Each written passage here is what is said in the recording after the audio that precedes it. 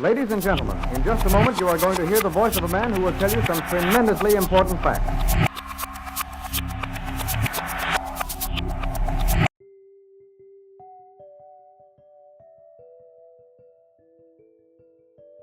Welcome to the Reality Revolution. I'm your host, Brian Scott.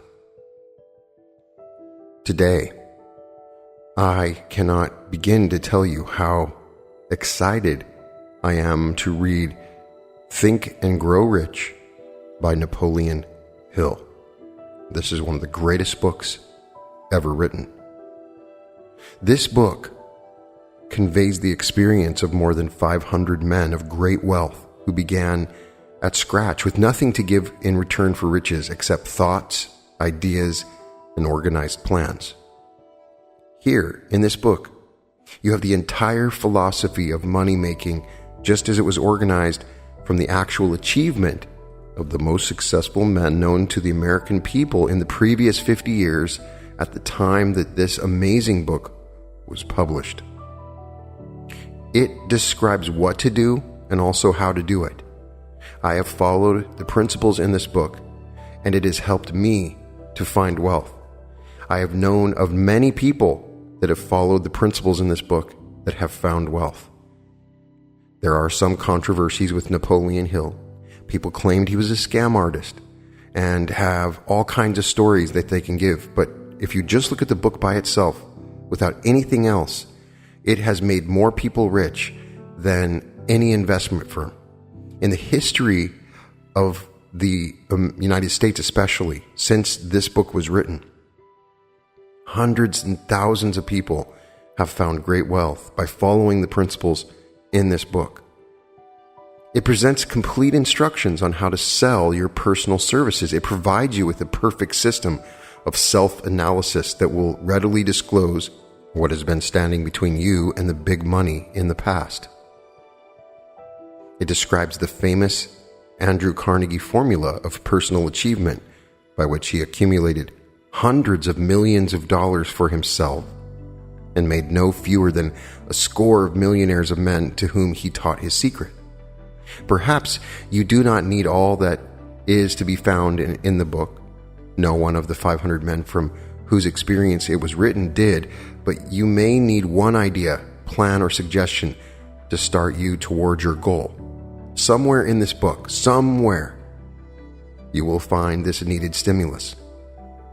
This book was inspired by Andrew Carnegie. After he had made millions and retired, it was written by the man to whom Carnegie disclosed the astounding secret of his riches, or at least Napoleon Hill claims this to be so. The same man to whom the 500 wealthy men revealed the source of their riches. In this volume will be found the 13 principles of money-making essential to every person who accumulates sufficient money to guarantee financial independence. It's estimated that the research which went into the preparation before the book was written, according to the publishers, or could be written, research covering more than 25 years of continuous effort could not be duplicated at a cost of less than $100,000. That's what they claim. Moreover, the knowledge contained in the book never can be duplicated at any cost, for the reason that more than half of the 500 men who supplied the information have passed on. And by the time of me reading this, all of them have passed on. Riches cannot always be the measure in money. Money and material things are essential for freedom of body and mind, but there are some who will feel that the greatest of all riches can be evaluated only in terms of lasting friendships, harmonious family relationships, sympathy, love, and understanding between business associates, and introspective harmony which brings one peace of mind, measurable only in spiritual values. All who listen to this, understand and apply this philosophy, will be better prepared to attract and enjoy those higher estates which always have been and always will be denied to all except those who are ready for them.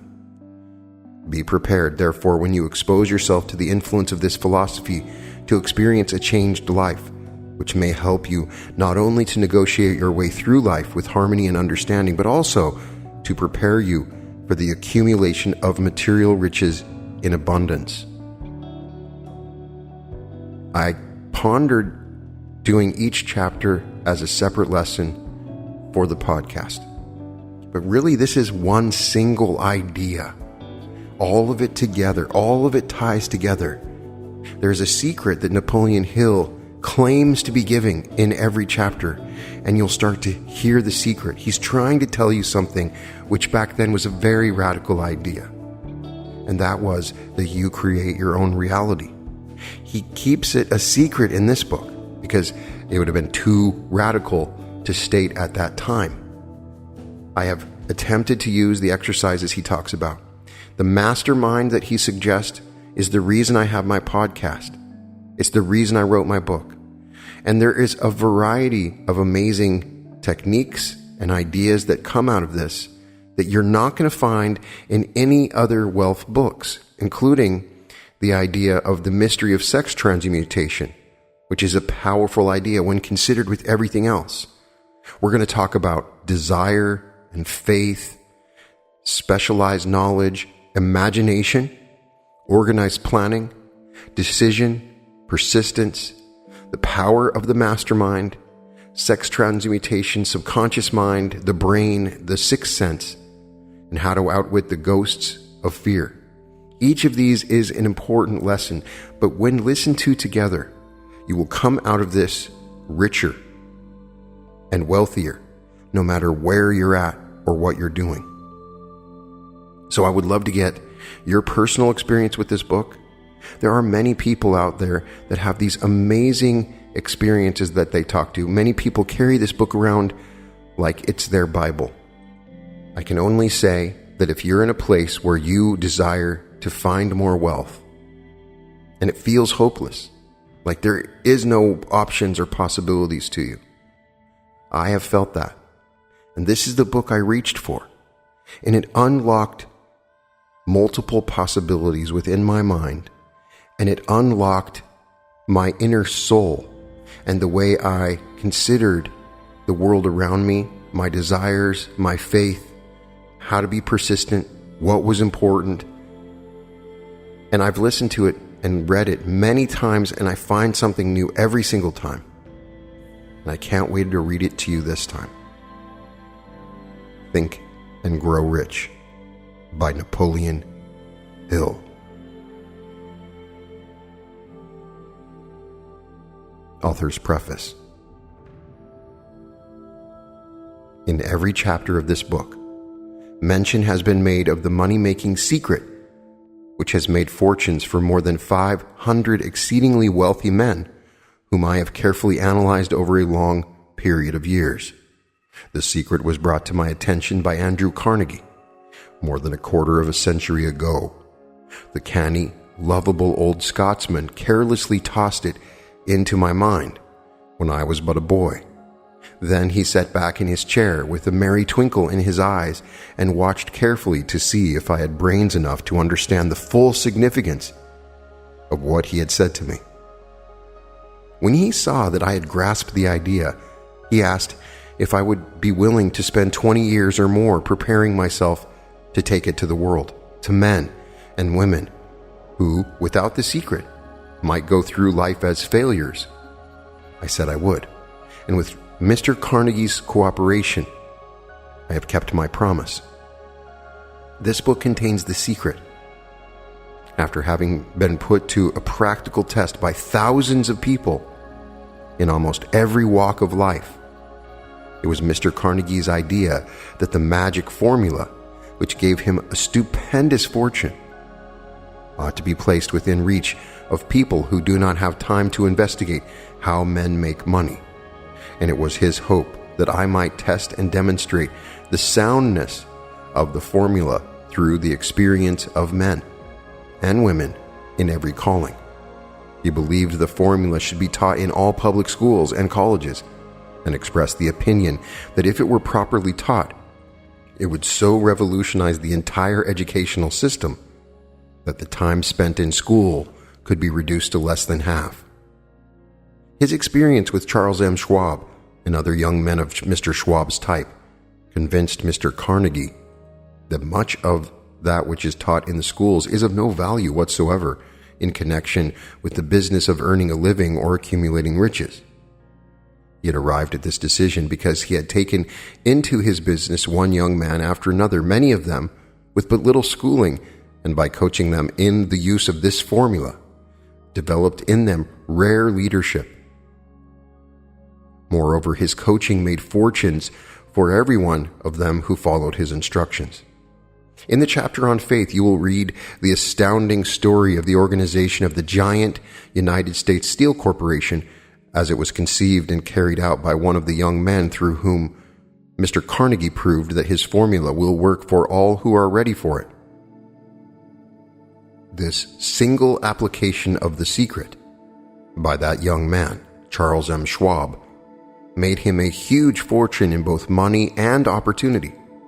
Roughly speaking, this particular application of the formula was worth $600 million. These facts, and they are facts well known to almost everyone who knew Mr. Carnegie, give you a fair idea of what the reading of this book may bring to you, provided you know what it is that you want. Even before it had undergone 20 years of practical testing, the secret was passed on to more than 100,000 men and women who have used it for their personal benefit, as Mr. Carnegie planned that they should. Some have made fortunes with it. Others have used it successfully in creating harmony in their homes. A clergyman used it so effectively that it brought him an income of upwards of $75,000 a year. Arthur Nash, a Cincinnati tailor, used his near-bankrupt business as a guinea pig on which to test the formula. The business came to life and made a fortune for its owners. It is still thriving, although Mr. Nash has gone. The experiment was so unique that the newspapers and magazines gave it more than $1 million worth of laudatory publicity. The secret was passed on to Stuart Austin Weir of Dallas, Texas. He was ready for it, so ready that he gave up his profession and studied law. Did he succeed? That story is told too. I gave the secret to Jennings Randolph the day he graduated from college, and he used it so successfully that he is now serving his 3rd term as a member of Congress, with an excellent opportunity to keep on using it until it carries him to the White House. While serving as advertising manager of the LaSalle Extension University, when it was little more than a name, I had the privilege of seeing J.G. Chaplin, president of the university, use the formula so effectively that he has since made the LaSalle one of the great extension schools of the country. The secret to which I refer has been mentioned no fewer than 100 times throughout this book. It has not been directly named, for it seems to work more successfully when it is merely uncovered and left in sight, where those who are ready and searching for it may pick it up. That is why Mr. Carnegie tossed it to me so quietly without giving me its specific name. If you are ready to put it to use, you will recognize this secret at least once in every chapter. I wish I might feel privileged to tell you how you will know if you are ready, but that would deprive you of much of the benefit you will receive when you make the discovery in your own way. While this book was being written, my own son, who was then finishing the last year of his college work, picked up the manuscript of chapter 2, read it, and discovered the secret for himself.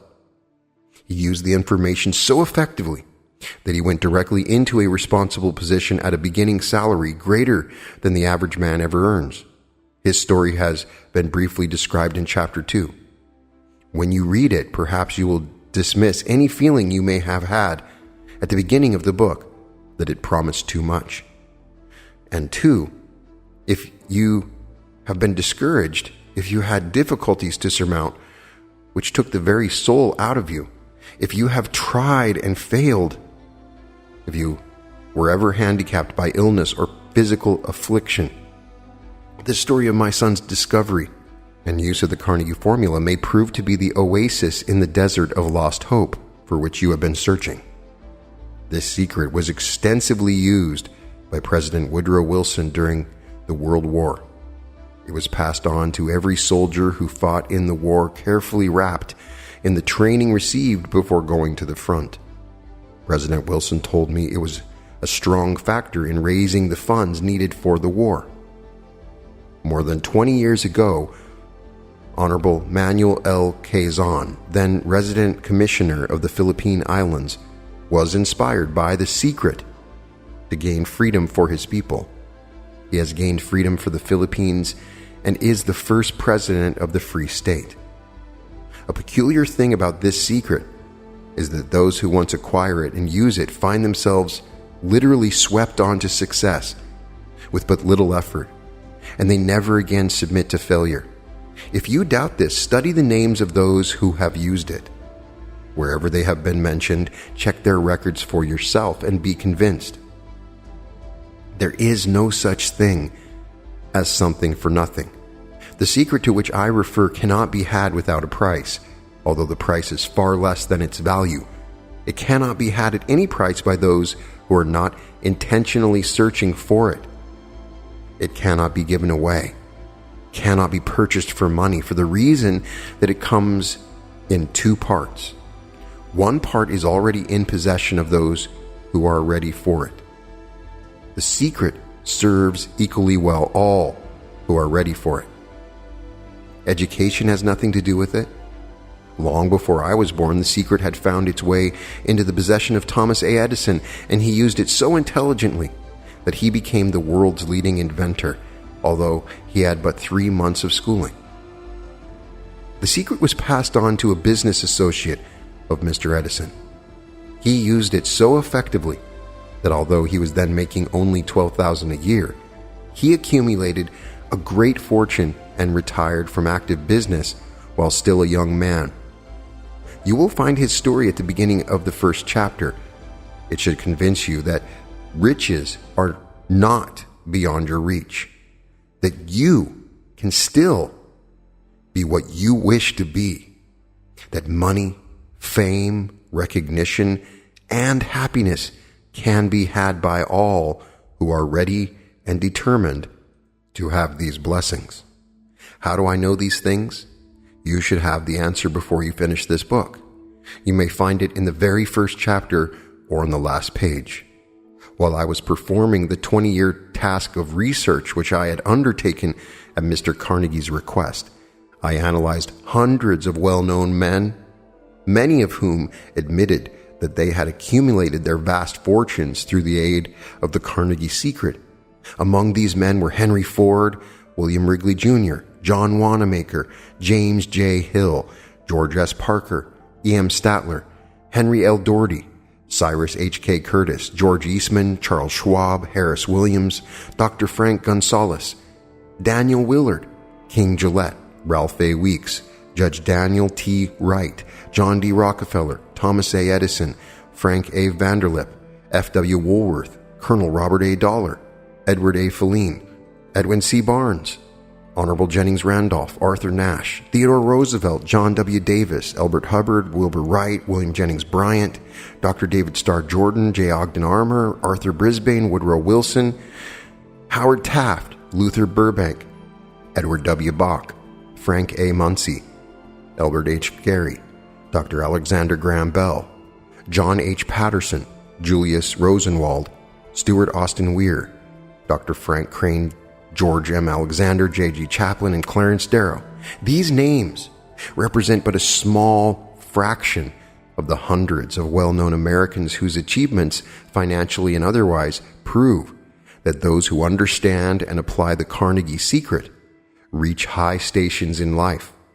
I have never known anyone who was inspired to use the secret who did not achieve noteworthy success in his chosen calling. I have never known any person to distinguish himself or to accumulate riches of any consequence without possession of the secret. From these two facts, I draw the conclusion that the secret is more important as a part of the knowledge essential for self-determination than any which one receives through what is popularly known as education. What is education anyway?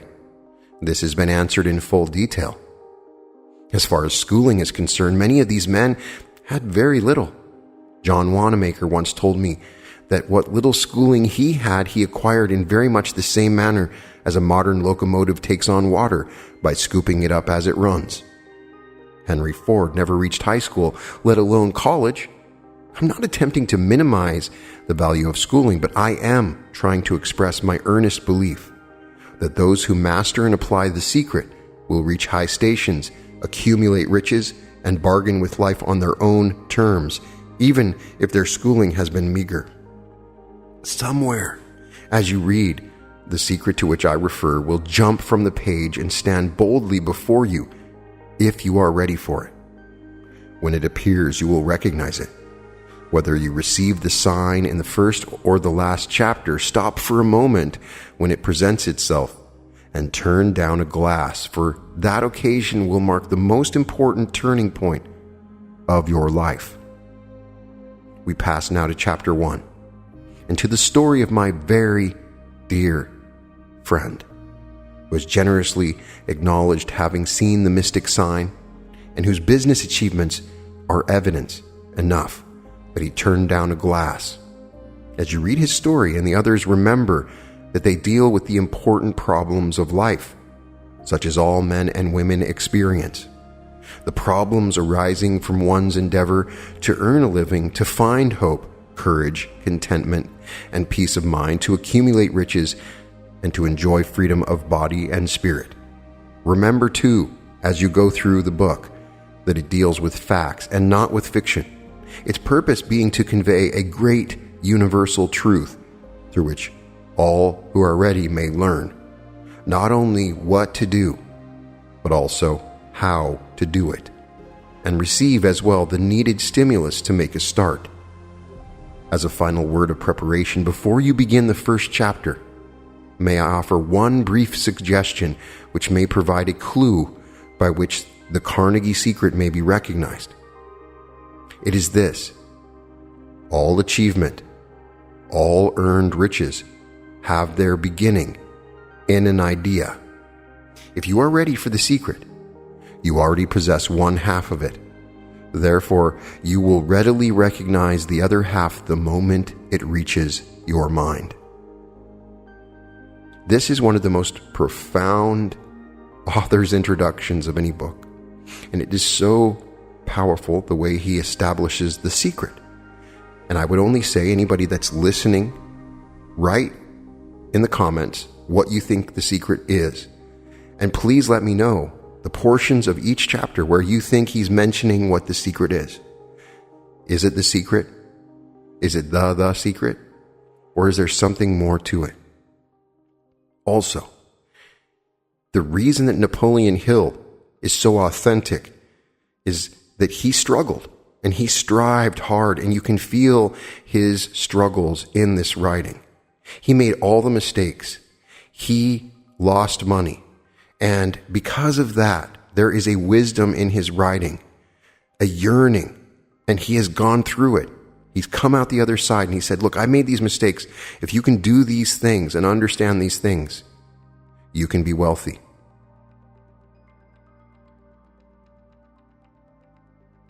Chapter 1. Introduction. The man who thought his way into partnership with Thomas A. Edison. Truly, thoughts are things, and powerful things at that, when they are mixed with the definiteness of purpose, persistence, and a burning desire for their translation into riches or other material objects. A little more than 30 years ago, Edwin C. Barnes discovered how true it is that men really do think and grow rich. His discovery did not come about at one sitting. It came little by little, beginning with a burning desire to become a business associate of the great Edison. One of the chief characteristics of Barnes' desire was that it was definite. He wanted to work with Edison, not for him. Observe carefully the description of how he went about translating his desire into reality, and you will have a better understanding of the 13 principles which lead to riches. When this desire or impulse of thought first flashed into his mind. He was in no position to act upon it. Two difficulties stood in his way. He did not know Mr. Edison, and he did not have enough money to pay his railroad fare to Orange, New Jersey. These difficulties were sufficient to have discouraged the majority of men from making any attempts to carry out the desire. But his was no ordinary desire. He was so determined to find a way to carry out his desire that he finally decided to travel by blind baggage rather than be defeated. To the uninitiated, this means that he went to East Orange on a freight train.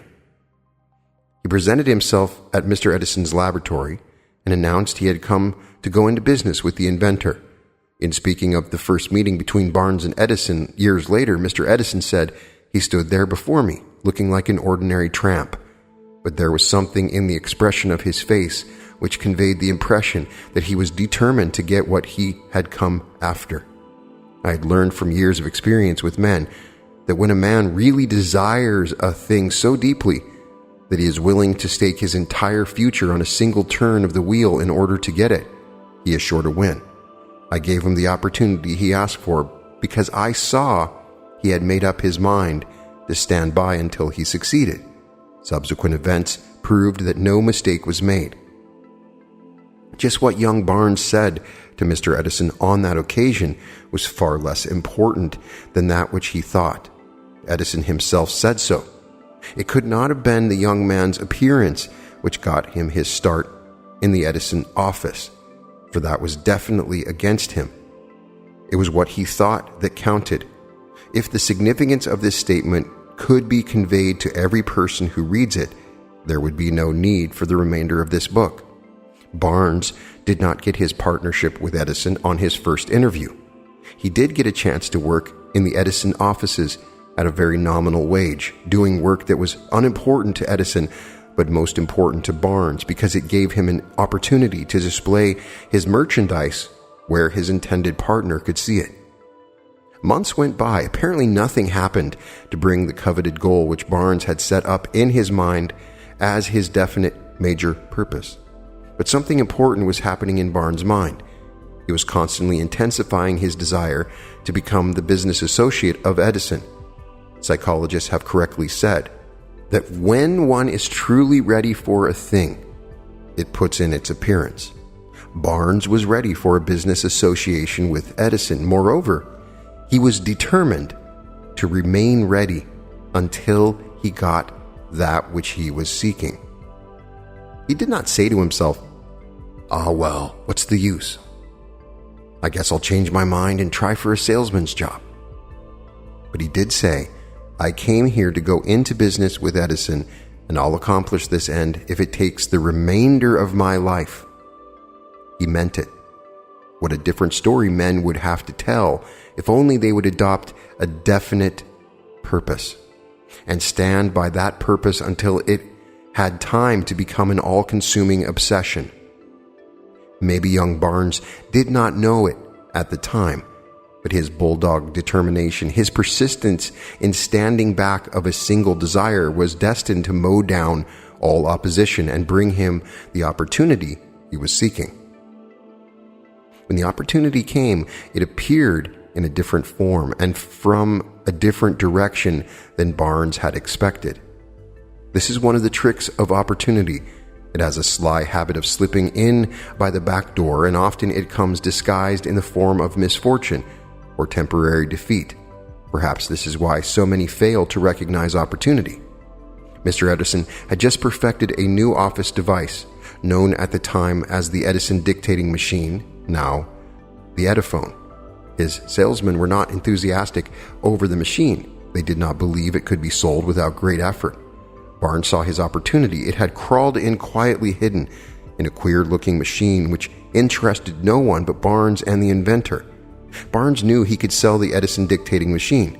He suggested this to Edison and promptly got his chance. He did sell the machine. In fact, he sold it so successfully that Edison gave him a contract to distribute and market it all over the nation. Out of that business association grew the slogan made by Edison and installed by Barnes. The business alliance has been in operation for more than 30 years. Out of it, Barnes has made himself rich in money. But he has done something infinitely greater. He has proved that one really may think and grow rich. How much actual cash that original desire of Barnes has been worth to him? I have no way of knowing. Perhaps it has brought him $2 or $3 million. But the amount, whatever it is, becomes insignificant when compared with the greater asset he acquired in the form of definite knowledge that an intangible impulse of thought can be transmuted into its physical counterpart by the application of known principles. Barnes literally thought himself into a partnership with the great Edison. He thought himself into a fortune. He had nothing to start with except the capacity to know what he wanted and the determination to stand by that desire until he realized it. He had no money to begin with. He had but little education. He had no influence. But he did have initiative, faith, and the will to win. With these intangible forces, he made himself #1 man with the greatest inventor who ever lived. Now let us look at a different situation and study a man who had plenty of tangible evidence of riches, but lost it because he stopped 3 feet short of the goal he was seeking. 3 feet from gold. One of the most common causes of failure is the habit of quitting when one is overtaken by temporary defeat. Every person is guilty of this mistake at one time or another. An uncle of R.U. Darby was caught by the gold fever in the gold rush days and went west to dig and grow rich. He had never heard that more gold has been mined from the brains of men than has ever been taken from the earth. He staked a claim and went to work with pick and shovel. The going was hard, but his lust for gold was definite. After weeks of labor, he was rewarded by the discovery of the shining ore. He needed machinery to bring the ore to the surface. Quietly, he covered up the mine, retraced his footsteps to his home in Williamsburg, Maryland, told his relatives and few neighbors of the strike. They got together money for the needed machinery, had it shipped. The uncle and Darby went back to work the mine. The first car of ore was mined and shipped to a smelter. The returns proved they had one of the richest mines in Colorado. A few more cars of that ore would clear the debts. Then would come the big killing in profits. Down went the drills, up went the hopes of Darby and uncle. Then something happened. The vein of gold ore disappeared. They had come to the end of the rainbow and the pot of gold was no longer there. They drilled on, desperately trying to pick up the vein again. All to no avail. Finally, they decided to quit. They sold the machinery to a junkman for a few $100s and took the train back home. Some junkmen are dumb, but not this one. He called in a mining engineer to look at the mine and do a little calculating. The engineer advised that the project had failed because the owners were not familiar with fault lines. This calculation showed that the vein would be found just 3 feet from where the Darbys had stopped drilling. That is exactly where it was found. The junkman took millions of dollars in ore from the mine because he knew enough to seek expert counsel before giving up. Most of the money which went into the machinery was procured through the efforts of R.U. Darby, who was then a very young man. The money came from his relatives and neighbors because of their faith in him. He paid back every dollar of it, although he was years in doing so. Long afterward, Mr. Darby recouped his loss many times over when he made the discovery that desire can be transmuted into gold. The discovery came after he went into the business of selling life insurance. Remember that he lost a huge fortune because he stopped 3 feet from gold. Darby profited by the experience in his chosen work by the simple method of saying to himself, I stopped 3 feet from gold, but I will never stop because men say no when I ask them to buy insurance. Darby is one of a small group of fewer than 50 men who sell more than $1 million in life insurance annually. He owes his stickability to the lesson he learned from his quitability in the gold mining business. Before success comes in any man's life, he is sure to meet with much temporary defeat and perhaps some failure. When defeat overtakes a man, the easiest and most logical thing to do is quit. That is exactly what the majority of men do. More than 500 of the most successful men this country has ever known told the author their greatest success came just one step beyond the point at which defeat had overtaken them. Failure is a trickster with a keen sense of irony and cunning. It takes great delight in tripping one when success is almost within reach. A 50-cent lesson in persistence. Shortly after Mr. Darby received his degree from the University of Hard Knocks and had decided to profit by his experience in the gold mining business, he had the good fortune to be present on an occasion they proved to him that no does not necessarily mean no. One afternoon, he was helping his uncle grind wheat in an old-fashioned mill. The uncle operated a large farm on which a number of colored sharecrop farmers lived. Quietly, the door was opened, and a small colored child, the daughter of a tenant, walked in and took her place near the door. The uncle looked up, saw the child, and barked at her roughly, "What do you want?" Meekly, the child replied, "My mammy say, send her 50 cents. "I'll not do it," the uncle retorted. "Now you run on home." "Yes, sir," the child replied, but she did not move. The uncle went ahead with his work, so busily engaged that he did not pay enough attention to the child to observe that she did not leave. When he looked up and saw her still standing there, he yelled at her, "I told you to go on home, now go, or I'll take a switch to you." The little girl said, "Yes, sir," but she did not budge an inch. The uncle dropped a sack of grain he was about to pour into the mill hopper, picked up a barrel stave, and started toward the child with an expression on his face that indicated trouble. Darby held his breath.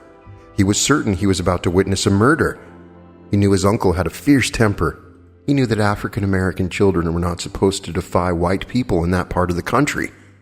When the uncle reached the spot where the child was standing, she quickly stepped forward, one step, looked up into his eyes, and screamed at the top of her shrill voice, "My mom's gotta have that 50 cents. The uncle stopped, looked at her for a minute, then slowly laid the barrel stave on the floor, put his hand in his pocket, took out a $50 and gave it to her. The child took the money and slowly backed toward the door, never taking her eyes off the man whom she had just conquered. After she had gone, the uncle sat down on a box and looked out the window into space for more than 10 minutes. He was pondering with awe over the whipping he had just taken. Mr. Darby, too, was doing some thinking. That was the first time in all his experience that he had seen an African American child deliberately master an adult white person. How did she do it? What happened to his uncle that caused him to lose his fierceness and become as docile as a lamb? What strange power did this child use that made her master over her superior? These and other similar questions flashed into Darby's mind, but he did not find the answer until years later when he told me the story. Strangely, the story of this unusual experience was told to the author in the old mill on the very spot where the uncle took his whipping. Strangely, too, I had devoted nearly a quarter of a century to the study of the power which enabled an ignorant, illiterate African-American child to conquer an intelligent man. As we stood there in that musty old mill, Mr. Darby repeated the story of the unusual conquest and finished by asking, "What can you make of it? What strange power did that child use that so completely whipped my uncle?" The answer to his question will be found in the principles described in this book. The answer is full and complete. It contains details and instructions sufficient to enable anyone to understand and apply the same force which the little child accidentally stumbled upon.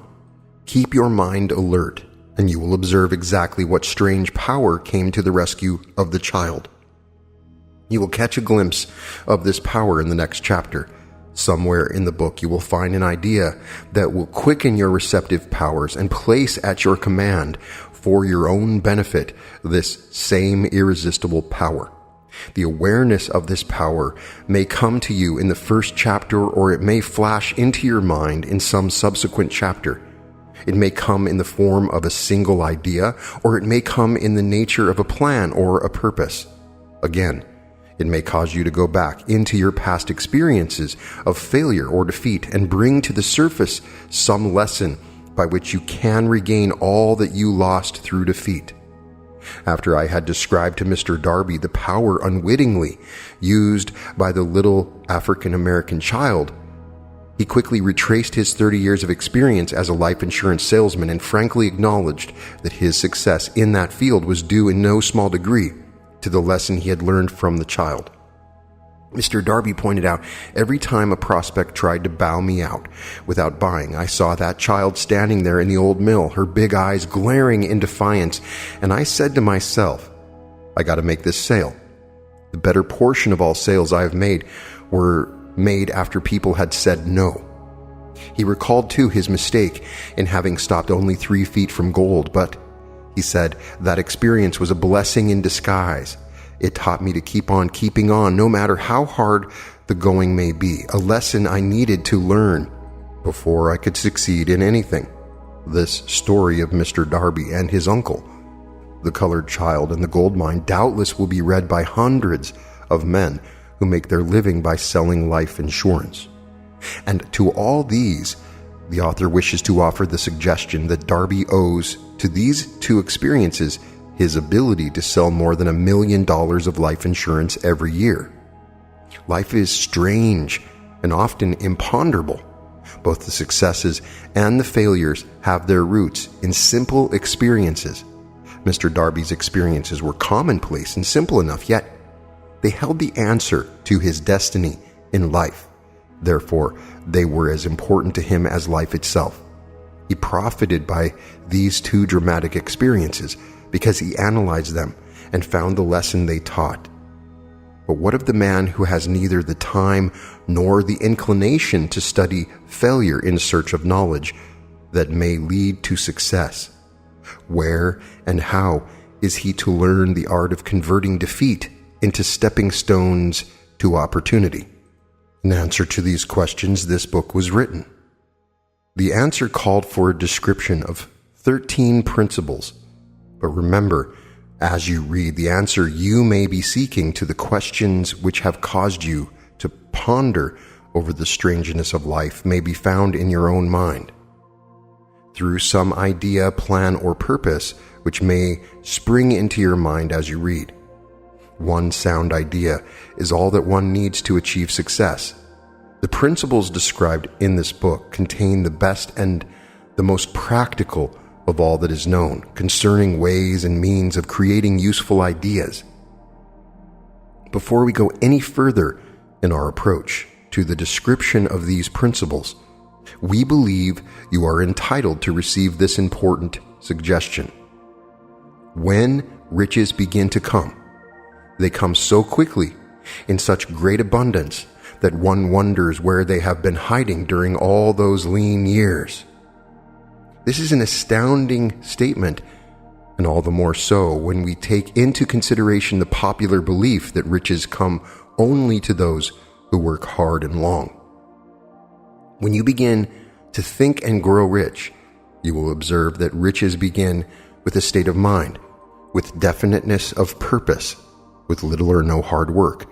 You and every other person ought to be interested in knowing how to acquire that state of mind which will attract riches.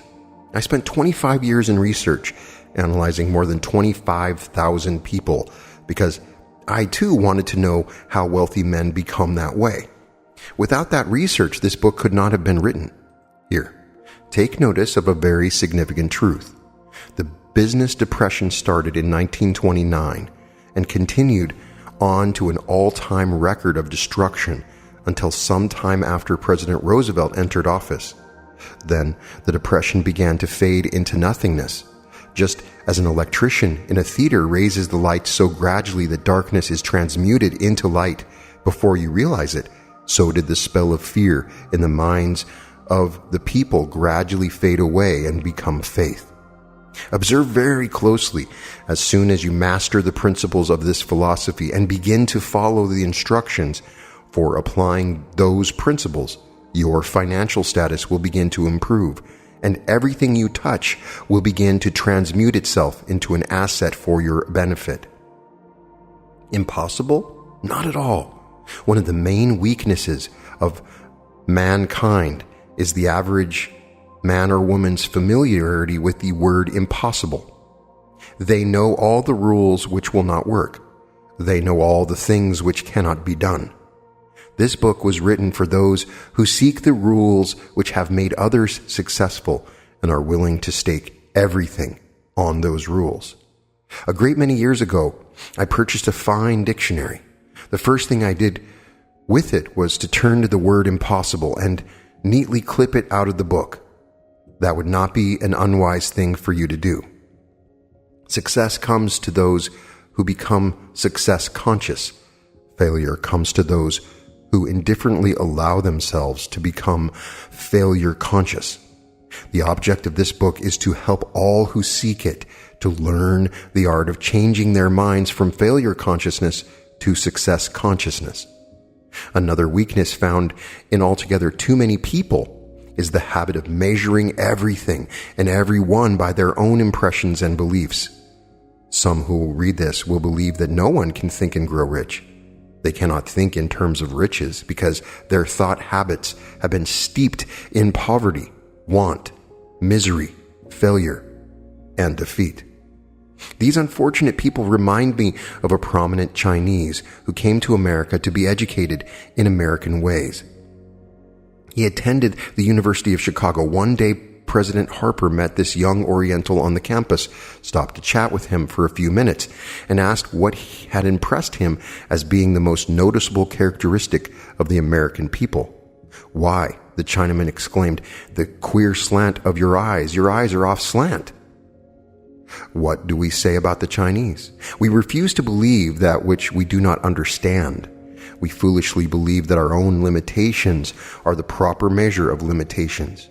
Sure, the other fellow's eyes are off slant because they are not the same as our own.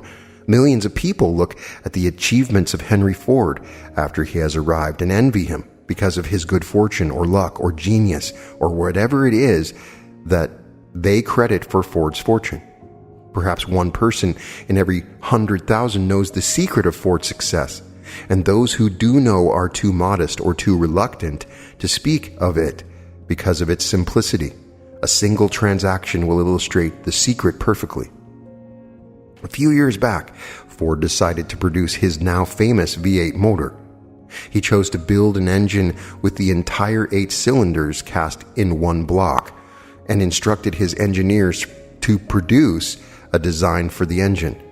The design was placed on paper, but the engineers agreed to a man that it was simply impossible to cast an 8-cylinder gas engine block in one piece. Ford said, "Produce it anyway." But they replied, "It's impossible." "Go ahead," Ford commanded, "and stay on the job until you succeed, no matter how much time is required." The engineers went ahead. There was nothing else for them to do if they were to remain on the Ford staff. 6 months went by, nothing happened. Another 6 months passed, and still nothing happened. The engineers tried every conceivable plan to carry out the orders, but the thing seemed out of question, impossible. At the end of the year, Ford checked with his engineers, and again they informed him they had found no way to carry out his orders. "Go right ahead," said Ford. "I want it, and I'll have it." They went ahead, and then, as if by a stroke of magic, the secret was discovered.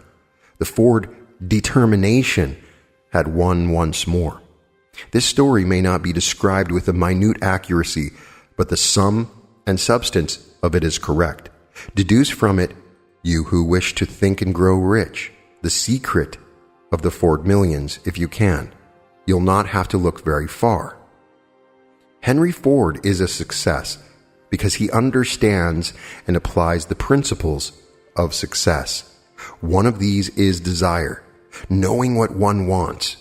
Remember this Ford story as you read and pick out the lines in which the secret of his stupendous achievement have been described. If you can do this, if you can lay your finger on the particular group of principles which made Henry Ford rich, you can equal his achievements in almost any calling for which you are suited. You are the master of your fate, the captain of your soul. Because when Henley wrote the prophetic lines, "I am the master of my fate, I am the captain of my soul," He should have informed us that we are the masters of our fate, the captains of our souls, because we have the power to control our thoughts. He should have told us that the ether in which this little earth floats, in which we move and have our being, is a form of energy, moving at an inconceivably high rate of vibration, and that the ether is filled with a form of universal power which adapts itself to the nature of the thoughts we hold in our minds and influences us in natural ways to transmute our thoughts into their physical equivalent. If the poet had told us of this great truth, we would know why it is that we are the masters of our fate, the captains of our souls. He should have told us with great emphasis that this power makes no attempt to discriminate between destructive thoughts and constructive thoughts, that it will urge us to translate into physical reality thoughts of poverty just as quickly as it will influence us to act upon thoughts of riches.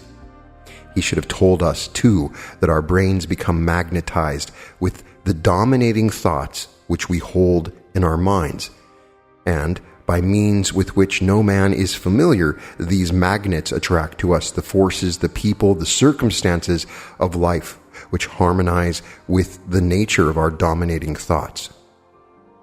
He should have told us that before we can accumulate riches in great abundance, we must magnetize our minds with intense desire for riches, that we must become money conscious until the desire for money drives us to create definite plans for acquiring it.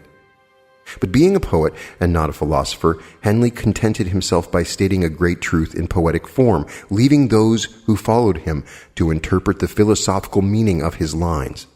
Little by little, the truth has unfolded itself until it now appears certain that the principles described in this book hold the secret of mastery over our economic fate. We are now ready to examine the first of these principles. Maintain a spirit of open-mindedness, and remember as you read, they are the invention of no one man. The principles were gathered from the life experiences of more than 500 men who actually accumulated riches in huge amounts. Men who began in poverty with but little education without influence. The principles worked for these men. You can put them to work for your own enduring benefit.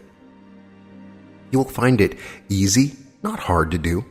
Before you read the next chapter, I want you to know that it conveys factual information which might easily change your entire financial destiny, as it has so definitely brought changes of stupendous proportions to two people described. I want you to know also that the relationship between these two men and myself is such that I could have taken no liberties with the facts, even if I had wished to do so. One of them has been my closest personal friend for almost 25 years. The other is my own son. The unusual success of these two men, success which they generously accredit to the principles described in the next chapter, more than justifies this personal reference as a means of emphasizing the far-flung power of this principle. Almost 15 years ago, I delivered the commencement address at Salem College, Salem, West Virginia. I emphasized the principle described in the next chapter with so much intensity that one of the members of the graduating class definitely appropriated it and made it a part of his own philosophy. The young man is now a member of Congress and an important factor in the present administration. Just before this book went to the publisher, he wrote me a letter in which he so clearly stated his opinion of the principle outlined in the next chapter that I have chosen to publish his letter as an introduction to that chapter. It gives you an idea of the rewards to come. My dear Napoleon, my service as a member of Congress, having given me an insight into the problems of men and women, I'm writing to offer a suggestion which may become helpful to thousands of worthy people. With apologies, I must state that the suggestion, if acted upon, will mean several years of labor and responsibility for you, but I am enheartened to make the suggestion because I know your great love for rendering useful service. In 1922, you delivered the commencement address at Salem College when I was a member of the graduating class. In that address, you planted in my mind an idea which has been responsible for the opportunity I now have to serve the people of my state, and will be responsible in a very large measure for whatever success I may have in the future. The suggestion I have in mind is that you put into a book the sum and substance of the address you delivered at Salem College, and in that way give the people of America an opportunity to profit by your many years of experience and association with the men who by their greatness have made America the richest nation on earth. I recall as though it were yesterday the marvelous description you gave of the method by which Henry Ford, with but little schooling, without a dollar, with no influential friends, rose to great heights. I made up my mind then, even before you had finished your speech, that I would make a place for myself no matter how many difficulties I had to surmount. Thousands of young people will finish their schooling this year, and within the next few years, every one of them will be seeking just such a message of practical encouragement as the one I received from you. They will want to know where to turn, what to do, to get started in life. You can tell them because you have helped to solve the problem of so many people. If there is any possible way that you can afford to render so great a service, may I offer the suggestion that you include with every book one of your personal analysis charts, in order that the purchaser of the book may have the benefit of a complete self-inventory, indicating, as you indicated to me years ago, exactly what is standing in the way of success. Such a service as this, providing the readers of your book with a complete, unbiased picture of their faults and their virtues, would mean to them the difference between success and failure. The service would be priceless.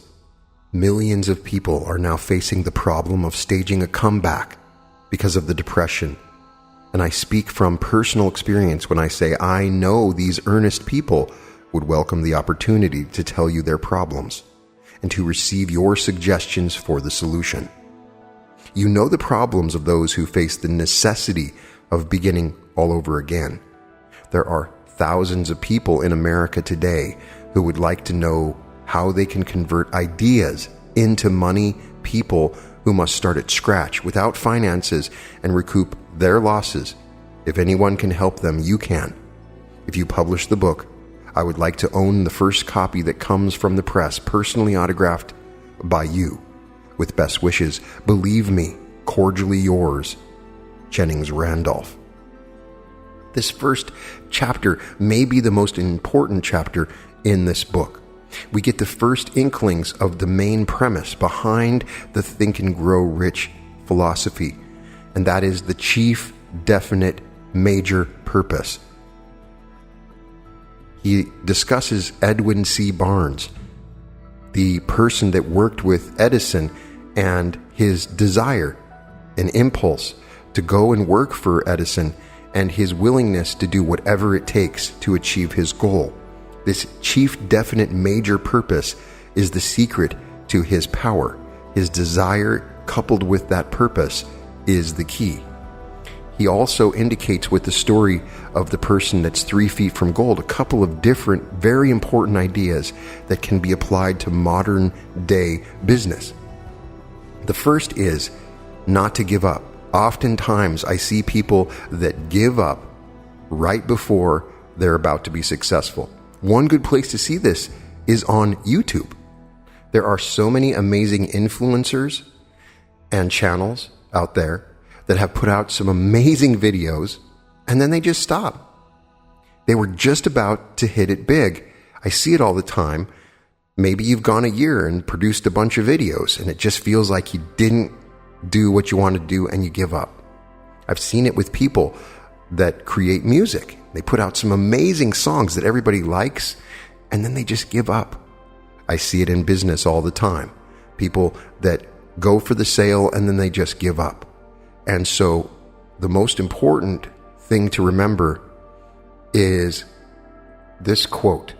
More than 500 of the most successful men in the country told the author, Napoleon Hill, that their greatest success came just one step beyond the point at which defeat had overtaken them. Failure is a trickster with a keen sense of irony and cunning. It takes great delight in tripping one when success is almost within reach. And it's so true. The end of this chapter, in capital letters, he says, when riches begin to come, they come so quickly in such great abundance that one wonders where they have been hiding during all those lean years. And for many who apply these principles, they struggle and struggle. In some cases, it takes years. And then suddenly they find their success. And it's shocking the amount of success they have in those moments. And if you can just persist, if you can follow the persistence of that little girl that would not leave, that needed her 50 cents. And finally, he discusses a letter that he had received from William Jennings Randolph that really talks about a speech that he gave in 1922 with Salem College. I highly suggest that you check out that speech, which I have on my channel. You can find it on my channel by simply searching Napoleon Hill, The End of the Rainbow, where it's an exact wording of that amazing speech. If you continue to listen to the rest of these chapters and the principles that are given, you can think and grow rich. It simply takes desire, a chief definite purpose or aim, and persistence.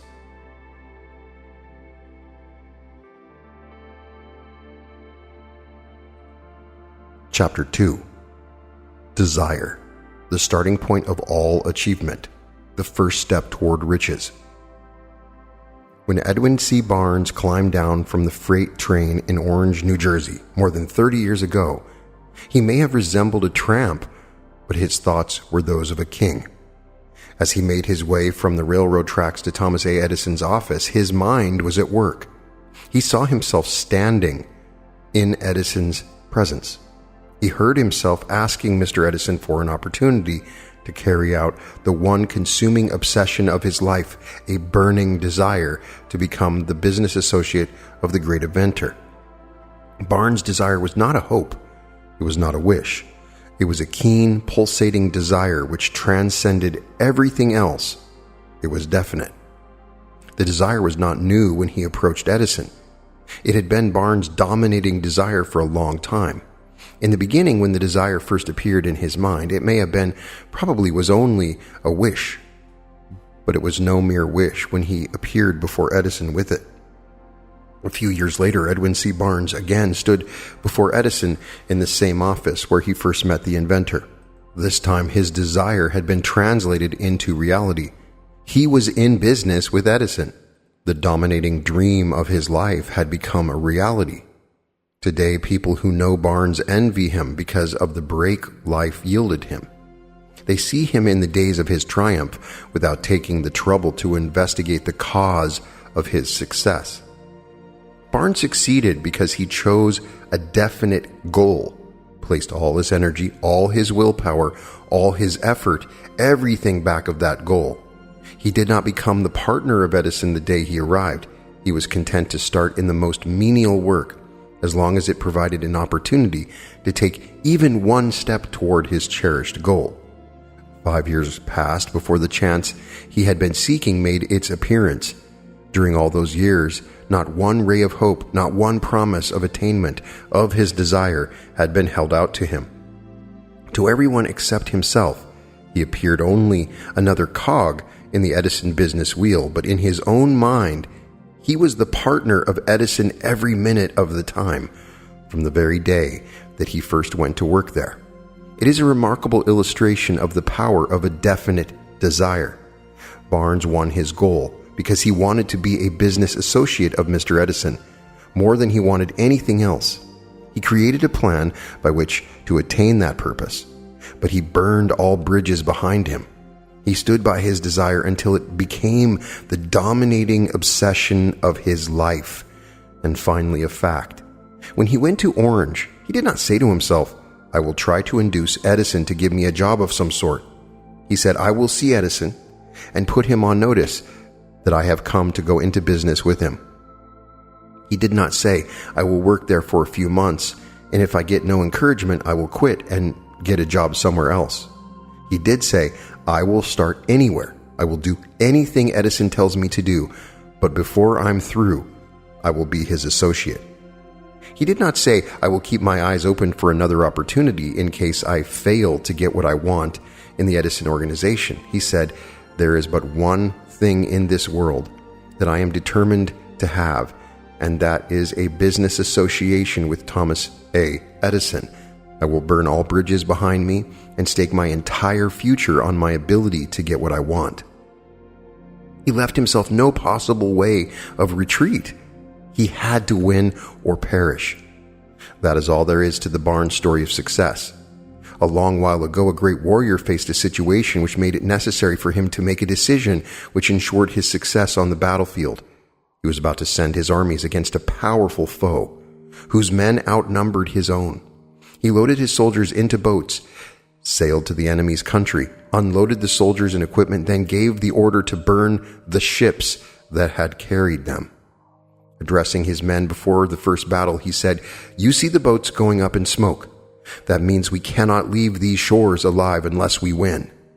We now have no choice. We win or we perish. They won. Every person who wins in any undertaking must be willing to burn his ships and cut all sources of retreat. Only by doing so can one be sure of maintaining the state of mind known as a burning desire to win, essential to success. The morning after the Great Chicago Fire, a group of merchants stood on State Street, looking at the smoking remains of what had been their stores. They went into a conference to decide if they would try to rebuild or leave Chicago and start over in a more promising section of the country. They reached a decision, all except one, to leave Chicago. The merchant who decided to stay and rebuild pointed a finger at the remains of his store and said, "Gentlemen, on that very spot I will build the world's greatest store, no matter how many times it may burn down." That was more than 50 years ago. The store was built and it stands there today, a towering monument to the power of that state of mind known as a burning desire. The easy thing for Marshall Field to have done would have been exactly what his fellow merchants did. When the going was hard and the future looked dismal, they pulled up and went where the going seemed easier. Mark well this difference between Marshall Field and other merchants, because it is the same difference which distinguishes Edwin C. Barnes from thousands of other young men who have worked in the Edison organization. It is the same difference which distinguishes practically all who succeed from those who fail. Every human being who reaches the age of understanding of the purpose of money wishes for it. Wishing will not bring riches, but desiring riches with a state of mind that becomes an obsession, then planning definite ways and means to acquire riches, and backing those plans with persistence which does not recognize failure, will bring riches. The method by which desire for riches can be transmuted into its financial equivalent consists of 6 definite practical steps. First, fix in your mind the exact amount of money you desire. It is not sufficient merely to say, "I want plenty of money." Be definite as to the amount. There is a psychological reason for definiteness which will be described in a subsequent chapter. Second, determine exactly what you intend to give in return for the money you desire. There is no such reality as something for nothing. Third, establish a definite date when you intend to possess the money you desire. Fourth, create a definite plan for carrying out your desire and begin at once, whether you are ready or not, to put this plan into action. Fifth, write out a clear, concise statement of the amount of money you intend to acquire. Name the time limit for its acquisition, state what you intend to give in return for the money, and describe clearly the plan through which you intend to accumulate it. Sixth, read your written statement aloud twice daily, once just before retiring at night, and once after arising in the morning. As you read, see, and feel and believe yourself already in possession of the money. It is important that you follow the instructions described in these 6 steps. It is especially important that you observe and follow the instructions in the 6th paragraph. You may complain that it isn't possible for you to see yourself in possession of money before you actually have it. Here is where a burning desire will come to your aid. If you truly desire money so keenly that your desire is an obsession, you will have no difficulty in convincing yourself that you will acquire it. The object is to want money and to become so determined to have it that you convince yourself you will have it. Only those who become money conscious ever accumulate great riches. Money consciousness means that the mind has become so thoroughly saturated with the desire for money that one can see oneself already in possession of it. To the uninitiated, who has been schooled in the working principles of the human mind, these instructions may appear impractical. It may be helpful to all who fail to recognize the soundness of the 6 steps to know that the information they convey was received from Andrew Carnegie, who began as an ordinary laborer in the steel mills, but managed, despite his humble beginning, to make these principles yield him a fortune of considerably more than $100 million. It may be of further help to know that the 6 steps here recommended were carefully scrutinized by the late Thomas A. Edison, who placed his stamp of approval upon them as being not only the steps essential for the accumulation of money, but necessary for the attainment of any definite goal.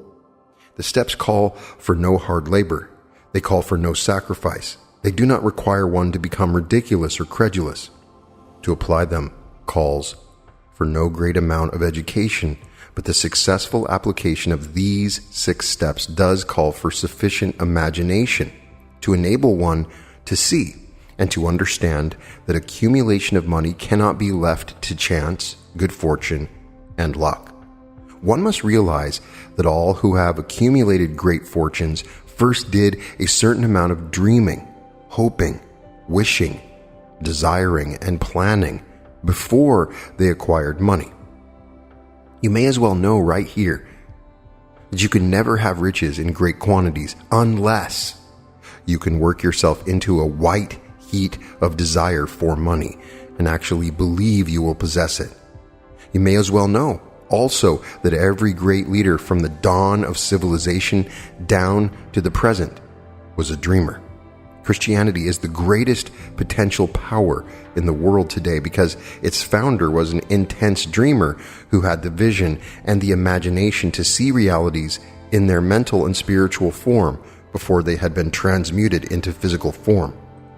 If you do not see great riches in your imagination, you will never see them in your bank balance. Never. In the history of America has there been so great an opportunity for practical dreamers as now exists.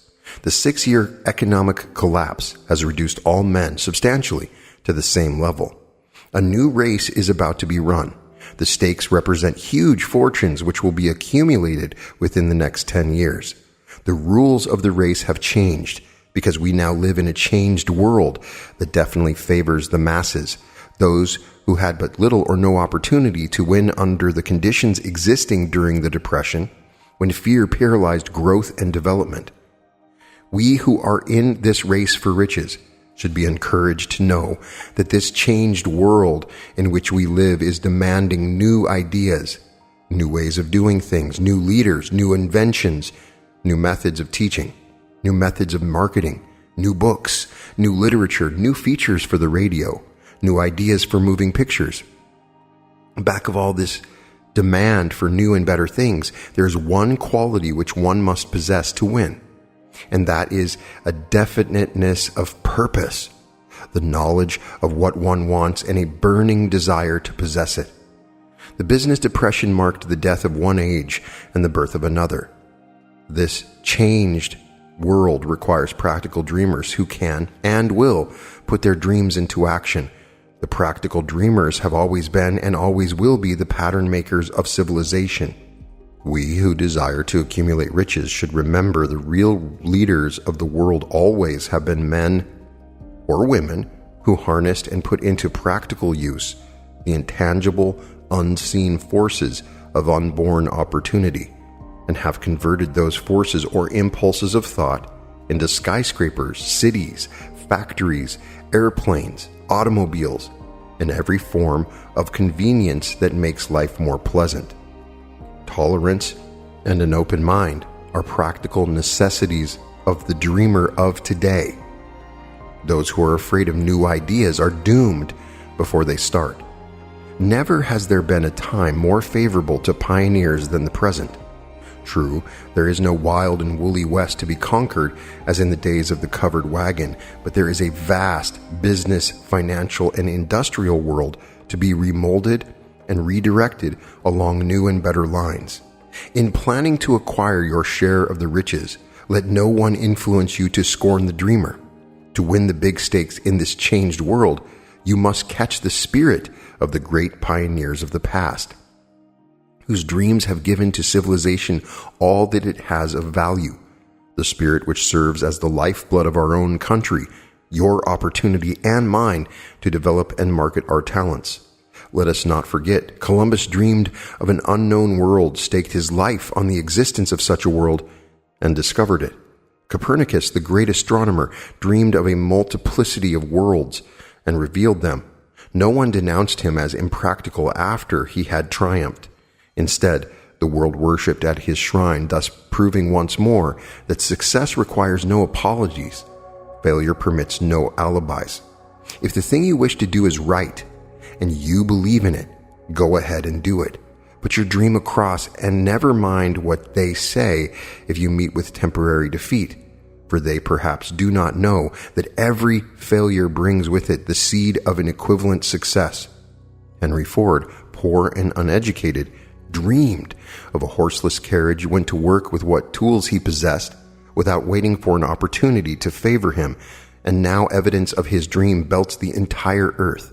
He has put more wheels into operation than any man or woman who ever lived, because he was not afraid to back his dreams. Thomas Edison dreamed of a lamp that could be operated by electricity, began where he stood to put his dream into action, and despite more than 10,000 failures, he stood by that dream until he made it a physical reality. Practical dreamers do not quit. Whelan dreamed of a chain of cigar stores, transformed his dream into action, and now the United Cigar Stores occupy the best corners in America. Lincoln dreamed of freedom for the black slaves, put his dream into action, and barely missed living to see a united North and South translate his dream into reality. The Wright brothers dreamed of a machine that would fly through the air. Now one may see evidence all over the world that they dreamed soundly. Marconi dreamed of a system for harnessing the intangible forces of the ether. Evidence that he did not dream in vain may be found in every wireless and radio in the world. Moreover, Marconi's dream brought the humblest cabin and the most stately manor house side by side. It made the people of every nation on earth backdoor neighbors. It gave the President of the United States a medium by which he may talk to all the people of America at one time and on short notice. It may interest you to know that Marconi's friends had him taken into custody and examined in a psychopathic hospital when he announced he had discovered a principle through which he could send messages through the air. Without the aid of wires or other direct physical means of communication, the dreamers of today fare better. The world has become accustomed to new discoveries. Nay, it has shown a willingness to reward the dreamer who gives the world a new idea.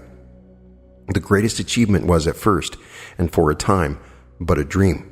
The oak sleeps in the acorn, the bird waits in the egg, and in the highest vision of the soul, a waking angel stirs. Dreams are the seedlings of reality. Awake, arise, and assert yourself, you dreamers of the world. Your star is now in the ascendancy. The world depression brought the opportunity you've been waiting for. It taught people humility, tolerance, and open-mindedness. The world is filled with an abundance of opportunity, which the dreamers of the past never knew. A burning desire to be and to do is the starting point from which the dreamer must take off. Dreams are not born of indifference, laziness, or lack of ambition. The world no longer scoffs at the dreamer, nor calls him or her impractical. If you think it does, take a trip to Tennessee and witness what a dreamer president has done in the way of harnessing and using the great water power of America. A score of years ago, such a dream would have seemed like madness. You have been disappointed. You've undergone defeat during the Depression. You have felt the great heart within you crushed until it bled. Take courage, for these experiences have tempered the spiritual metal of which you are made. They are assets of incomparable value. Remember, too, that all who succeed in life get off to a bad start and pass through many heartbreaking struggles before they arrive. The turning point in the lives of those who succeed usually comes at the moment of some crisis, through which they are introduced to their other selves. John Bunyan wrote The Pilgrim's Progress, which is among the finest of all English literature, after he had been confined in prison and sorely punished because of his views on the subject of religion. O. Henry discovered the genius which slept within his brain after he had met with great misfortune and was confined in a prison cell in Columbus, Ohio. Being forced through misfortune to become acquainted with his other self and to use his imagination, he discovered to be a great author instead of a miserable criminal and outcast. Strange and varied are the ways of life, and stranger still are the ways of infinite intelligence, through which men are sometimes forced to undergo all sorts of punishment before discovering their own brains and their own capacity to create useful ideas through imagination.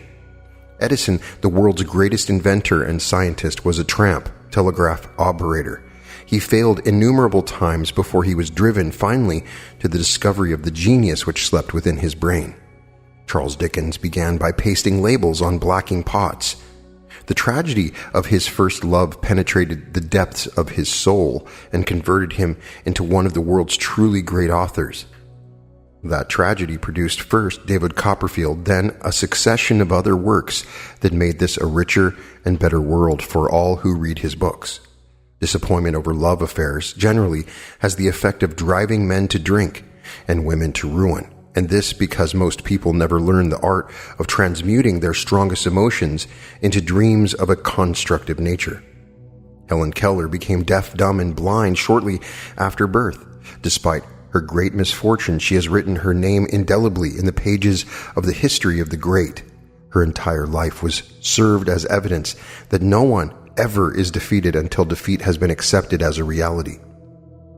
Robert Burns was an illiterate country lad. He was cursed by poverty and grew up to be a drunkard in the bargain. The world was made better for his having lived, because he clothed beautiful thoughts in poetry and thereby plucked a thorn and planted a rose in its place.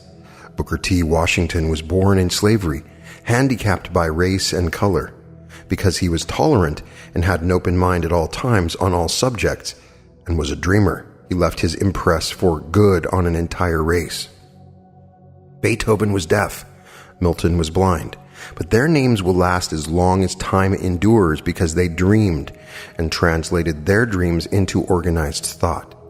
Before passing to the next chapter, kindle anew in your mind the fire of hope, faith, courage, and tolerance.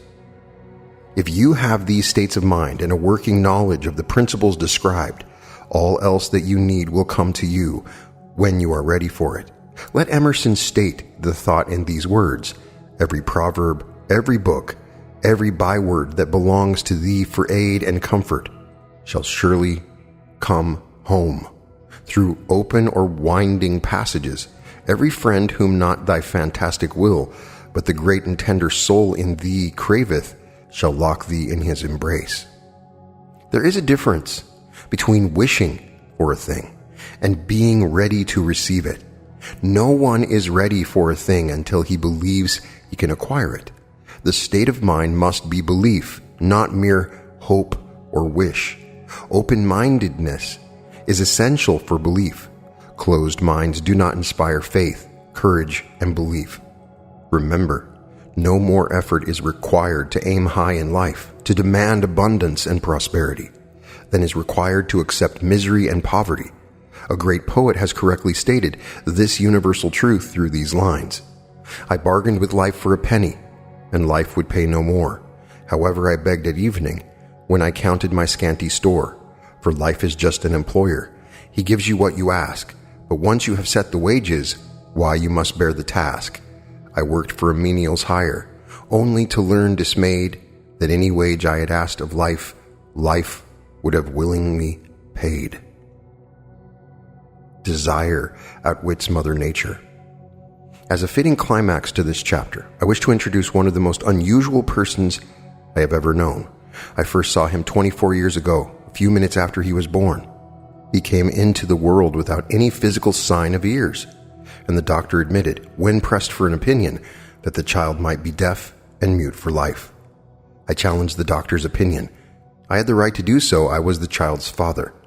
I too reached a decision and rendered an opinion, but I expressed the opinion silently in the secrecy of my own heart. I decided that my son would hear and speak. Nature could send me a child without ears, but nature could not induce me to accept the reality of the affliction.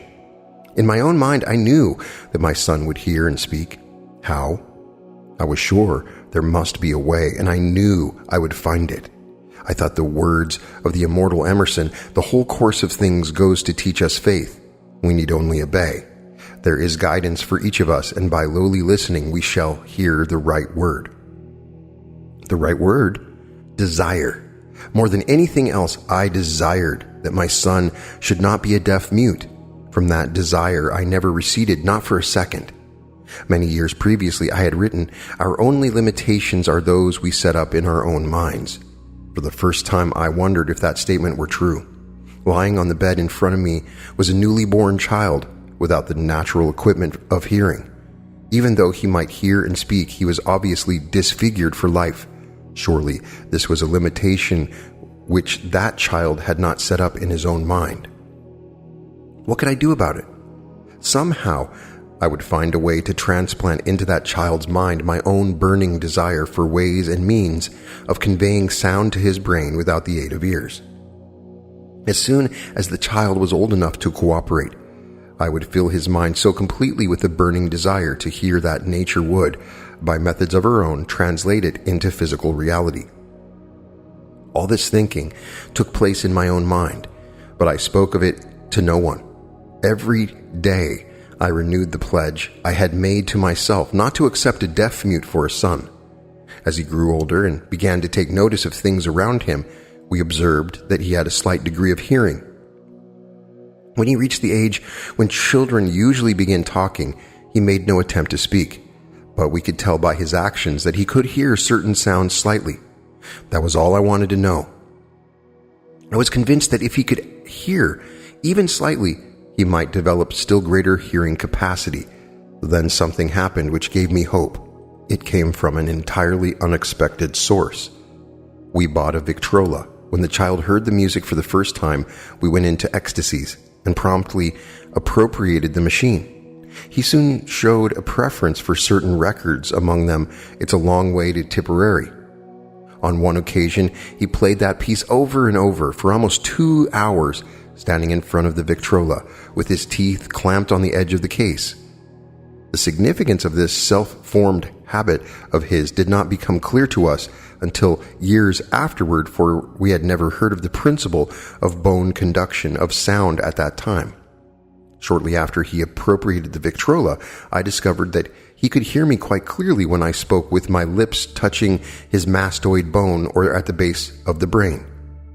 These discoveries placed in my possession the necessary media by which I began to translate into reality my burning desire to help my son develop hearing and speech. By that time, he was making stabs at speaking certain words. The outlook was far from encouraging, but desire backed by faith knows no such word as impossible. Having determined that he could hear the sound of my voice plainly, I began immediately to transfer to his mind the desire to hear and speak. I soon discovered that the child enjoyed bedtime stories, so I went to work, creating stories designed to develop in him self-reliance, imagination, and a keen desire to hear and to be normal. There was one story in particular which I emphasized by giving it some new and dramatic coloring each time it was told. It was designed to plant in his mind the thought that his affliction was not a liability, but an asset of great value, despite the fact that all the philosophy I had examined clearly indicated that every adversity brings with it the seed of an equivalent advantage. I must confess that I had not the slightest idea how this affliction could ever become an asset. However, I continued my practice of wrapping that philosophy in bedtime stories, hoping the time would come when he would find some plan by which his handicap could be made to serve some useful purpose. Reason told me plainly there was no adequate compensation for the lack of ears and natural hearing equipment. Desire backed by faith pushed reason aside and inspired me to carry on. As I analyze the experience in retrospect, I can see now that my son's faith in me had much to do with the astounding results. He did not question anything I told him.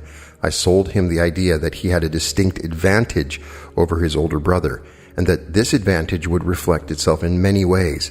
For example, the teachers in school would observe that he had no ears, and because of this, they would show him special attention and treat him with extraordinary kindness. They always did. His mother saw to that by visiting the teachers and arranging with them to give the child the extra attention necessary. I sold him the idea, too, that when he became old enough to sell newspapers, his older brother had already become a newspaper merchant. He would have a big advantage over his brother for the reason that people would pay him extra money for his wares, because they could see that he was a bright, industrious boy despite the fact he had no ears. We could notice that gradually the child's hearing was improving. Moreover, he had not the slightest tendency to be self-conscious because of his affliction. When he was about 7, he showed the first evidence that our method of servicing his mind was bearing fruit. For several months, he begged for the privilege of selling newspapers, but his mother would not give her consent. She was afraid that his deafness made it unsafe for him to go out on the street alone. Finally, he took matters in his own hands. One afternoon, when he was left at home with the servants, he climbed through the kitchen window, shinnied to the ground, and set out on his own. He borrowed 6 cents in capital from the neighborhood shoemaker, invested it in papers, sold out, reinvested, and kept repeating until late in the evening. After balancing his accounts and paying back the 6 cents he had borrowed from his banker, he had a net profit of 42 cents. When we got home that night, we found him in bed asleep with the money tightly clenched in his hand. His mother opened his hand, removed the coins, and cried. Of all things, crying over her son's first victory seemed so inappropriate. My reaction was the reverse. I laughed heartily, for I knew that my endeavor to plant in the child's mind an attitude of faith in himself had been successful. His mother saw in his first business venture a little deaf boy who had gone out in the streets and risked his life to earn money. I saw a brave, ambitious, self-reliant little businessman whose stock in himself had been increased 100% because he had gone into business on his own initiative and had won. The transaction pleased me because I knew that he had given evidence of a trait of resourcefulness that would go with him all through life. Later events proved this to be true. When his older brother wanted something, he would lie down on the floor, kick his feet in the air, cry for it, and get it. When the little deaf boy wanted something, he would plan a way to earn the money, then buy it for himself. He still follows that plan. Truly, my own son has taught me that handicaps can be converted into stepping stones on which one may climb toward some worthy goal, unless they are accepted as obstacles and used as alibis. The little deaf boy went through the grades, high school and college, without being able to hear his teachers, excepting when they shouted loudly at close range. He did not go to a school for the deaf. We would not permit him to learn the sign language. We were determined that he should live a normal life and associate with normal children, and we stood by that decision, although it cost us many heated debates with school officials. While he was in high school, he tried an electrical hearing aid, but it was of no value to him, due, we believed, to a condition that was disclosed when the child was 6 by Dr. J. Gordon Wilson of Chicago when he operated on one side of the boy's head and discovered there was no sign of natural hearing equipment. During his last week in college, 18 years after the operation, something happened which marked the most important turning point of his life. Through what seemed to be mere chance, he came into possession of another electrical hearing device, which was sent to him on trial. He was slow about testing it due to his disappointment with a similar device. Finally, he picked the instrument up and more or less carelessly placed it on his head, hooked up the battery, and lo, as if by a stroke of magic, his lifelong desire for normal hearing became a reality. For the first time in his life, he heard practically as well as any person with normal hearing.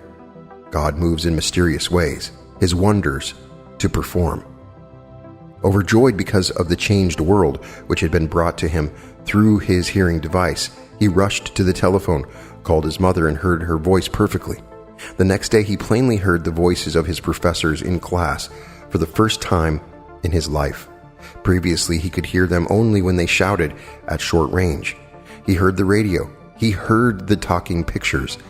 For the first time in his life, he could converse freely with other people without the necessity of their having to speak loudly. Truly, he had come into possession of a changed world. We had refused to accept nature's error, and by persistent desire, we had induced nature to correct that error through the only practical means available. Desire had commenced to pay dividends, but the victory was not yet complete. The boy still had to find a definite and practical way to convert his handicap into an equivalent asset. Hardly realizing the significance of what had already been accomplished, but intoxicated with the joy of his newly discovered world of sound, he wrote a letter to the manufacturer of the hearing aid, enthusiastically describing his experience. Something in his letter, something perhaps which was not written on the lines, but back of them, caused the company to invite him to New York. When he arrived, he was escorted through the factory, and while talking with the chief engineer, telling him about his changed world, a hunch, an idea, or an inspiration, call it what you wish, flashed into his mind. It was this impulse of thought which converted his affliction into an asset destined to pay dividends in both money and happiness to thousands for all time to come. The sum and substance of that impulse of thought was this. It occurred to him that he might be of help to the millions of deafened people who go through life without the benefit of hearing devices, if he could find a way to tell them the story of his changed world. Then and there, he reached a decision to devote the remainder of his life to rendering useful service to the hard of hearing. For an entire month, he carried on an intensive research during which he analyzed the entire marketing system of the manufacturer of the hearing device and created ways and means of communicating with the hard of hearing all over the world for the purpose of sharing with them his newly discovered changed world. When this was done, he put in writing a 2-year plan based upon his findings. When he presented the plan to the company, he was instantly given a position for the purpose of carrying out his ambition. Little did he dream, when he went to work, that he was destined to bring hope and practical relief to thousands of deafened people who, without his help, would have been doomed forever to deaf-mutism. Shortly after he became associated with the manufacturer of his hearing aid, he invited me to attend a class conducted by his company for the purpose of teaching deaf mutes to hear and speak.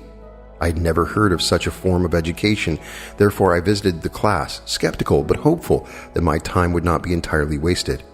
Here I saw a demonstration which gave me a greatly enlarged vision of what I had done to arouse and keep alive in my son's mind the desire for normal hearing. I saw deaf mutes actually being taught to hear and speak through application of the same principle I had used more than 20 years previously in saving my son from deaf-mutism. Thus, through some strange turn of the wheel of fate, my son Blair and I have been destined to aid in correcting deaf-mutism for those as yet unborn, because we are the only living human beings, as far as I know, who have established definitely the fact that deaf-mutism can be corrected to the extent of restoring to normal life those who suffer with this affliction. It has been done for one, it will be done for others. There is no doubt in my mind that Blair would have been a deaf-mute all his life if his mother and I had not managed to shape his mind as we did. The doctor who attended at his birth told us confidentially the child might never hear or speak. A few weeks ago, Dr. Irving Voorhees, a noted specialist on such cases, examined Blair very thoroughly. He was astounded when he learned how well my son now hears and speaks, and his examination indicated that theoretically, the boy should not be able to hear at all. But the lad does hear, despite the fact that X-ray pictures show there is no opening in the skull, whatsoever form where his ears should be to the brain. When I planted in his mind the desire to hear and talk and live as a normal person, there went with that impulse some strange influence which caused nature to become bridge builder and span the gulf of silence between his brain and the outer world, by some means which the keenest medical specialists have not been able to interpret. It would be sacrilege for me to even conjecture as to how nature performed this miracle. It would be unforgivable if I neglected to tell the world as much as I know of the humble part I assumed in this strange experience. It is my duty and a privilege to say, I believe, and not without reason, that nothing is impossible to the person who backs desire with enduring faith. Verily, a burning desire has a devious way of transmuting itself into physical equivalent. Blair desired normal hearing. Now he has it. He was born with a handicap which might easily have sent one with a less defined desire to the street with a bundle of pencils and a tin cup.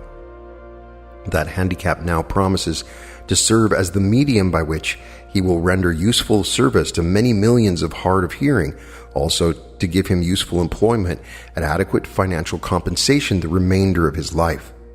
The little white lies I planted in his mind when he was a child by leading him to believe his affliction would become a great asset, which he could capitalize, has justified itself.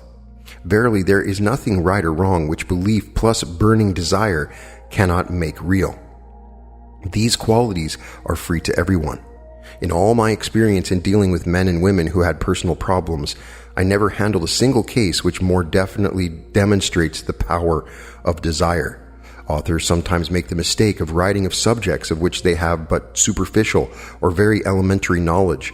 It has been my good fortune to have had the privilege of testing the soundness of the power of desire through the affliction of my own son. Perhaps it was providential that the experience came as it did, for surely no one is better prepared than he to serve as an example of what happens when desire is put to the test. If Mother Nature bends to the will of desire, is it logical that mere men can defeat a burning desire? Strange and imponderable is the power of the human mind. We do not understand the method by which it uses every circumstance, every individual, every physical thing within its reach, as a means of transmuting desire into its physical counterpart. Perhaps science will uncover this secret. I planted in my son's mind the desire to hear and speak as any normal person hears and speaks. The desire has now become a reality. I planted in his mind the desire to convert his greatest handicap into his greatest asset. The desire has been realized. The modus operandi by which this astounding result was achieved is not hard to describe. It consisted of three very definite facts. First, I mixed faith with the desire for normal hearing, which I passed on to my son. Second, I communicated my desire to him in every conceivable way available, through persistent, continuous effort over a period of years. Third, he believed me.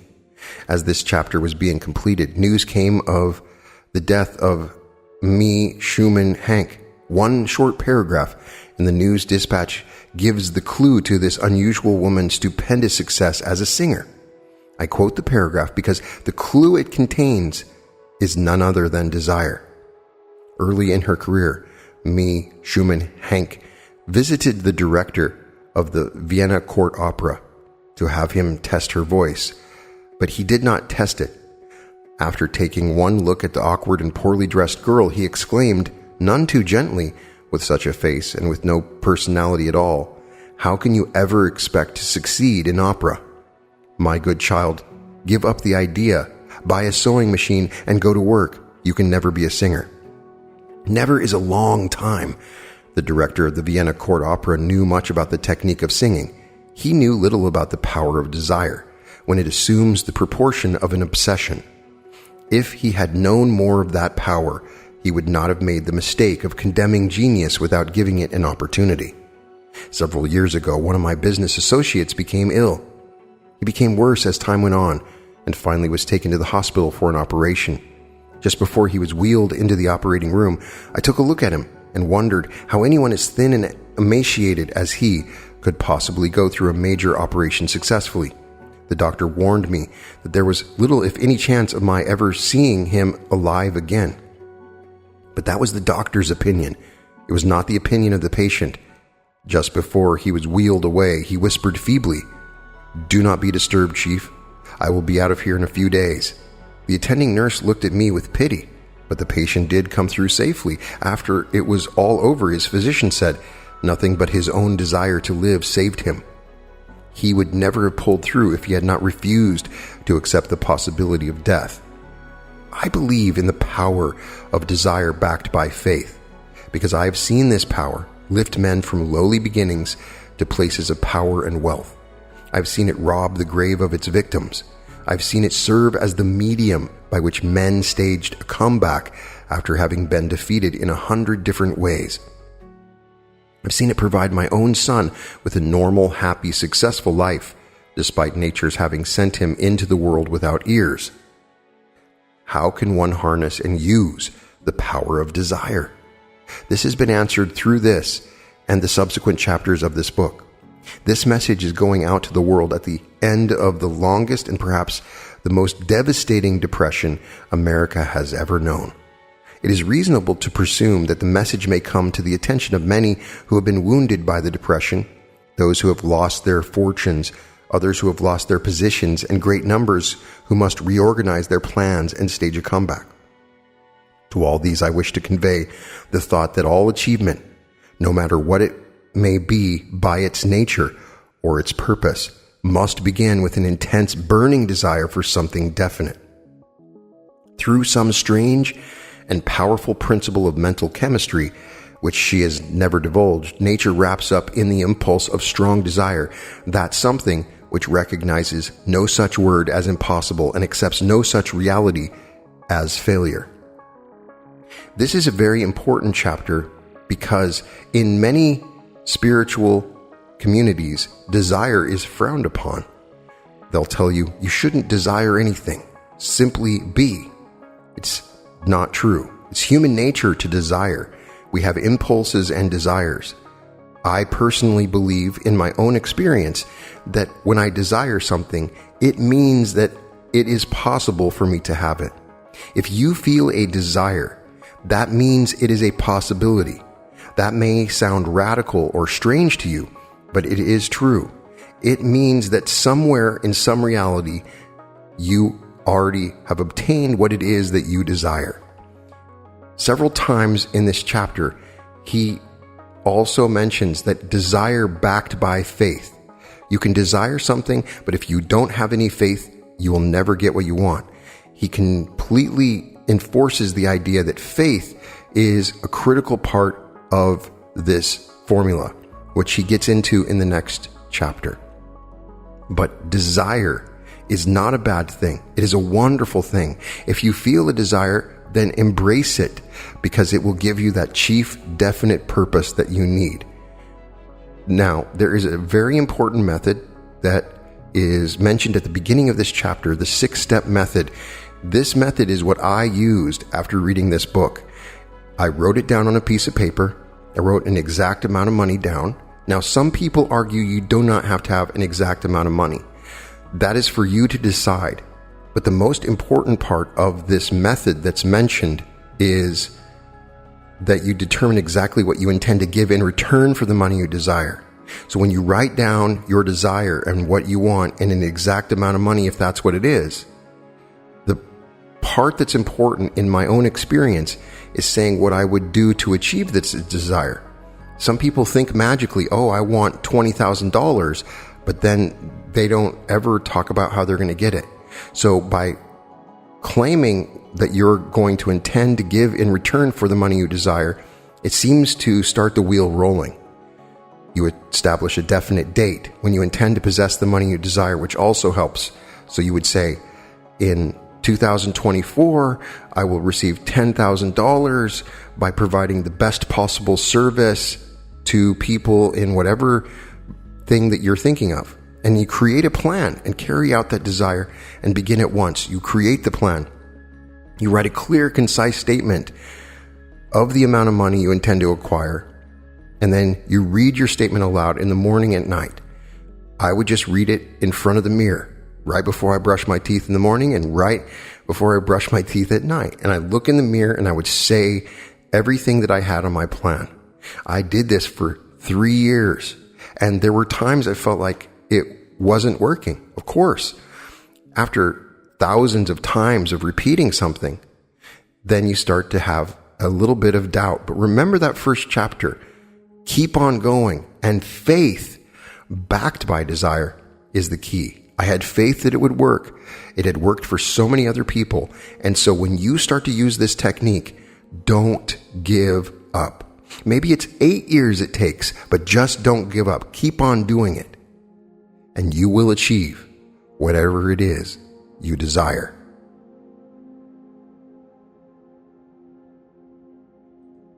Chapter 3. Faith. Visualization of and belief in attainment of desire. The second step toward riches. Faith is the head chemist of the mind. When faith is blended with the vibration of thought, the subconscious mind instantly picks up the vibration, translates it into its spiritual equivalent, and transmits it to infinite intelligence, as in the case of prayer. The emotions of faith, love, and sex are the most powerful of all the major positive emotions. When the three are blended, they have the effect of coloring the vibration of thought in such a way that it instantly reaches the subconscious mind, where it is changed into its spiritual equivalent, the only form that induces a response from infinite intelligence. Love and faith are psychic, related to the spiritual side of man. Sex is purely biological and related only to the physical. The mixing or blending of these three emotions has the effect of opening a direct line of communication between the finite thinking mind of man and infinite intelligence. How to develop faith. There comes now a statement which will give a better understanding of the importance the principle of autosuggestion assumes in the transmutation of desire into its physical or monetary equivalent. Namely, faith is a state of mind which may be induced or created by affirmation or repeated instructions to the subconscious mind through the principle of autosuggestion. As an illustration, consider the purpose for which you are presumably reading this book. The object is naturally to acquire the ability to transmute the intangible thought impulse of desire into its physical counterpart, money, by following the instructions laid down in the chapters on autosuggestion and the subconscious mind, summarized in the chapters on autosuggestion. You may convince the subconscious mind that you believe you will receive that for which you ask, and it will act upon that belief, which your subconscious mind passes back to you in the form of faith, followed by definite plans for procuring that which you desire. The method by which one develops faith where it does not already exist is extremely difficult to describe, almost as difficult, in fact, as it would be to describe the color of red to a blind man who has never seen color and has nothing with which to compare what you describe to him. Faith is a state of mind which you may develop at will. After you have mastered the 13 principles, because it is a state of mind which develops voluntarily through application and use of these principles. Repetition of affirmation of orders to your subconscious mind is the only known method of voluntary development of the emotion of faith. Perhaps the meaning may be made clear through the following explanation as to the way men and women sometimes become criminals. Stated in the words of a famous criminologist, when men and women first come into contact with crime, they abhor it. If they remain in contact with crime for a time, they become accustomed to it and endure it. If they remain in contact with it long enough, they finally embrace it and become influenced by it. This is the equivalent of saying that any impulse of thought which is repeatedly passed on to the subconscious mind is finally accepted and acted upon by the subconscious mind, which proceeds to translate that impulse into its physical equivalent by the most practical procedure available. In connection with this, consider again the statement, all thoughts which have been emotionalized given feeling and mixed with faith begin immediately to translate themselves into their physical equivalent or counterpart. The emotions or the feeling portion of thoughts are the factors which give thoughts vitality, life, and action. The emotions of faith, love, and sex, when mixed with any thought impulse, give it greater action than any of these emotions can do singly. Not only thought impulses which have been mixed with faith, but those which have been mixed with any of the positive emotions or any of the negative emotions may reach and influence the subconscious mind. From this statement, you will understand that the subconscious mind will translate into its physical equivalent a thought impulse of a negative or destructive nature, just as readily as it will act upon thought impulses of a positive or constructive nature. This accounts for the strange phenomenon which so many millions of people experience, referred to as misfortune or bad luck. There are millions of people who believe themselves doomed to poverty and failure because of some strange force over which they believe they have no control. They are the creators of their own misfortunes because of this negative belief, which is picked up by the subconscious mind and translated into its physical equivalent. This is an appropriate place at which to suggest again that you may benefit by passing on to your subconscious mind any desire which you wish translated into its physical or monetary equivalent in a state of expectancy or belief that the transmutation will actually take place. Your belief or faith is the element which determines the action of your subconscious mind. There is nothing to hinder you from deceiving your subconscious mind when giving it instructions through autosuggestion, as I deceived my son's subconscious mind. To make this deceit more realistic, conduct yourself just as you would if you were already in possession of the material thing which you are demanding. When you call upon your subconscious mind, the subconscious mind will transmute into its physical equivalent by the most direct and practical media available any order which is given to it in a state of belief or faith that the order will be carried out. Surely enough has been stated to give a starting point from which one may, through experiment and practice, acquire the ability to mix faith with any order given to the subconscious mind. Perfection will come through practice. It cannot come by merely reading instructions. If it be true that one may become a criminal by association with crime, and this is a known fact, it is equally true that one may develop faith by voluntarily suggesting to the subconscious mind that one has faith. The mind comes finally to take on the nature of the influences which dominate it. Understand this truth, and you will know why it is essential for you to encourage the positive emotions as dominating forces of your mind and discourage and eliminate negative emotions. A mind dominated by positive emotions becomes a favorable abode for the state of mind known as faith. A mind so dominated may at will give the subconscious mind instructions which it will accept and act upon immediately. Faith is a state of mind which may be induced by autosuggestion. All down the ages, the religionists have admonished struggling humanity to have faith in this, that, and the other dogma or creed, but they have failed to tell people how to have faith. They have not stated that faith is a state of mind and that it may be induced by self-suggestion. In language which any normal human being can understand, we will describe all that is known about the principle through which faith may be developed where it does not already exist. Have faith in yourself, faith in the infinite.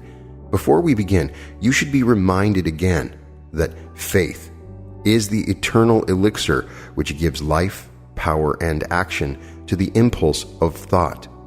The foregoing sentence is worth reading a second time and a third and a fourth. It is worth reading aloud. Faith is the starting point of all accumulation of riches. Faith is the basis of all miracles and all mysteries which cannot be analyzed by the rules of science. Faith is the only known antidote for failure. Faith is the element the chemical which, when mixed with prayer, gives one direct communication with infinite intelligence. Faith is the element which transforms the ordinary vibration of thought created by the finite mind of man into the spiritual equivalent. Faith is the only agency through which the cosmic force of infinite intelligence can be harnessed and used by man. Every one of the foregoing statements is capable of proof. The proof is simple and easily demonstrated. It is wrapped up in the principle of autosuggestion. Let us center our attention, therefore, upon the subject of self-suggestion and find out what it is and what it is capable of achieving. It is a well-known fact that one comes finally to believe whatever one repeats to oneself, whether the statement be true or false. If a man repeats a lie over and over, he will eventually accept the lie as truth. Moreover, he will believe it to be the truth. Every man is what he is because of the dominating thoughts which he permits to occupy his mind.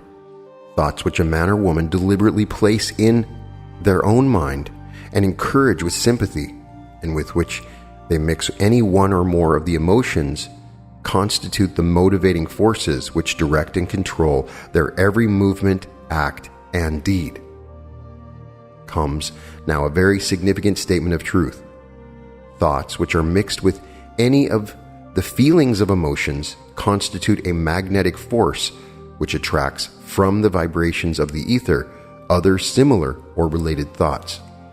A thought thus magnetized with emotion may be compared to a seed which, when planted in fertile soil, germinates, grows, and multiplies itself over and over again until that which was originally one small seed becomes countless millions of seeds of the same brand.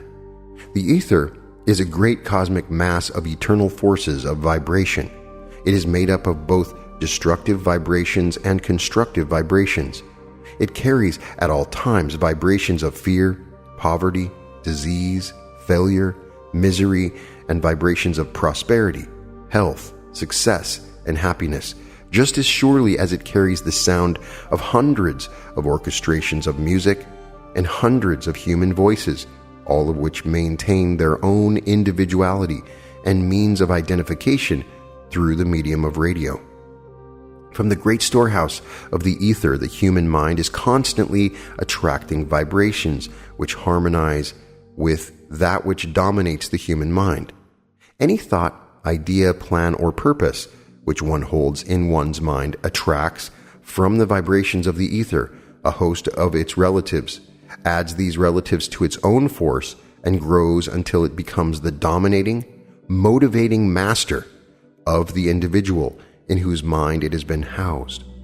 Now let's go back to the starting point and become informed as to how the original seed of an idea, plan, or purpose may be planted in the mind.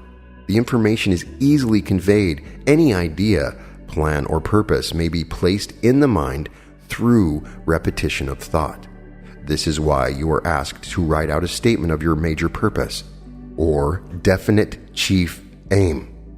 Commit it to memory and repeat it in audible words day after day until these vibrations of sound have reached your subconscious mind. We are what we are because of the vibrations of thought which we pick up and register through the stimuli of our daily environment.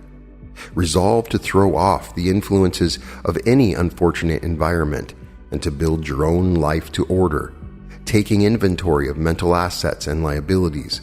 You will discover that your greatest weakness is lack of self-confidence. This handicap can be surmounted and timidity translated into courage through the aid of the principle of autosuggestion. The application of this principle may be made through a simple arrangement of positive thought impulses stated in writing, memorized, and repeated until they become a part of the working equipment of the subconscious faculty of your mind. Self-confidence formula. First, I know that I have the ability to achieve the object of my definite purpose in life. Therefore, I demand of myself persistent, continuous action toward its attainment, and I here and now promise to render such action. Second, I realize the dominating thoughts of my mind will eventually reproduce themselves in outward physical action and gradually transform themselves into physical reality.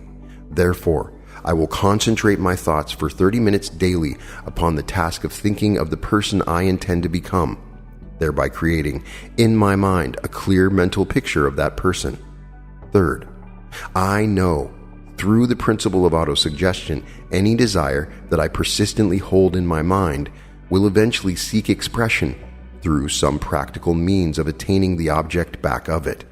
Therefore, I will devote 10 minutes daily to demanding of myself the development of self-confidence.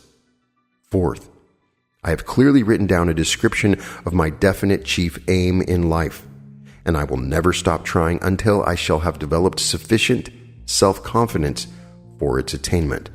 Fifth, I fully realize that no wealth or position can long endure unless built upon truth and justice. Therefore, I will engage in no transaction which does not benefit all whom it affects. I will succeed by attracting to myself the forces I wish to use and the cooperation of other people. I will induce others to serve me because of my willingness to serve others. I will eliminate hatred, envy, jealousy, selfishness, and cynicism by developing love for all humanity, because I know that a negative attitude toward others can never bring me success. I will cause others to believe in me because I will believe in them and in myself. I will sign my name to this formula, commit it to memory, and repeat it aloud once a day with full faith that it will gradually influence my thoughts and actions so that I will become a self-reliant and successful person. Back of this formula is a law of nature which no man has yet been able to explain. It has baffled the scientists of all ages. The psychologists have named this law autosuggestion and let it go at that. The name by which one calls this law is of little importance. The important fact about it is it works for the glory and success of mankind. If it is used constructively, on the other hand, if used destructively, it will destroy just as readily. In this statement may be found a very significant truth, namely that those who go down in defeat and end their lives in poverty, misery, and distress do so because of negative application of the principle of autosuggestion. The cause may be found in the fact that all impulses of thought have a tendency to clothe themselves in their physical equivalent. The subconscious mind, the chemical laboratory in which all thought impulses are combined and made ready for translation into physical reality, makes no distinction between constructive and destructive thought impulses. It works with the material we feed it through our thought impulses.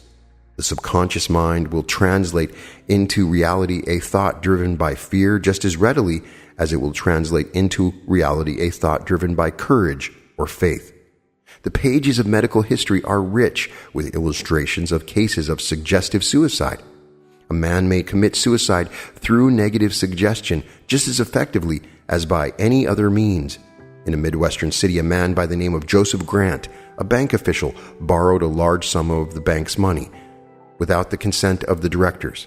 He lost the money through gambling. One afternoon, the bank examiner came and began to check the accounts. Grant left the bank, took a room in a local hotel, and when they found him 3 days later, he was lying in bed, wailing and moaning, repeating over and over these words, "My God, this will kill me. I cannot stand this disgrace." In a short time, he was dead. The doctors pronounced the case one of mental suicide. Just as electricity will turn the wheels of industry and render useful service if used constructively, or sniff out life if wrongly used, so will the law of autosuggestion lead you to peace and prosperity or down into the valley of misery, failure, and death, according to your degree of understanding and application of it. If you fill your mind with fear, doubt, and unbelief in your ability to connect with and use the forces of infinite intelligence, the law of autosuggestion will take this spirit of unbelief and use it as a pattern by which your subconscious mind will translate it into its physical equivalent. This statement is as true as the statement that 2 and 2 are 4. Like the wind which carries one ship east and another west, the law of autosuggestion will lift you up or pull you down according to the way you set your sails of thought. The law of autosuggestion, through which any person may rise to attitudes of achievement which stagger the imagination, is well described in the following verse. If you think you are beaten, you are. If you think you dare not, you don't. If you like to win, but you think you can't, it is almost certain you won't. If you think you'll lose, you're lost. For out of the world we find. Success begins with a fellow's will. It's all in the state of mind. If you think you are outclassed, you are. You've got to think high to rise. You've got to be sure of yourself before you can ever win a prize. Life's battles don't always go to the stronger or faster man, but soon or late, the man who wins is the man who thinks he can. Observe the words which have been emphasized, and you will catch the deep meaning which the poet had in mind. Somewhere in your makeup, perhaps in the cells of your brain, there lies sleeping the seed of achievement, which, if aroused and put into action, would carry you to heights such as you may never have hoped to attain. Just as a master musician may cause the most beautiful strains of music to pour forth from the strings of a violin, so may you arouse the genius which lies asleep in your brain, and cause it to drive you upward to whatever goal you may wish to achieve. Abraham Lincoln was a failure at everything he tried until he was well past the age of 40. He was a Mr. Nobody from nowhere until a great experience came into his life, aroused the sleeping genius within his heart and brain, and gave the world one of its really great men. That experience was mixed with the emotions of sorrow and love. It came to him through Anne Rutledge, the only woman whom he ever truly loved. It is a known fact that the emotion of love is closely akin to the state of mind known as faith. And this for the reason that love comes very near to translating one's thought impulses into their spiritual equivalent. During his work of research, the author discovered from the analysis of the life work and achievements of hundreds of men of outstanding accomplishments that there was the influence of a woman's love back of nearly every one of them. The emotion of love in the human heart and brain creates a favorable field of magnetic attraction, which causes an influx of the higher and finer vibrations which are afloat in the ether. If you wish evidence of the power of faith, study the achievements of men and women who have employed it. At the head of the list comes the Nazarene. Christianity is the greatest single force which influences the minds of men. The basis of Christianity is faith, no matter how many people may have perverted or misinterpreted the meaning of this great force, and no matter how many dogmas and creeds have been created in its name, which do not reflect its tenets. The sum and substance of the teachings and the achievements of Christ, which may have been interpreted as miracles, were nothing more nor less than faith.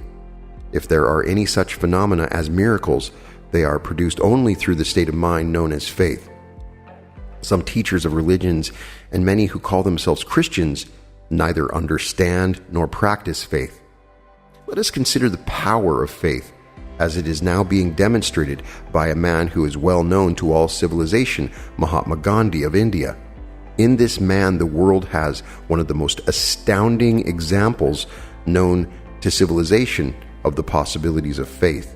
Gandhi wields more potential power than any man living at this time, and this despite the fact that he has none of the orthodox tools of power such as money, battleships, soldiers, and materials of warfare.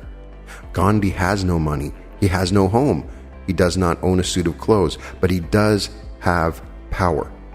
How does he come by that power? He created it out of his understanding of the principle of faith, and through his ability to transplant that faith into the minds of 200 million people. Gandhi has accomplished, through the influence of faith, that which the strongest military power on earth could not, and never will accomplish through soldiers and military equipment.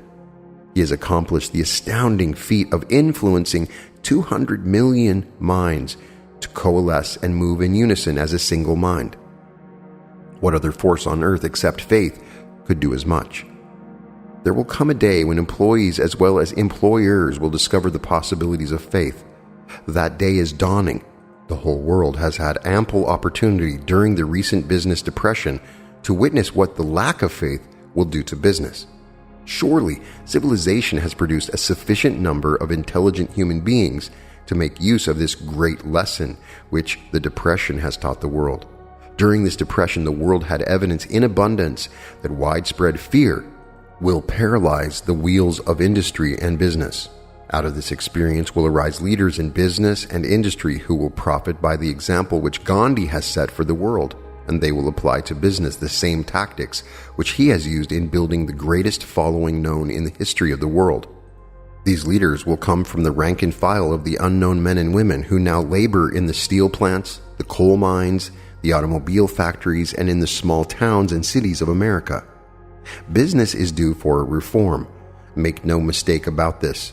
The methods of the past, based upon economic combinations of force and fear, will be supplanted by the better principles of faith and cooperation. Men and women who labor will receive more than daily wages. They will receive dividends from the business, the same as those who supply the capital for business. But first, they must give more to their employers and stop this bickering and bargaining by force at the expense of the public. They must earn the right to the dividends. Moreover, and this is the most important thing of all, they will be led by leaders who will understand and apply the principles employed by Mahatma Gandhi. Only in this way may leaders get from their followers the spirit of full cooperation, which constitutes power in its highest and most enduring form. This stupendous machine age in which we live and from which we are just emerging has taken the soul out of men. Its leaders have driven men as though they were pieces of cold machinery. They were forced to do so by employers who have bargained at the expense of all concerned to get and not to give. The watchword of the future will be human happiness and contentment. And when this state of mind shall have been attained, the production will take care of itself more effectively than anything that has ever been accomplished where men did not and could not mix faith and individual interest with their labor. Because of the need for faith and cooperation in operating business and industry, it will be both interesting and profitable to analyze an event which provides an excellent understanding of the methods by which industrialists and businessmen accumulate great fortunes by giving before they try to get. The event chosen for this illustration dates back to 1900, when the United States Steel Corporation was being formed.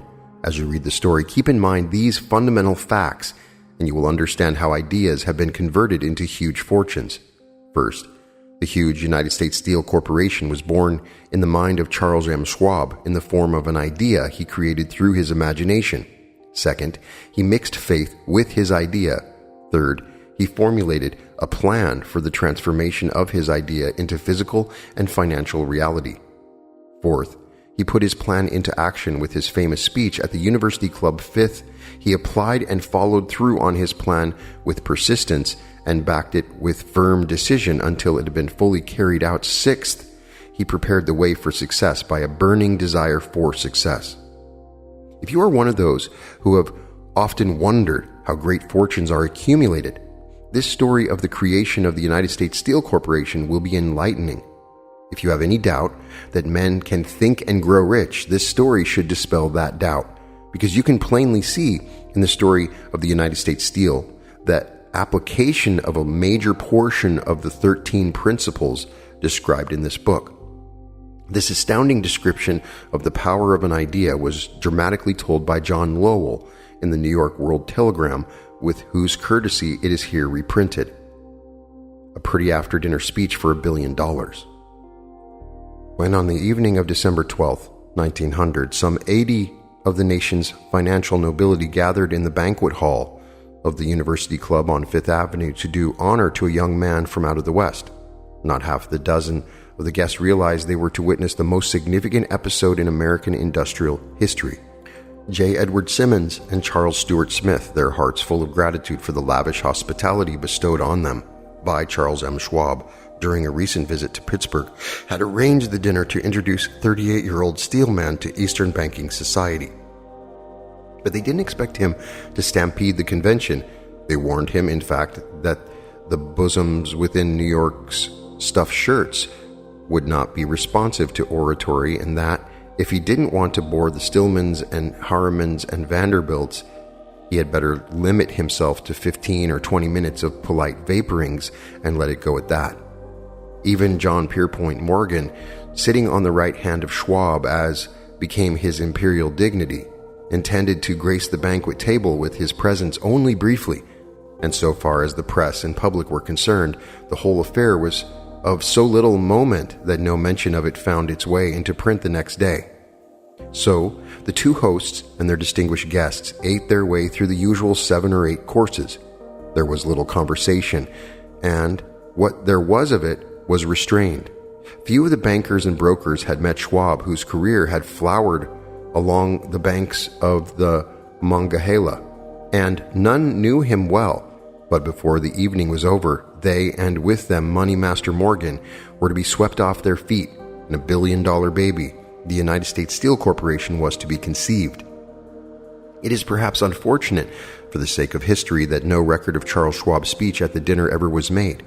He repeated some parts of it at a later dinner during a similar meeting of Chicago bankers, and still later, when the government brought suit to dissolve the Steel Trust, he gave his own version from the witness stand of the remarks that stimulated Morgan into a frenzy of financial activity. It is probable, however, that it was a homely speech, somewhat ungrammatical, for the niceties of language never bothered Schwab, full of epigram and threaded with wit. But aside from that, it had a galvanic force and effect upon the 5 billions of estimated capital that was represented by the diners. After it was over and the gathering was still under its spell, although Schwab had talked for 90 minutes, Morgan led the orator to a recessed window where, dangling their legs from the high, uncomfortable seat, they talked for more than an hour. The magic of the Schwab personality had been turned on full force, but what was more important and lasting was the full-fledged, clear-cut program he laid down for the aggrandizement of steel. Many other men had tried to interest Morgan in slapping together a steel trust after the habit of the biscuit, wire and hoop, sugar, rubber, whiskey, oil, or chewing gum combinations. John W. Gates, the gambler, had urged it, but Morgan distrusted him. The Moore boys, Bill and Jim, Chicago stock jobbers, who had glued together a match trust and a cracker corporation, had urged it and failed. Elbert H. Gary, the sanctimonious country lawyer, wanted to foster it, but he wasn't big enough to be impressive. Until Schwab's eloquence took J.P. Morgan to the heights from which he could visualize the solid results of the most daring financial undertakings ever conceived, the project was regarded as a delirious dream of easy money crackpots. The financial magnetism that began a generation ago to attract thousands of small and sometimes inefficiently managed companies into large and competition-crushing combinations had become operative in the steel world through the devices of that jovial business pirate, John W. Gates. Gates already had formed the American Steel and Wire Company out of a chain of small concerns, and together with Morgan had created the Federal Steel Company. The National Tube and American Bridge Companies were 2 more Morgan concerns, and the Moore brothers had forsaken the match and cookie business to form the American Group, Tin Plate, Steel Hoop, Sheet Steel, and the National Steel Company. But by the side of Andrew Carnegie's gigantic vertical trust, a trust owned and operated by 53 partners, those other combinations were picayune. They might combine to their heart's content, but the whole lot of them couldn't make a dent in the Carnegie organization, and Morgan knew it. The eccentric old Scot knew it too.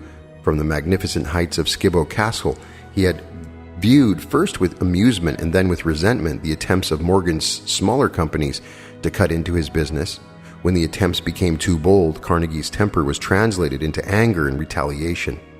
He decided to duplicate every mill owned by his rivals. Hitherto, he hadn't been interested in wire, pipe, hoops, or sheet. Instead, he was content to sell such companies the raw steel and let them work it into whatever shape they wanted.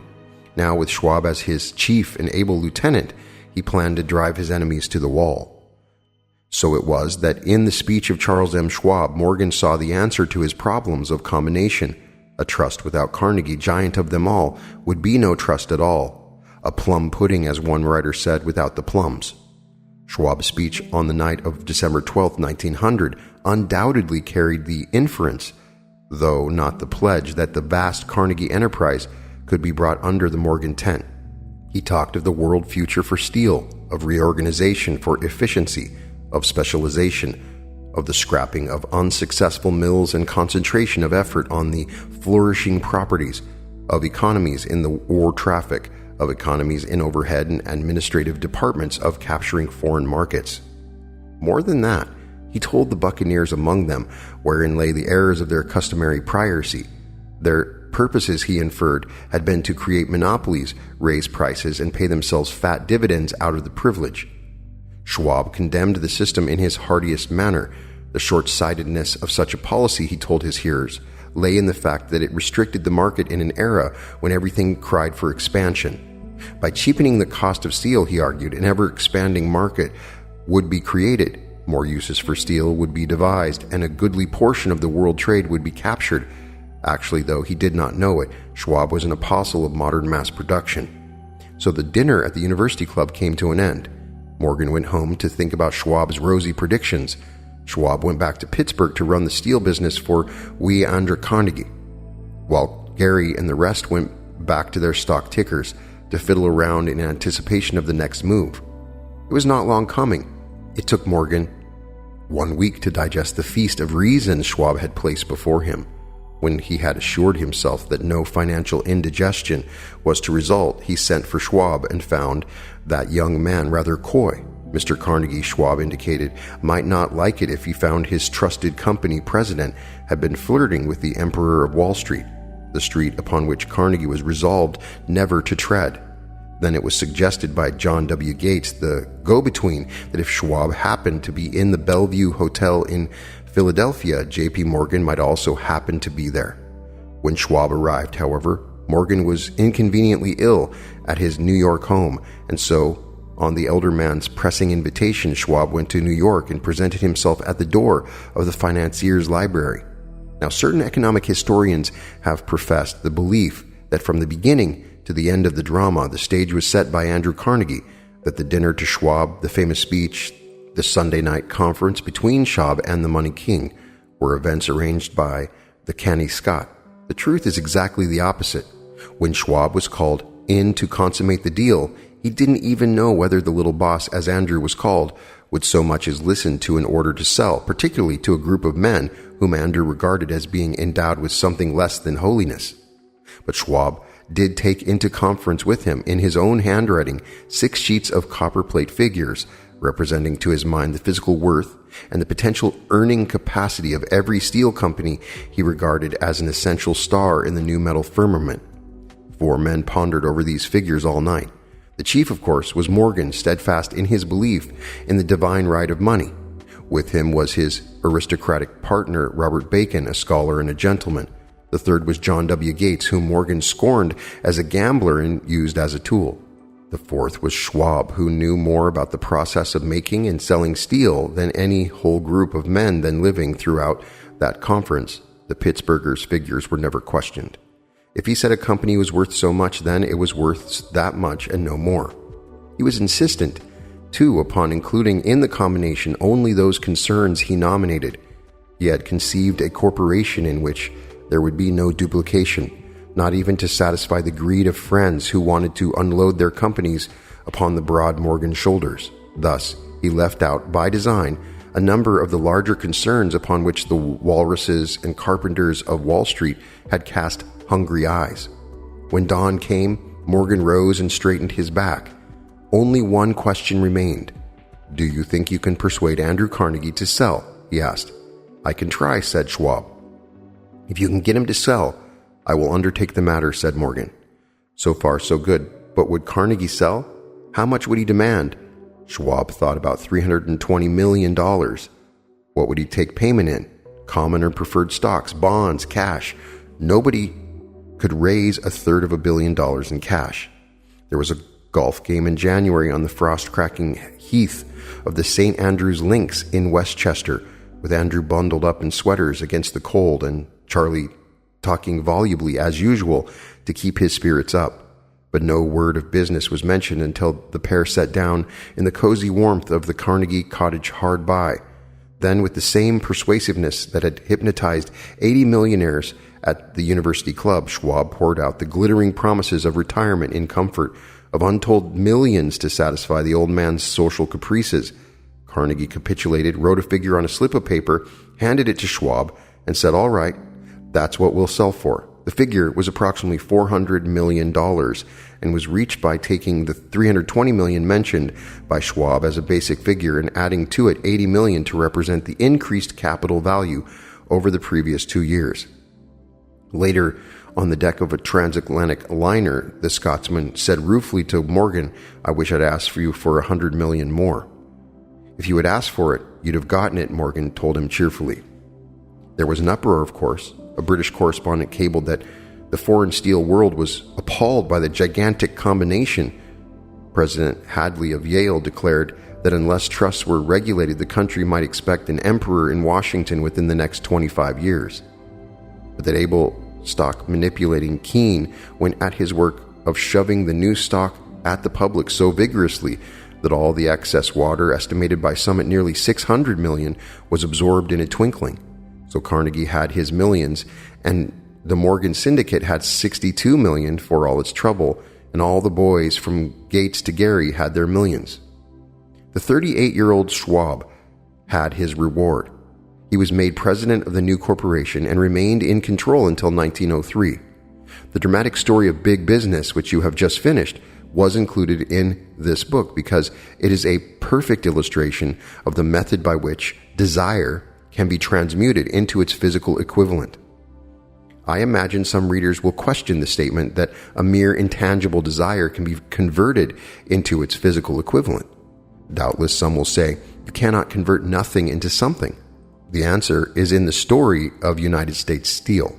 That giant organization was created in the mind of one man. The plan by which the organization was provided with the steel mills that gave it financial stability was created in the mind of the same man. His faith, his desire, his imagination, his persistence were the real ingredients that went into United States Steel.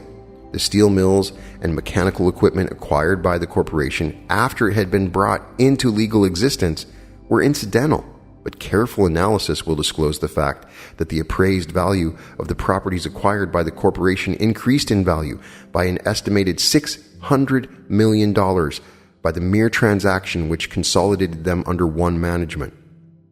In other words, Charles M. Schwab's idea plus the faith which he conveyed it to the minds of J.P. Morgan and the others was marketed for a profit of approximately $600 million. Not an insignificant sum for a single idea. What happened to some of the men who took their share of the millions of dollars of profit made by this transaction is a matter with which we are not now concerned. The important feature of the astounding achievement is that it serves as unquestionable evidence of the soundness of the philosophy described in this book, because this philosophy was the warp and the woof of the entire transaction. Moreover, the practicability of the philosophy has been established by the fact that the United States Steel Corporation prospered and became one of the richest and most powerful corporations in America, employing thousands of people, developing new uses for steel, and opening new markets, thus providing that the $600 million in profit, which the Schwab idea produced, was earned. Riches begin in the form of thought. The amount is limited only by the person in whose mind the thought is put into motion. Faith removes limitations. Remember this when you are ready to bargain with life for whatever it is that you ask as your price for having passed this way. Remember also that the man who created the United States Steel Corporation was practically unknown at that time. He was merely Andrew Carnegie's man Friday, until he gave birth to his famous idea. After that, he quickly rose to a position of power, fame, and riches. This particular chapter really ties into the first two chapters and describes the powerful concept of faith. It's important to note that Napoleon Hill emphasizes at the beginning of this chapter autosuggestion as a component of faith. And while that may sound somewhat generic, it really isn't. The idea is that you can create faith when you do not have faith by programming the subconscious through repetition of affirmation. As he says, repetition of affirmation of orders to your subconscious mind is the only known method of voluntary development of the emotion of faith. We've discussed affirmation many times. In this particular case, this is a use of affirmation to change your belief system and faith, as he explains here, which is very powerful. He also states that faith is the starting point of all accumulation of riches, is the basis of all miracles, is the only known antidote for failure, is the element, the chemical which, when mixed with prayer, gives one direct communication with infinite intelligence. So, the idea of faith is that you are already in possession of the material thing that you're demanding. It just hasn't arrived yet. An expectation that everything will work out as you are thinking, as he emphasizes here. Thoughts which are mixed with any of the feelings or emotions become magnetic when combined with faith. The story that he gives here is an example of that. Charles M. Schwab had the faith in his idea, and the faith which he brought into his speech and that was heard by all those other people is the reason he was able to sell this idea. Now, there is a self-confidence formula in this chapter that is very important. You can almost read it as an affirmation, stating that I know that I have the ability to achieve the object of my definite purpose in life. Therefore, I demand of myself persistent, continuous action toward its attainment, and I here and now promise to render such action. I realize the dominating thoughts of my mind will eventually reproduce themselves in outward physical action and gradually transform themselves into physical reality. Therefore, I will concentrate my thoughts for 30 minutes daily upon the task of thinking of the person I intend to become, thereby creating in my mind a clear mental picture of that person. The use of affirmation here is important because he is not only stating a belief to program his subconscious mind, he is guiding himself towards actions that he needs to take in the future, stating in his affirmation that he will spend 30 minutes daily upon the task of thinking of the person I intend to become. He also, in another portion of this affirmation, emphasizes spending 10 minutes a day on self-confidence. Self-confidence is linked to faith in this chapter. The idea that you're confident in something, you expect it to happen, and this is a formula that he will repeat throughout the book, and it's incredibly powerful when you look at faith as something that's achievable. As many people who have consumed this book and have spoken with me directly say, I see that it could work, but I just don't have faith. And they base that faith on their experiences of the past or whatever situation that they are in. And what Napoleon Hill is saying, forget about what your experience has been and what even you believe now. You can change those beliefs and you can create this faith through auto-suggestion. There are no limitations to the mind except those we acknowledge. Both poverty and riches are the offspring of thought. Chapter 4. Autosuggestion, the medium for influencing the subconscious mind, the third step toward riches. Autosuggestion is a term which applies to all suggestions and all self-administered stimuli which reach one's mind through the five senses. Stated in another way, autosuggestion is self-suggestion. It is the agency of communication between the part of the mind where conscious thought takes place and that which serves as the seat of action for the subconscious mind. Through the dominating thoughts which one permits to remain in the conscious mind, whether these thoughts be negative or positive is immaterial. The principle of autosuggestion voluntarily reaches the subconscious mind and influences it with these thoughts. No thought, whether it be negative or positive, can enter the subconscious mind without the aid of the principle of autosuggestion. With the exception of thoughts picked up from the ether, stated differently, all sense impressions which are perceived through the five senses are stopped by the conscious thinking mind and may be either passed on to the subconscious mind or rejected at will. The conscious faculty serves, therefore, as an outer guard to the approach of the subconscious. Nature has so built man that he has absolute control over the material which reaches his subconscious mind through his five senses, although this is not meant to be constructed as a statement that man always exercises this control. In the great majority of instances, he does not exercise it, which explains why so many people go through life in poverty. Recall what has been said about the subconscious mind resembling a fertile garden spot in which weeds will grow in abundance. If the seeds of more desirable crops are not sown therein, autosuggestion is the agency of control through which an individual may voluntarily feed his subconscious mind on thoughts of a creative nature, or by neglect, permit thoughts of a destructive nature to find their way into this rich garden of the mind. You were instructed in the last of the 6 steps described in the chapter on desire to read aloud twice daily the written statement of your desire for money, and to see and feel yourself already in possession of the money. By following these instructions, you communicate the object of your desire directly to your subconscious mind in a spirit of absolute faith. Through repetition of this procedure, you voluntarily create thought habits which are favorable to your efforts to transmute desire into its monetary equivalent. Go back to these 6 steps described in Chapter 2 and read them again very carefully before you proceed further.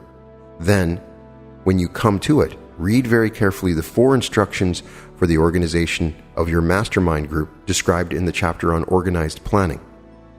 By comparing these 2 sets of instructions with that which has been stated on autosuggestion, you of course will see the instructions involve the application of the principle of autosuggestion. Remember, therefore, when reading aloud the statement of your desire, through which you are endeavoring to develop a money consciousness, that the mere reading of the words is of no consequence unless you mix emotion or feeling with your words. If you repeat 1,000,000 times the famous Emile Coué formula, day by day, in every way, I'm getting better and better, without mixing emotion and faith with your words, you will experience no desirable results. Your subconscious mind recognizes and acts upon only thoughts which have been well mixed with emotion or feeling. This is a fact of such importance as to warrant repetition in practically every chapter, because the lack of understanding of this is the main reason the majority of people who try to apply the principle of autosuggestion get no desirable results. Plain, unemotional words do not influence the subconscious mind. You will get no appreciable results until you learn to reach your subconscious mind with thoughts or spoken words which have been well emotionalized with belief. Do not become discouraged if you cannot control and direct your emotions the first time you try to do so. Remember, there is no such possibility as something for nothing. Ability to reach and influence your subconscious mind has its price, and you must pay that price. You cannot cheat even if you desire to do. The price of ability to influence your subconscious mind is everlasting persistence in applying the principles described here. You cannot develop the desired ability for a lower price. You and you alone must decide whether or not the reward for which you are striving, the money conscious, is worth the price you must pay for it in effort.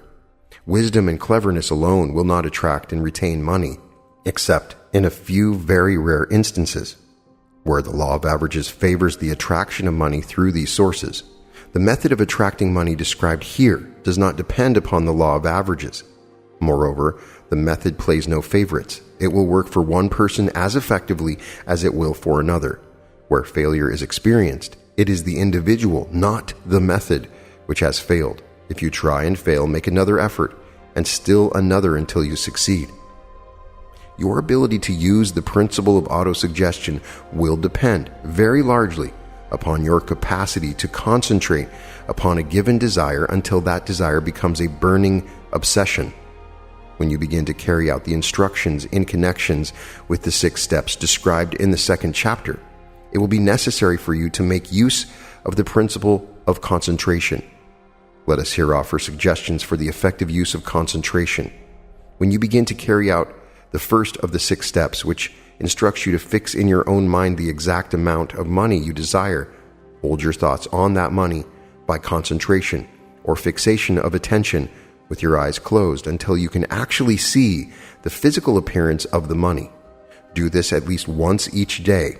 As you go through these exercises, follow the instructions given in the chapter on faith and see yourself actually in possession of the money. Here is a most significant fact. The subconscious mind takes any orders given it in a spirit of absolute faith and acts upon those orders, although the orders often have to be presented over and over again through repetition before they are interpreted by the subconscious mind. Following the preceding statement, consider the possibility of playing a perfectly legitimate trick on your subconscious mind by making it believe, because you believe it, that you must have the amount of money you are visualizing, that this money is already awaiting your claim, that the subconscious mind must hand over to you practical plans for acquiring the money which is yours. Hand over the thought suggested in the preceding paragraph to your imagination and see what your imagination can or will do to create practical plans for the accumulation of money through transmutation of your desire. Do not wait for a definite plan through which you intend to exchange services or merchandise in return for the money you are visualizing, but begin at once to see yourself in possession of the money, demanding and expecting, meanwhile, that your subconscious mind will hand over the plan or plans you need. Be on the alert for these plans, and when they appear, put them into action immediately. When the plans appear, they will probably flash into your mind through the sixth sense in the form of an inspiration. This inspiration may be considered a direct telegram or message from infinite intelligence. Treat it with respect and act upon it as soon as you receive it. Failure to do this will be fatal to your success. In the fourth of the 6 steps, you are instructed to create a definite plan for carrying out your desire and begin at once to put this plan into action. You should follow the instruction in the manner described in the preceding paragraph. Do not trust your reason when creating your plan for accumulating money through the transmutation of desire. Your reason is faulty. Moreover, your reasoning faculty may be lazy, and if you depend entirely upon it to serve you, it may disappoint you. When visualizing the money you intend to accumulate with closed eyes, see yourself rendering the service or delivering the merchandise you intend to give in return for this money. This is important. Summary of instructions. The fact that you are reading this book is an indication that you earnestly seek knowledge. It is also an indication that you are a student of this subject. If you're only a student, there is a chance that you may learn much that you did not know, but you will learn only by assuming an attitude of humility. If you choose to follow some of the instructions but neglect or refuse to follow others, you will fail. To get satisfactory results, you must follow all instructions in a spirit of faith. The instructions given in connection with the 6 steps in the 2nd chapter will now be summarized and blended with the principles covered by this chapter as follows. First, go into some quiet spot, preferably in bed at night, where you will not be disturbed or interrupted. Close your eyes and repeat aloud so you may hear your own words the written statement of the amount of money you intend to accumulate, the time limit for its accumulation, and a description of the service or merchandise you intend to give in return for the money. As you carry out these instructions, see yourself already in possession of the money. For example, suppose that you intend to accumulate $50,000 by the 1st of January. 5 years hence, that you intend to give personal services in return for the money. In the capacity of a salesman, your written statement of your purpose should be similar to the following. By the 1st day of January 19th, I will have in my possession $50,000, which will come to me in various amounts from time to time during the interim. In return for this money, I will give the most efficient service of which I am capable, rendering the fullest possible quantity and the best possible quality of service in the capacity of salesman and describe the service or merchandise you intend to sell. I believe that I will have this money in my possession. My faith is so strong that I can now see this money before my eyes. I can touch it with my hands. It is now awaiting transfer to me at this time, and in the proportion that I deliver the service I intend to render in return for it. I am awaiting a plan by which to accumulate this money, and I will follow that plan when it is received. Second, repeat this program night and morning until you can see in your imagination the money you intend to accumulate. And third, place a written copy of your statement where you can see it night and morning and read it just before retiring and upon arising until it has been memorized. Remember, as you carry out these instructions, that you're applying the principle of autosuggestion for the purpose of giving orders to your subconscious mind. Remember also that your subconscious mind will act only upon instructions which are emotionalized and handed over to it with feeling. Faith is the strongest and most productive of the emotions. Follow the instructions given in the chapter on faith. These instructions may at first seem abstract. Do not let this disturb you. Follow the instructions no matter how abstract or impractical they may at first appear to be. The time will soon come if you do as you have been instructed, in spirit as well as in act, when a whole new universe of power will unfold to you. Skepticism in connection with all new ideas is characteristic of all human beings. But if you follow the instructions outlined, your skepticism will soon be replaced by belief. And this in turn will soon become crystallized into absolute faith.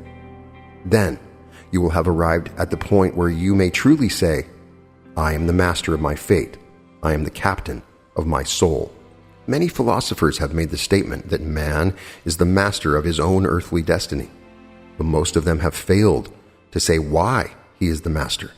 The reason that man may be the master of his own earthly status, and especially his financial status, is thoroughly explained in this chapter.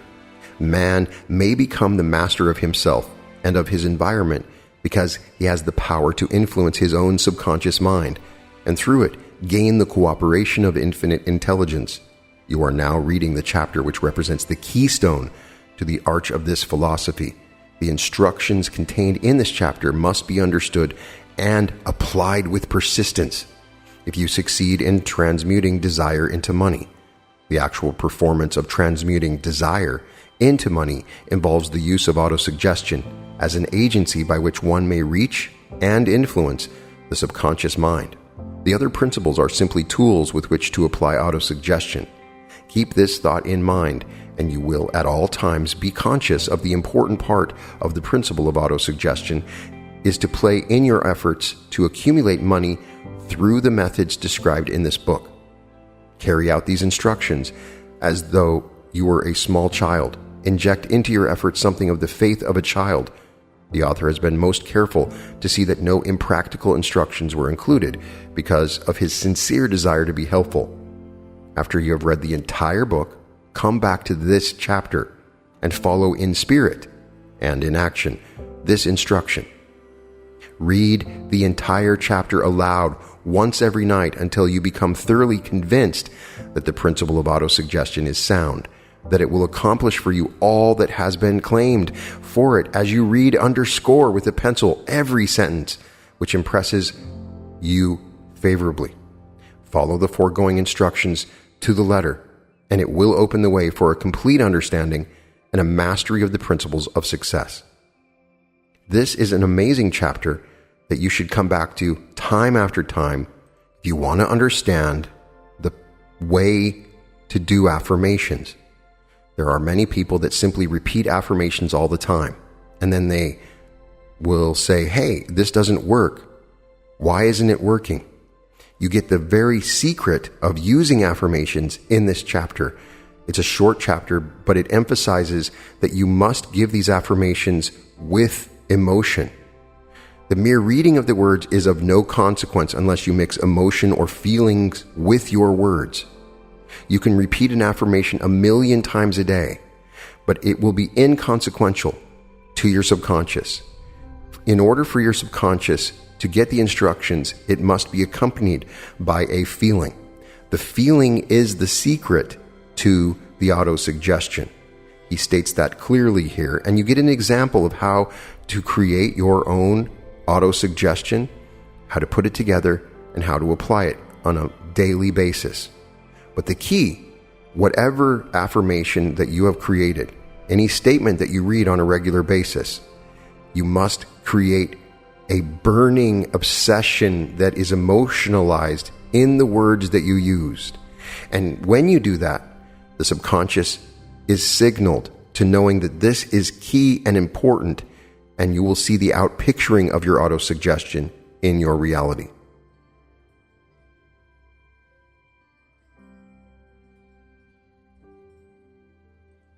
Chapter 5. Specialized Knowledge. Personal experiences or observations, the fourth step towards riches. There are two kinds of knowledge. One is general, the other is specialized. General knowledge, no matter how great in quantity or variety it may be, is of but little use in the accumulation of money. The faculties of the great universities possess, in the aggregate, practically every form of general knowledge known to civilization. Most of the professors have but little or no money. They specialize on teaching knowledge, but they do not specialize on the organization or the use of knowledge.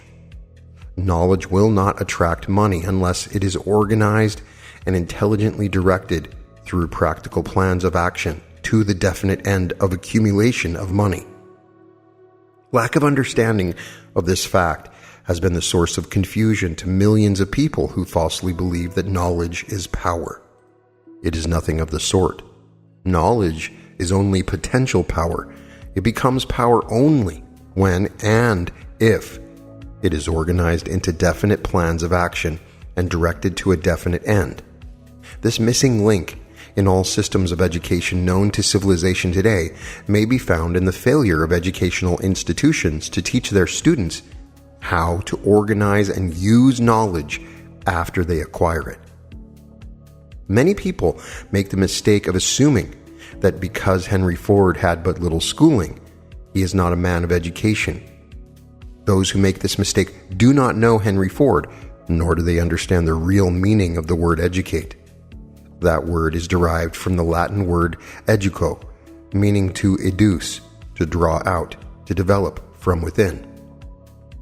An educated man is not necessarily one who has an abundance of general or specialized knowledge.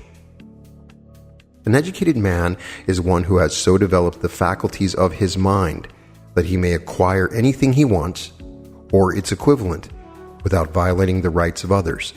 Henry Ford comes well within the meaning of this definition. During the World War, a Chicago newspaper published certain editorials in which, among other statements, Henry Ford was called an ignorant pacifist. Mr. Ford objected to the statements and brought suit against the paper for libeling him. When the suit was tried in the courts, the attorneys for the paper pleaded justification and placed Mr. Ford himself on the witness stand for the purpose of proving to the jury that he was ignorant. The attorneys asked Mr. Ford a great variety of questions, all of them intended to prove by his own evidence that while he might possess considerable specialized knowledge pertaining to the manufacture of automobiles, he was, in the main, ignorant. Mr. Ford was plied with such questions as the following. Who was Benedict Arnold? And how many soldiers did the British send over to America to put down the rebellion of 1776? In answer to the last question, Mr. Ford replied, I do not know the exact number of soldiers the British sent over, but I've heard that it was a considerably larger number than ever went back. Finally, Mr. Ford became tired of this line of questioning, and in reply to a particularly offensive question, he leaned over, pointed his finger at the lawyer who has asked the question, and said, If I should really want to answer the foolish question you have just asked, or any of the other questions you've been asking me, let me remind you that I have a row of electric push buttons on my desk, and by pushing the right button, I can summon to my aid men who can answer any question I desire to ask concerning the business to which I am devoting most of my efforts. Now, will you kindly tell me why I should clutter up my mind with general knowledge for the purpose of being able to answer questions when I have men around me who can supply any knowledge I require? There certainly was good logic to that reply. That answer floored the lawyer. Every person in the courtroom realized it was the answer, not of an ignorant man, but a man of education. Any man is educated who knows where to get knowledge when he needs it, and how to organize that knowledge into definite plans of action. Through the assistance of his mastermind group, Henry Ford had at his command all the specialized knowledge he needed to enable him to become one of the wealthiest men in America. It was not essential that he have this knowledge in his own mind. Surely no person who has sufficient inclination and intelligence to read a book of this nature can possibly miss the significance of this illustration. Before you can be sure of your ability to transmute desire into its monetary equivalent, you will require specialized knowledge of the service, merchandise, or profession which you intend to offer in return for fortune. Perhaps you may need much more specialized knowledge than you have the ability or the inclination to acquire, and if this should be true, you may bridge your weakness through the aid of your mastermind group. Andrew Carnegie stated that he personally knew nothing about the technical end of the steel business. Moreover, he did not particularly care to know anything about it. The specialized knowledge which he required for the manufacture and marketing of steel he found available through the individual units of his mastermind group. The accumulation of great fortunes calls for power, and power is acquired through highly organized and intelligently directed specialized knowledge. But that knowledge does not necessarily have to be in the possession of the man who accumulates the fortune. The preceding paragraph should give hope and encouragement to the man with ambition to accumulate a fortune who has not possessed himself of the necessary education to supply such specialized knowledge as he may require. Men sometimes go through life suffering from inferiority complexes because they are not men of education. The man who can organize and direct a mastermind group of men who possess knowledge useful in the accumulation of money is just as much a man or woman of education as any man or woman in the group. Remember this, if you suffer from a feeling of inferiority because your schooling has been limited. Thomas A. Edison had only 3 months of schooling during his entire life. He did not lack education, neither did he die poor. Henry Ford had less than a 6th grade schooling, but he has managed to do pretty well by himself financially. Specialized knowledge is among the most plentiful and the cheapest form of service which may be had. If you doubt this, consult the payroll of any university. It pays to know how to purchase knowledge. First of all, decide the sort of specialized knowledge you require and the purpose for which it is needed. To a large extent, your major purpose in life, the goal toward which you are working, will help determine what knowledge you need. With this question settled, your next move requires that you have accurate information concerning dependable sources of knowledge. The more important of these are A. One's own experience and education. B. Experience and education available through cooperation of others, or mastermind alliance. C. Colleges and universities. D. Public libraries, through books and periodicals in which may be found all the knowledge organized by civilization. E. Special training courses, through night schools and home study schools in particular. As knowledge is acquired, it must be organized and put into use for a definite purpose through practical plans. Knowledge has no value except that which can be gained from its application towards some worthy end. This is one reason why college degrees are not valued more highly. They represent nothing but miscellaneous knowledge. If you contemplate taking additional schooling, first determine the purpose for which you want the knowledge you are seeking.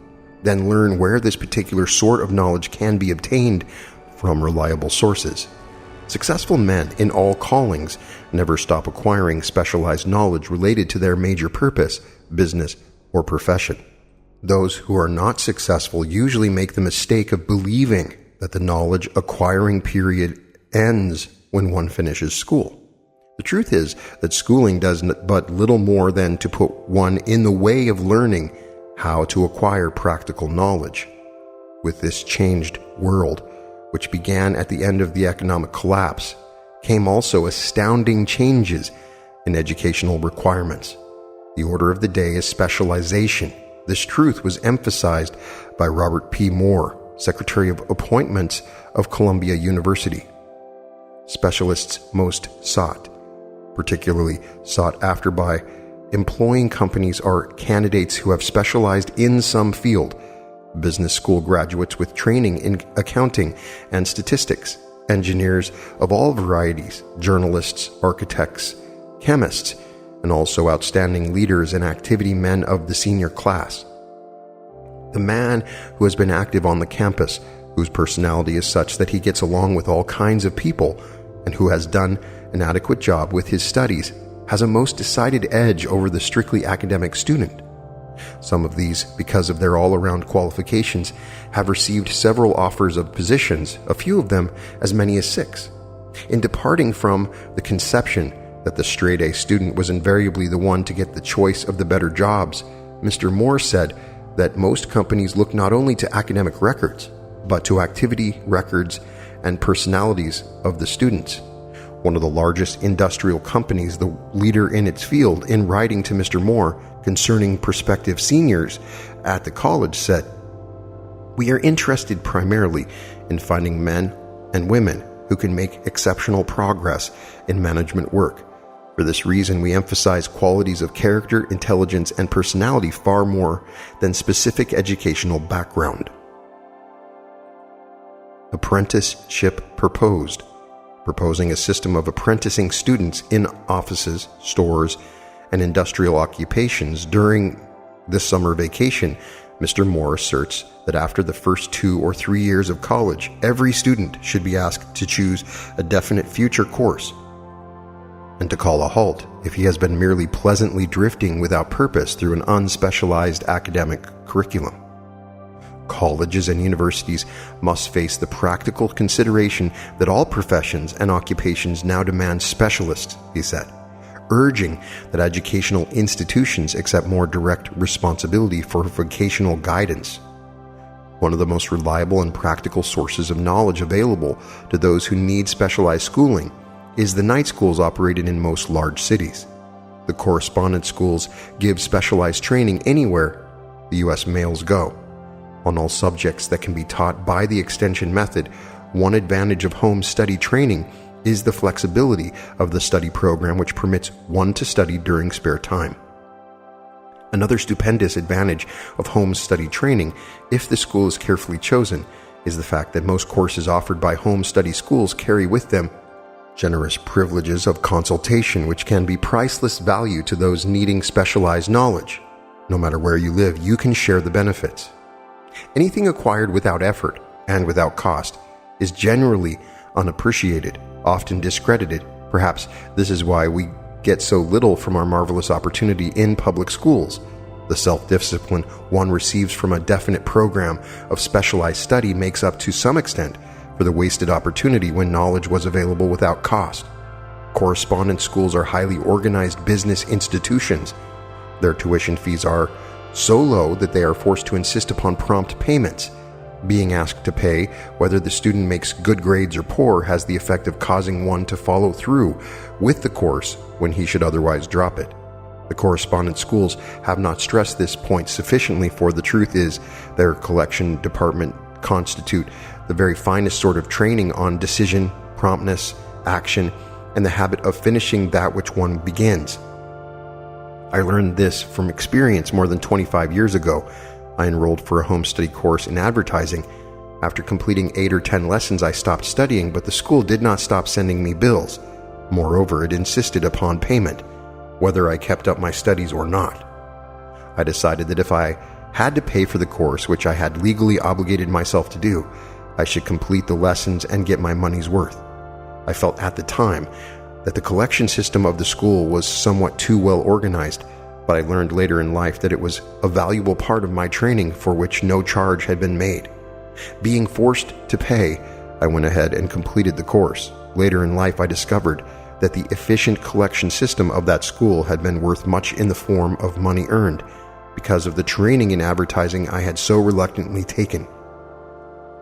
We have in this country what is said to be the greatest public school system in the world. We have invested fabulous sums for fine buildings. We have provided convenient transportation for children's living in the rural districts, so they may attend the best schools. But there is one astounding weakness to this marvelous system. It is free. One of the strange things about human beings is they value only that which has a price. The free schools of America and the free public libraries do not impress people because they are free.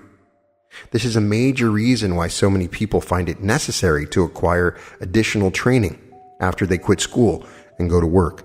It is also one of the major reasons why employers give greater consideration to employees who take home study courses. They have learned from experience that any person who has the ambition to give up a part of his spare time to studying at home has in him those qualities which make for leadership. This recognition is not a charitable gesture. It is sound business judgment upon the part of the employers. There is one weakness in people in which there is no remedy. It is the universal weakness of lack of ambition. Persons, especially salaried people who schedule their spare time to provide for home study, seldom remain at the bottom very long. Their action opens the way for the upward climb, removes many obstacles from their path, and gains the friendly interest of those who have the power to put them in the way of opportunity. The home study method of training is especially suited to the needs of employed people who find after leaving school that they must acquire additional specialized knowledge, but cannot spare the time to go back to school. The changed economic conditions prevailing since the Depression have made it necessary for thousands of people to find additional or new sources of income. For the majority of these, the solution to their problem may be found only by acquiring specialized knowledge. Many will be forced to change their occupations entirely. When a merchant finds that a certain line of merchandise is not selling, he usually supplants it with another that is in demand. The person whose business is that of marketing personal services may also be an efficient merchant. If his services do not bring adequate returns in one occupation, he must change to another where broader opportunities are available. Stuart Austin Weir prepared himself as a construction engineer and followed this line of work until the Depression limited his market where it did not give him the income he required. He took inventory of himself, decided to change his profession to law, went back to school, and took special courses by which he prepared himself as a corporation lawyer. Despite the fact the Depression had not ended, he completed his training, passed the bar examination, and quickly built a lucrative law practice in Dallas, Texas. In fact, he is turning away clients. Just to keep the record straight, and to anticipate the alibis of those who will say, "I couldn't go to school because I have a family to support," or "I'm too old," I will add the information that Mr. Weir was past 40 and married when he went back to school. Moreover, by carefully selecting highly specialized courses in colleges best prepared to teach the subjects chosen, Mr. Weir completed in 2 years the work for which the majority of law students require 4 years. It pays to know how to purchase knowledge. The person who stops studying merely because he has finished school is forever hopelessly doomed to mediocrity, no matter what may be his calling. The way of success is the way of continuous pursuit of knowledge. Let us consider a specific instance. During the Depression, a salesman in a grocery store found himself without a position. Having had some bookkeeping experience, he took a special course in accounting, familiarized himself with all the latest bookkeeping and office equipment, and went into business for himself. Starting with the grocer for whom he had formerly worked, he made contracts with more than 100 small merchants to keep their books at a very nominal monthly fee. His idea was so practical that he soon found it necessary to set up a portable office in a light delivery truck, which he equipped with modern bookkeeping machinery. He now has a fleet of these bookkeeping offices on wheels and employs a large staff of assistants, thus providing small merchants with accounting service equal to the best that money can buy at a very nominal cost. Specialized knowledge plus imagination were the ingredients that went into this unique and successful business. Last year, the owner of that business paid an income tax of almost 10 times as much as was paid by the merchant for whom he worked, when the Depression forced upon him a temporary adversity which proved to be a blessing in disguise. The beginning of this successful business was an idea. Inasmuch as I had the privilege of supplying the unemployed salesman with that idea, I now assumed the further privilege of suggesting another idea which has within it the possibility of even greater income. Also, the possibility of rendering useful service to thousands of people who badly need that service. The idea was suggested by the salesman who gave up selling and went into the business of keeping books on a wholesale basis. When the plan was suggested as a solution of his unemployment problem, he quickly exclaimed, "I like the idea, but I would not know how to turn it into cash." In other words, he complained he would not know how to market his bookkeeping knowledge after he acquired it. So that brought up another problem which had to be solved. With the aid of a young woman typist, clever at hand lettering, and who could put the story together, a very attractive book was prepared, describing the advantages of the new system of bookkeeping. The pages were neatly typed and pasted in an ordinary scrapbook, which was used as a silent salesman with which the story of this new business was so effectively told that its owner soon had more accounts than he could handle. There are thousands of people all over the country who need the service of a merchandising specialist capable of preparing an attractive brief for use in marketing personal services. The aggregate annual income from such a service might easily exceed that received by the largest employment agency, and the benefits of the service might be made far greater for the purchaser than any to be obtained from an employment agency. The idea here described was born of necessity to bridge an emergency which had to be covered, but it did not stop by merely serving one person. The woman who created the idea has a keen imagination. She saw in her newly born brainchild the making of a new profession, one that is destined to render valuable service to thousands of people who need practical guidance in marketing personal services. Spurred to action by the instantaneous success of her first prepared plan to market personal services, this energetic woman turned next to the solution of a similar problem for her son, who had just finished college, but had been totally unable to find a market for his services. The plan she originated for his use was the finest specimen of merchandising of personal services I have ever seen. When the plan book had been completed, it contained nearly 50 pages of beautifully typed, properly organized information, telling the story of her son's native ability, schooling, personal experiences, and a great variety of other information too extensive for description. The plan book also contained a complete description of the position her son desired, together with a marvelous word picture of the exact plan he would use in filling the position. The preparation of the book required several weeks' labor, during which time its creator sent her son to the public library almost daily to procure data needed in selling his services to best advantage. She sent him also to all the competitors of his prospective employer and gathered from them vital information concerning their business methods, which was of great value in the formation of the plan he intended to use in filling the position he sought. When the plan had been finished, it contained more than half a dozen very fine suggestions for the use and benefits of the prospective employer. The suggestions were put into use by the company. One may be inclined to ask, why go to all this trouble to secure a job? The answer is straight to the point. Also, it is dramatic because it deals with a subject which assumes the proportion of a tragedy with millions of men and women whose sole source of income is personal services. The answer is doing a thing well never is trouble. The plan prepared by this woman for the benefit of her son helped him get the job for which he applied at the first interview at a salary fixed by himself. Moreover, and this too is important, the position did not require the young man to start at the bottom. He began as a junior executive at an executive's salary. Why go to all this trouble, do you ask? Well, for one thing, the planned presentation of this young man's application for a position clipped off no less than 10 years of time he would have required to get where he began, had he started at the bottom and worked his way up.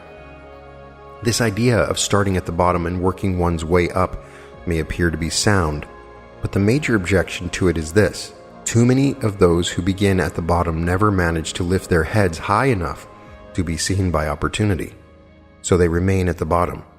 It should be remembered also that the outlook from the bottom is not so very bright or encouraging. It has a tendency to kill off ambition. We call it getting into a rut. which means that we accept our fate because we form the habit of daily routine, a habit that finally becomes so strong we cease to try to throw it off. And that is another reason why it pays to start 1 or 2 steps above the bottom. By so doing, one forms the habit of looking around, of observing how others get ahead, of seeking opportunity, and of embracing it without hesitation.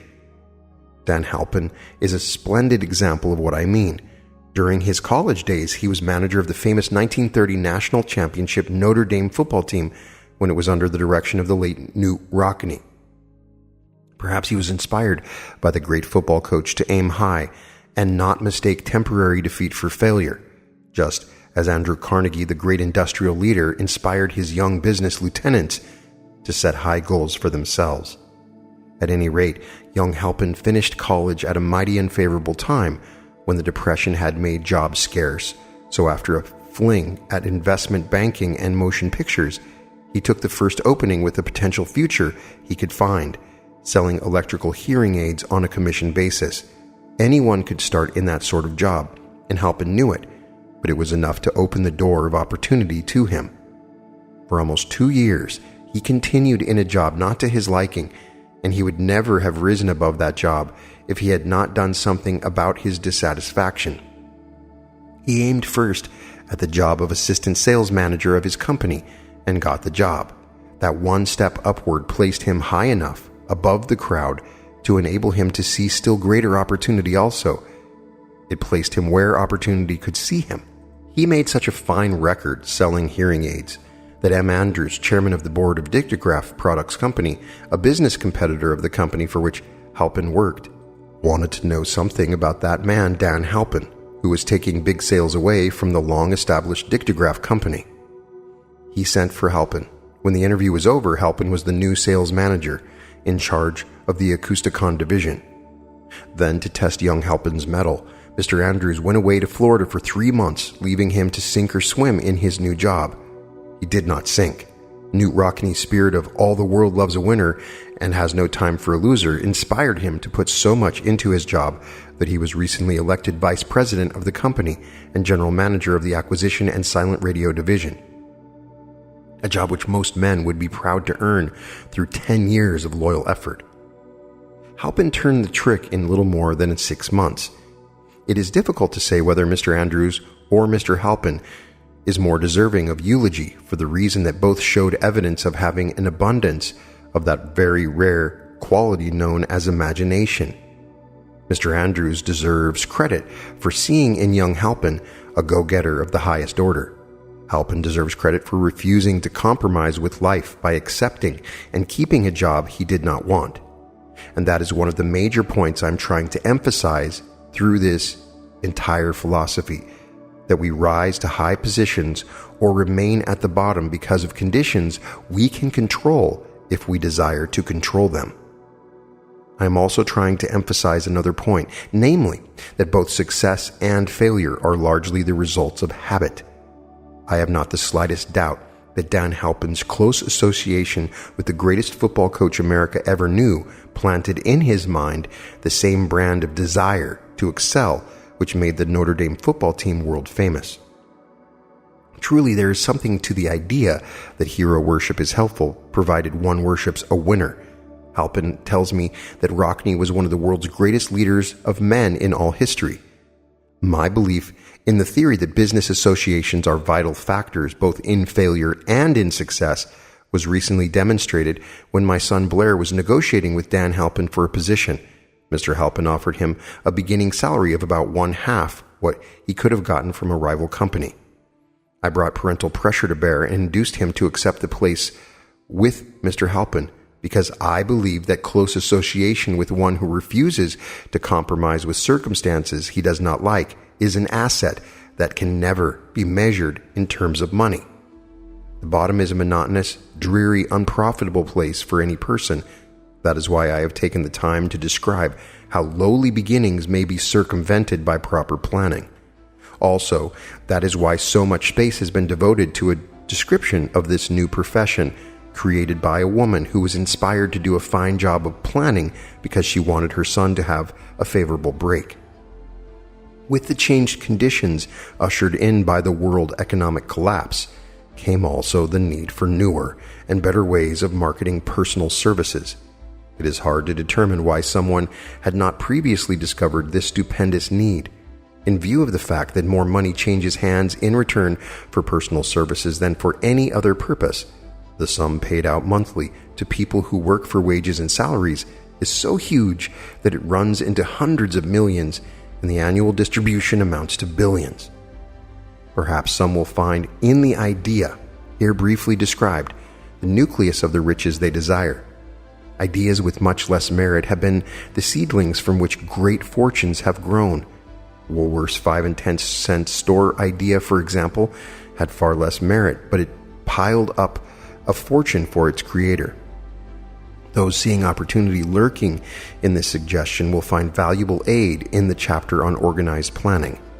Incidentally, an efficient merchandiser of personal services would find a growing demand for his services wherever there are men and women who seek better markets for their services.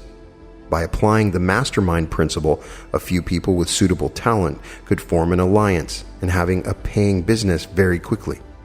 One would need to be a fair writer with a flair for advertising and selling, one handy at typing and hand lettering, and one should be a first-class business getter who would let the world know about the service. If one person possessed all these abilities, he might carry on this business alone until it outgrew him. The woman who prepared the personal service sales plan for her son now receives requests from all parts of the country for her cooperation in preparing similar plans for others who desire to market their personal services for more money. She has a staff of expert typists, artists, and writers who have the ability to dramatize the case history so effectively that one's personal services can be marketed for much more money than the prevailing wages for similar services. She is so confident of her ability that she accepts as the major portion of her fee a percentage of the increased pay she helps her clients to earn. It must not be supposed that her plan merely consists of clever salesmanship by which she helps men and women to demand and receive more money for the same services they formerly sold for less pay. She looks after the interests of the purchaser as well as the seller of personal services, and so prepares her plans that the employer receives full value for the additional money he pays. The method by which she accomplishes this astonishing result is a professional secret which she discloses to no one excepting her own clients. If you have the imagination and seek a more profitable outlet for your personal services, this suggestion may be the stimulus for which you have been searching. The idea is capable of yielding an income far greater than that of the average doctor, lawyer, or engineer whose education required several years in college. The idea is saleable to those seeking new positions in practically all positions calling for managerial or executive ability, and those desiring rearrangements of incomes in their present positions. There is no fixed price for sound ideas. Back of all ideas is specialized knowledge. Unfortunately, for those who do not find riches in abundance, specialized knowledge is more abundant and more easily acquired than ideas. Because of this very truth, there is a universal demand and an ever-increasing opportunity for the person capable of helping men and women to sell their personal services advantageously. Capability means imagination, the one quality needed to combine specialized knowledge with ideas in the form of organized plans designed to yield riches. If you have imagination, this chapter may present you with an idea sufficient to serve as the beginning of the riches you desire. Remember, the idea is the main thing. Specialized knowledge may be found just around the corner, any corner. This is a very important chapter, and it makes a very critical point. You can be seeking knowledge. It does not mean you will find financial success from that knowledge. There are some people out there that have tons and tons of knowledge, but have not been able to apply their knowledge properly. It is important that you have specialized knowledge. There is a difference in the kind of knowledge that you acquire, and the example they give with Henry Ford in particular is that he did not bother himself with useless knowledge, useless trivia that he did not need. He focused on knowledge that he needed, and if there was something that he didn't know, he learned how to go get that knowledge. There are people listening to this that want to start a business. Now, this was written a long time ago, but now we have the internet.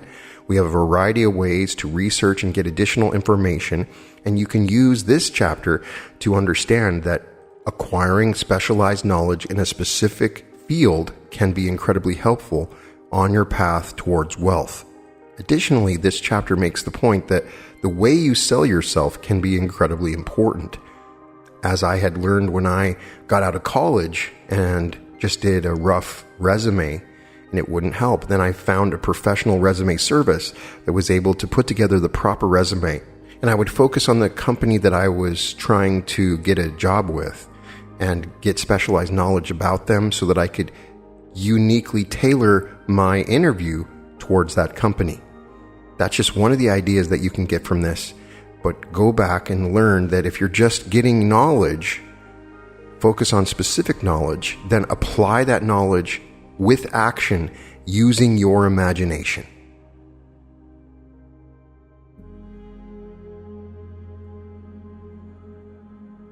Chapter 6.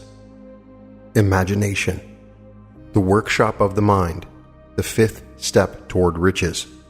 The imagination is literally the workshop wherein are fashioned all plans created by man.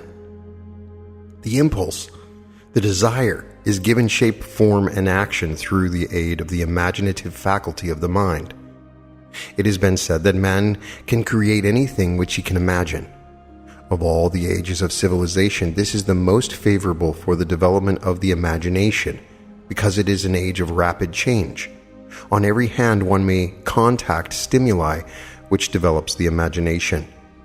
Through the aid of his imaginative faculty, man has discovered and harnessed more of nature's forces during the past 50 years than during the entire history of the human race previous to that time. He has conquered the air so completely that the birds are a poor match for him in flying. He has harnessed the ether and made it serve as a means of instantaneous communication with any part of the world. He has analyzed and weighed the sun at a distance of millions of miles and has determined, through the aid of imagination, the elements of which it consists. He has discovered that his own brain is both a broadcasting and receiving station for the vibration of thought, and he is beginning now to learn how to make practical use of this discovery. He has increased the speed of locomotion until he may now travel at a speed of more than 300 miles an hour. The time will soon come when man may breakfast in New York and lunch in San Francisco. Man's only limitation within reason lies in his development and use of his imagination. He has not yet reached the apex of development in the use of his imaginative faculty. He has merely discovered that he has an imagination and has commenced to use it in a very elementary way. Two forms of imagination. The imaginative faculty functions in two forms. One is known as synthetic imagination and the other as creative imagination. Synthetic imagination, through this faculty one may arrange old concepts, ideas, or plans into new combinations. This faculty creates nothing, it merely works with the material of experience, education, and observation with which it is fed. It is the faculty used most by the inventor, with the exception of the genius who draws upon the creative imagination when he cannot solve his problem through synthetic imagination. Creative imagination. Through the faculty of creative imagination, the finite mind of man has direct communication with infinite intelligence. It is the faculty through which hunches and inspirations are received.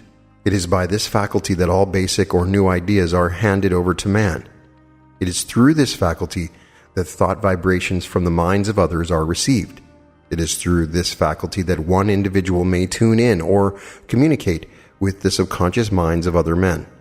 The creative imagination works automatically in the manner described in subsequent pages. This faculty functions only when the conscious mind is vibrating at an exceedingly rapid rate, as for example when the conscious mind is stimulated through the emotion of a strong desire. The creative faculty becomes more alert, more receptive to vibrations from the sources mentioned, in proportion to its development through use. This statement is significant. Ponder over it before passing on. Keep in mind, as you follow these principles, that the entire story of how one may convert desire into money cannot be told in one statement. The story will be complete only when one has mastered, assimilated, and begun to make use of all the principles.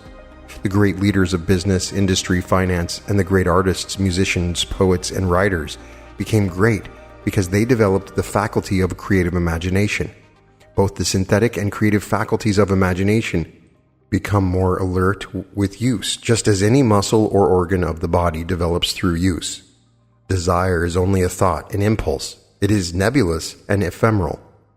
It is abstract and of no value until it has been transformed into its physical counterpart.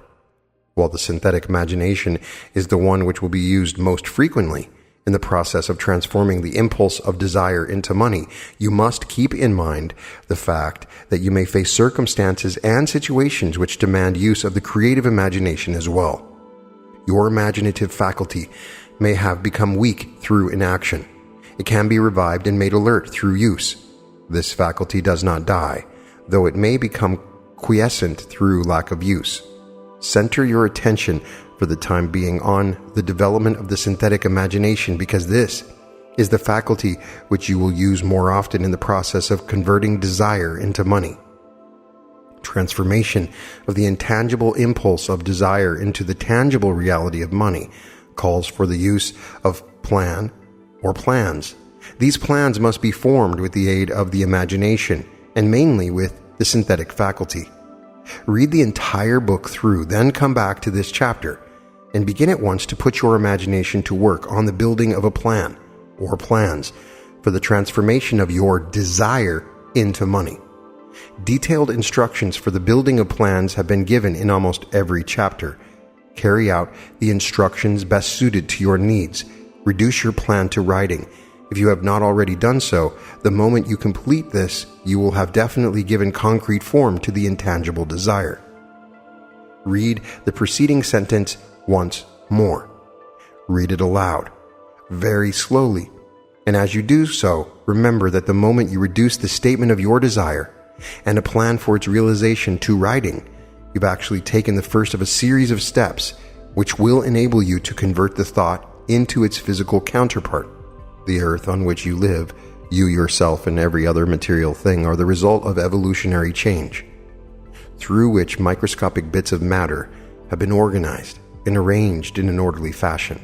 Moreover, and this statement is of stupendous importance, this earth, every one of the billions of individual cells of your body, and every atom of matter, began as an intangible form of energy. Desire is thought impulse. Thought impulses are forms of energy. When you begin with the thought impulse desire to accumulate money, you are drafting into your service the same stuff that nature used in creating this earth and every material form in the universe, including the body and brain in which the thought impulses function. As far as science has been able to determine, the entire universe consists of but two elements, matter and energy. Through the combination of energy and matter has been created everything perceptible to man, from the largest star which floats in the heavens, down to and including man himself. You are now engaged in the task of trying to profit by nature's method. You are sincerely and earnestly, we hope, trying to adapt yourself to nature's laws by endeavoring to convert desire into its physical or monetary equivalent. You can do it. It has been done before. You can build a fortune through the aid of laws which are immutable. But first, you must become familiar with these laws and learn to use them. Through repetition and by approaching the description of these principles from every conceivable angle, the author hopes to reveal to you the secret through which every great fortune has been accumulated. Strange and paradoxical as it may seem, the secret is not a secret. Nature herself advertises it in the earth on which we live, the stars, the planets suspended within our view, in the elements above and around us, in every blade of grass, and every form of life within our vision. Nature advertises this secret in the terms of biology, in the conversion of a tiny cell, so small that it may be lost on the point of a pin, into the human being now reading this line. The conversion of desire into its physical equivalent is certainly no more miraculous. Do not become discouraged if you do not fully comprehend all that has been stated, unless you have long been a student of the mind. It is not to be expected that you will assimilate all that is in this chapter upon a first reading, but you will in time make good progress. The principles which follow will open the way for understanding of imagination. Assimilate that which you understand as you read this philosophy for the first time. Then, when you reread and study it, you will discover that something has happened to clarify it and give you a broader understanding of the whole. Above all, do not stop nor hesitate in your study of these principles until you have read the book at least 3 times, for then you will not want to stop. Ideas are the beginning points of all fortunes. Ideas are products of the imagination. Let us examine a few well-known ideas which have yielded huge fortunes, with the hope that these illustrations will convey definite information concerning the method by which imagination may be used in accumulating riches. The Enchanted Kettle. 50 years ago, an old country doctor drove to town, hitched his horse, quietly slipped into a drugstore by the back door, and began dickering with the young drug clerk. His mission was destined to yield great wealth to many people. It was destined to bring to the South the most far-flung benefit since the Civil War. For more than an hour behind the prescription counter, the old doctor and the clerk talked in low tones. Then the doctor left. He went out to the buggy and brought back a large, old-fashioned kettle, a big wooden paddle used for stirring the contents of the kettle, and deposited them in the back of the store. The clerk inspected the kettle, reached into his inside pocket, took out a roll of bills, and handed it over to the doctor. The roll contained exactly $500, the clerk's entire savings. The doctor handed over a small slip of paper on which was written a secret formula. The words on that small slip of paper were worth a king's ransom, but not to the doctor. Those magic words were needed to start the kettle to boiling. But neither the doctor nor the young clerk knew what fabulous fortunes were destined to flow from that kettle. The old doctor was glad to sell the outfit for $500. The money would pay off his debts and give him freedom of mind. The clerk was taking a big chance by staking his entire life savings on a mere scrap of paper and an old kettle. He never dreamed his investment would start a kettle to overflowing with gold that would surpass the miraculous performance of Aladdin's lamp. What the clerk really purchased was an idea. The old kettle and the wooden paddle and the secret message on a slip of paper were incidental. The strange performance of that kettle began to take place after the new owner mixed with the secret instructions, an ingredient of which the doctor knew nothing. Read this story carefully. Give your imagination a test. See if you can discover what it was that the young man added to the secret message, which caused the kettle to overflow with gold. Remember, as you read, this is not a story from Arabian Nights. Here you have a story of facts, stranger than fiction, facts which began in the form of an idea. Let us take a look at the vast fortunes of gold this idea has produced. It has paid and still pays huge fortunes to men and women all over the world who distribute the contents of the kettle to millions of people. The old kettle is now one of the world's largest consumers of sugar, this providing jobs of a permanent nature to thousands of men and women engaged in growing sugarcane and in refining and marketing sugar. The old kettle consumes annually millions of glass bottles, providing jobs to huge numbers of glass workers. The old kettle gives employment to an army of clerks, stenographers, copywriters, and advertising experts throughout the nation. It has brought fame and fortune to scores of artists who have created magnificent pictures describing the product. The old kettle has converted a small southern city into the business capital of the South, where it now benefits directly or indirectly every business and practically every resident of the city. The influence of this idea now benefits every civilized country in the world, pouring out a continuous stream of gold to all who touch it. Gold from the kettle built and maintains one of the most prominent colleges of the South, where thousands of young people receive the training essential for success. The old kettle has done other marvelous things. All through the world, depression, when factories, banks, and business hours were folding up and quitting by the thousands, the owner of this enchanted kettle went marching on, giving continuous employment to an army of men and women all over the world, and paying out extra portions of gold to those who long ago had faith in the idea. If the product of that old brass kettle could talk, it would tell thrilling tales of romance in every language. Romances of love, romances of business, romances of professional men and women who are daily being stimulated by it. The author is sure of at least one such romance, for he was a part of it, and it all began not far from the very spot on which the drug clerk purchased the old kettle. It was here that the author met his wife, and it was she who first told him of the enchanted kettle. It was the product of that kettle they were drinking when he asked her to accept him for better or worse.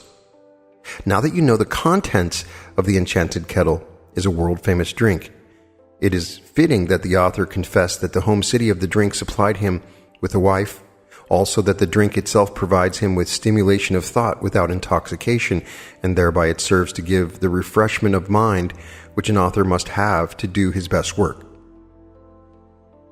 Whoever you are, wherever you live, whatever occupation you may be engaged in, just remember in the future, every time you see the words Coca-Cola, that its vast empire of wealth and influence grew out of a single idea, and that the mysterious ingredient the drug clerk Asa Candler mixed with the secret formula was imagination. Stop and think of that for a moment. Remember also that the 13 steps to riches described in this book were the media through which the influence of Coca-Cola has been extended to every city, town, village, and crossroads of the world, and that any idea you may create as sound and meritorious as Coca-Cola has the possibility of duplicating the stupendous record of this worldwide thirst killer. Truly, thoughts are things, and their scope of operation is the world itself. What do I do if I had $1 million? This story proves the truth of that old saying, where there's a will, there's a way. It was told to me by that beloved educator and clergyman, the late Frank W. Gunsalis, who began his preaching career in the Stockyards region of South Chicago. While Dr. Gunsalis was going through college, he observed many defects in our educational system, defects which he believed he could correct if he were the head of a college. His deepest desire was to become the directing head of an educational institution in which young men and women would be taught to learn by doing. He made up his mind to organize a new college in which he could carry out his ideas without being handicapped by orthodox methods of education. He needed $1 million to put the project across. Where was he to lay his hands on so large a sum of money? That was the question that absorbed most of this ambitious young preacher's thought. But he couldn't seem to make any progress. Every night, he took that thought to bed with him. He got up with it in the morning. He took it with him everywhere he went. He turned it over and over in his mind until it became a consuming obsession with him. $1 million is a lot of money. He recognized that fact, but he also recognized the truth, that the only limitation is that which one sets up in one's own mind. Being a philosopher as well as a preacher, Dr. Gunsalis recognized, as do all who succeed in life, that definiteness of purpose is the starting point from which one must begin. He recognized, too, that definiteness of purpose takes on animation, life, and power when backed by a burning desire to translate that purpose into its material equivalent. He knew all these great truths. He did not know where or how to lay his hands on $1 million. The natural procedure would have been to give up and quit, by saying, well, my idea is a good one, but I cannot do anything with it because I never can procure the necessary $1 million. That is exactly what the majority of people would have said, but it is not what Dr. Gunsalis said. What he said and what he did are so important that I now introduce him and let him speak for himself. One Saturday afternoon, I sat in my room thinking of ways and means of raising the money to carry out my plans. For nearly 2 years, I had been thinking, but I had done nothing but think. The time had come for action. I made up my mind, then and there, that I would get the necessary $1 million within a week. How? I was not concerned about that. The main thing of importance was the decision to get the money within a specified time. And I want to tell you that the moment I reached a definite decision to get the money within a specified time, a strange feeling of assurance came over me, such as I had never before experienced. Something inside me seemed to say, "Why didn't you reach that decision a long time ago? The money was waiting for you all the time." Things began to happen in a hurry. I called the newspapers and announced I would preach a sermon the following morning entitled, "What I Would Do If I Had $1 Million." I went to work on a sermon immediately, but I must tell you frankly, the task was not difficult because I had been preparing that sermon for almost 2 years. The spirit back of it was a part of me. Long before midnight, I had finished writing the sermon. I went to bed and slept with a feeling of confidence, for I could see myself already in possession of the $1 million. Next morning, I arose early, went into the bathroom, read the sermon, then knelt on my knees and asked that my sermon might come to the attention of someone who would supply the needed money. While I was praying, I again had that feeling of assurance that the money would be forthcoming. In my excitement, I walked out without my sermon and did not discover the oversight until I was in my pulpit and about ready to begin delivering it. It was too late to go back for my notes, and what a blessing that I couldn't go back. Instead, my own subconscious mind yielded the material I needed. When I arose to begin my sermon, I closed my eyes and spoke with all my heart and soul of my dreams. I not only talked to my audience, but I fancied I talked also to God. I told what I would do with $1 million if that amount were placed in my hands. I described the plan I had in mind for organizing a great educational institution where young people would learn to do practical things and at the same time develop their minds. When I finished and sat down, a man slowly arose from his seat, about 3 rows from the rear, and made his way toward the pulpit. I wondered what he was going to do. He came into the pulpit, extended his hand, and said, "Reverend, I liked your sermon. I believe you can do everything you said you would if you had $1 million. To prove that I believe in you and your sermon, if you will come to my office tomorrow, I will give you the $1 million. My name is Philip D. Armour." Young Gunseless went to Mr. Armour's office, and the $1 million was presented to him. With the money, he founded the Armour Institute of Technology. That is more money than the majority of preachers ever see in an entire lifetime. Yet, the thought impulse back of the money was created in the young preacher's mind in a fraction of a minute. The necessary $1 million came as a result of an idea. Back of the idea was a desire which young Gunseless had been nursing in his mind for almost 2 years. Observe this important fact.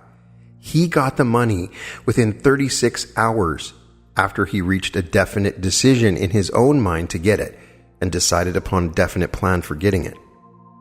There was nothing new or unique about young Gunseless' vague thinking about $1 million and weakly hoping for it.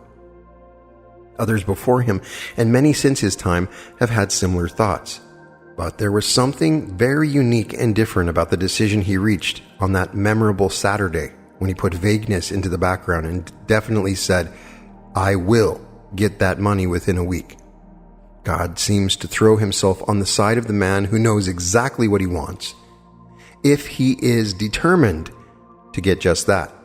Moreover, the principle through which Dr. Gunseless got his $1 million is still alive. It is available to you. This universal law is as workable today as it was when their young preacher made use of it so successfully. This book describes step by step the 13 elements of this great law and suggests how they may be put to use.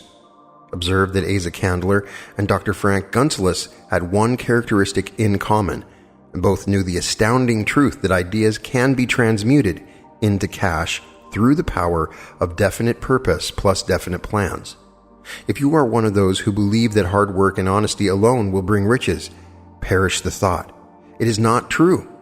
Riches, when they come in huge quantities, are never the result of hard work.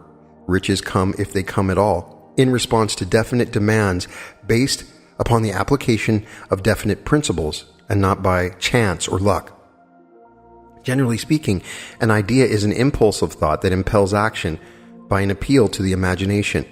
All master salesmen know that ideas can be sold where merchandise cannot. Ordinary salesmen do not know this. That is why they're ordinary. A publisher of books which sell for a nickel made a discovery that should be worth much to publishers generally. He learned that many people buy titles and not contents of the books. By merely changing the name of one book that was not moving, his sales on that book jumped upward more than 1 million copies. The inside of the book was not changed in any way. He merely ripped off the cover bearing that title that did not sell and put on a new cover with the title that had box office value. That, as simply as it may seem, was an idea. It was imagination. There is no standard price on ideas. The creator of ideas makes his own price, and, if he is smart, gets it. The moving picture industry created a whole flock of millionaires. Most of them were men who couldn't create ideas, but they had the imagination to recognize ideas when they saw them. The next flock of millionaires will grow out of the radio business, which is new and not overburdened with men of keen imagination. The money will be made by those who discover or create new and more meritorious radio programs and have the imagination to recognize merit and to give the radio listeners a chance to profit by it. The sponsor, that unfortunate victim who now pays the cost of all radio entertainment, soon will become idea conscious and demand something for his money. The man who beats the sponsor to the draw and supplies programs that render useful service is the man who will become rich in this new industry. Crooners and light chatter artists who now pollute the air with wisecracks and silly giggles will go the way of all light timbers, and their places will be taken by real artists who interpret carefully planned programs which have been designed to service the minds of men as well as provide entertainment. Here is a wide-open field of opportunity screaming its protest at the way it is being butchered because of lack of imagination and begging for rescue at any price. Above all, the thing that radio needs is new ideas. If this new field of opportunity intrigues you, perhaps you might profit by the suggestion that the successful radio programs of the future will give more attention to creating buyer audiences and less attention to listener audiences. Stated more plainly, the builder of radio programs who succeeds in the future must find practical ways to convert listeners into buyers. Moreover, the successful producer of radio programs in the future must key his features so that he can definitely show its effect upon the audience. Sponsors are becoming a bit wary of buying glib selling talks based upon statements grabbed out of thin air. They want, and in the future will demand, indisputable proof that the Who's It program not only gives millions of people the silliest giggle ever, but that the silly giggles can sell merchandise. Another thing that might as well be understood by those who contemplate entering this new field of opportunity, radio advertising is going to be handled by an entirely new group of advertising experts, separate and distinct from the old-time newspaper and magazine advertising agency men. The old-timers in the advertising game cannot read the modern radio scripts because they have been schooled to see ideas. The new radio technique demands men who can interpret ideas from a written manuscript in terms of sound. It costs the author a year of hard labor and many thousands of dollars to learn this. Radio right now is about where the moving pictures were when Mary Pickford and her curls first appeared on the screen. There is plenty of room in radio for those who can produce or recognize ideas. If the foregoing comment on the opportunities of radio has not started your idea factory at work, you had better forget it. Your opportunity is in some other field. If the comment intrigued you in the slightest degree, then go further into it, and you may find the one idea you need to round out your career. Never let it discourage you if you have no experience in radio. Andrew Carnegie knew very little about making steel. I have Carnegie's own word for this, but he made practical use of two of the principles described in this book and made the steel business yield him a fortune. The story of practically every great fortune starts with the day when a creator of ideas and a seller of ideas got together and worked in harmony. Carnegie surrounded himself with men who could do all that he could not do, men who created ideas and men who put ideas into operation, and made himself and others fabulously rich. Millions of people go through life hoping for favorable breaks. Perhaps a favorable break can get one an opportunity, but the safest plan is not to depend on luck. It was a favorable break that gave me the biggest opportunity of my life, but 25 years of determined effort had to be devoted to that opportunity before it became an asset. The break consisted of my good fortune in meeting and gaining the cooperation of Andrew Carnegie. On that occasion, Carnegie planted in my mind the idea of organizing the principles of achievement into a philosophy of success. Thousands of people have profited by the discoveries made in the 25 years of research, and several fortunes have been accumulated through the application of the philosophy. The beginning was simple. It was an idea which anyone might have developed.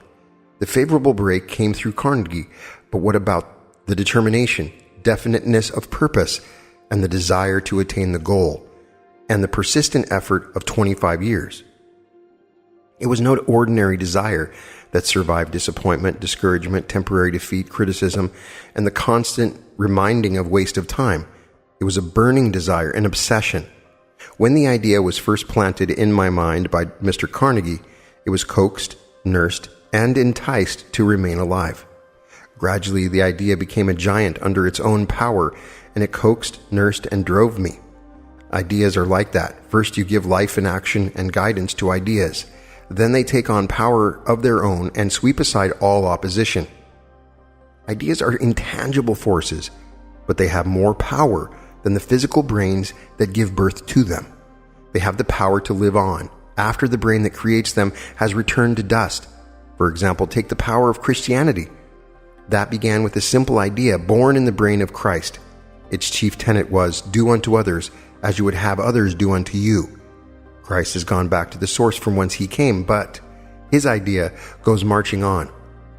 Someday it may grow up and come into its own. Then it will have fulfilled Christ's deepest desire. The idea has been developing only 2,000 years. Give it time. Many people argue that the Think and Grow Rich book is outdated and old. When you hear this chapter, you can always take the examples that are given and apply it to the modern day. When he's giving suggestions on the new industry of radio, you can consider new industries of virtual reality or other technologies that may be out at the time that you're listening to this book. The idea, and that is the key, is that you will use your imagination. Ideas will come. And once you have the idea, you can apply it using determination, definiteness of purpose, and the desire to attain a goal, and then persistent effort. There are two different kinds of imagination that are described here. This differentiation is important because Napoleon Hill is really helping you to understand the way the mind works. There is synthetic imagination, and that is an arrangement of old concepts and ideas into new combinations. We do that all the time. In many ways, that is what's going on in most imaginary scenarios. But creative imagination is when we are touching the divine. And through the faculty of creative imagination, the finite mind of man has direct communication with infinite intelligence. Many have proposed that imagination has a spiritual quality to it. Neville Goddard, Joseph Murphy are just a few of those who also document the link between infinite intelligence and imagination. If you can find ideas within your creative imagination, new ideas are given to you if you can go into the silence and open yourself to this amazing faculty. You will find the greatest riches. In my own life, in my own businesses, when I have allowed creative imagination to come into my mind when making decisions, I have had incredible hunches and inspirations and intuitions that have helped save my business, changed my business, and I have met many people that have done the same thing. This may be the most important step towards riches. Within your imagination is all the wealth that you ever wanted. But the key thing he is pointing out is it's just an idea until you take action on it and you are persistent and definite with the purpose of your action. The story that he gives of the preacher that had the idea that he could start a school with $1 million is a great example. It's just an idea in his mind, but something clicked, and Dr. Gunselus then chose that he was going to get the $1 million. He could feel the faith in it, and he took action by giving the speech and advertising the speech, and that is how he was able to obtain the $1 million. He did more than just think about it. He took a definite action and was persistent in his attempts to achieve his goal. There are many, many other examples of this in the modern day after this book has been written, where creative imagination has been applied on so many levels. Look at the owners of Google or Tesla. All of those were ideas in the mind with definiteness of purpose and persistent action, and were able to bring these desires into effect and change the world as we know it. Within you is an idea that can change the world and provide millions of dollars to you. And all you have to do is find a way of identifying it. And once you have that idea and you feel its power, take definite action with purpose and persistence. This desire will become a reality.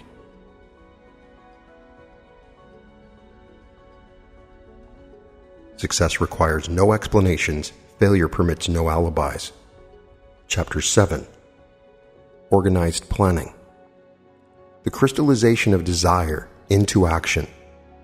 The sixth step toward riches. You have learned that everything man creates or acquires begins in the form of desire. That desire is taken on the first lap of its journey, from the abstract to the concrete, into the workshop of the imagination, where plans for its transition are created and organized. In Chapter 2, you were instructed to take 6 definite practical steps as your first move in translating the desire for money into its monetary equivalent. One of these steps is the formation of a definite practical plan or plans through which this transformation may be made. You will now be instructed how to build plans which will be practical. A. Ally yourself with a group of as many people as you may need for the creation and carrying out of your plan or plans for the accumulation of money, making use of the mastermind principle described in a later chapter. Compliance with this instruction is absolutely essential. Do not neglect it. B. Before forming your mastermind alliance, decide what advantages and benefits you may offer the individual members of your group in return for their cooperation. No one will work indefinitely without some form of compensation. No intelligent person will either request or expect another to work without adequate compensation, although this may not always be in the form of money. C. Arrange to meet with the members of your mastermind group at least twice a week, and more often if possible, until you have jointly perfected the necessary plan or plans for the accumulation of money. D. Maintain perfect harmony between yourself and every member of your mastermind group. If you fail to carry out this instruction to the letter, you may expect to meet with failure. The mastermind principle cannot obtain where perfect harmony does not prevail. Keep in mind these facts. First, you are engaged in an undertaking of major importance to you.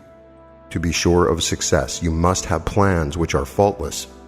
Second, you must have the advantage of the experience, education, native ability, and imagination of other minds. This is in harmony with the methods followed by every person who has accumulated a great fortune. No individual has sufficient experience, education, native ability, and knowledge to ensure the accumulation of a great fortune without the cooperation of other people. Every plan you adopt in your endeavor to accumulate wealth should be the joint creation of yourself and every other member of your mastermind group. You may originate your plans either in whole or in part, but see that those plans are checked and approved by the members of your mastermind alliance. If the first plan which you adopt does not work successfully, replace it with a new plan. If this new plan fails to work, replace it in turn with still another, and so on until you find a plan which does work. Right here is the point at which the majority of men meet with failure because of their lack of persistence in creating new plans to take the place of those which fail. The most intelligent man living cannot succeed in accumulating money, nor in any other undertaking without plans which are practical and workable. Just keep this fact in mind, and remember when your plans fail that temporary defeat is not permanent failure. It may only mean that your plans have not been sound. Build other plans, start all over again. Thomas A. Edison failed 10,000 times before he perfected the incandescent electric light bulb. That is, he met with temporary defeat 10,000 times before his efforts were crowned with success. Temporary defeat should mean only one thing: the certain knowledge that there is something wrong with your plan. Millions of men go through life in misery and poverty because they lack a sound plan through which to accumulate a fortune.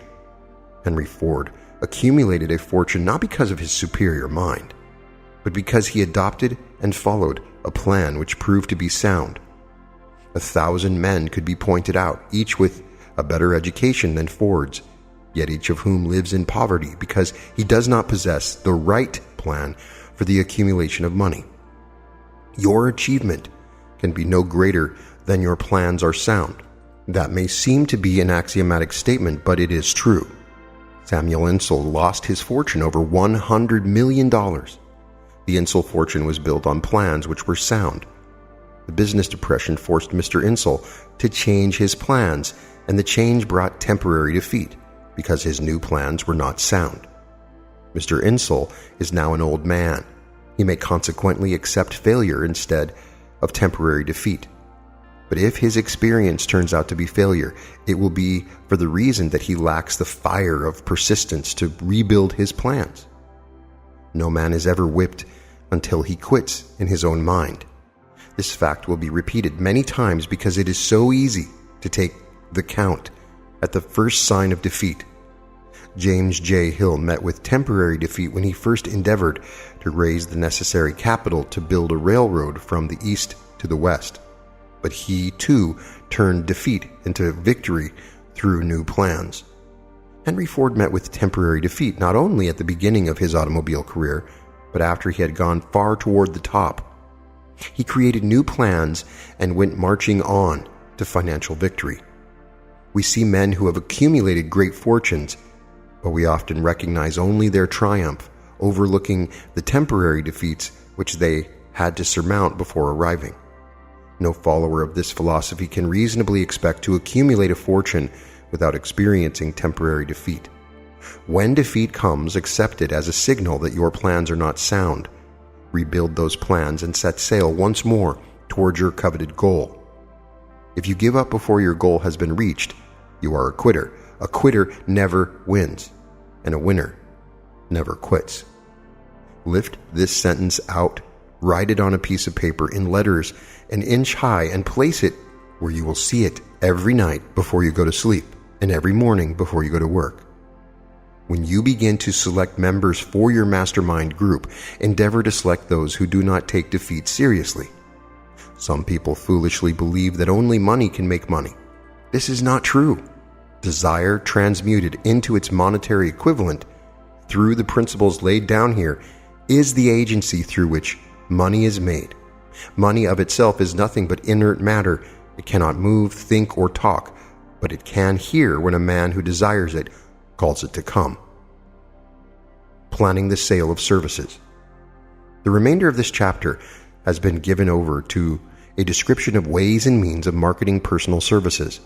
The information here conveyed will be of practical help to any person having any form of personal services to market, but it will be of priceless benefit to those who aspire to leadership in their chosen occupations. Intelligent planning is essential for success in any undertaking designed to accumulate riches. Here will be found detailed instructions to those who must begin the accumulation of riches by selling personal services. It should be encouraging to know that practically all the great fortunes begin in the form of compensation for personal services or from the sale of ideas. What else except ideas and personal services would one not possessed of property have to give in return for riches? Broadly speaking, there are two types of people in the world. One type is known as leaders, and the other as followers. Decide at the outset whether you intend to become a leader in your chosen calling or remain a follower. The difference in compensation is vast. The follower cannot reasonably expect the compensation to which a leader is entitled, although many followers make the mistake of expecting such pay. It is no disgrace to be a follower. On the other hand, it is no credit to remain a follower. Most great leaders began in the capacity of followers. They became great leaders because they were intelligent followers. With few exceptions, the man who cannot follow a leader intelligently cannot become an efficient leader. The man who can follow a leader most efficiently is usually the man who develops into leadership most rapidly. An intelligent follower has many advantages, among them opportunity to acquire knowledge from his leader. The major attributes of leadership. The following are important factors of leadership. 1. Unwavering courage based upon knowledge of self and of one's occupation. No follower wishes to be dominated by a leader who lacks self-confidence and courage. No intelligent follower will be dominated by such a leader very long. 2. Self-control. The man who cannot control himself can never control others. Self-control sets a mighty example for one's followers, which the more intelligent will emulate. 3. A keen sense of justice. Without a sense of fairness and justice, no leader can command and retain the respect of his followers. 4. Definiteness of decision. The man who wavers in his decisions shows that he is not sure of himself. He cannot lead others successfully. 5. Definiteness of plans. The successful leader must plan his work and work his plan. A leader who moves by guesswork without practical, definite plans is comparable to a ship without a rudder. Sooner or later, he will land on the rocks. 6. The habit of doing more than paid for. One of the penalties of leadership is the necessity of willingness upon the part of the leader to do more than he requires of his followers. 7. A pleasing personality. No slovenly, careless person can become a successful leader. Leadership calls for respect. Followers will not respect a leader who does not grade high on all of the factors of a pleasing personality. 8. Sympathy and understanding. The successful leader must be in sympathy with his followers. Moreover, he must understand them and their problems. 9. Mastery of detail. Successful leadership calls for mastery of details of the leader's position. 10. Willingness to assume full responsibility. The successful leader must be willing to assume responsibility for the mistakes and the shortcomings of his followers. If he tries to shift this responsibility, he will not remain the leader. If one of his followers makes a mistake and shows himself incompetent, the leader must consider that it is he who failed. 11. Cooperation. The successful leader must understand and apply the principle of cooperative effort and be able to induce his followers to do the same. Leadership calls for power, and power calls for cooperation. There are two forms of leadership. The first, and by far the most effective, is leadership by consent, of and with the sympathy of the followers. The second is leadership by force, without the consent and sympathy of the followers. History is filled with evidence that leadership by force cannot endure.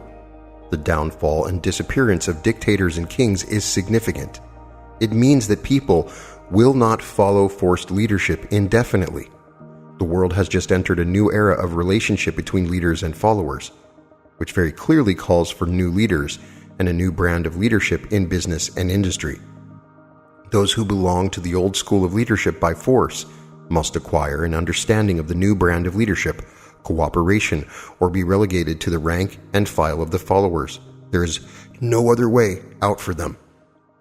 The relationship of employer and employee, or of leader and follower, in the future will be one of mutual cooperation based upon an equitable division of the profits of business. In the future, the relationship of employer and employee will be more like a partnership than it has been in the past. Napoleon, Kaiser Wilhelm of Germany, the Tsar of Russia, and the King of Spain were examples of leadership by force. Their leadership passed. Without much difficulty, one might point to the prototypes of these ex-leaders among the business, financial, and labor leaders of America who have been dethroned or slated to go. Leadership by consent of the followers is the only brand which can endure. Men may follow the forced leadership temporarily, but they will not do so willingly. The new brand of leadership will embrace the 11 factors of leadership described in this chapter, as well as some other factors. The man who makes these the basis of his leadership will find abundant opportunity to lead in any walk of life. The Depression was prolonged, largely because the world lacked leadership of the new brand. At the end of the Depression, the demand for leaders who are competent to apply the new methods of leadership has greatly exceeded the supply.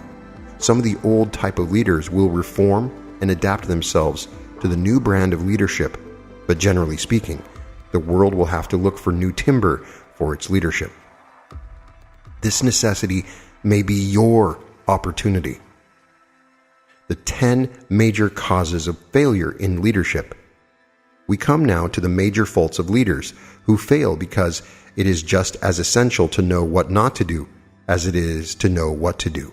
1. Inability to organize details. Efficient leadership calls for ability to organize and to master details. No genuine leader is ever too busy to do anything which may be required of him in his capacity as leader. When a man or woman, whether they are leader or follower, admits they are too busy to change their plans or to give attention to any emergency, they admit their inefficiency. The successful leader must be the master of all details connected with their position. That means, of course, that they must acquire the habit of relegating details to capable lieutenants. 2. Unwillingness to render humble service. Truly great leaders are willing, when occasion demands, to perform any sort of labor which they would ask another to perform. The greatest among ye shall be the servant of all is a truth which all able leaders observe and respect. 3. Expectation of pay for what they know instead of what they do with that which they know. The world does not pay men for that which they know. It pays them for what they do or induce others to do. 4. Fear of competition from followers. The leader who fears that one of their followers may take their position is practically sure to realize that fear sooner or later.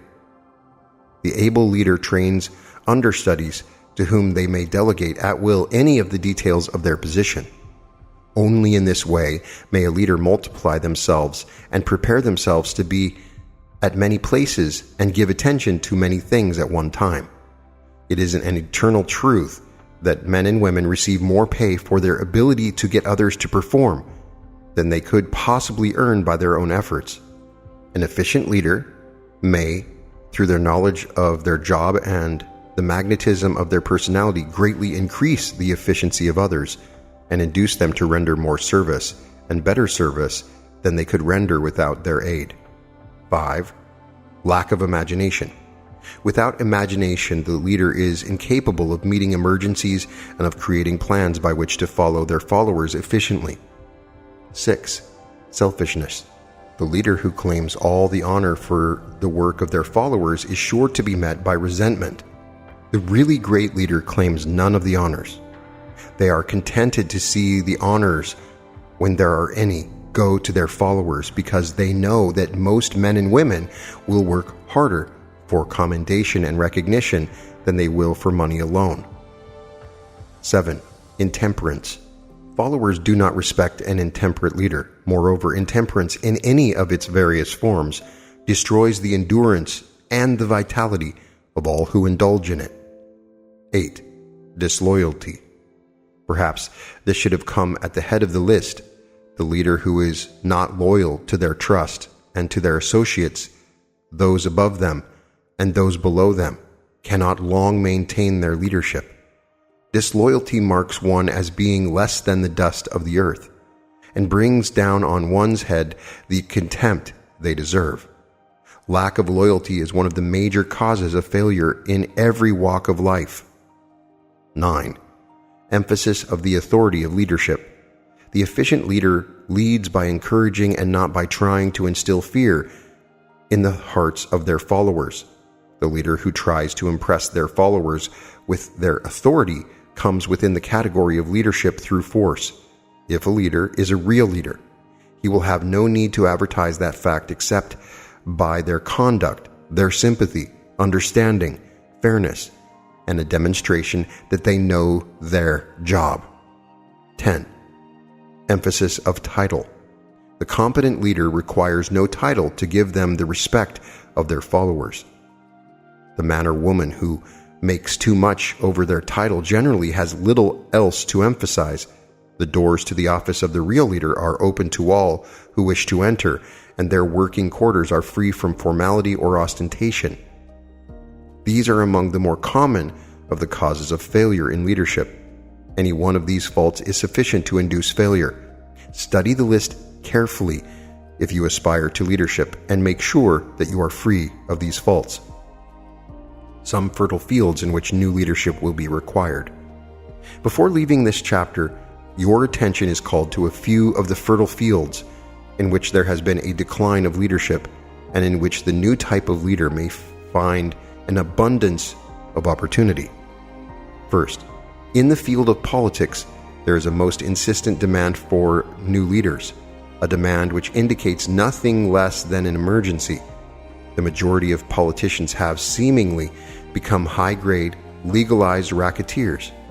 They have increased taxes and debauched the machinery of industry and business until the people can no longer stand the burden.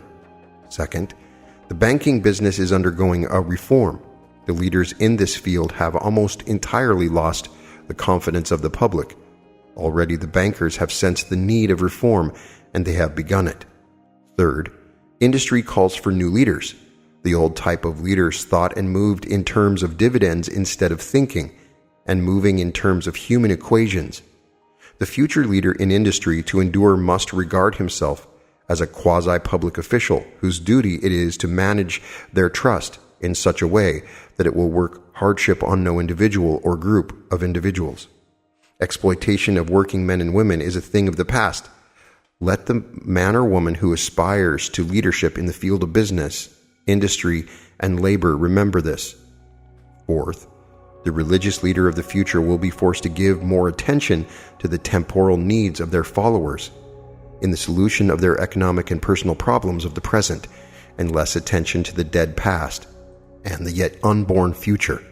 Fifth, in the profession of law, medicine, and education, a brand of leadership, and to some extent, new leaders will become a necessity. This is especially true in the field of education. The leader in that field must, in the future, find ways and means of teaching people how to apply the knowledge they receive in school. He must deal more with practice and less with theory. Sixth, new leaders will be required in the field of journalism. Newspapers of the future, to be conducted successfully, must be divorced from special privilege and relieved from the subsidy of advertising. They must cease to be organs of propaganda for the interests which patronize their advertising columns. The type of newspaper which publishes scandal and lewd pictures will eventually go the way of all forces which debauch the human mind. These are but a few of the fields in which opportunities for new leaders and a new brand of leadership are now available. The world is undergoing a rapid change. This means that the media through which the changes in human habits are promoted must be adapted to the changes. The media here described are the ones which, more than any others, determine the trend of civilization. When and how to apply for a position. The information described here is the net result of many years of experience, during which thousands of men and women were helped to market their services effectively. It can therefore be relied upon as sound and practical. Media through which services may be marketed. Experience has proved that the following media offer the most direct and effective methods of bringing the buyer and seller of personal services together. 1. Employment bureaus. Care must be taken to select only reputable bureaus, the management of which can show adequate records of achievement of satisfactory results. There are comparatively few such bureaus. 2. Advertising in newspapers, trade journals, magazines, and radio. Classified advertising may usually be relied upon to produce satisfactory results in the case of those who apply for clerical or ordinary salaried positions. Display advertising is more desirable in the case of those who seek executive connections. The copy to appear in the section of the paper which is most apt to come to the attention of the class of employer being sought. The copy should be prepared by an expert who understands how to inject sufficient selling qualities to produce replies. 3. Personal letters of application, directed to particular firms or individuals most apt to need such services as are being offered. Letters should be neatly typed always and signed by hand. With the letter should be sent a complete brief or outline of the applicant's qualifications. Both the letter of application and the brief of experience or qualifications should be prepared by an expert. See instructions as to information to be supplied. 4. Application through personal acquaintances. When possible, the applicant should endeavor to approach prospective employers through some mutual acquaintance, This method of approach is particularly advantageous in the case of those who seek executive connections and do not wish to appear to be peddling themselves. 5.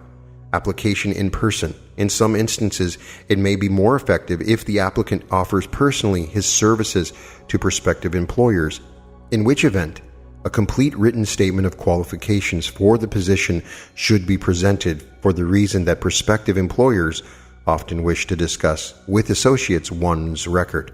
Information to be supplied in a written brief. This brief should be prepared as carefully as a lawyer would prepare the brief of a case to be tried in court. Unless the applicant is experienced in the preparation of such briefs, an expert should be consulted, and his services enlisted for this purpose. Successful merchants employ men and women who understand the art and psychology of advertising to present the merits of their merchandise. One who has personal services for sale should do the same. The following information should appear in the brief. 1. Education. State briefly but definitely what schooling you have had and in what subjects you specialized in school, giving the reasons for that specialization. 2. Experience. If you have had experience in connection with positions similar to the one you seek, describe it fully. State names and addresses of former employers. Be sure to bring out clearly any special experience you may have had which would equip you to fill the position you seek. 3. References. Practically every business firm desires to know all about the previous records, antecedents, etc. of prospective employees who seek positions of responsibility. Attached to your brief, photostatic copies of letters from A. Former employers, B. Teachers under whom you studied, C. Prominent people whose judgment may be relied upon. 4. Photograph of self. Attach to your brief a recent unmounted photograph of yourself. 5. Apply for a specific position. Avoid application for a position without describing exactly what particular position you seek. Never apply for just a position. That indicates you lack specialized qualifications. 6. State your qualifications for the particular position for which you apply. Give full details as to the reason you believe you are qualified for the particular position you seek. This is the most important detail of your application. It will determine more than anything else what consideration you receive. 7. Offer to go to work on probation. In the majority of instances, if you are determined to have the position for which you apply, it will be most effective if you offer to work for a week or a month or for a sufficient length of time to enable your prospective employer to judge your value without pay. This may appear to be a radical suggestion, but experience has proved that it seldom fails to win at least a trial. If you are sure of your qualifications, a trial is all you need. Incidentally, such an offer indicates that you have confidence in your ability to fill the position you seek. It is most convincing if your offer is accepted, and you make good more than likely you will be paid for your probation period. Make clear the fact that your offer is based upon A. Your confidence in your ability to fill the position, B. Your confidence in your prospective employer's decision to employ you after trial, C. Your determination to have the position you seek. 8. Knowledge of your prospective employer's business.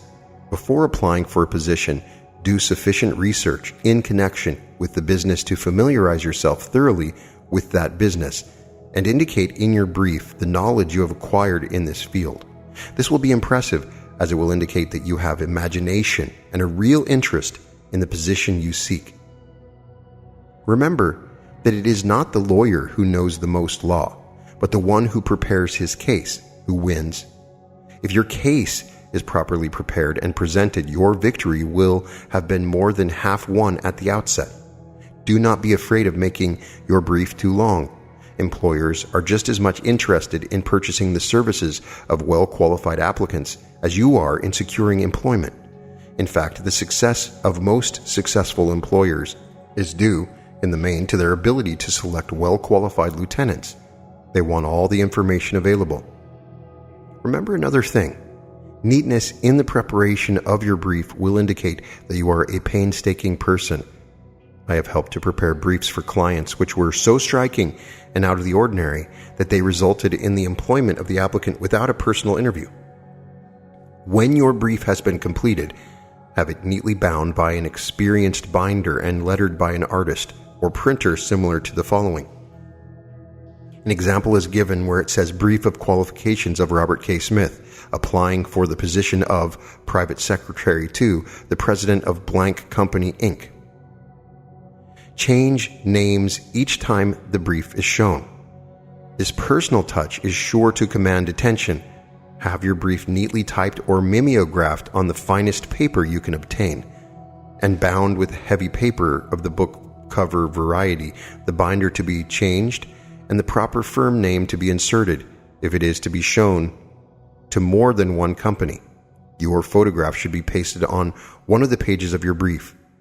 Follow these instructions to the letter, improving upon them wherever your imagination suggests. Successful salesmen groom themselves with care. They understand the first impressions are lasting. Your brief is your salesman. Give it a good suit of clothes so it will stand out in bold contrast to anything your prospective employer ever saw in the way of an application for a position. If the position you seek is worth having, it is worth going after with care. Moreover, if you sell yourself to an employer in a manner that impresses him with your individuality, you probably will receive more money for your services from the very start than you would if you applied for employment in the usual conventional way. If you seek employment through an advertising agency or an employment agency, have the agent use copies of your brief in marketing your services. This will help to gain preference for you, both with the agent and the prospective employers. How to get the exact position you desire. Everyone enjoys doing the kind of work for which he is best suited. An artist loves to work with paints, a craftsman with his hands, a writer loves to write. Those with less definite talents have their preferences for certain fields of business and industry. If America does anything well, it offers a full range of occupations, tilling the soil, manufacturing, marketing, and the professions. First, decide exactly what kind of a job you want. If the job doesn't already exist, perhaps you can create it. Second, choose the company or individual for whom you wish to work. Third, study your prospective employer as to policies, personnel, and chances of advancement. Fourth, by analysis of yourself, your talents and capabilities, figure what you can offer, and plan ways and means of giving advantages, services, developments, ideas that you believe you can successfully deliver. Fifth, forget about a job. Forget whether or not there is an opening. Forget the usual routine of have you got a job for me? Concentrate on what you can give. Sixth, once you have your plan in mind, arrange with an experienced writer to put it on paper in neat form and in full detail. Seventh, present it to the proper person with authority, and he will do the rest. Every company is looking for men who can give something of value, whether it be ideas, services, or connections. Every company has room for the man who has a definite plan of action, which is to the advantage of that company. This line of procedure may take a few days or weeks of extra time, but the difference in income, in advancement, and in gaining recognition will save years of hard work at small pay. It has many advantages, the main one being that it will often save from 1 to 5 years of time in reaching a chosen goal. Every person who starts or gets in halfway up the ladder does so by deliberate and careful planning, excepting, of course, the boss's son.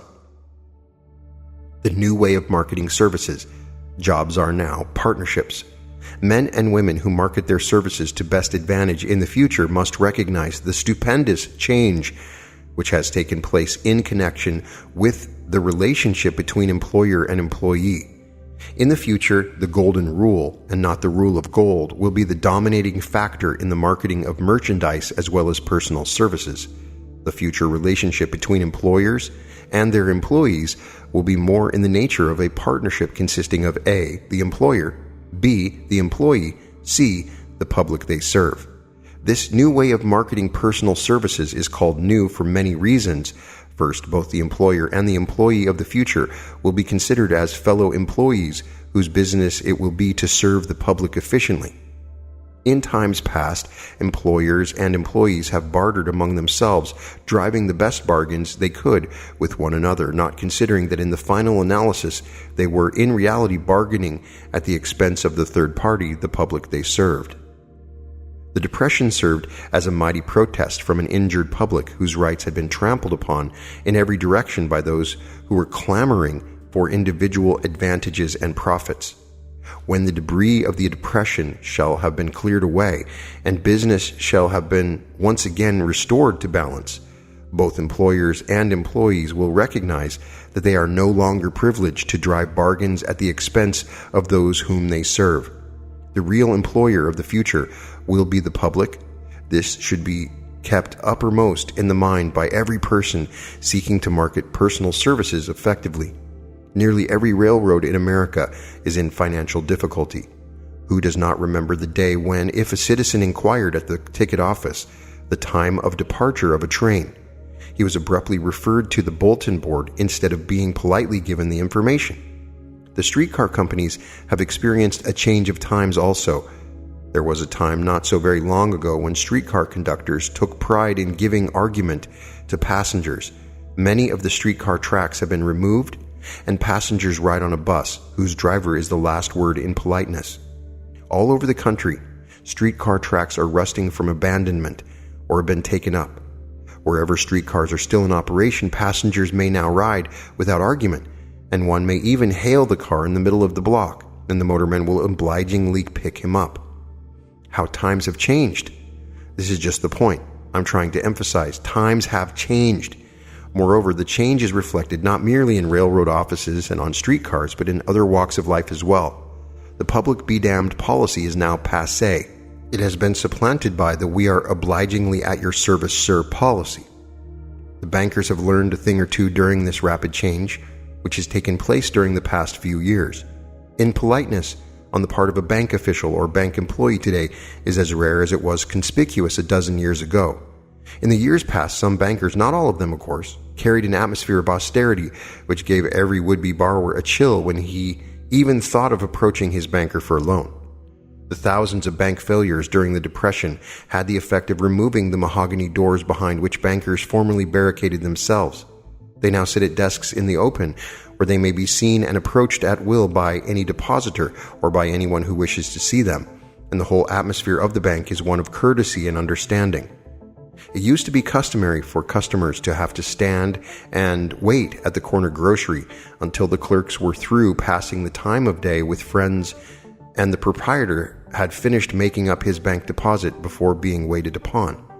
Chain stores, managed by courteous men who do everything in the way of service short of shining the customer's shoes, have pushed the old-time merchants into the background. Time marches on. Courtesy and service are the watchwords of merchandising today, and apply to the person who is marketing personal services even more directly than to the employer whom he serves. Because in the final analysis, both the employer and his employees are employed by the public they serve. If they fail to serve well, they pay by the loss of their privilege of serving. We can all remember the time when the gas meter reader pounded on the door hard enough to break the panels. When the door was opened, he pushed his way in, uninvited, with a scowl on his face, which plainly said, "What the hell did you keep me waiting for?" All that has undergone a change. The meter man now conducts himself as a gentleman who is delighted to be at your service, sir. Before the gas companies learned that their scowling meter men were accumulating liabilities never to be cleared away, the polite salesman of oil burners came along and did a land office business. During the Depression, I spent several months in the anthracite coal region of Pennsylvania studying conditions which all but destroyed the coal industry. Among several very significant discoveries was the fact that greed on the part of operators and their employees was the chief cause of the loss of business for the operators and loss of jobs for the miners. Through the pressure of a group of overzealous labor leaders representing the employees and the greed for profits on the part of the operators, the anthracite business suddenly dwindled. The coal operators and their employees drove sharp bargains with one another, adding the cost of the bargaining to the price of the coal, until finally they discovered that they had built up a wonderful business for the manufacturers of oil burning outfits and the producers of crude oil. The wages of sin is death. Many have read this in the Bible, but few have discovered its meaning.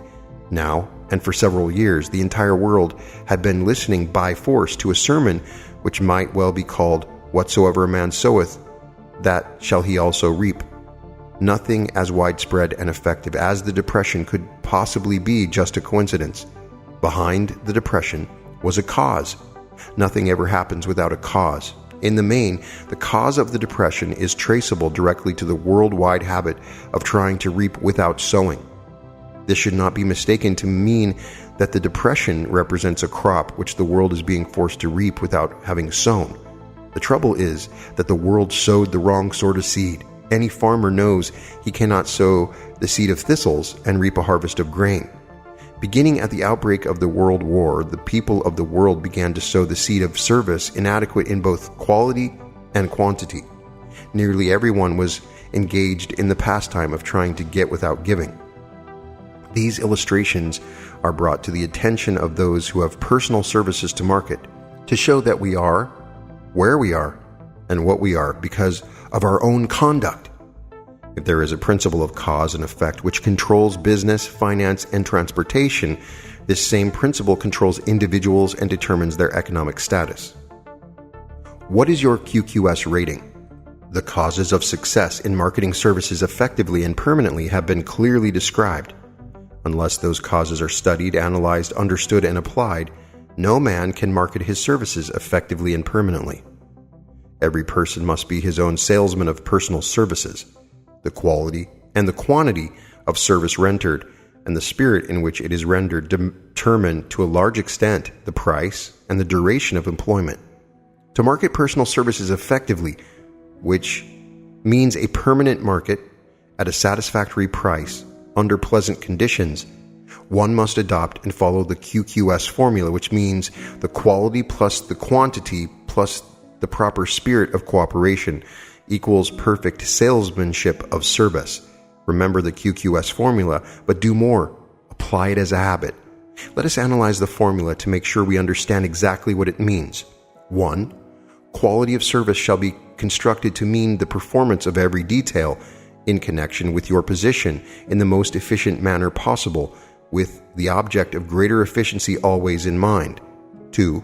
Quantity of service shall be understood to mean the habit of rendering all the service of which you are capable at all times, with the purpose of increasing the amount of service rendered as greater skill is developed through practice and experience. Emphasis is again placed on the word habit. 3. Spirit of service shall be constructed to mean the habit of agreeable, harmonious conduct, which will induce cooperation from associates and fellow employees.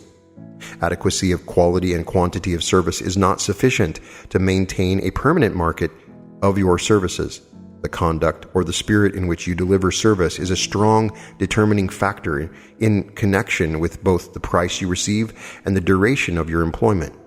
Andrew Carnegie stressed this point more than others in connection with his description of the factors which lead to success in the marketing of personal services.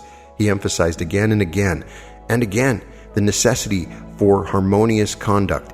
He stressed the fact that he would not retain any man, no matter how great a quantity or how efficient the quality of his work, unless he worked in a spirit of harmony. Mr. Carnegie insisted upon men being agreeable. To prove that he placed a high value upon this quality, he permitted many men who conformed to his standards to become very wealthy. Those who did not conform had to make room for others. The importance of a pleasing personality has been stressed because it is a factor which enables one to render service in the proper spirit. If one has a personality which pleases and renders service in a spirit of harmony, these assets often make up for deficiencies in both the quality and the quantity of service one renders. Nothing, however, can be successfully substituted for pleasing conduct. The capital value of your service. The person whose income is derived entirely from the sale of personal services is no less a merchant than the man who sells commodities, and it might well be added such a person is subjected to exactly the same rules of conduct as the merchant who sells merchandise. This has been emphasized because the majority of people who live by the sale of personal services make the mistake of considering themselves free from the rules of conduct and the responsibilities attached to those who are engaged in marketing commodities. The new way of marketing services has practically forced both employer and employee into partnership alliances through which both take into consideration the rights of the third party, the public they serve. The day of the go-getter has passed.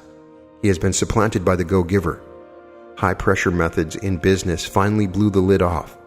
There will never be the need to put the lid back on, because in the future, business will be conducted by methods that will require no pressure. The actual capital value of your brains may be determined by the amount of income you can produce by marketing of your services. A fair estimate of the capital value of your services may be made by multiplying your annual income by 16 and 2/3, as it is reasonable to estimate that your annual income represents 6% of your capital value. Money rents for 6% per annum. Money is worth no more than brains. It is often worth much less. Competent brains, if effectively marketed, represent a much more desirable form of capital than that which is required to conduct a business dealing in commodities, because brains are a form of capital which cannot be permanently depreciated through depressions, nor can this form of capital be stolen or spent. Moreover, the money which is essential for the conduct of business is as worthless as a sand dune until it has been mixed with efficient brains. The 30 major causes of failure. How many of these are holding you back? Life's greatest tragedy consists of men and women who earnestly try and fail. The tragedy lies in the overwhelmingly large majority of people who fail as compared to the few who succeed. I have had the privilege of analyzing several thousand men and women, 98% of whom were classified as failures. There is something radically wrong with a civilization and a system of education which permits 98% of the people to go through life as failures. But I did not write this book for the purpose of moralizing on the rights and wrongs of the world. That would require a book 100 times the size of this one. My analysis work proved that there are 30 major reasons for failure and 13 major principles through which people accumulate fortunes. In this chapter, a description of the 30 major causes of failure will be given as you go over the list. Check yourself by it, point by point, for the purpose of discovering how many of these causes of failure stand between you and success. 1. Unfavorable hereditary background. There is but little, if anything, which can be done for people who are born with a deficiency in brain power. This philosophy offers but one method of bridging this weakness, through the aid of the mastermind. Observe with profit, however, that this is the only one of the 30 causes of failure which may not be easily corrected by any individual. 2. Lack of a well-defined purpose in life. There is no hope of success for the person who does not have a central purpose or definite goal at which to aim. 98 out of 100 of those whom I have analyzed had no such aim. Perhaps this was the major cause of their failure. 3.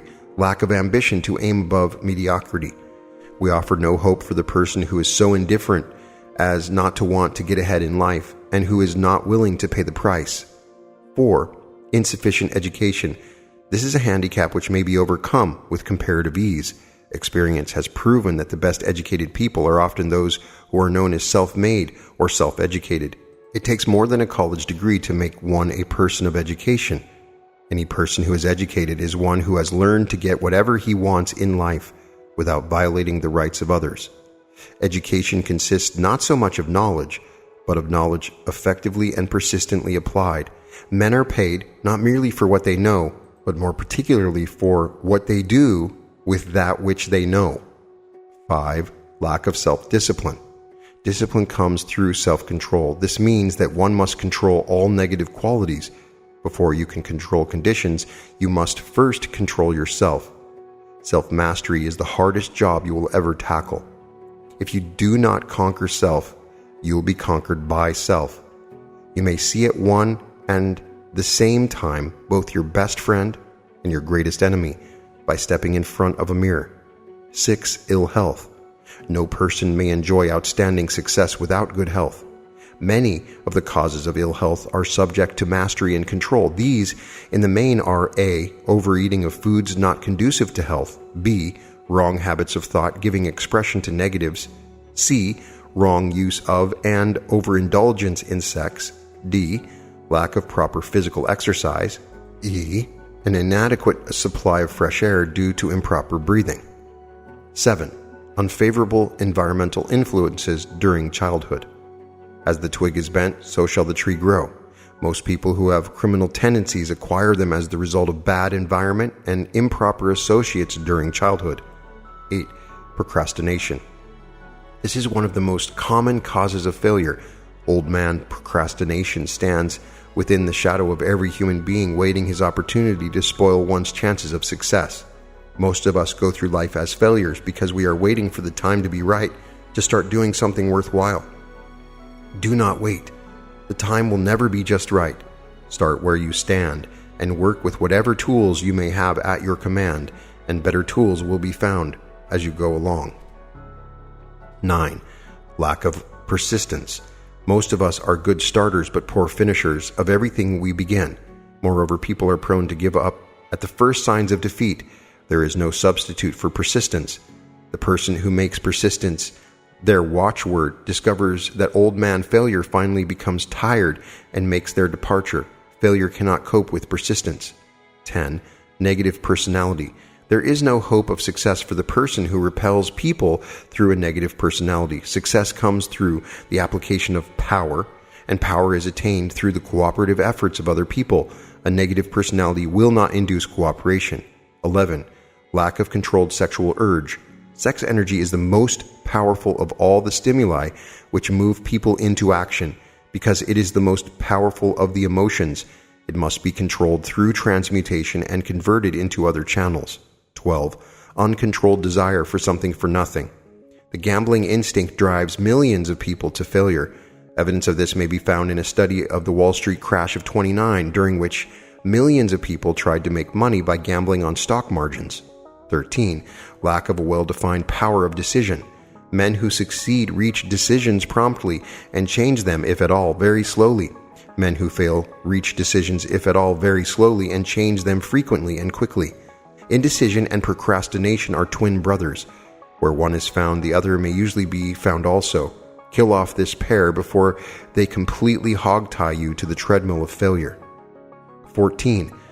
One or more of the 6 basic fears. These fears have been analyzed for you in a later chapter. They must be mastered before you can market your services effectively. 15. Wrong selection of a mate in marriage. This is a most common cause of failure. The relationship of marriage brings people intimately into contact.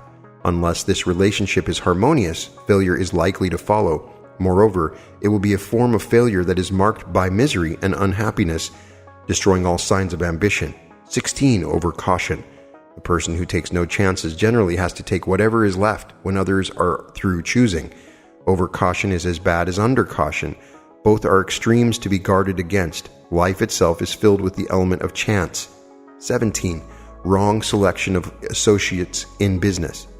This is one of the most common causes of failure in business. In marketing personal services, one should use great care to select an employer who will be an inspiration and who is themselves intelligent and successful. We emulate those with whom we associate most closely. Pick an employer who is worth emulating. 18. Superstition and prejudice. Superstition is a form of fear. It is also a sign of ignorance. Men and women who succeed keep open minds and are afraid of nothing. 19. Wrong selection of a vocation. No man or woman can succeed in a line of endeavor which they do not like. The most essential step in the marketing of personal services is that of selecting an occupation into which you can throw yourself wholeheartedly. 20. Lack of concentration of effort. The jack of all trades seldom is good at any. Concentrate all of your efforts on one definite chief aim. 21. The habit of indiscriminate spending. The spendthrift cannot succeed mainly because he stands eternally in fear of poverty. Form the habit of systematic saving by putting aside a definite percentage of your income. Money in the bank gives one a very safe foundation of courage when bargaining for the sale of personal services. Without money, one must take what one is offered and be glad to get it. 22. Lack of enthusiasm. Without enthusiasm, one cannot be convincing. Moreover, enthusiasm is contagious, and the person who has it under control is generally welcome in any group of people. 23. Intolerance. The person with a closed mind on any subject seldom gets ahead. Intolerance means that one has stopped acquiring knowledge. The most damaging forms of intolerance are those connected with religious, racial, and political differences of opinion. 24. Intemperance. The most damaging forms of intemperance are connected with eating, strong drink, and sexual activities. Overindulgence in any of these is fatal to success. 25. Inability to cooperate with others. More people lose their positions and their big opportunities in life because of this fault than for all other reasons combined. It is a fault which no well-informed businessman or leader will tolerate. 26. Possession of power that was not acquired through self-effort. Sons and daughters of wealthy men and others who inherit money which they did not earn. Power in the hands of one who did not acquire it gradually is often fatal to success. Quick riches are more dangerous than poverty. 27. Intentional dishonesty. There is no substitute for honesty. One may be temporarily dishonest by force of circumstance over which one has no control without permanent damage, but there is no hope for the person who is dishonest by choice. Sooner or later, their deeds will catch up with them, and they will pay by loss of reputation and perhaps even loss of liberty. 28. Egotism and vanity. These qualities serve as red lights which warn others to keep away. They are fatal to success. 29. Guessing instead of thinking. Most people are too indifferent or lazy to acquire facts with which to think accurately. They prefer to act on opinions created by guesswork or snap judgments. 30. Lack of capital. This is a common cause of failure among those who start out in business for the first time without sufficient reserve of capital to absorb the shock of their mistakes and to carry them over until they have established a reputation. 31. Under this, name any particular cause of failure from which you have suffered that has not been included in the foregoing list. In these 30 major causes of failure is found a description of the tragedy of life, which obtains for practically every person who tries and fails. It will be helpful if you can induce someone who knows you well to go over this list with you and help to analyze you by the 30 causes of failure.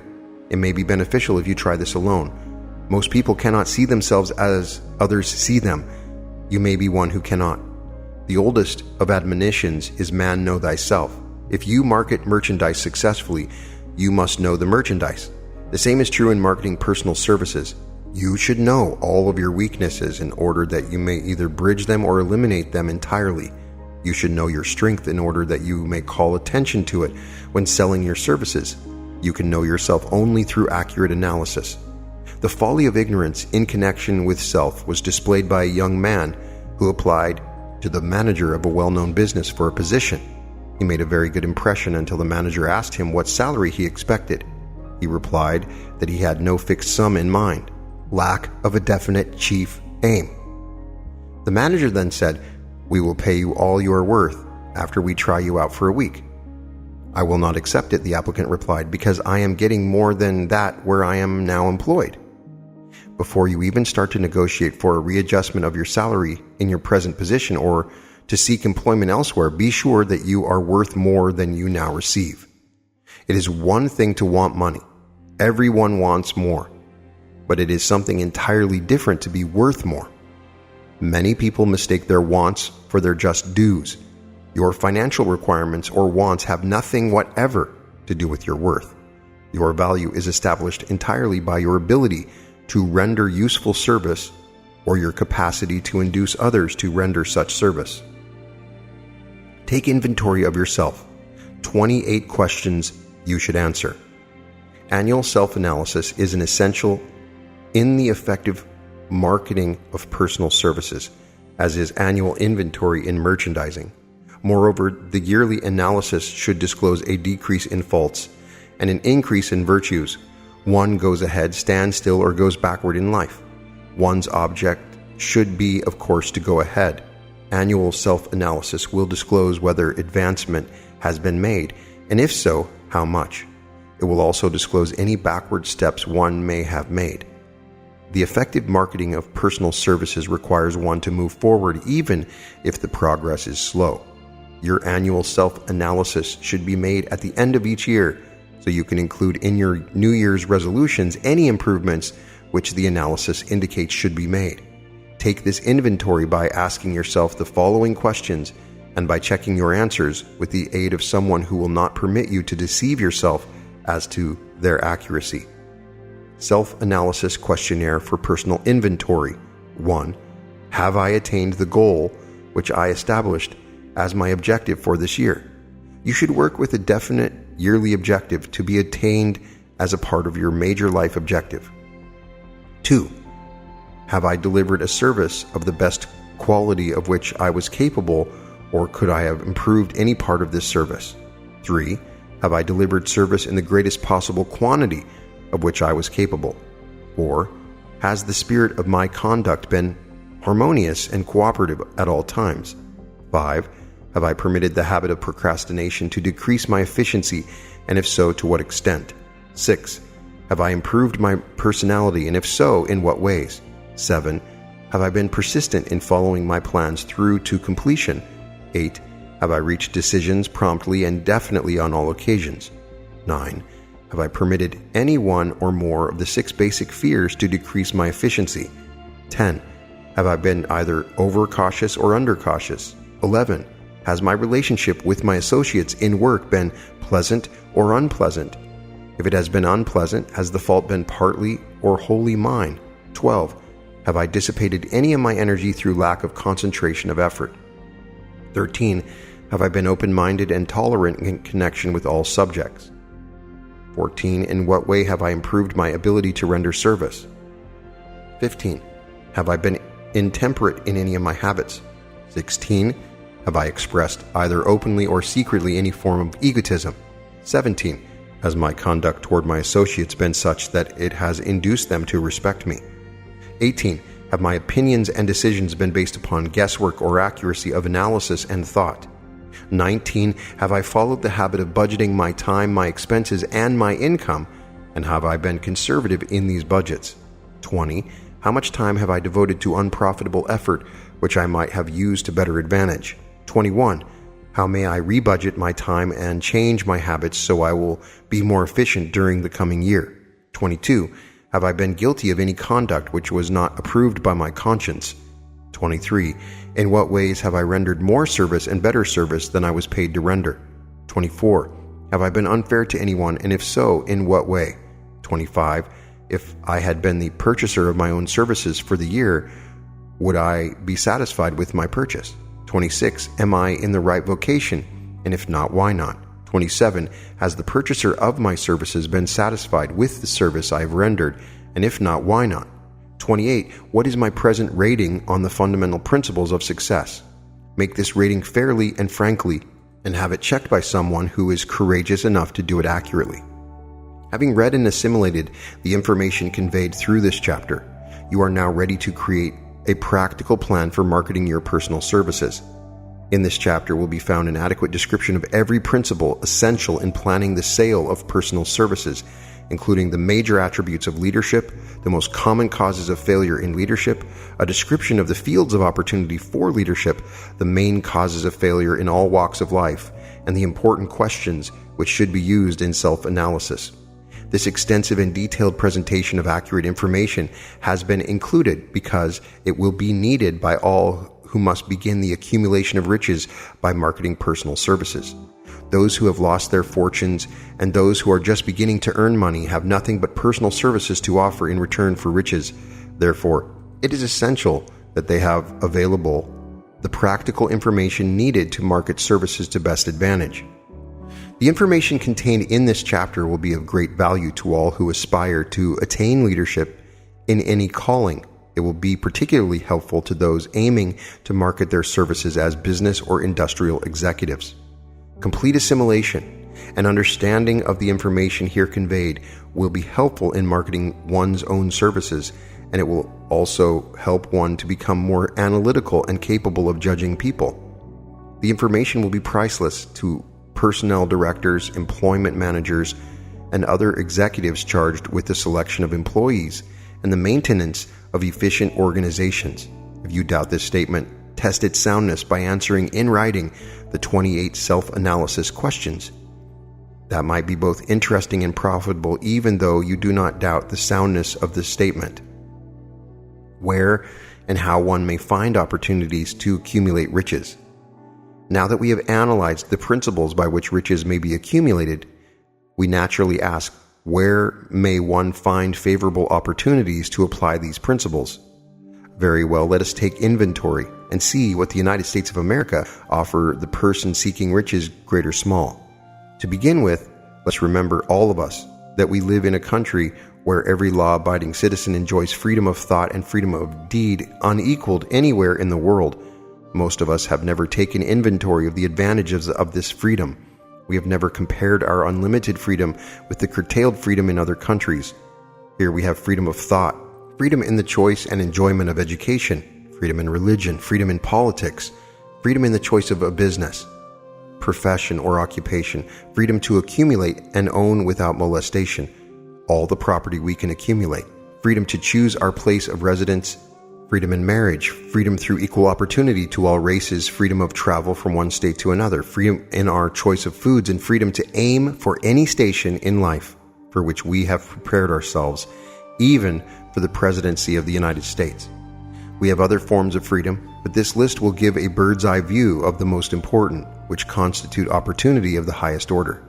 This advantage of freedom is all the more conspicuous because the United States is the only country guaranteeing to every citizen, whether native or naturalized, so broad and varied a list of freedom. Next, let us recount some of the blessings which our widespread freedom has placed within our hands. Take the average American family, for example, meaning the family of an average income, and sum up the benefits available to every member of the family in this land of opportunity and plenty. A. Food. Next to freedom of thought, indeed, comes food, clothing, and shelter, the three basic necessities of life. Because of our universal freedom, the average American family has available at its very door the choicest selection of food to be found anywhere in the world and at prices within its financial range. A family of two living in the heart of Times Square district of New York City, far removed from the source of production of foods, took careful inventory of the cost of a simple breakfast with this astonishing result. Articles of food cost at the breakfast table: grapefruit juice, 2 cents, rippled wheat breakfast food, Kansas Farm, 2 cents, tea from China, 2, bananas from South America, 2, toasted bread from Kansas Farm, 1, fresh country eggs from Utah, 7, sugar from Cuba or Utah, half, butter and cream from New England, 3, and a grand total of 20. It is not very difficult to obtain food in a country where two people can have breakfast consisting of all they want or need for a dime apiece.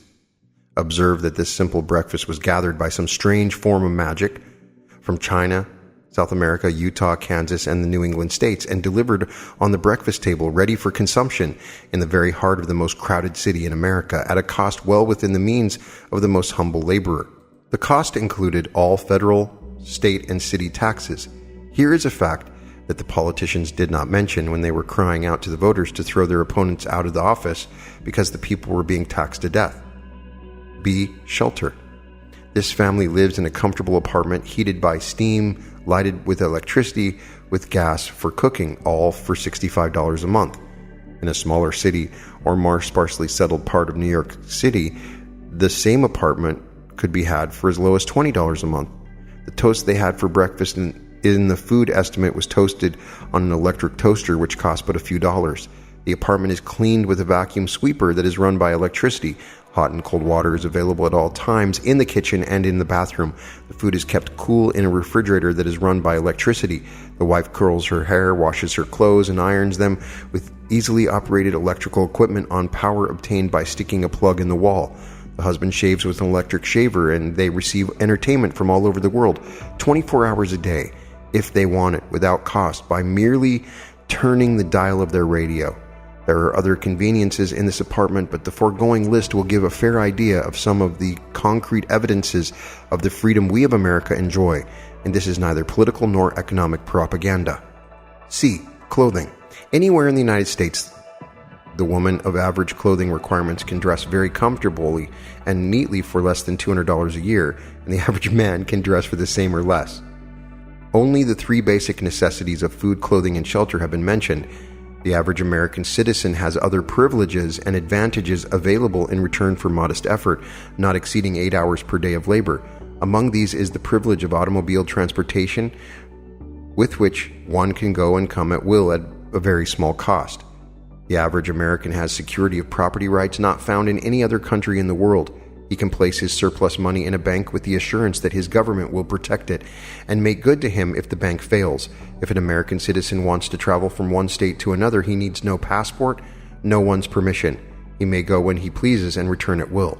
Moreover, he may travel by train, private automobile, bus, airplane, or ship, as his pocketbook permits. In Germany, Russia, Italy, and most of the other European and Oriental countries, the people cannot travel with so much freedom and at so little cost. The miracle that has provided these blessings. We often hear politicians proclaiming the freedom of America when they solicit votes, but seldom do they take the time or devote sufficient effort to the analysis of the source or nature of this freedom. Having no axe to grind, no grudge to express, no ulterior motives to be carried out, I have the privilege of going into a frank analysis of that mysterious, abstract, greatly misunderstood something which gives to every citizen of America more blessings, more opportunities to accumulate wealth, more freedom of every nature than may be found in any other country. I have the right to analyze the source and nature of this unseen power because I know and have known for more than a quarter of a century many of the men and women who are organized that power and many who are now responsible for its maintenance. The name of this mysterious benefactor of mankind is capital. Capital consists not alone of money, but more particularly of highly organized, intelligent groups of men who plan ways and means of using money efficiently for the good of the public and profitably to themselves. These groups consist of scientists, educators, chemists, inventors, business analysts, publicity men, transportation experts, accountants, lawyers, doctors, and both men and women who have highly specialized knowledge in all fields of industry and business. They pioneer, experiment, and blaze trails in new fields of endeavor. They support colleges, hospitals, public schools, build good roads, publish newspapers, pay most of the cost of government, and take care of the multitudinous detail essential to human progress. Stated briefly, the capitalists are the brains of civilization because they supply the entire fabric of which all education, enlightenment, and human progress consists. Money without brains always is dangerous. Properly used, it is the most important essential of civilization. The simple breakfast here described could not have been delivered to the New York family at a dime each, or at any other price if organized capital had not provided the machinery, the ships, the railroads, and the huge armies of trained men to operate them. Some slight idea of the importance of organized capital may be had by trying to imagine yourself burdened with the responsibility of collecting, without the aid of capital, and delivering to the New York City family the simple breakfast described. To supply the tea, you would have to make a trip to China or India, both a very long way from America. Unless you're an excellent swimmer, you would have become rather tired before making the round trip. Then, too, another problem would confront you. What would you use for money, even if you had the physical endurance to swim the ocean? To supply the sugar, you'd have to take another long swim to Cuba or a long walk to the sugar beet section of Utah. But even then, you might come back without the sugar, because organized effort and money are necessary to produce sugar, to say nothing of what is required to refine, transport, and deliver it to the breakfast table anywhere in the United States. The eggs you could deliver easily enough from the barnyards near New York City, but you would have a very long walk to Florida and return before you could serve the 2 glasses of grapefruit juice. You would have another long walk to Kansas or one of the other wheat-growing states when you went after the 4 slices of wheat bread. The rippled wheat biscuits would have to be omitted from the menu because they would not be available except through the labor of a trained organization of men and women and suitable machinery, all of which call for capital.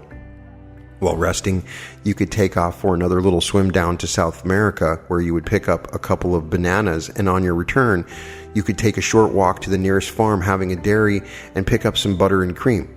Then your New York City family could be ready to sit down and enjoy breakfast, and you could collect your 2 dimes for your labor. It seems absurd, doesn't it? Well, the procedure described would be the only possible way these simple items of food could be delivered to the heart of New York City if we had no capitalistic system. The The sum of money required for the building and maintenance of the railroads and steamships used in the delivery of that simple breakfast is so huge that it staggers one's imagination. It runs into hundreds of millions of dollars, not to mention the armies of trained employees required to man the ships and trains.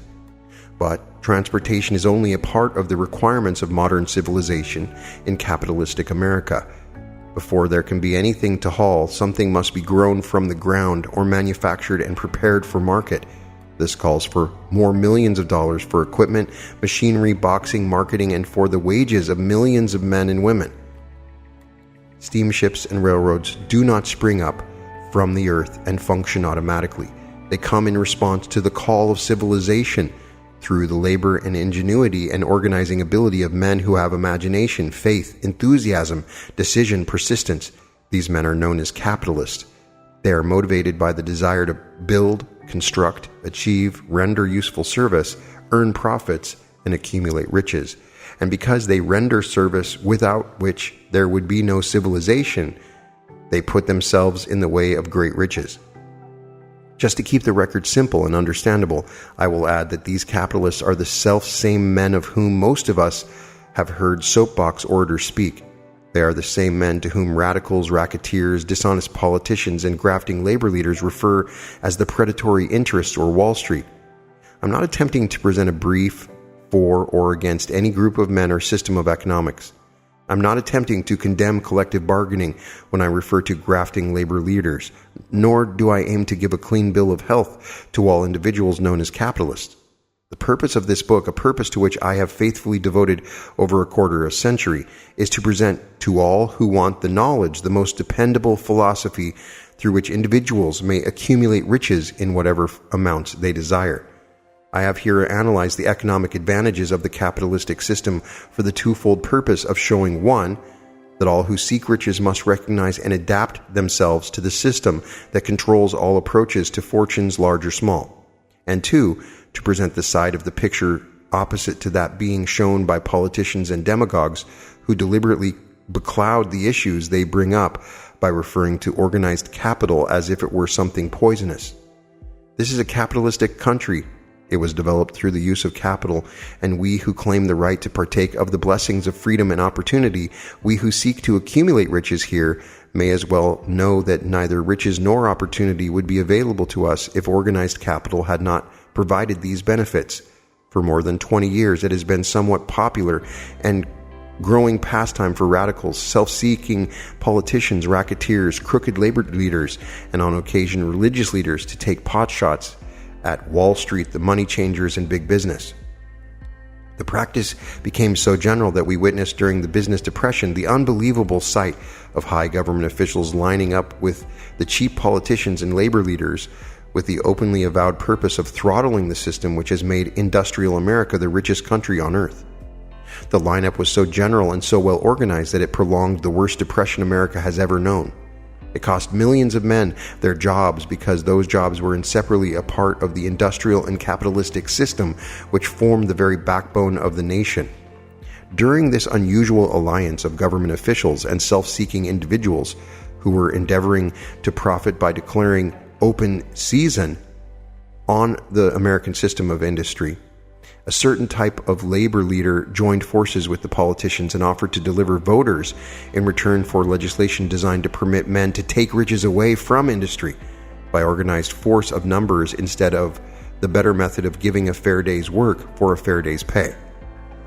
Millions of men and women throughout the nation are still engaged in this popular pastime of trying to get without giving. Some of them are lined up with labor unions where they demand shorter hours and more pay. Others do not take the trouble to work at all. They demand government relief and are getting it. Their idea of their rights of freedom was demonstrated in the New York City, where violent complaint was registered with the postmaster by a group of relief beneficiaries because the postman awakened them at 7:30 a.m. to deliver government relief checks. They demanded that the time of delivery be set up at 10 o'clock. If you are one of those who believe that riches can be accumulated by the mere act of men who organize themselves into groups and demand more pay for less service, if you are one of those who demand government relief without early morning disturbance when the money is delivered to you, If you are one of those who believe in trading their votes to politicians in return for passing of laws which permit the raiding of the public treasury, you may rest securely on your belief with certain knowledge that no one will disturb you, because this is a free country where every man may think as he pleases, where nearly everybody can live but with little effort, where many live well without doing any work whatsoever. However, you should know the full truth concerning this freedom of which so many people boast and so few understand. As great as it is, as far as it reaches, as many privileges as it provides, it does not and cannot bring riches without effort. There is but one dependable method of accumulating and legally holding riches, and that is by rendering useful service. No system has ever been created by which men can legally acquire riches through mere force of numbers or without giving in return an equivalent value of one form or another. There is a principle known as the law of economics. This is more than a theory. It is a law no man can beat. Mark well the name of the principle and remember it, because it is far more powerful than all the politicians and political machines. It is above and beyond the control of all the labor unions. It cannot be swayed, nor influenced, nor bribed by racketeers or self-appointed leaders in any calling. Moreover, it has an all-seeing eye and a perfect system of bookkeeping in which it keeps an accurate account of the transaction of every human being engaged in the business of trying to get without giving. Sooner or later, its auditors come around, look over the records of individuals both great and small, and demand an accounting. Wall Street, big business, capital predatory interests, or whatever name you choose to give the system which has given us American freedom, represents a group of men who understand, respect, and adapt themselves to this powerful law of economics. Their financial continuation depends upon their respecting the law. Most people living in America like this country, its capitalistic system and all. I must confess I know of no better country where one may find greater opportunities to accumulate riches. Judging by their acts and deeds, there are some in this country who do not like it. That, of course, is their privilege. If they do not like this country, its capitalist system, its boundless opportunities, they have the privilege of clearing out. Always there are other countries such as Germany, Russia, and Italy where one may try one's hand at enjoying freedom and accumulating riches, providing one is not too particular. America provides all the freedom and all the opportunity to accumulate riches that any honest person may require. When one goes hunting for game, one selects hunting grounds where game is plentiful. When seeking riches, the same rule would naturally obtain. If it is riches you are seeking, do not overlook the possibilities of a country whose citizens are so rich that women alone spend over $200 million annually for lipsticks, rouge, and cosmetics. Think twice, you who are seeking riches, before trying to destroy the capitalistic system of a country whose citizens spend over $50 million a year for greeting cards with which to express their appreciation of their freedom. If it is money you are seeking, consider carefully a country that spends hundreds of millions of dollars annually for cigarettes, the bulk of the income from which goes to only 4 major companies engaged in supplying this national builder of nonchalance and quiet nerves. By all means, give plenty of consideration to a country whose people spend annually more than $15 million for the privilege of seeing moving pictures, and toss in a few additional millions for liquor, narcotics, and other less potent soft drinks and giggle waters. Do not be in too big a hurry to get away from a country whose people willingly, even eagerly, hand over millions of dollars annually for football, baseball, and prize fights. And by all means, stick by a country whose inhabitants give up more than $1 million a year for chewing gum and another $1 million for safety razor blades. Remember also that this is but the beginning of the available sources of the accumulation of wealth. Only a few of the luxuries and non-essentials have been mentioned, but remember that the business of producing, transporting, and marketing these few items of merchandise gives regular employment to many millions of men and women who receive for their services many millions of dollars monthly and spend it freely for both the luxuries and the necessities. Especially remember that back of all this exchange of merchandise and personal services may be found an abundance of opportunity to accumulate riches. Here, our American freedom comes to one's aid. There is nothing to stop you or anyone from engaging in any portion of the effort necessary to carry on these businesses. If one has superior talent, training, experience, one may accumulate riches in large amounts. Those not so fortunate may accumulate smaller amounts. anyone may earn a living in return for a very nominal amount of labor. So there you are. Opportunity has spread its wares before you. Step up to the front, select what you want, create your plan, put the plan into action, and follow through with persistence. Capitalistic America will do the rest. You can depend upon this much. Capitalistic America ensures every person the opportunity to render useful service and to collect riches in proportion to the value of the service. The system denies no one this right, but it does not and cannot promise something for nothing, because the system itself is irrevocably controlled by the law of economics, which neither recognizes nor tolerates for long getting without giving. The law of economics was passed by nature. There is no Supreme Court to which violators of this law may appeal. The law hands out both penalties for its violation and appropriate rewards for its observance, without interference or the possibility of interference by any human being. The law cannot be repealed. It is as fixed as the stars in the heavens and subject to and a part of the same system that controls the stars. May one refuse to adapt oneself to the law of economics? Certainly. This is a free country where all men and women are born with equal rights, including the privilege of ignoring the law of economics. What happens then?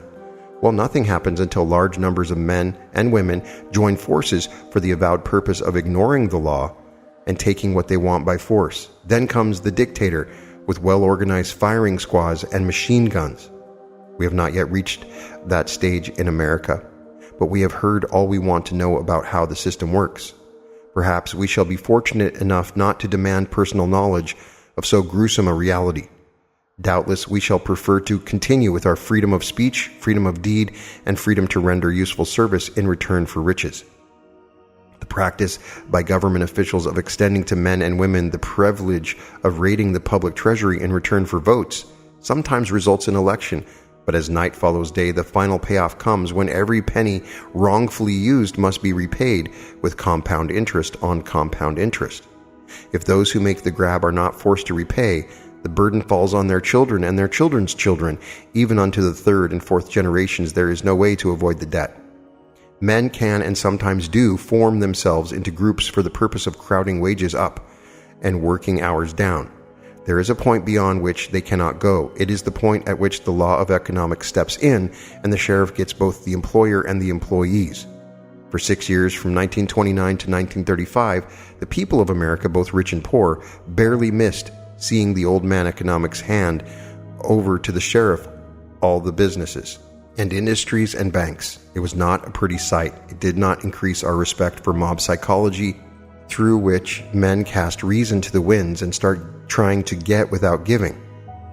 We who went through those 6 discouraging years when fear was in the saddle and faith was on the ground cannot forget how ruthlessly the law of economics exacted its toll from both rich and poor, weak and strong, old and young. We shall not wish to go through another such experience. These observations are not founded upon short-time experience. They are the result of 25 years of careful analysis. This huge chapter is packed with a lot of information in it. Much of this chapter may be outdated, and when you go through this chapter, do your best to apply these lessons and the things that he's talking about to the modern day. Yes, when you go through the employment process and provide your resume, the process is completely different than it used to be when he was writing about this, but you can still take the lessons that he's offering. That is, do a little bit more than anyone else. Make a better resume, provide more information, provide another letter, provide a video if you need to. Provide something extra is what he's indicating at the very beginning of this. If you have a definite chief aim and you want to go through the process, then you want to apply these extra things. I would definitely go back and read the major attributes of leadership. These do not change. Unwavering courage, self-control, a keen sense of justice, definiteness of decision, definiteness of plans, the habit of doing more than paid for, a pleasing personality, sympathy, understanding, mastery of detail, willingness to assume full responsibility, and cooperation.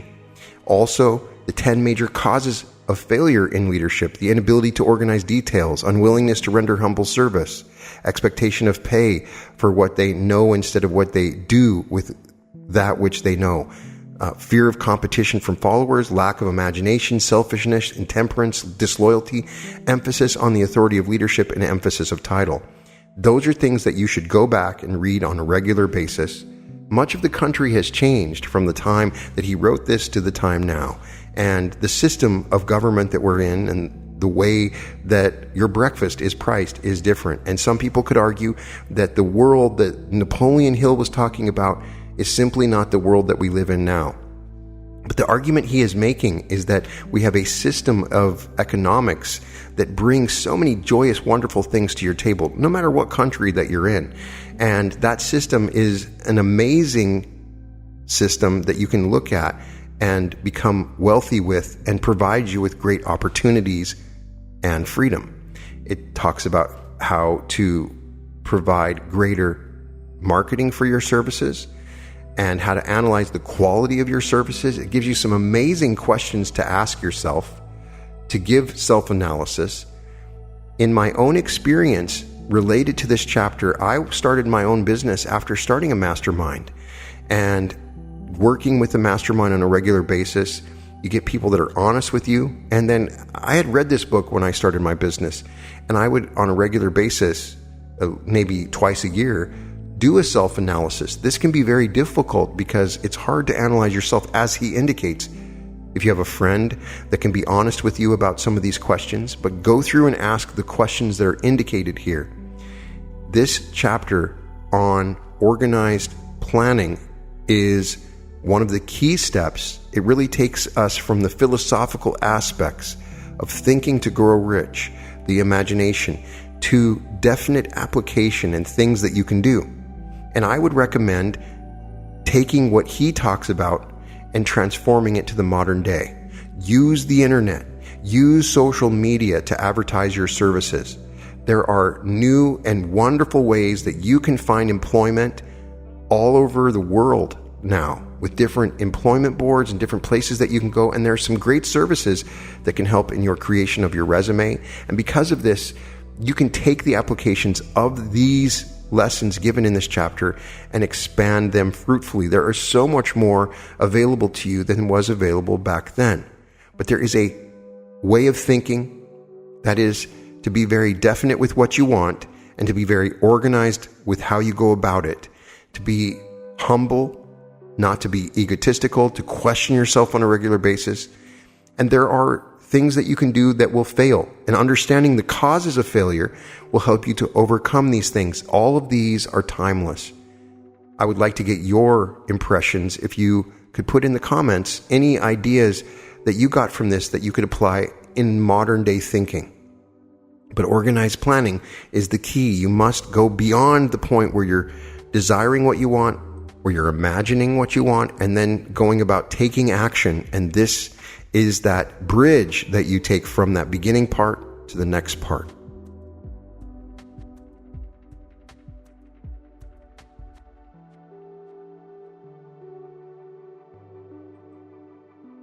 Chapter 8, Decision, the Mastery of Procrastination, the 7th Step Toward Riches. Accurate analysis of over 25,000 men and women who had experienced failure disclosed the fact that lack of decision was near the head of the list of the 30 major causes of failure. This is no mere statement of a theory, it is a fact. Procrastination, the opposite of decision, is a common enemy which practically everyone must conquer. You will have an opportunity to test your capacity to reach quick and definite decisions when you finish reading this book and are ready to begin putting into action the principles which it describes. Analysis of several hundred people who had accumulated fortunes well beyond the $1 million mark disclosed the fact that every one of them had the habit of reaching decisions promptly and of changing these decisions slowly if and when they were changed. People who fail to accumulate money, without exception, have the habit of reaching decisions, if at all, very slowly, and of changing these decisions quickly and often. One of Henry Ford's most outstanding qualities is his habit of reaching decisions quickly and definitely and changing them slowly. This quality is so pronounced in Mr. Ford that it has given him the reputation of being obstinate. It was this quality which prompted Mr. Ford to continue to manufacture his famous Model T, the world's ugliest car, when all of his advisors and many of the purchasers of the car were urging him to change it. Perhaps Mr. Ford delayed too long in making the change, but the other side of the story is that Mr. Ford's firmness of decision yielded a huge fortune before the change in model became necessary. There is but little doubt that Mr. Ford's habit of definiteness of decision assumes the proportion of obstinacy, but this quality is preferable to slowness in reaching decisions and quickness in changing them. The majority of people who fail to accumulate money sufficient for their needs are generally easily influenced by the opinions of others. They permit the newspapers and the gossiping neighbors to do their thinking for them. Opinions are the cheapest commodities on earth. Everyone has a flock of opinions ready to be wished upon anyone who will accept them. If you are influenced by opinions, when you reach decisions, you will not succeed in any undertaking, much less in that of transmuting your own desire into money. If you are influenced by the opinions of others, you will have no desire of your own. Keep your own counsel when you begin to put into practice the principles described here by reaching your own decisions and following them. Take no one into your confidence except the members of your mastermind group, and be very sure in your selection of this group that you choose only those who will be in complete sympathy and harmony with your purpose. Close friends and relatives, while not meaning to do so, often handicap one through opinions and sometimes through ridicule, which is meant to be humorous. Thousands of men and women carry inferiority complexes with them all through life because some well-meaning but ignorant person destroyed their confidence through opinions or ridicule. You have a brain and mind of your own. Use it and reach your own decisions. If you need facts or information from other people to enable you to reach a decision, as you probably will in many instances, acquire these facts or secure the information you need quietly without disclosing your purpose. It is characteristic of people who have but a smattering or a veneer of knowledge to try to give the impression that they have much knowledge. Such people generally do too much talking and too little listening.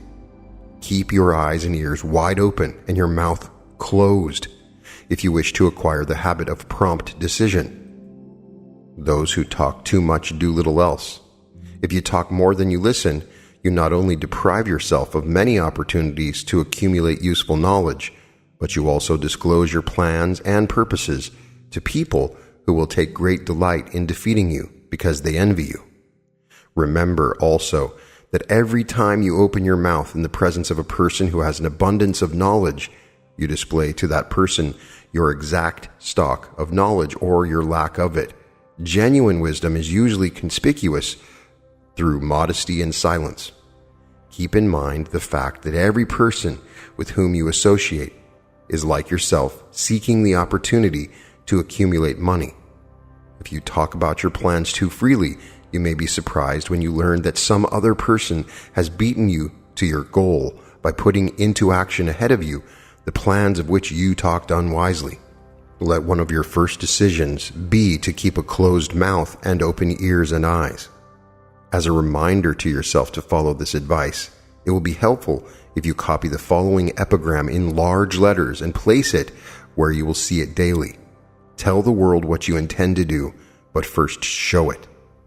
This is the equivalent of saying that deeds and not words are what count most. Freedom or death on a decision. The value of decisions depends upon the courage required to render them. The great decisions which served as the foundation of civilization were reached by assuming great risks, which often meant the possibility of death. Lincoln's decision to issue his famous Proclamation of Emancipation, which gave freedom to the colored people of America, was rendered with full understanding that his act would turn thousands of people and political supporters against him. He knew, too, that the carrying out of that proclamation would mean death to thousands of men on the battlefield. In the end, it cost Lincoln his life. That required courage. Socrates' decision to drink the cup of poison rather than compromise in his personal belief was a decision of courage. It turned time ahead 1,000 years and gave to people then unborn the right to freedom of thought and speech. The decision of General Robert E. Lee when he came to the parting of the way with the Union and took up the cause of the South was a decision of courage, for he well knew that it might cost him his own life, that it would surely cost the lives of others.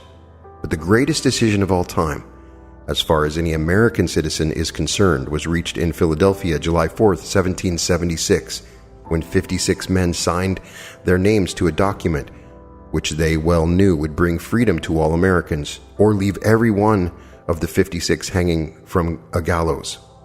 You have heard of this famous document, but may not have drawn from it the great lesson in personal achievement it so plainly taught. We all remember the date of this momentous decision, but few of us realize what courage that decision required. We remember our history as it was taught. We remember dates and the names of the men who fought. We remember Valley Forge and Yorktown. We remember George Washington and Lord Cornwallis. But we know little of the real forces back of these names, dates, and places. We know still less of that intangible power which ensured us freedom long before Washington's armies reached Yorktown.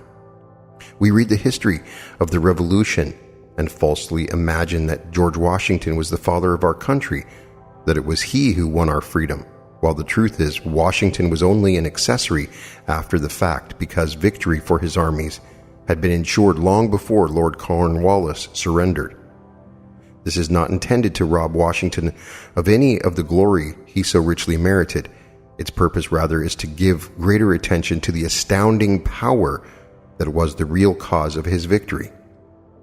It is nothing short of tragedy that the writers of history have missed entirely even the slightest reference to the irresistible power which gave birth and freedom to the nation destined to set up new standards of independence for all the peoples of the earth. I say it is a tragedy because it is the self-same power which must be used by every individual who surmounts the difficulties of life and forces life to pay the price asked. Let us briefly review the events which gave birth to this power. The story begins with an incident in Boston, March 5th, 1770. British soldiers were patrolling the streets, by their presence openly threatening the citizens. The colonists resented armed men marching in their midst. They began to express their resentment openly, hurling stones as well as epithets at the marching soldiers until the commanding officer gave orders: "Fix bayonets, charge." The battle was on. It resulted in the death and injury of many. The incident aroused such resentment that the Provincial Assembly, made up of prominent colonists, called a meeting for the purpose of taking definite action. Two of the members of that assembly were John Hancock and Samuel Adams. Long live their names. They spoke up courageously and declared that a move must be made to eject all British soldiers from Boston. Remember this: a decision in the minds of two men might properly be called the beginning of the freedom which we of the United States now enjoy. Remember, too, that the decision of these two men called for faith and courage because it was dangerous. Before the assembly adjourned, Samuel Adams was appointed to call on the governor of the province, Hutchinson, and demand the withdrawal of the British troops. The request was granted. The troops were removed from Boston, but the incident was not closed. It had caused a situation destined to change the entire trend of civilization. Strange, is it not, how the great changes, such as the American Revolution and the World War, often have their beginnings in circumstances which seem unimportant. It is interesting also to observe that these important changes usually begin in the form of a definite decision in the minds of a relatively small number of people. Few of us know the history of our country well enough to realize that John Hancock, Samuel Adams, and Richard Henry Lee of the province of Virginia were the real fathers of our country.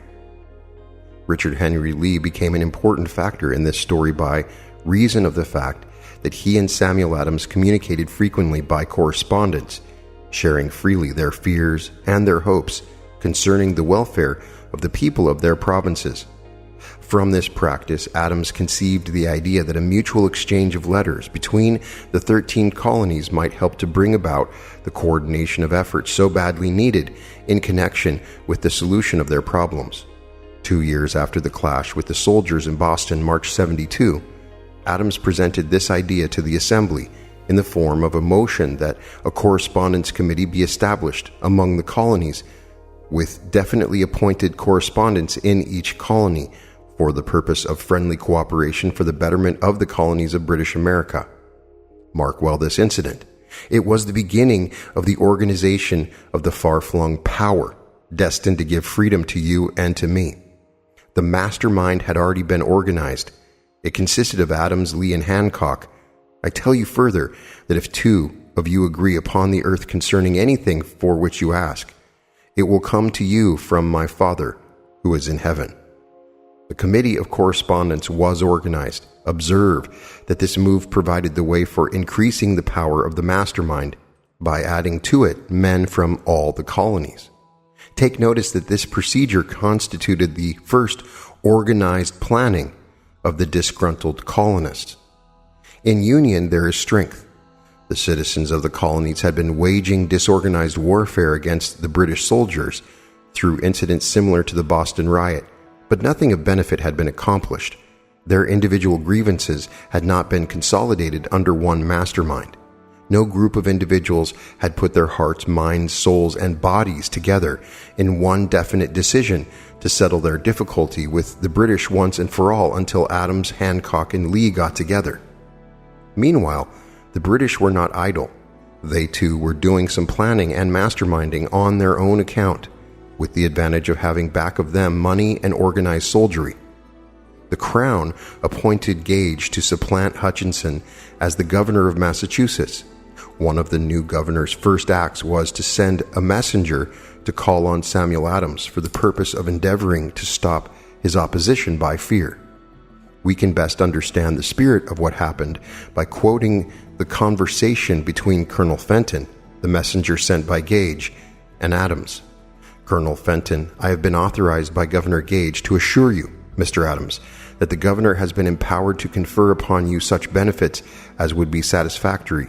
Endeavor to win Adams by promise of bribes, upon the condition that you engage to cease in your opposition to the measures of the government. It is the governor's advice to you, sir, not to incur the further displeasure of his majesty. Your conduct has been such as makes you liable to penalties of an act of Henry VIII, by which persons can be sent to England for trial for treason, or misprision of treason, and the discretion of a governor of a province. But by changing your political course, you will not only receive great personal advantages, but you will make your peace with the king. Samuel Adams had the choice of 2 decisions. He could cease his opposition and receive personal bribes, or he could continue and run the risk of being hanged. Clearly, the time had come when Adams was forced to reach instantly a decision which could have cost his life. The majority of men would have found it difficult to reach such a decision. The majority would have sent back an evasive reply, but not Adams. He insisted upon Colonel Fenton's word of honor that the colonel would deliver to the governor the answer exactly as Adams would give it to him.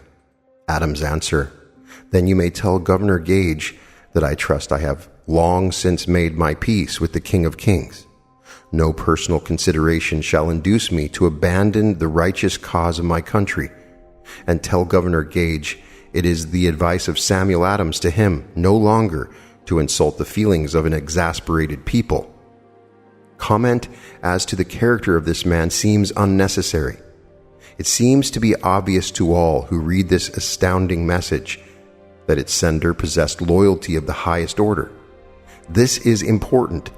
Racketeers and dishonest politicians have prostituted the honor for which such men as Adams died. When Governor Gage received Adams' caustic reply, he flew into a rage and issued a proclamation which read, I do hereby in His Majesty's name offer and promise His most gracious pardon to all persons who shall forthwith lay down their arms and return to the duties of peaceable subjects, accepting only from the benefit of such pardon Samuel Adams and John Hancock, whose offenses are of too flagitious a nature to admit of any other consideration but that of condign punishment. As one might say in modern slang, Adams and Hancock were on the spot. The threat of the irate governor forced the two men to reach another decision, equally as dangerous. They hurriedly called a secret meeting of their staunchest followers. Here the mastermind began to take on momentum. After the meeting had been called to order, Adams locked the door, placed the key in his pocket, and informed all present that it was imperative that a Congress of the colonists be organized and that no man should leave the room until the decision for such a Congress had been reached. Great excitement followed. Some weighed the possible consequences of such radicalism, old man fear. Some expressed grave doubt as to the wisdom of so definite a decision in defiance of the crown. Locked in that room were two men immune to fear, blind to the possibility of failure, Hancock and Adams.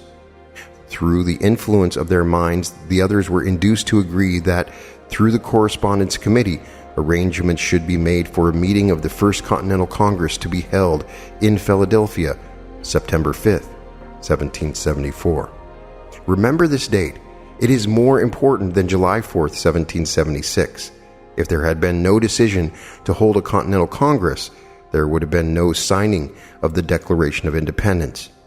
Before the first meeting of the new Congress, another leader in a different section of the country was deep in the throes of publishing a summary view of the rights of British America. He was Thomas Jefferson of the province of Virginia, whose relationship to Lord Dunmore, representative of the Crown in Virginia, was as strained as that of Hancock and Adams with their governor.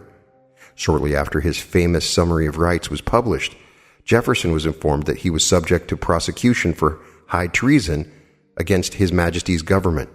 Inspired by the threat, one of Jefferson's colleagues, Patrick Henry, boldly spoke his mind, concluding his remarks with a sentence which shall remain forever a classic: "If this be treason, then make the most of it." It was such men as these who, without power, without authority, without military strength, without money, sat in solemn consideration of the destiny of the colonies, beginning at the opening of the First Continental Congress and continuing at intervals for 2 years, until on June 7, 1776, Richard Henry Lee arose, addressed the chair, and to the startled assembly made this motion: "Gentlemen, I make the motion that these united colonies are and of right ought to be free and independent states, that they be absolved from the allegiance to the British Crown, and that all political connection between them and the state of Great Britain is and ought to be totally dissolved." Lee's astounding motion was discussed fervently and at such length that he began to lose patience. Finally, after days of argument, he again took the floor and declared in a clear, firm voice, "Mr. President, we have discussed this issue for days. It is the only course for us to follow. Why then, sir, do we longer delay? Why still deliberate? Let this happy day give birth to an American republic. Let her arise not to devastate and to conquer, but to reestablish the reign of peace and of law. The eyes of Europe are fixed upon us. She demands of us a living example of freedom that may exhibit a contrast in the felicity of the citizen to the ever-increasing tyranny." Before his motion was finally voted upon, Lee was called back to Virginia because of serious family illness. But before leaving, he placed his cause in the hands of his friend, Thomas Jefferson, who promised to fight until favorable action was taken. Shortly thereafter, the president of the Congress, Hancock, appointed Jefferson as chairman of a committee to draw up a Declaration of Independence. Long and hard the committee labored on a document which would mean, when accepted by the Congress, that every man who signed it would be signing his own death warrant, should the colonies lose in the fight with Great Britain, which was sure to follow. The document was drawn, and on June 28th, the original draft was read before the Congress. For several days it was discussed, altered, and made ready. On July 4th, 1776, Thomas Jefferson stood before the assembly and fearlessly read the most momentous decision ever placed upon paper. When in the course of human events it is necessary for one people to dissolve the political bands which have connected them with another, and to assume among the powers of the earth the separate and equal station to which the laws of nature and of nature's God entitle them a decent respect to the opinions of mankind requires that they should declare the causes which impel them to separation. When Jefferson finished, the document was voted upon, accepted, and signed by the 56 men, everyone staking his own life upon his decision to write his name. By that decision came into existence a nation destined to bring to mankind forever the privilege of making decisions. By decisions made in a similar spirit of faith, and only by such decisions, can men and women solve their personal problems and win for themselves high estates of material and spiritual wealth. Let us not forget this. Analyze the events which led to the Declaration of Independence, and be convinced that this nation, which now holds a position of commanding respect and power among all nations of the world, was born of a decision created by a mastermind consisting of 56 men. Note well the fact that it was their decision which ensured the success of Washington's armies, because the spirit of that decision was in the heart of every soldier who fought with him, and served as a spiritual power which recognizes no such thing as failure.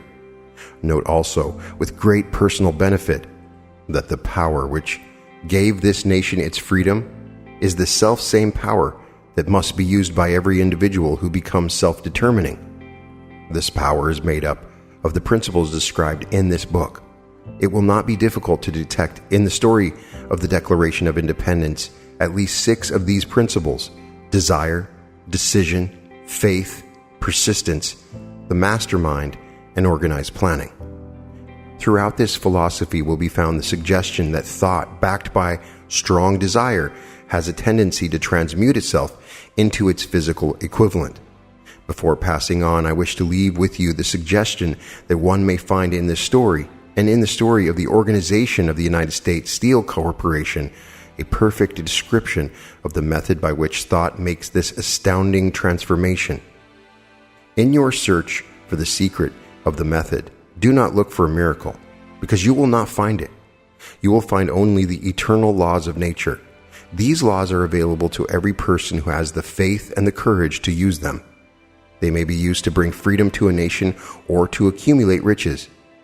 There is no charge save the time necessary to understand and appropriate them. Those who reach decisions promptly and definitely know what they want and generally get it. The leaders in every walk of life decide quickly and firmly. That is the major reason why they are leaders. The world has the habit of making room for the man or woman whose words and actions show that they know where they are going. Indecision is a habit which usually begins in youth. The habit takes on permanency as the youth goes through graded school, high school, and even through college. Without definiteness of purpose, the major weakness of all educational systems is that they neither teach nor encourage the habit of definite decision. It would be beneficial if no college would permit the enrollment of any student unless and until the student declared his major purpose in matriculating. It would be of still greater benefit if every student who enters the graded schools were compelled to accept training in the habit of decision and forced to pass a satisfactory examination on this subject before being permitted to advance in the grades.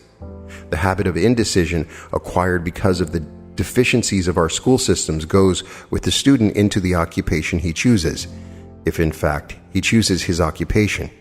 Generally, the youth just out of school seeks any job that he can find. He takes the first place he finds because he has fallen into the habit of indecision.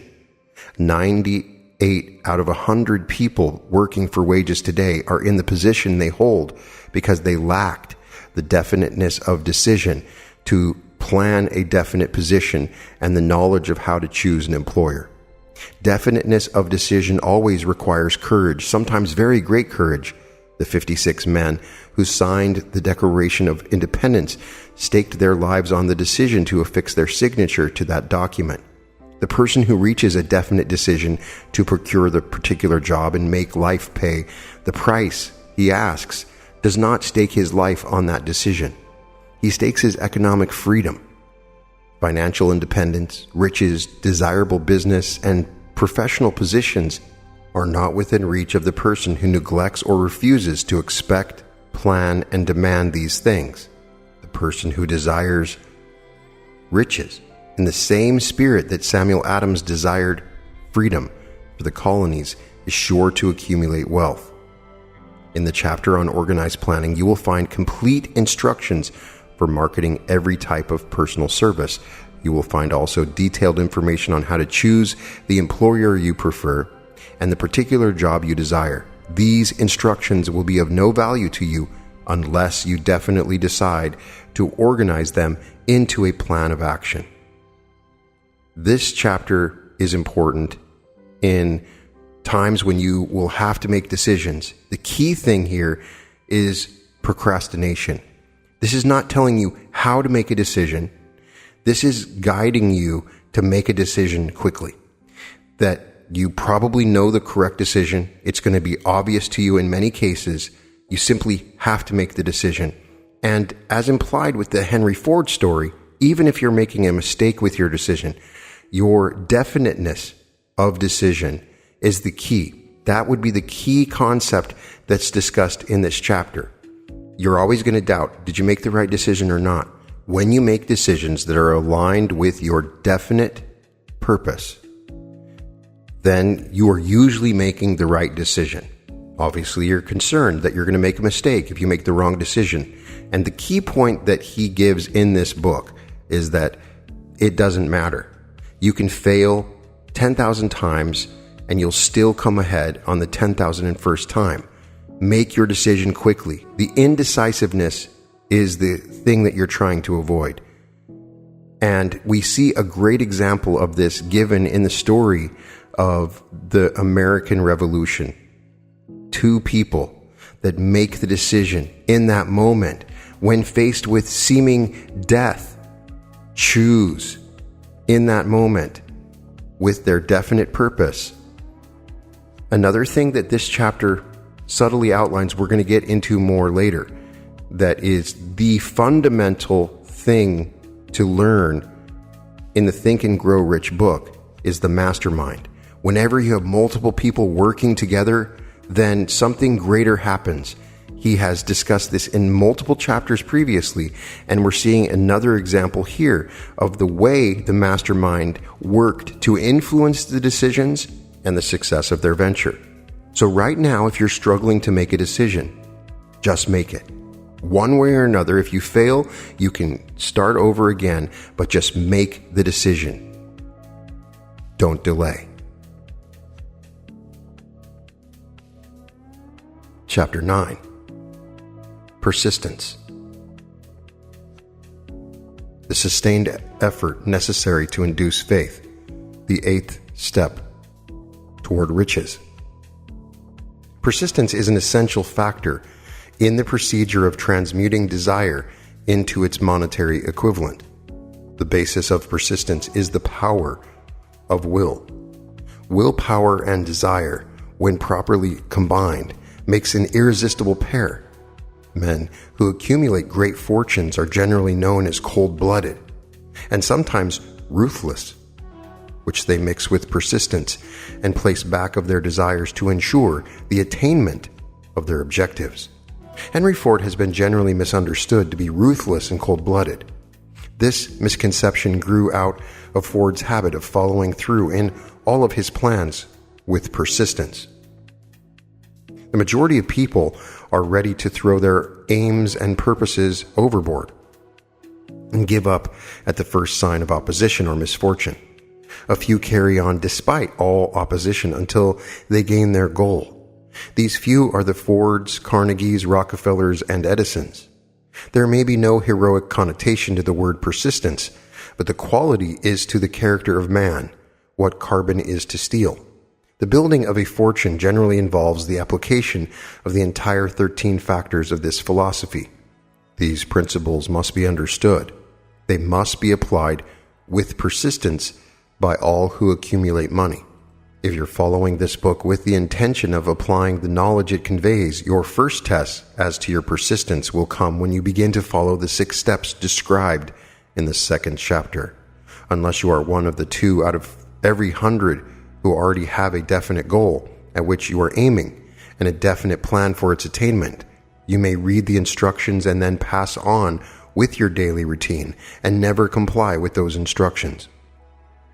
The author is checking you up at this point because lack of persistence is one of the major causes of failure. Moreover, experience with thousands of people has proved that lack of persistence is a weakness common to the majority of men and women. It is a weakness which may be overcome by effort.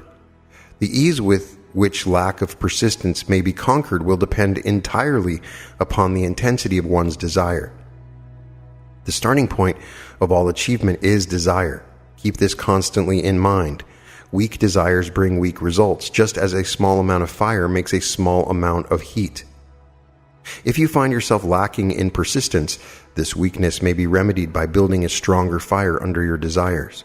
Continue to read through to the end, then go back to chapter 2 and start immediately to carry out the instructions given in connection with the 6 steps.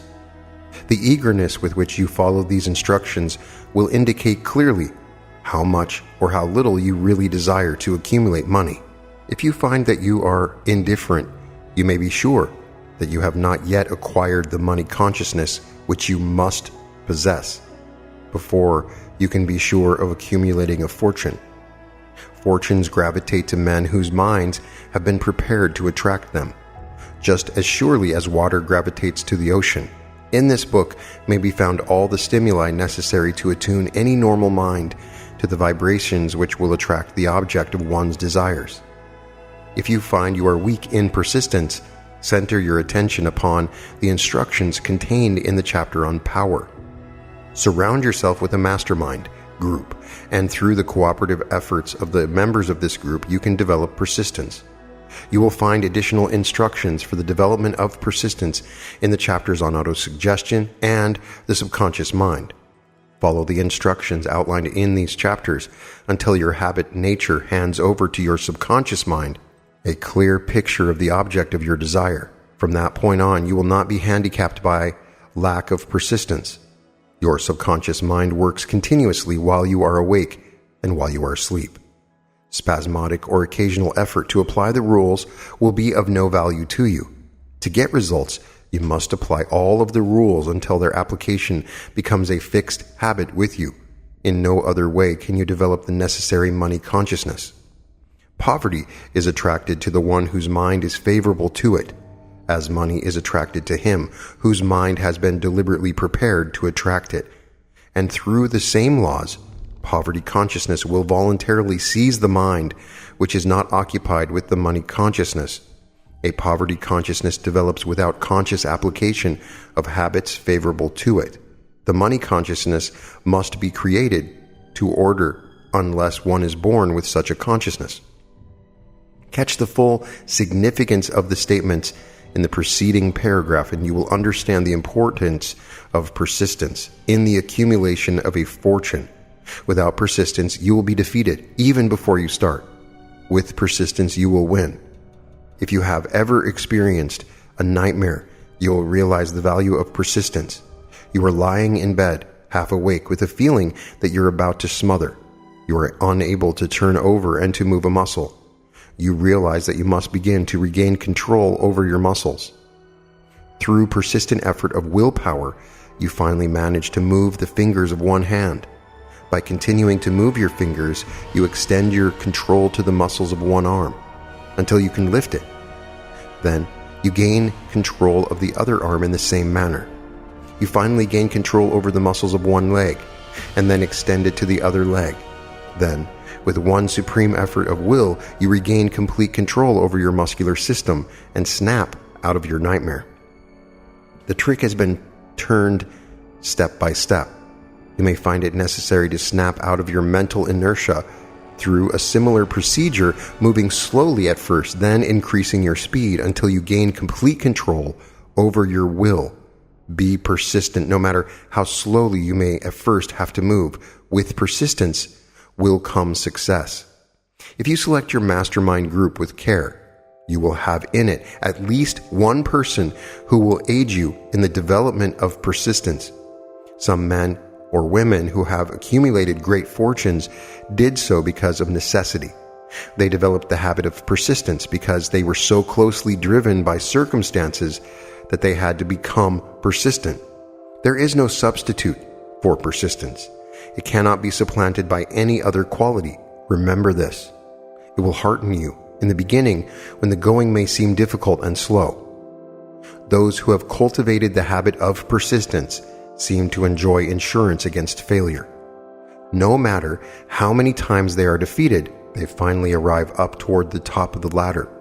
Sometimes it appears that there's a hidden guide whose duty is to test men through all sorts of discouraging experiences. Those who pick themselves up after defeat and keep on trying arrive, and the world cries, "Bravo! I knew you could do it." The hidden guide lets no one enjoy great achievement without passing the persistence test. Those who can't take it simply do not make the grade. Those who can take it are bountifully rewarded for their persistence. They receive as their compensation whatever goal they are pursuing. That is not all. They receive something infinitely more important than material compensation, the knowledge that every failure brings with it the seed of an equivalent advantage. There are exceptions to this rule. A few people know from experience the soundness of persistence. They are the ones who have not accepted defeat as being anything more than temporary. They are the ones whose desires are so persistently applied that defeat is finally changed into victory. We who stand on the sidelines of life see the overwhelmingly large number who go down in defeat, never to rise again. We see the few who take the punishment of defeat as an urge to greater effort. These fortunately never learn to accept life's reverse gear. But what we do not see, what most of us never suspect of existing, is the silent but irresistible power which comes to the rescue of those who fight on in the face of discouragement. If we speak of this power at all, we call it persistence and let it go at that. One thing we all know: if one does not possess persistence, one does not achieve noteworthy success in any calling. As these lines are being written, I look up from my work and see before me, less than a block away, the great mysterious Broadway, the graveyard of dead hopes, and the front porch of opportunity. From all over the world, people have come to Broadway, seeking fame, fortune, power, love, or whatever it is that human beings call success. Once in a great while, someone steps out from the long procession of seekers, and the world hears that another person has mastered Broadway. But Broadway is not easily nor quickly conquered. She acknowledges talent, recognizes genius, pays off in money only after one has refused to quit. Then we know he has discovered the secret of how to conquer Broadway. The secret is always inseparably attached to one word: persistence. The secret is told in The Struggle of Fannie Hurst, whose persistence conquered the Great White Way. She came to New York in 1915 to convert writing into riches. The conversion did not come quickly, but it came. For 4 years, Miss Hurst learned about the sidewalks of New York from first-hand experience. She spent her days laboring and her nights hoping. When hope grew dim, she did not say, "All right, Broadway, you win." She said, "Very well, Broadway, you may whip some, but not me. I'm going to force you to give up." One publisher, the Saturday Evening Post, sent her 36 rejection slips before she broke the ice and got a story across. The average writer, like the average in other walks of life, would have given up the job when the first rejection slip came. She pounded the pavements for 4 years to the tune of the publisher's no, because she was determined to win. Then came the payoff. The spell had been broken. The unseen guide had tested Fannie Hurst, and she could take it. From that time on, publishers made a beaten path to her door. Money came so fast she hardly had time to count it. Then the moving picture men discovered her, and money came not in small change but in floods. The moving picture rights to her latest novel, Great Laughter, brought $100,000, said to be the highest price ever paid for a story before publication. Her royalties from the sale of the book probably will run much more. Briefly, you have a description of what persistence is capable of achieving. Fannie Hurst is no exception. Wherever men and women accumulate great riches, you may be sure they first acquired persistence. Broadway will give any beggar a cup of coffee and a sandwich, but it demands persistence of those who go after the big stakes. Kate Smith will say amen when she reads this. For years, she sang without money and without price before any microphone she could reach. Broadway said to her, "Come and get it if you can take it." She did take it until one happy day Broadway got tired and said, "What's the use?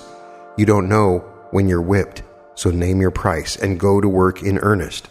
Miss Smith named her price. It was plenty. A way up in figure so high that 1 week's salary is far more than most people make in a whole year. Verily, it pays to be persistent. And here is an encouraging statement, which carries with it a suggestion of great significance. Thousands of singers who excel Kate Smith are walking up and down Broadway looking for a break without success. Countless others have come and gone. Many of them sang well enough, but they failed to make the grade because they lacked the courage to keep on keeping on, until Broadway became tired of turning them away. Persistence is a state of mind, therefore it can be cultivated. Like all states of mind, persistence is based upon definite causes, among them these: A. Definiteness of purpose. Knowing what one wants is the first and perhaps the most important step toward the development of persistence. A strong motive forces one to surmount many difficulties. B. Desire. It is comparatively easy to acquire and to maintain persistence in pursuing the object of intense desire. C. Self-reliance. Belief in one's ability to carry out a plan encourages one to follow the plan through with persistence. Self-reliance can be developed through the principle described in the chapter on autosuggestion. D. Definiteness of plans. Organized plans, even though they may be weak and entirely impractical, encourage persistence. E. Accurate knowledge. Knowing that one's plans are sound, based upon experience or observation, encourages persistence. Guessing instead of knowing destroys persistence. F. Cooperation. Sympathy, understanding, and harmonious cooperation with others tend to develop persistence. G. Willpower. The habit of concentrating one's thoughts upon the building of plans for the attainment of a definite purpose leads to persistence. H. Habit. Persistence is the direct result of habit. The mind absorbs and becomes a part of the daily experiences upon which it feeds. Fear, the worst of all enemies, can be effectively cured by forced repetition of acts of courage. Everyone who has seen active service in war knows this. Before leaving the subject of persistence, take inventory of yourself and determine in what particular, if any, you are lacking in this essential quality. Measure yourself courageously point by point and see how many of the 8 factors of persistence you lack. The analysis may lead to discoveries that will give you a new grip on yourself. Symptoms of lack of persistence. Here you will find the real enemies which stand between you and noteworthy achievement. Here you will find not only the symptoms indicating weakness of persistence, but also the deeply seated subconscious causes of this weakness. Study the list carefully and face yourself squarely if you really wish to know who you are and what you are capable of doing. These are the weaknesses which must be mastered by all who accumulate riches. 1. Failure to recognize and to clearly define exactly what one wants. 2. Procrastination with or without cause, usually backed up with a formidable array of alibis and excuses. 3. Lack of interest in acquiring specialized knowledge. 4. Indecision, the habit of passing the buck on all occasions instead of facing issues squarely, also backed by alibis. 5. The habit of relying upon alibis instead of creating definite plans for the solution of problems. 6. Self-satisfaction. There is but little remedy for this affliction and no hope for those who suffer from it.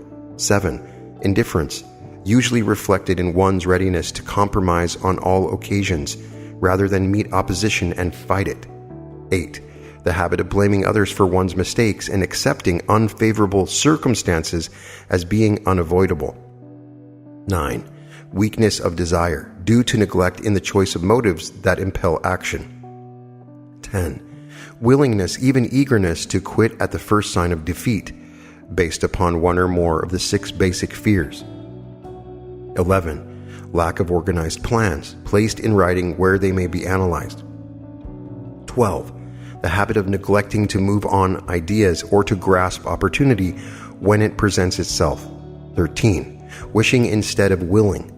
14. The habit of compromising with poverty instead of aiming at riches. General absence of ambition to be, to do, and to own. 15. Searching for all the shortcuts to riches, trying to get without giving, a fair equivalent, usually reflected in the habit of gambling, endeavoring to drive sharp bargains. 16. Fear of criticism, failure to create plans and to put them into action because of what other people will think, do, or say. This enemy belongs at the head of the list because it generally exists in one's subconscious mind where its presence is not recognized. See the 6 basic fears in a later chapter. Let us examine some of the symptoms of the fear of criticism. The majority of people permit relatives, friends, and the public at large to so influence them that they cannot live their own lives because they fear criticism. Huge numbers of people make mistakes in marriage, stand by the bargain, and go through life miserable and unhappy because they fear criticism which may follow if they correct the mistake. Anyone who has submitted to this form of fear knows the irreparable damage it does by destroying ambition, self-reliance, and the desire to achieve. Millions of people neglect to acquire belated educations after having left school because they fear criticism. Countless numbers of men and women, both young and old, permit relatives to wreck their lives in the name of duty because they fear criticism. Duty does not require any person to submit to the destruction of his personal ambitions and the right to live his own life in his own way. People refuse to take chances in business because they fear the criticism which may follow if they fail. The fear of criticism in such cases is stronger than the desire for success. Too many people refuse to set high goals for themselves or even neglect selecting a career because they fear the criticism of relatives and friends who may say, "Don't aim so high, people will think you're crazy." When Andrew Carnegie suggested that I devote 20 years to the organization of a philosophy of individual achievement, my first impulse of thought was fear of what people might say. The suggestion set up a goal for me far out of proportion to any I have ever conceived. As quick as a flash, my mind began to create alibis and excuses, all of them traceable to the inherent fear of criticism. Something inside of me said, "You can't do it. The job is too big and requires too much time. What will your relatives think of you? How will you earn a living? No one has ever organized a philosophy of success. What right have you to believe you can do it? Who are you, anyway, to aim so high? Remember your humble birth. What do you know about philosophy? People will think you're crazy." And they did. Why hasn't some other person done this before now? These and many other questions flashed into my mind and demanded attention.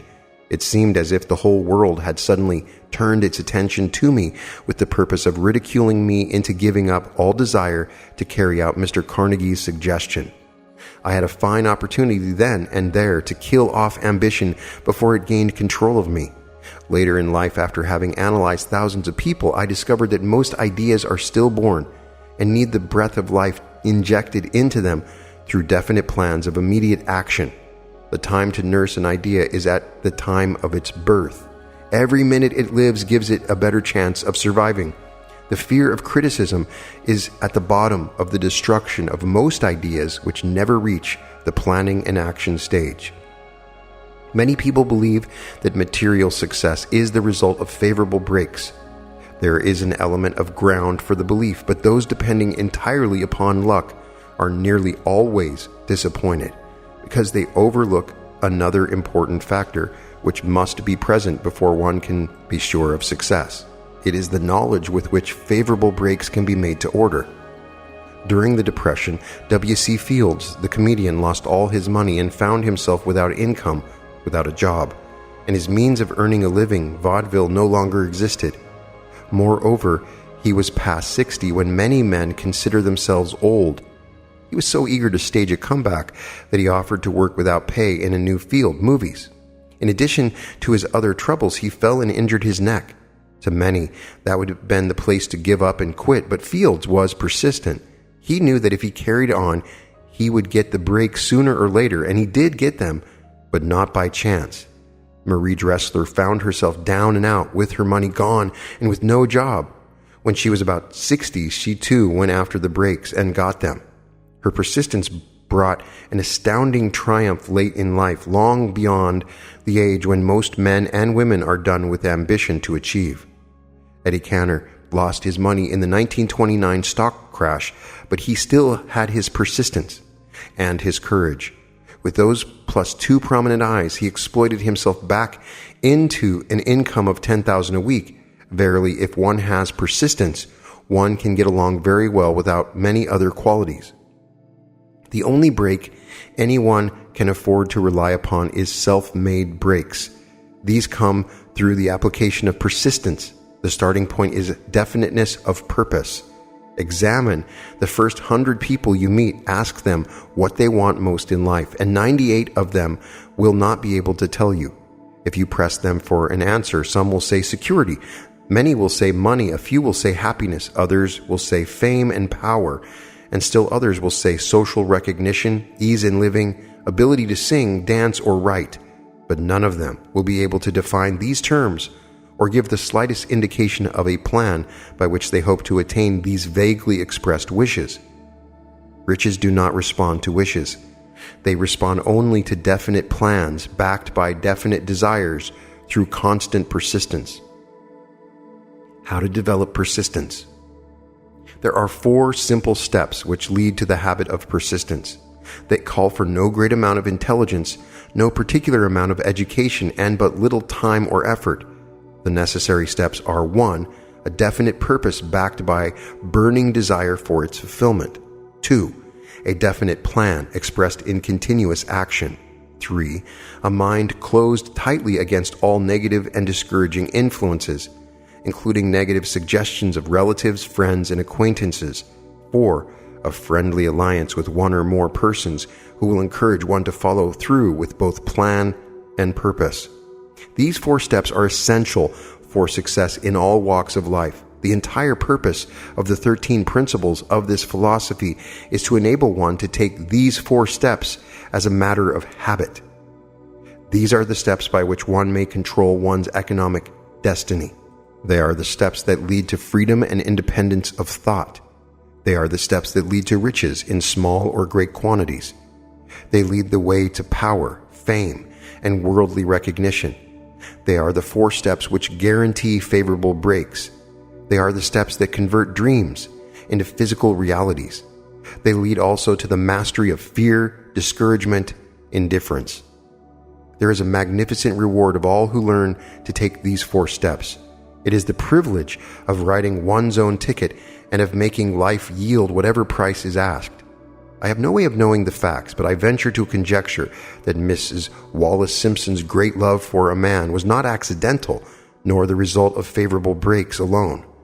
There was a burning desire and careful searching at every step of the way. Her first duty was to love. What is the greatest thing on earth? The master called it love, not man-made rules, criticism, bitterness, slander, or political marriages, but love. She knew what she wanted, not after she met the Prince of Wales, but long before that. Twice, when she had failed to find it, she had the courage to continue her search. To thine own self be true, and it must follow, as the night the day, thou canst not then be false to any man. Her rise from obscurity was of the slow, progressive, persistent order, but it was sure. She triumphed over unbelievably long odds, and no matter who you are, or what you may think of Wallace Simpson, or the king who gave up his crown for her love, she is an astounding example of applied persistence, an instructor on the rules of self-determination, from whom the entire world profitably takes lessons. When you think of Wallace Simpson, think of one who knew what she wanted and shook the greatest empire on earth to get it. Women who complain that this is a man's world, that women do not have an equal chance to win, owe it to themselves to study carefully the life of this unusual woman who, at an age which most women consider old, captured the affection of the most desirable bachelor in the entire world. And what of King Edward? What lesson may we learn from his part in the world's greatest drama of recent times? Did he pay too high a price for the affections of the woman of his choice? Surely no one but he can give the correct answer. The rest of us can only conjecture.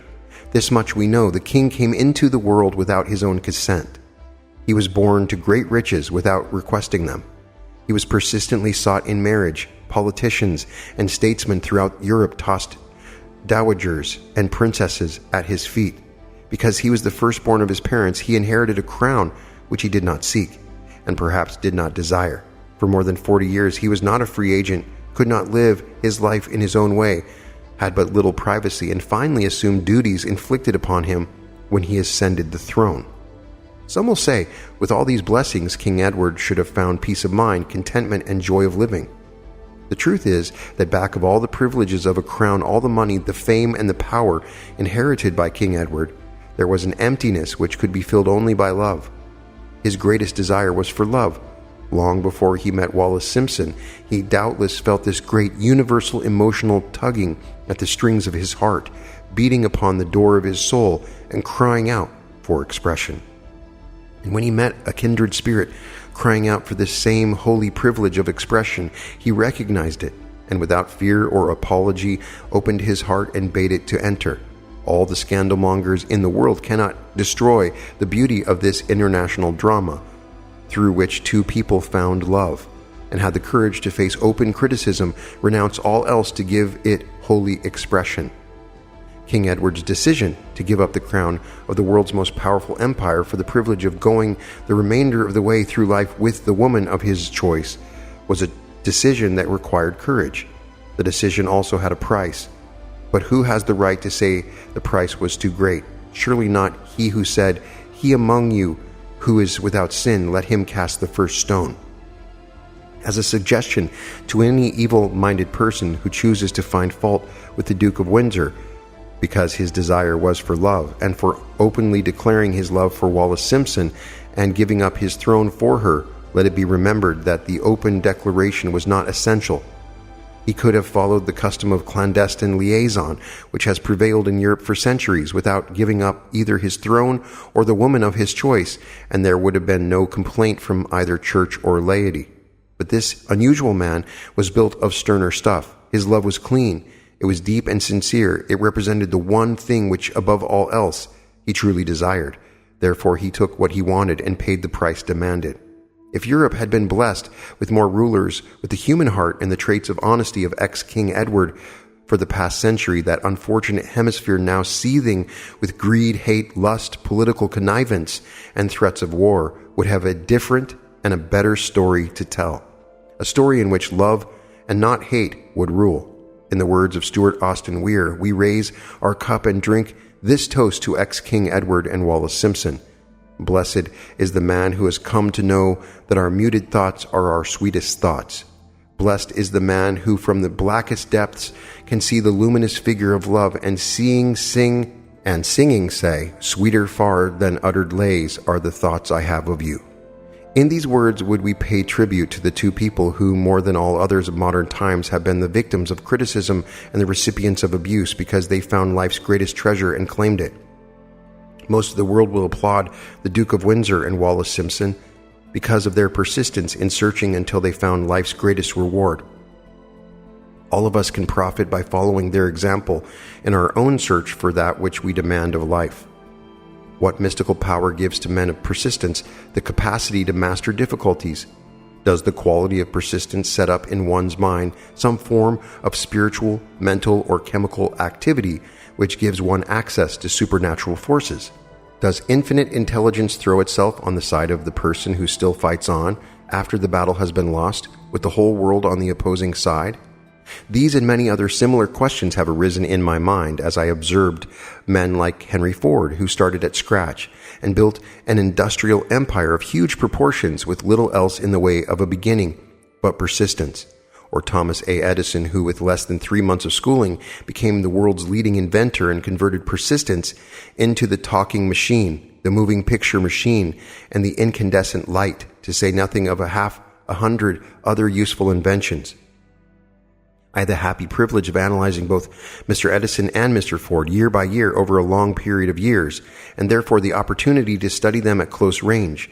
So I speak from actual knowledge when I say that I found no quality save persistence in either of them that even remotely suggested the major source of their stupendous achievements. As one makes an impartial study of the prophets, philosophers, miracle men, and religious leaders of the past, one is drawn to the inevitable conclusion that persistence, concentration of effort, and definiteness of purpose were the major sources of their achievements.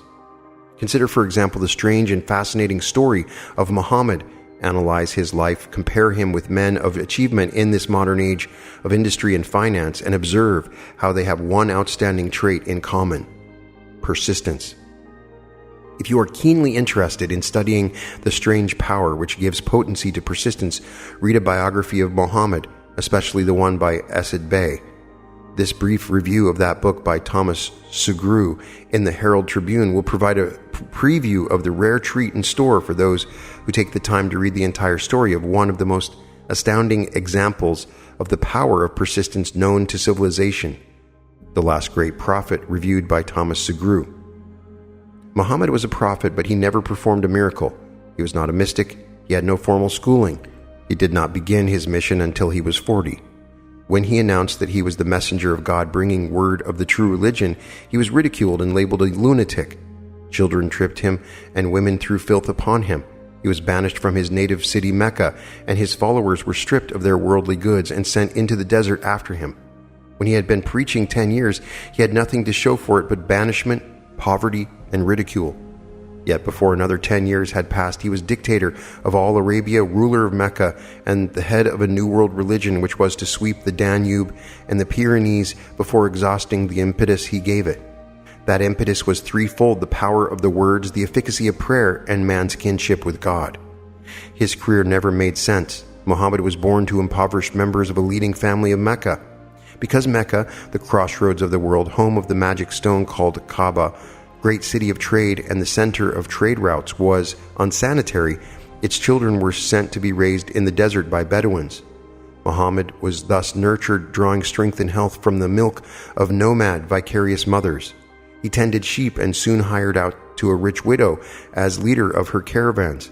He traveled to all parts of the Eastern world, talked with many men of diverse beliefs, and observed the decline of Christianity into warring sects. When he was 28, Khadijah, the widow, looked upon him with favor and married him. Her father would have objected to such a marriage, so she got him drunk and held him up while he gave the paternal blessing. For the next 12 years, Muhammad lived as a rich and respected and very shrewd trader. Then he took to wandering in the desert, and one day he returned with the first verse of the Quran and told Khadijah that the archangel Gabriel had appeared to him and said that he was to be the messenger of God. The Quran, the revealed word of God, was the closest thing to a miracle in Muhammad's life. He had not been a poet. He had no gift of words, yet the verses of the Quran, as he received them and recited them to the faithful, were better than any verses which the professional poets of the tribes could produce. This to the Arabs was a miracle. To them the gift of words was the greatest gift. The poet was all-powerful. In addition, the Quran said that all men were equal before God, that the world should be a democratic state, Islam. It was the political heresy plus Muhammad's desire to destroy all the 360 idols in the courtyard of Kaaba which brought about his banishment. The idols brought the desert tribes to Mecca, and that meant trade. So the businessmen of Mecca, the capitalist of which he had been one, set upon Muhammad. Then he retreated to the desert and demanded sovereignty over the world. The rise of Islam began. Out of the desert came a flame which would not be extinguished, a democratic army fighting as a unit and prepared to die without wincing. Muhammad had invited the Jews and Christians to join him, for he was not building a new religion. He was calling all who believe in one God to join in a single faith. If the Jews and Christians had accepted his invitation, Islam would have conquered the world. They didn't. They would not even accept Muhammad's invocation of human warfare. When the armies of the Prophet entered Jerusalem, not a single person was killed because of his faith. When the Crusaders entered the city centuries later, not a Muslim man, woman, or child was spared, but the Christians did accept one Muslim idea, the place of learning, the university. Mrs. Simpson read and approved this analysis. This chapter on persistence, personally, may be the most important, essential nature that you must manifest if you want to achieve the riches in your life. Everyone that I know of that has been successful and has found riches had this one element: persistence. When I moved to Los Angeles, coming out of college, I had a desire to get into film school, and I met somebody who wanted to be an actor. And every single day he would go to auditions, sometimes 10 a day. He did this for 5 years. Personally, as his roommate, I saw him go to thousands of auditions, and they declined his auditions on a regular basis, but he never faltered, persisting in his desire, his definite purpose to become an actor. And after about the 5,000th audition, he got a major role. And I see him all the time on TV and in the movies today. There are so many stories of this. You can see it on YouTube. There are people that start amazing channels and they put out videos and then they just stop. I had the same thing with my channel. As I put out videos, nobody would watch any of my videos, but I continued and persisted in putting these videos out. You can see it with writers. You can see it with musicians. You can see it with people in business. You must persist. There is a period of time where you have utter failure, and you must continue in what seems like failure. It's so easy to give up. It's so easy to let go, but you must persist. And that persistence comes from the definiteness of purpose that you have. If you don't have a definite purpose, it is very difficult for you to persist. I would say, if you want to look back at yourself, how persistent are you? If you have a definite purpose and you've imagined what you want, all you need at that point is to persist toward your goal. To me, it is the greatest factor. It is the one indicator when I meet someone, if they are persistent, they will achieve whatever it is they desire to achieve.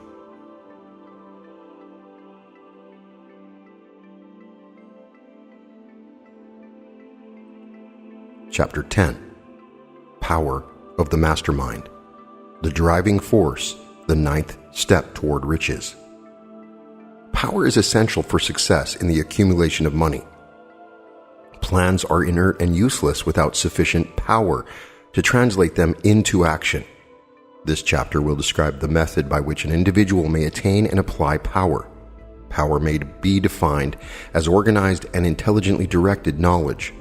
Power, as the term is here used, refers to organized effort, sufficient to enable an individual to transmute desire into its monetary equivalent. Organized effort is produced through the coordination of effort of 2 or more people who work toward a definite end in a spirit of harmony. Power is required for the accumulation of money. Power is necessary for the retention of money after it has been accumulated. Let us ascertain how power may be acquired. If power is organized knowledge, let us examine the sources of knowledge. A. Infinite intelligence. This source of knowledge may be contacted through the procedure described in another chapter with the aid of creative imagination. B. Accumulated experience. The accumulated experience of man, or that portion of it which has been organized and recorded, may be found in any well-equipped public library. An important part of this accumulated experience is taught in public schools and colleges where it has been classified and organized. C.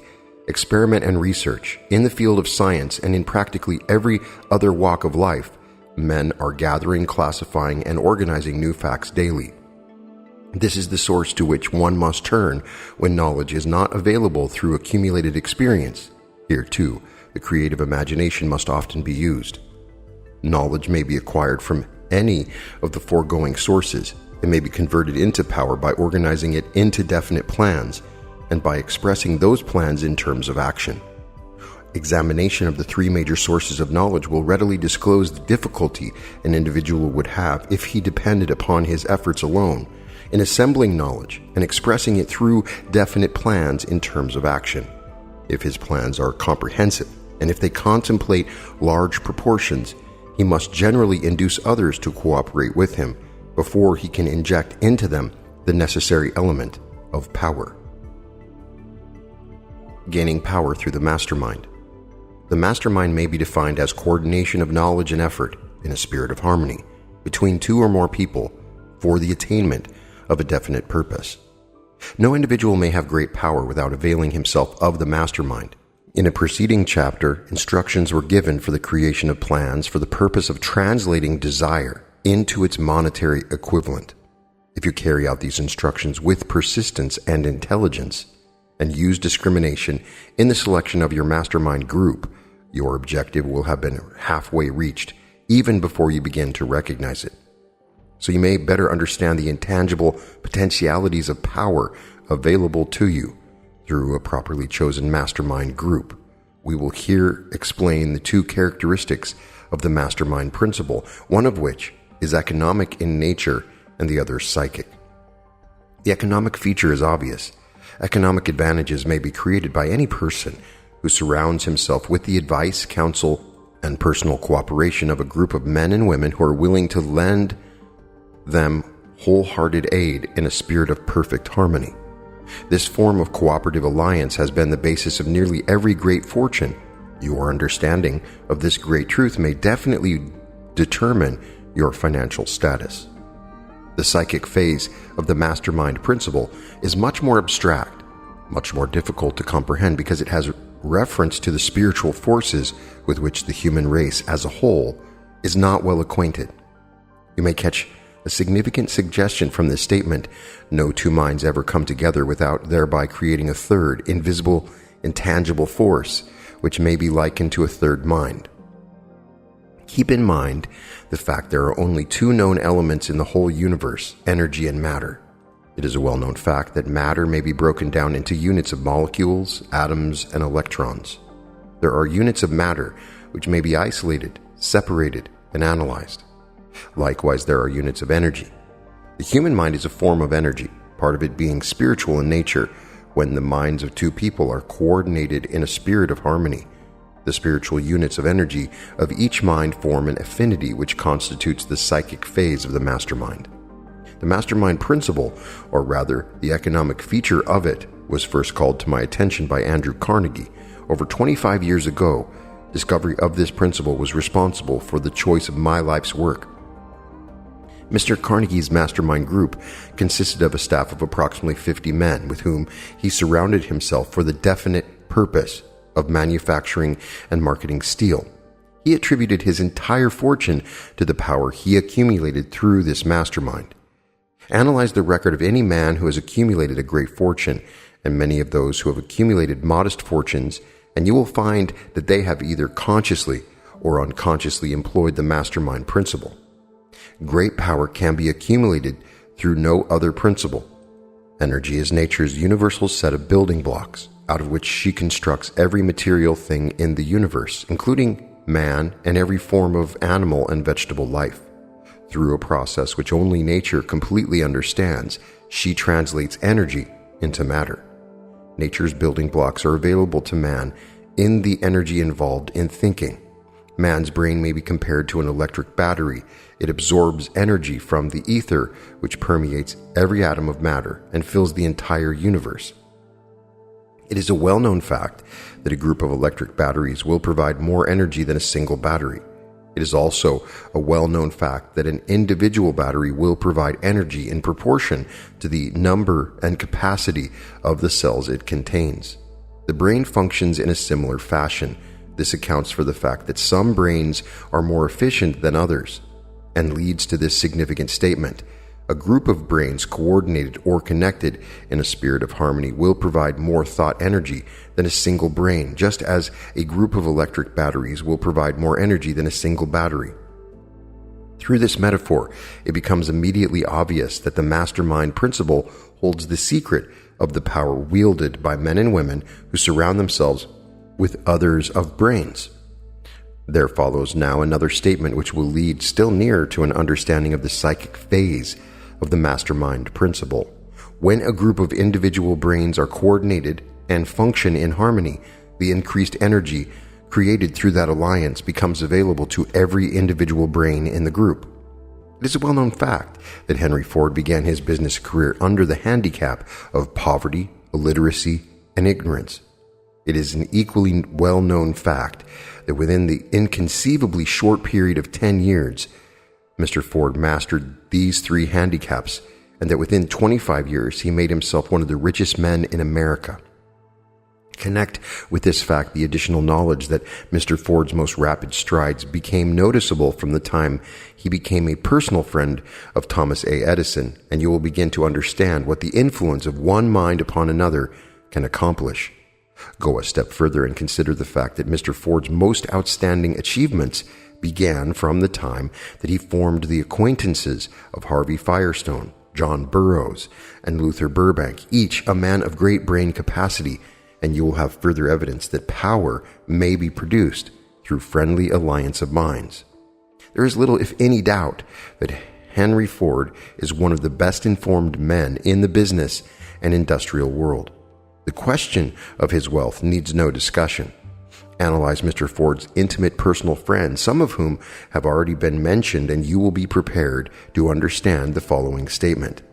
Men take on the nature and the habits and the power of thought of those with whom they associate in a spirit of sympathy and harmony.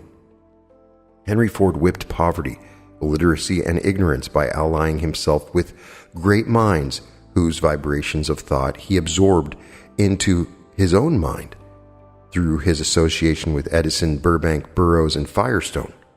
Mr. Ford added to his own brain power the sum and substance of the intelligence, experience, knowledge, and spiritual forces of these four men.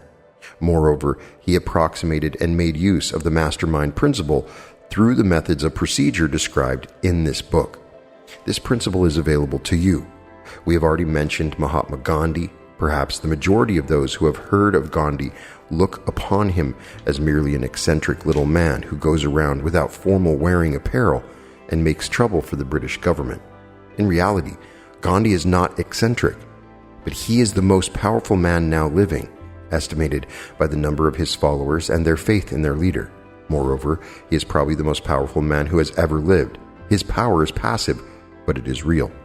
Let us study the method by which he attained his stupendous power. It may be explained in a few words. He came by power through inducing over 200 million people to coordinate with mind and body in a spirit of harmony for a definite purpose.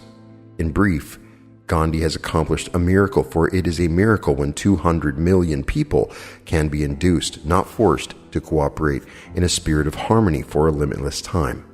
If you doubt this is a miracle, try to induce any two people to cooperate in a spirit of harmony for any length of time. Everyone who manages a business knows what a difficult matter it is to get employees to work together in a spirit even remotely resembling harmony. The list of the chief sources from which power may be attained is, as you have seen, headed by infinite intelligence. When two or more people coordinate in a spirit of harmony and work toward a definite objective, they place themselves in position through that alliance to absorb power directly from the great universal storehouse of infinite intelligence. This is the greatest of all sources of power.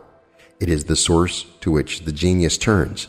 It is the source to which every great leader turns, whether he may be conscious of the fact or not. The other two major sources from which the knowledge necessary for the accumulation of power may be obtained are no more reliable than the five senses of man. The senses are not always reliable. Infinite intelligence does not err. In subsequent chapters, the methods by which infinite intelligence may be most readily contacted will be adequately described.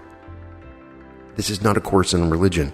No fundamental principle described in this book should be interpreted as being intended to interfere either directly or indirectly with any man's religious habits. This book has been confined exclusively to instructing the reader how to transmute the definite purpose of desire for money into its monetary equivalent. Read, think, and meditate as you read. Soon, the entire subject will unfold and you will see it in perspective. You are now seeing the detail of the individual chapters. Money is as shy and elusive as the old-time maiden. It must be wooed and won by methods not unlike those used by a determined lover in pursuit of the girl of his choice, and coincidental as it is, the power used in the wooing of money is not greatly different than that used in wooing a maiden. That power, when successfully used in the pursuit of money, must be mixed with faith. It must be mixed with desire. It must be mixed with persistence. It must be applied through a plan, and that plan must be set into action. When money comes in quantities known as the big money, it flows to the one who accumulates it as easily as water flows downhill. There exists a great unseen stream of power which may be compared to a river, except that one side flows in one direction, carrying all who get into that side of the stream onward and upward to wealth, and the other side flows in the opposite direction, carrying all who are unfortunate enough to get into it and not able to extricate themselves from it downward to misery and poverty. Every man who has accumulated a great fortune has recognized the existence of this stream of life. It consists of one's thinking process. The positive emotions of thought form the side of the stream which carries one to fortune. The negative emotions form the side which carries one down to poverty. This carries a thought of stupendous importance to the person who is following this book with the object of accumulating a fortune. If you are in the side of the stream of power which leads to poverty, this may serve as an oar by which you may propel yourself over into the other side of the stream. It can serve you only through application and use, merely reading and passing judgment on it.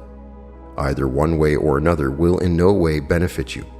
Some people undergo the experience of alternating between the positive and negative sides of the stream, being at times on the positive side and at times on the negative side.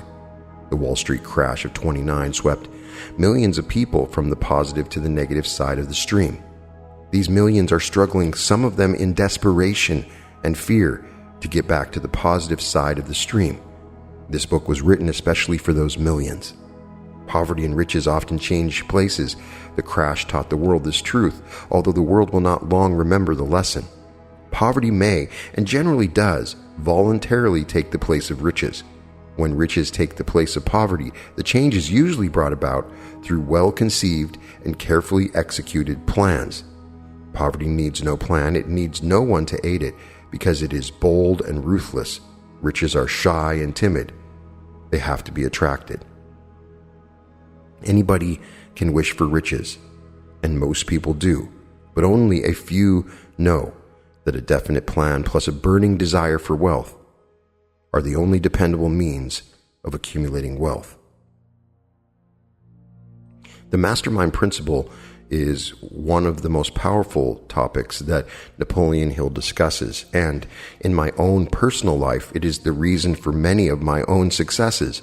Prior to the starting of my channel and the writing of my book, I regularly met in a mastermind once a week with 3 of my friends.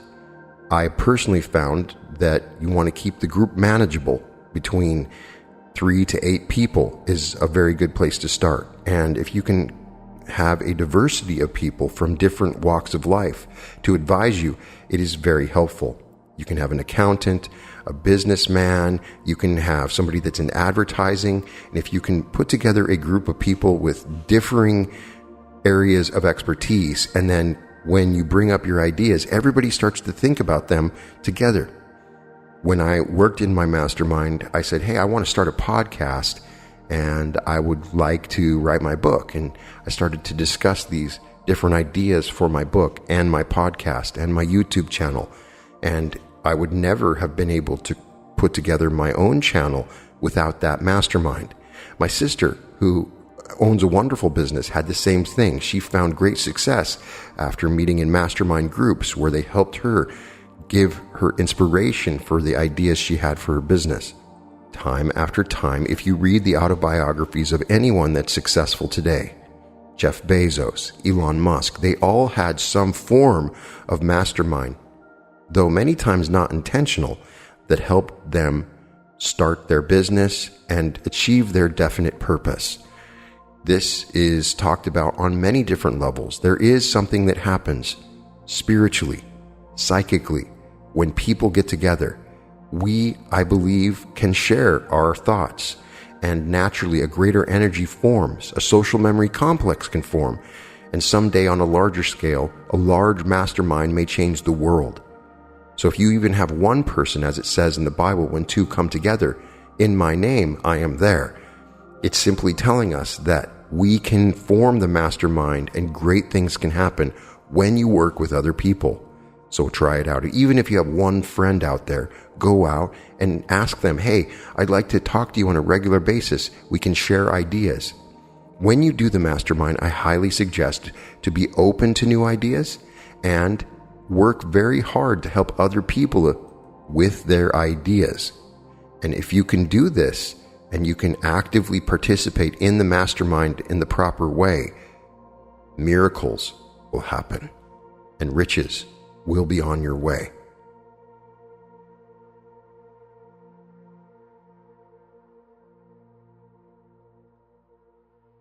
Chapter 11. The Mystery of Sex Transmutation.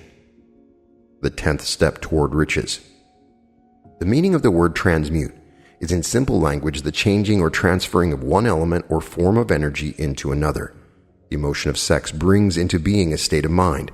Because of ignorance on the subject, this state of mind is generally associated with the physical, and because of improper influences to which most people have been subjected in acquiring knowledge of sex, things essentially physical have highly biased the mind. The emotion of sex has back of it the possibility of 3 constructive potentialities. They are 1, the perpetuation of mankind, 2, the maintenance of health. As a therapeutic agency, it has no equal, and 3, the transformation of mediocrity into genius through transmutation. Sex transmutation is simply and easily explained. It means the switching of the mind from thoughts of physical expression to thoughts of some other nature. Sex desire is the most powerful of human desires. When driven by this desire, men develop keenness of imagination, courage, willpower, persistence, and creative ability unknown to them at other times.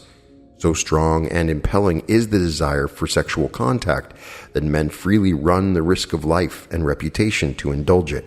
When harnessed and redirected along other lines, this motivating force maintains all of its attributes of keenness of imagination, courage, etc., which may be used as powerful creative forces in literature, art, or in any other profession or calling, including, of course, the accumulation of riches. The transmutation of sex energy calls for the exercise of willpower, to be sure, but the reward is worth the effort. The desire for sexual expression is inborn and natural. The desire cannot and should not be submerged or eliminated, but it should be given an outlet through forms of expression which enrich the body, mind, and spirit of man. If not given this form of outlet through transmutation, it will seek outlets through purely physical channels. A river may be dammed and its water controlled for a time, but eventually it will force an outlet.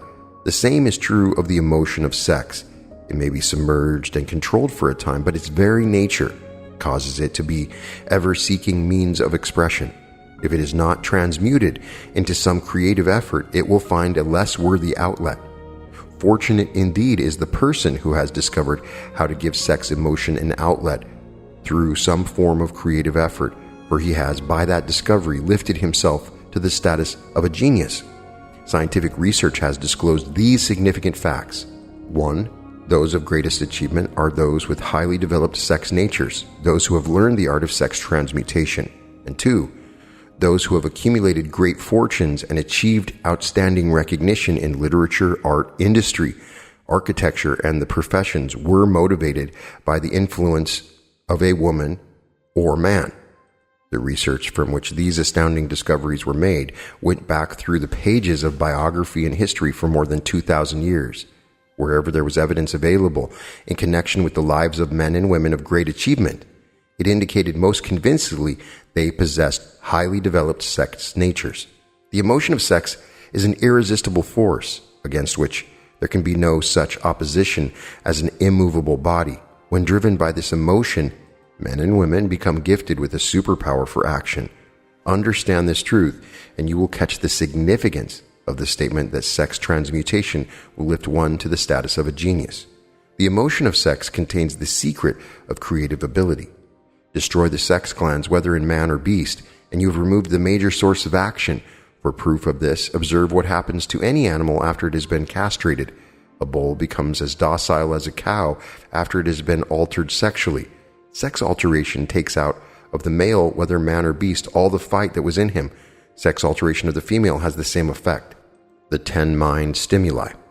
The human mind responds to stimuli through which it may be keyed up to high rates of vibration known as enthusiasm, creative imagination, intense desire, etc.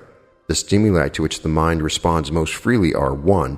The desire for sex expression, 2. Love, 3. A burning desire for fame, power, or financial gain, money, 4. Music, 5.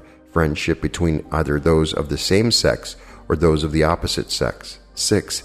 A mastermind alliance based upon the harmony of 2 or more people who ally themselves for spiritual or temporal advancement, 7.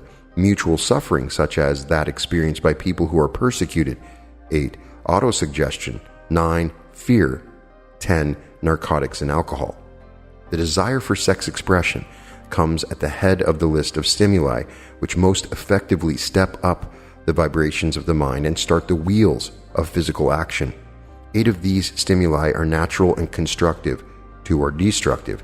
The list is here presented for the purpose of enabling you to make a comparative study of the major sources of mind stimulation. From this study, it will be readily seen that the emotion of sex is by great odds the most intense and powerful of all mind stimuli. This comparison is necessary as a foundation for proof of the statement that transmutation of sex energy may lift one to the status of a genius. Let us find out what constitutes a genius. Some wiseacre has said that a genius is a man who wears long hair, eats queer food, lives alone, and serves as a target for the joke makers. A better definition of a genius is a man who has discovered how to increase the vibrations of thought to the point where he can freely communicate with sources of knowledge not available through the ordinary rate of vibration of thought. The person who thinks will want to ask some questions concerning this definition of genius. The first question will be, how may one communicate with sources of knowledge which are not available through the ordinary rate of vibration of thought? The next question will be, are there known sources of knowledge which are available only to genii, and if so, what are these sources, and exactly how may they be reached? We shall offer proof of the soundness of some of the more important statements made in this book, or at least we shall offer evidence through which you may secure your own proof through experimentation, and in doing so, we shall answer both of these questions. Genius is developed through the sixth sense. The reality of a sixth sense has been fairly well established. This sixth sense is a creative imagination. The faculty of creative imagination is one which the majority of people never use during an entire lifetime, and if used at all, it usually happens by mere accident. A relatively small number of people use with deliberation and purpose, a forethought, the faculty of creative imagination. Those who use this faculty voluntarily and with understanding of its functions are genii. The faculty of creative imagination is the direct link between the finite mind of man and infinite intelligence. All so-called revelations referred to in the realm of religion and all discoveries of basic or new principles in the field of invention take place through the faculty of creative imagination. When ideas or concepts flash into one's mind, through what is popularly called a hunch, they come from one or more of the following sources. 1. Infinite intelligence. 2. One subconscious mind wherein is stored every sense impression and thought impulse which ever reached the brain through any of the 5 senses. 3. From the mind of some other person who has just released the thought or picture of the idea or concept through conscious thought. Or 4. From his subconscious storehouse. There are no other known sources from which inspired ideas or hunches may be received. The creative imagination functions best when the mind is vibrating due to some form of mind stimulation at an exceedingly high rate. That is, when the mind is functioning at a rate of vibration higher than that of ordinary normal thought. When brain action has been stimulated through one or more of the 10 mind stimulants, it has the effect of lifting the individual far above the horizon of ordinary thought and permits him to envision distance, scope, and quality of thoughts not available on the lower plane, such as that occupied while one is engaged in the solution of the problems of business and professional routine. When lifted to this higher level of thought, through any form of mind stimulation, an individual occupies relatively the same position as one who has ascended an airplane to a height from which he may see over beyond the horizon line, which limits his vision, while on the ground. Moreover, while on this higher level of thought, the individual is not hampered or bound by any of the stimuli which circumscribe and limit his vision, while wrestling with problems of gaining the three basic necessities of food, clothing, and shelter. He is in a world of thought in which the ordinary workaday thoughts have been as effectively removed as are the hills and valleys and other limitations of physical vision when he rises in an airplane. While on this exalted plane of thought, the creative faculty of the mind is given freedom for action. The way has been cleared for the sixth sense to function. It becomes receptive to ideas which could not reach the individual under any other circumstances. The sixth sense is the faculty which marks the difference between a genius and an ordinary individual. The creative faculty becomes more alert and receptive to vibrations originating outside the individual's subconscious mind. The more this faculty is used and the more the individual relies upon it and makes demands upon it for thought impulses, this faculty can be cultivated and developed only through use. That which is known as one's conscience operates entirely through the faculty of the sixth sense. The great artists, writers, musicians, and poets become great because they acquire the habit of relying upon the still small voice which speaks from within through the faculty of creative imagination. It is a fact well known to people who have keen imaginations that their best ideas come through so-called hunches. There's a great orator who does not attain to greatness until he closes his eyes and begins to rely entirely upon the faculty of creative imagination. When asked why he closed his eyes just before the climaxes of his oratory, he replied, "I do it because when I speak through ideas which come to me from within." One of America's most successful and best-known financiers followed the habit of closing his eyes for 2 or 3 minutes before making a decision. When asked why he did this, he replied, "With my eyes closed, I am able to draw upon a source of superior intelligence."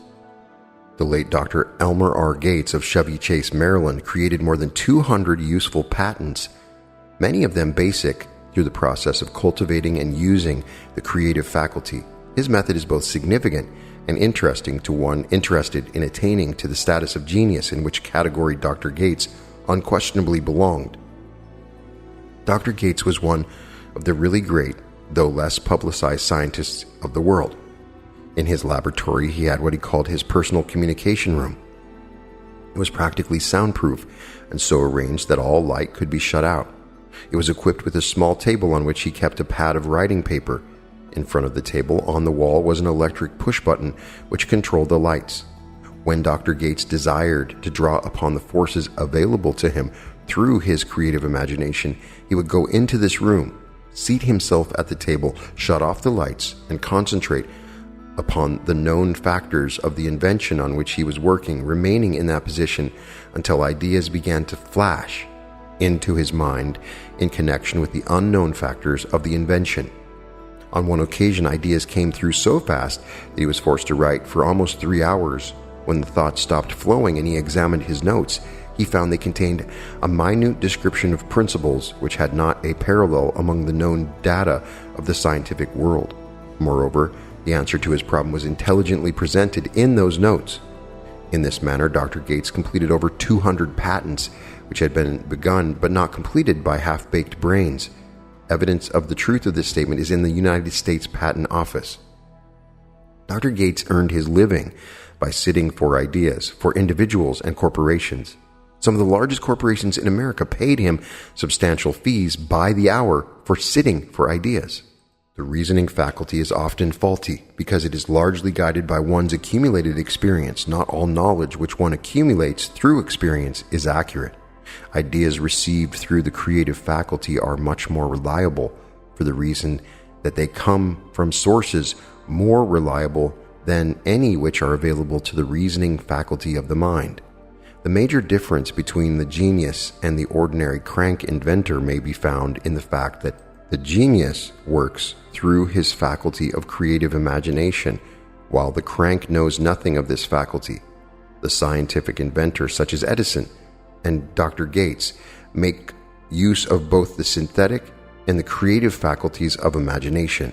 For example, the scientific inventor or genius begins an invention by organizing and combining the known ideas or principles accumulated through experience, through the synthetic faculty, the reasoning faculty.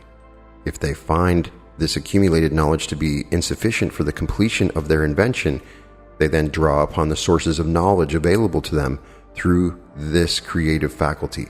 The method by which they do this varies with the individual, but this is the sum and substance of the procedure. 1. They stimulate their mind so that it vibrates on a higher than average plane, using one or more of the 10 mind stimulants or some other stimulant of their choice. 2. They concentrate upon the known factors, the finished part of their invention, and create in their mind a perfect place of unknown factors, the unfinished part of their invention. They hold the picture in mind until it has been taken over by the subconscious mind, then relaxes by clearing their mind of all thought and wait for their answer to flash into their mind. Sometimes the results are both definite and immediate. At other times, the results are negative depending upon the state of development of the sixth sense or creative faculty.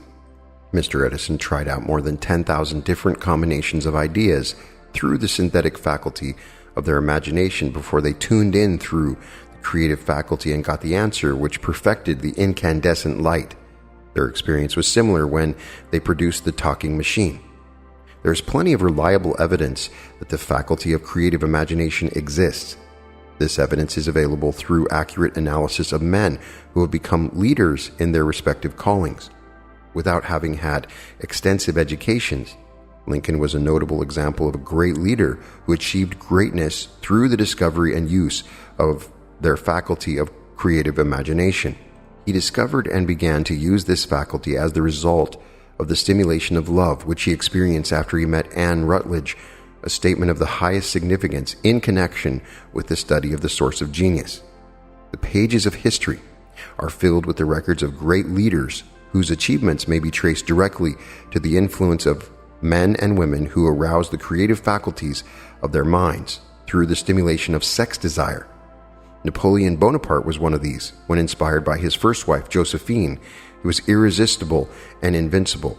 When his better judgment or reasoning faculty prompted him to put Josephine aside, he began to decline.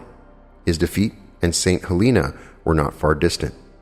If good taste would permit, we might easily mention scores of men well known to the American people who climbed to the great heights of achievement under the stimulating influences of their wives, only to drop back to destruction after money and power went to their heads, and they put aside the old wife for a new one. Napoleon was not the only man to discover that sex influence from the right source is more powerful than any substitute of expediency which may be created by mere reason. The human mind responds to stimulation. Among the greatest and most powerful of these stimuli is the urge of sex. When harnessed and transmuted, this driving force is capable of lifting men and women into that higher sphere of thought which enables them to master the sources of worry and petty annoyance which beset their pathway on the lower plane. Unfortunately, only the genii have made the discovery. Others have accepted the experience of sex urge without discovering one of its major potentialities, a fact which accounts for the great number of others as compared to the limited number of genii. For the purpose of refreshing the memory in connection with the facts available from the biographies of certain men, we here present the names of a few men of outstanding achievement, each of whom was known to have been of a highly sexed nature. The genius which was theirs undoubtedly found its source of power in transmuted sex energy.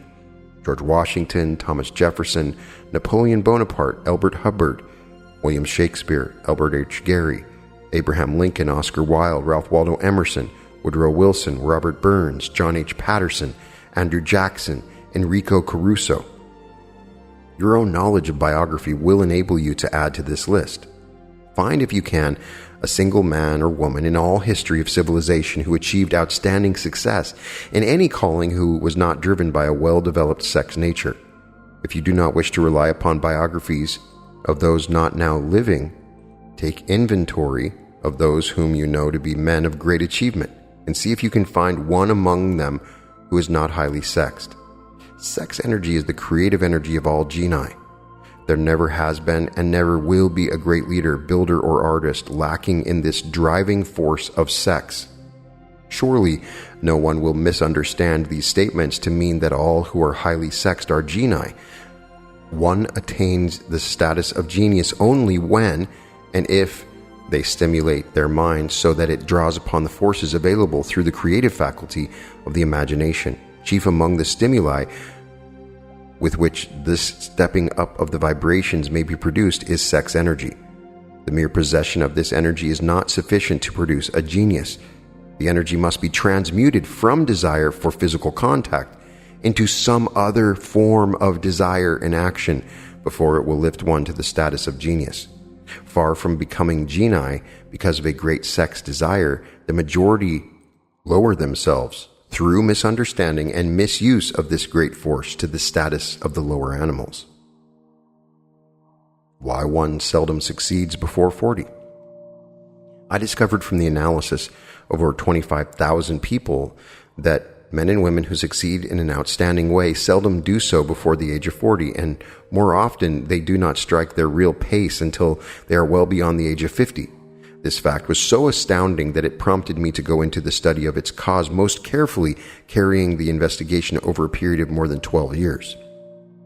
This study disclosed the fact that the major reason why the majority of those who succeed do not begin to do so before the age of 40 to 50 is their tendency to dissipate their energies through overindulgence in physical expression of the emotion of sex.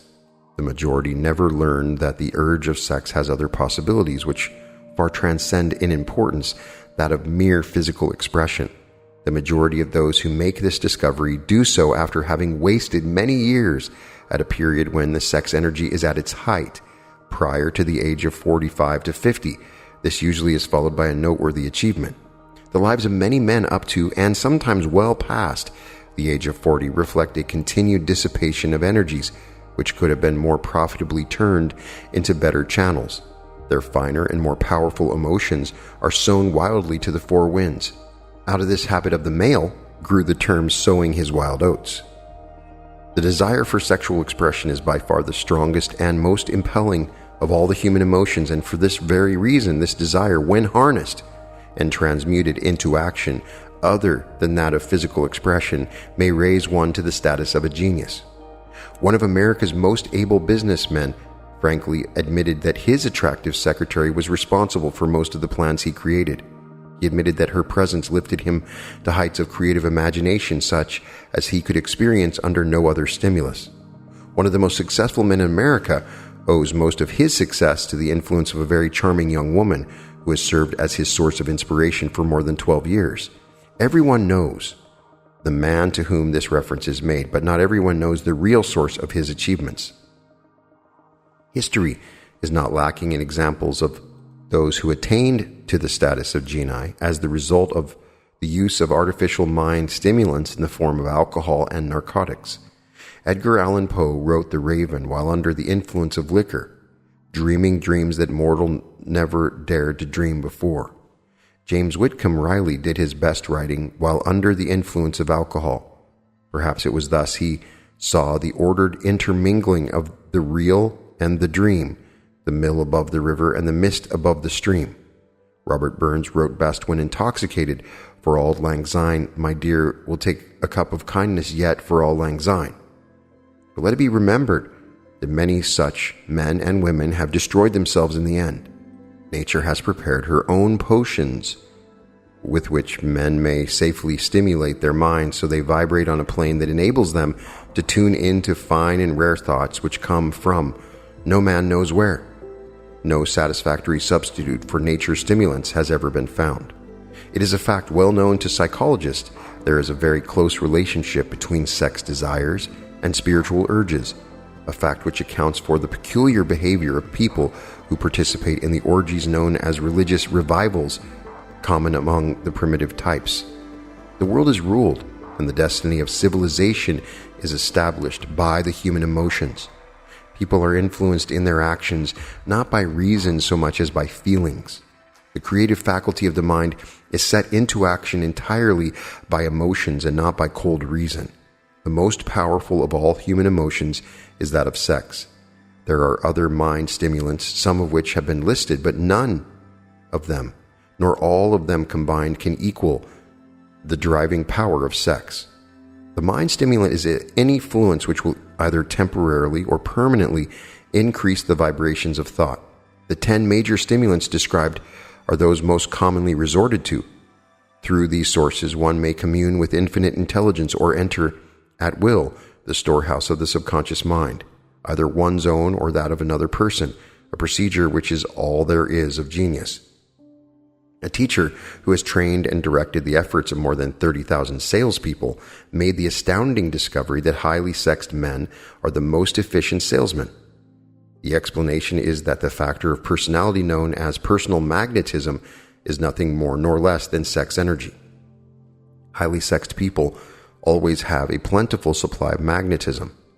Through cultivation and understanding, this vital force may be drawn upon and used to great advantage in the relationships between people. This energy may be communicated to others through the following media. 1. The handshake. The touch of the hand indicates instantly the presence of magnetism or the lack of it. 2. The tone of voice. Magnetism or sex energy is the factor with which the voice may be colored or made musical and charming.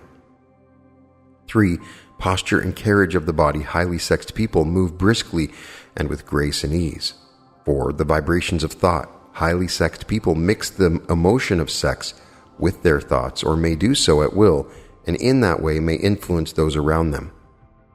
5. Body adornment. People who are highly sexed are usually very careful about their personal appearance. They usually select clothing of a style becoming to their personality, physique, complexion, etc. When employing salesmen, the more capable sales manager looks for the quality of personal magnetism as the first requirement of a salesman. People who lack sex energy will never become enthusiastic nor inspire others with enthusiasm, and enthusiasm is one of the most important requisites in salesmanship, no matter what one is selling. The public speaker, orator, preacher, lawyer, or salesman who is lacking in sex energy is a flop as far as being able to influence others is concerned. Couple with this the fact that most people can be influenced only through an appeal to their emotions, and you will understand the importance of sex energy as a part of the salesman's native ability.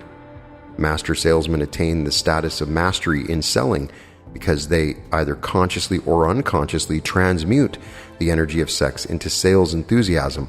In this statement may be found a very practical suggestion as to the actual meaning of sex transmutation. The salesman who knows how to take his mind off the subject of sex and direct it in sales effort with as much enthusiasm and determination as he would apply to its original purpose has acquired the art of sex transmutation, whether he knows it or not. The majority of salesmen who transmute their sex energy do so without being in the least aware of what they're doing or how they're doing it. Transmutation of sex energy calls for more willpower than the average person cares to use for this purpose. Those who find it difficult to summon willpower sufficient for transmutation may gradually acquire this ability. Though this requires willpower, the reward for the practice is more than worth the effort.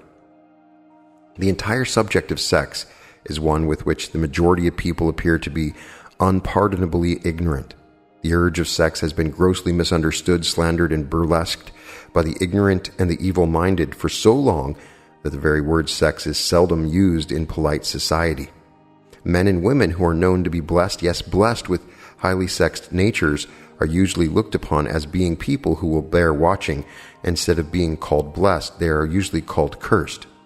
Millions of people, even in this age of enlightenment, have inferiority complexes which they have developed because of this false belief that a highly sexed nature is a curse.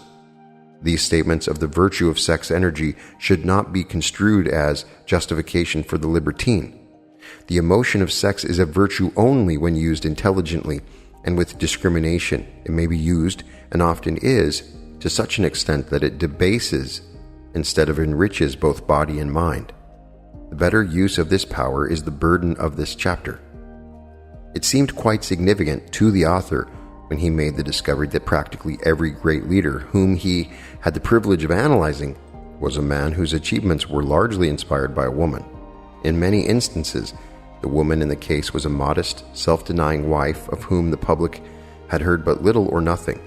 In a few instances, the source of inspiration has been traced to the other woman. Perhaps such cases may not be entirely unknown to you. Intemperance in sex habits is just as detrimental as intemperance in habits of drinking and eating. In this age in which we live, an age which began with the World War, intemperance in habits of sex is common. The orgy of indulgence may account for the shortage of great leaders. No man can avail himself of the forces of his creative imagination while dissipating them. Man is the only creature on earth which violates nature's purpose in this connection. Every other animal indulges its sex nature in moderation and with purpose which harmonizes with the laws of nature. Every other animal responds to the call of sex only in season. Man's inclination is to declare open season. Every intelligent person knows that stimulation in excess through alcoholic drink and narcotics is a form of intemperance which destroys the vital organs of the body, including the brain. Not every person knows, however, that overindulgence in sex expression may become a habit as destructive and as detrimental to creative effort as narcotics or liquor. A sex-mad person is essentially different than a dope-mad person. Both have lost control over their faculties of reason and willpower. Sexual overindulgence may not only destroy reason and willpower, but it may also lead to either temporary or permanent insanity. Many cases of hypochondria, imaginary illness, grow out of habits developed in ignorance of the true function of sex. From these brief references to the subject, it may be readily seen that ignorance on the subject of sex transmutation forces stupendous penalties upon the ignorant on the one hand and withholds from them equally stupendous benefits on the other. Widespread ignorance on the subject of sex is due to the fact that the subject has been surrounded with mystery and beclouded by dark silence. The conspiracy of mystery and silence has had the same effect upon the minds of young people that the psychology of prohibition had. The result has been increased curiosity and desire to acquire more knowledge on this verboten subject, and to the shame of all lawmakers and most physicians, by training best qualified to educate youth on the subject, information has not been easily available. Seldom does an individual enter upon highly creative effort in any field of endeavor before the age of 40. The average man reaches the period of their greatest capacity to create between 40 and 60. These statements are based upon analysis of thousands of men and women who have been carefully observed. They should be encouraging to those who failed to arrive before the age of 40 and to those who became frightened at the approach of old age, around the 40-year mark. The years between 40 and 50 are, as a rule, the most fruitful.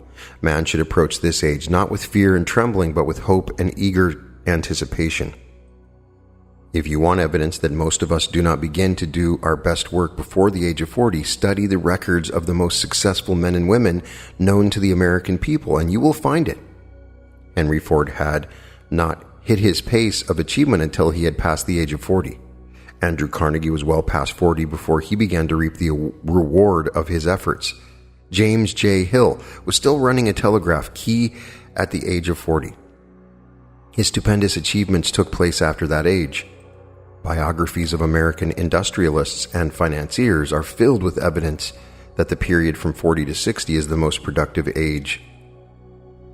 Between the ages of 30 and 40, men and women begin to learn, if they ever learn, the art of sex transmutation.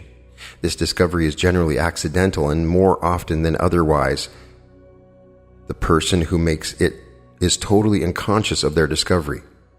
They may observe that their powers of achievement have increased around the age of 35 to 40, but in most cases, they are not familiar with the cause of this change, that nature begins to harmonize the emotions of love and sex in the individual between the ages of 30 and 40, so that they may draw upon these great forces and apply them jointly as stimuli to action. Sex alone is a mighty urge to action, but its forces are like a cyclone. They are often uncontrollable.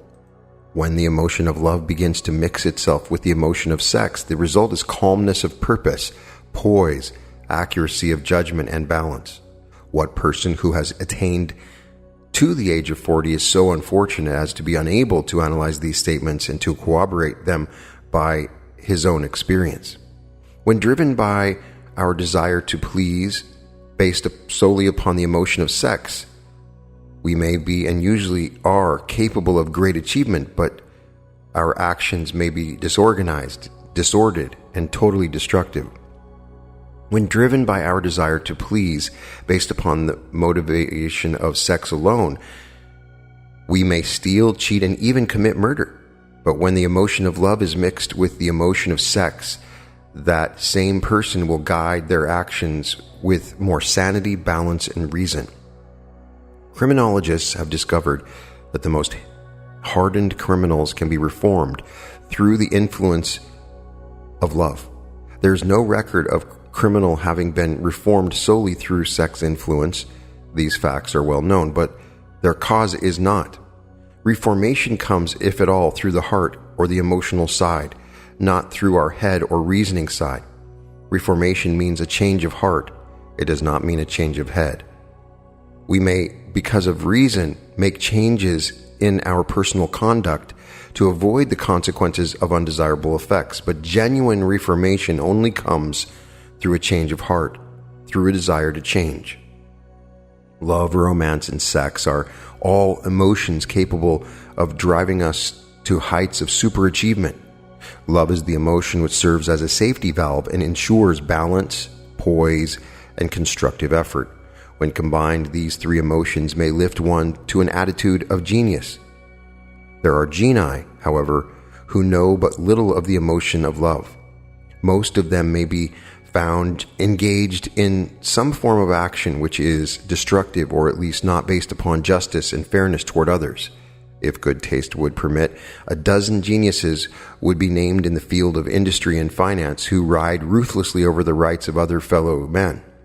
They seem totally lacking in conscience. The reader can easily supply their own list of such men and women. The emotions are states of mind. Nature has provided us with a chemistry of the mind which operates in a manner similar to the principles of chemistry of matter. It is a well-known fact that through the aid of chemistry of matter, a chemist may create a deadly poison by mixing certain elements, none of which are in themselves harmful in the right proportions. The emotions may likewise be combined so as to create a deadly poison. The emotions of sex and jealousy, when mixed, may turn a person into an insane beast. The presence of any one or more of the destructive emotions in the human mind through the chemistry of the mind set up a poison which may destroy one's sense of justice and fairness. In extreme cases, the presence of any combination of these emotions in the mind may destroy one's reason. The road to genius consists of the development, control, and use of sex, love, and romance. Briefly, the process may be followed as stated. Encourage the presence of these emotions as the dominating thoughts in one's mind and discourage the presence of all the destructive emotions. The mind is a creature of habit. It thrives upon the dominating thoughts fed it. Through the faculty of willpower, one may discourage the presence of any emotion and encourage the presence of any other. Control of the mind through the power of will is not difficult. Control comes from persistence and habit. The secret of control lies in understanding the process of transmutation. When any negative emotions presents itself in one's mind, it can be transmuted into a positive or constructive emotion by the simple procedure of changing one's thoughts. There is no other road to genius than through voluntary self-effort. One may attain to great heights of financial or business achievement solely by the driving force of sex energy, but history is filled with evidence that one may and usually does carry with one certain characteristics and traits which rob you of the ability to either hold or enjoy your fortune. This is worthy of analysis, thought, and meditation, for it states a truth, the knowledge of which may be helpful to women as well as men. Ignorance of this has cost thousands of people their privilege of happiness even though they possessed riches. The emotions of love and sex leave their unmistakable marks upon the features. Moreover, these signs are so visible that all who wish may read them. The man who is driven by the storm of passion based upon sex desires alone plainly advertises that fact to the entire world by the expression of his eyes and the lines of his face. The emotion of love, when mixed with the emotion of sex, softens, modifies, and beautifies the facial expression. No character analyst is needed to tell you this. You may observe it for yourself. The emotion of love brings out and develops the artistic and aesthetic nature. It leaves its impress upon one's very soul, even after the fire has been subdued by time and circumstance. Memories of love never pass. They linger, guide, and influence long after the source of stimulation has faded. There is nothing new in this. Every person who has been moved by genuine love knows that it leaves enduring traces upon the human heart. The effect of love endures because love is spiritual in nature. Those who cannot be stimulated to great heights of achievement by love are hopeless, are dead, though may seem to live. Even the memories of love are sufficient to lift one to a higher plane of creative effort. The major force of love may spend itself and pass away like a fire which has burned itself out, but it leaves behind indelible marks as evidence that it passed that way. Its departure often prepares the human heart for a still greater love. Go back into your yesterdays at times and bathe your mind in the beautiful memories of past love. It will soften the influence of the present worries and annoyances. It will give you a source of escape from the unpleasant realities of life, and maybe, who knows, your mind will yield to you during this temporary retreat into the world of fantasy ideas or plans which may change the entire financial or spiritual status of your life. If you believe yourself unfortunate because you have loved and lost, perish the thought. One who has loved truly can never lose entirely. Love is whimsical and temperamental. Its nature is ephemeral and transitory. It comes when it pleases and goes away without warning. Accept and enjoy it while it remains, but spend no time worrying about its departure. Worry will never bring it back. Dismiss also the thought that love never comes but once. Love may come and go, times without number, but there are no two love experiences which affect one in just the same way. There may be, and there usually is, one love experience which leaves a deeper imprint on the heart than all the others. But all love experiences are beneficial except to the person who becomes resentful and cynical when love makes its departure. There should be no disappointment over love, and there should be none if people understand the difference between the emotion of love and sex. The major difference is that love is spiritual while sex is biological.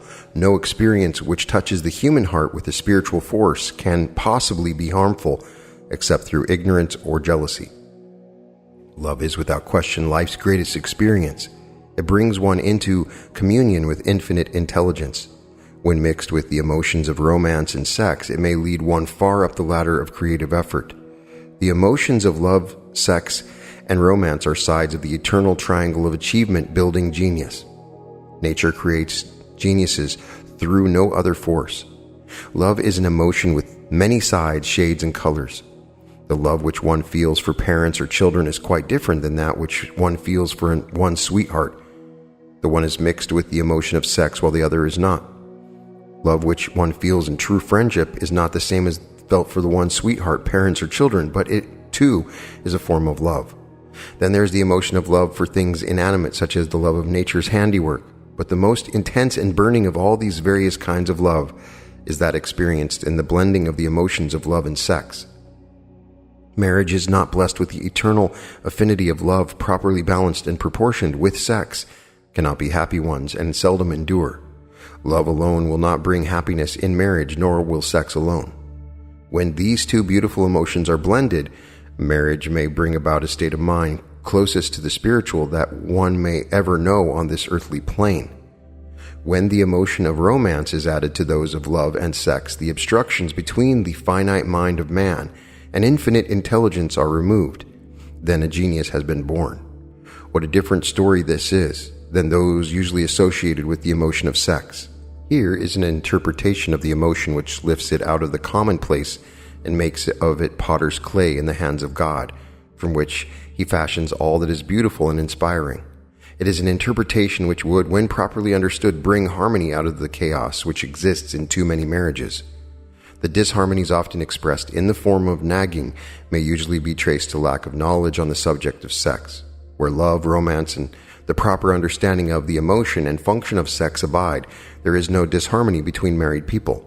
Fortunate is the husband whose wife understands the true relationship between the emotions of love, sex, and romance. When motivated by this holy triumvirate, no form of labor is burdensome, because even the most lowly form of effort takes on the nature of a labor of love. It is a very old saying that a man's wife may either make him or break him, but the reason is not always understood. The making and breaking is the result of the wife's understanding or lack of understanding of the emotions of love, sex, and romance. Despite the fact that men are polygamous by the very nature of their biological inheritance, it is true that no woman has as great an influence on a man as his wife, unless he is married to a woman totally unsuited to his nature. If a woman permits her husband to lose interest in her and become more interested in other women, it is usually because of her ignorance or indifference toward the subjects of love, sex, and romance. This statement presupposes, of course, that genuine love once existed between a man and his wife. The facts are equally applicable to a man who permits his wife's interests in him to die. Married people often bicker over a multitude of trivialities. If these are analyzed accurately, the real cause of the trouble will often be found to be indifference or ignorance on these subjects. Man's greatest motivating force is his desire to please a woman. The hunter who excelled during prehistoric days before the dawn of civilization did so because of his desire to appear great in the eyes of woman. Man's nature has not changed in this respect. The hunter of today brings home no skins of wild animals, but he indicates his desire for her favor by supplying fine clothes, motor cars, and wealth. Man has the same desire to please woman that he had before the dawn of civilization. The only thing that has changed is his method of pleasing men who accumulate large fortunes and attain to great heights of power and fame, do so mainly to satisfy their desire to please women. Take women out of their lives and great wealth would be useless to most men. It is the inherent desire of man to please a woman which gives woman the power to make or break a man. The woman who understands man's nature and tactfully caters to it need have no fear of competition from other women. Men may be giants with indomitable willpower when dealing with other men, but they are easily managed by the women of their choice. Most men will not admit they are easily influenced by women they prefer because it is in the nature of the male to want to be recognized as the stronger of the species. Moreover, the intelligent woman recognizes this manly trait and very wisely makes no issue of it. Some men know they are being influenced by the women of their choice, their wives, sweethearts, mothers, or sisters. But they tactfully refrain from rebelling against the influence because they are intelligent enough to know that no man is happy or complete without the modifying influence of the right woman. The man who does not recognize this important truth deprives himself of the power which has done more to help men achieve success than all other forces combined. In this chapter and throughout this book, I have done my best to keep this gender neutral. This is a very genderized book in that back at the time that Napoleon Hill wrote this, he uses the term men quite often. In this particular chapter, there is a very significant genderized nature to it, but it does apply to both men and women. The key fundamental idea to remember is that you're transmuting sexual desire into something else. This is one of the most controversial chapters in the book, and for many at the time of its publishing, this was the reason that this book wasn't published or sold in many stores. It was very controversial. In actuality, it's one of the most important chapters, of course. Each of the chapters are important, but as Neville Goddard states, the feeling is the secret. Feelings are a very powerful, motivating, and creative power. And sexual emotions and energies are the energies of creation. These stimulate and create pleasure and pain in both men and women. Learning how to harness these energies can be incredibly powerful to transform your life. And the point that he is making is that you're transmuting the power. There's a great sexual desire or urge, and you change that desire or urge into your desire for success, desire to create wealth, desire to accomplish your goal. This transmutation is the key and can come from great emotions, as he gives examples of many successful men who have had great sexual emotions but transmuted those on their course and journey of becoming successful.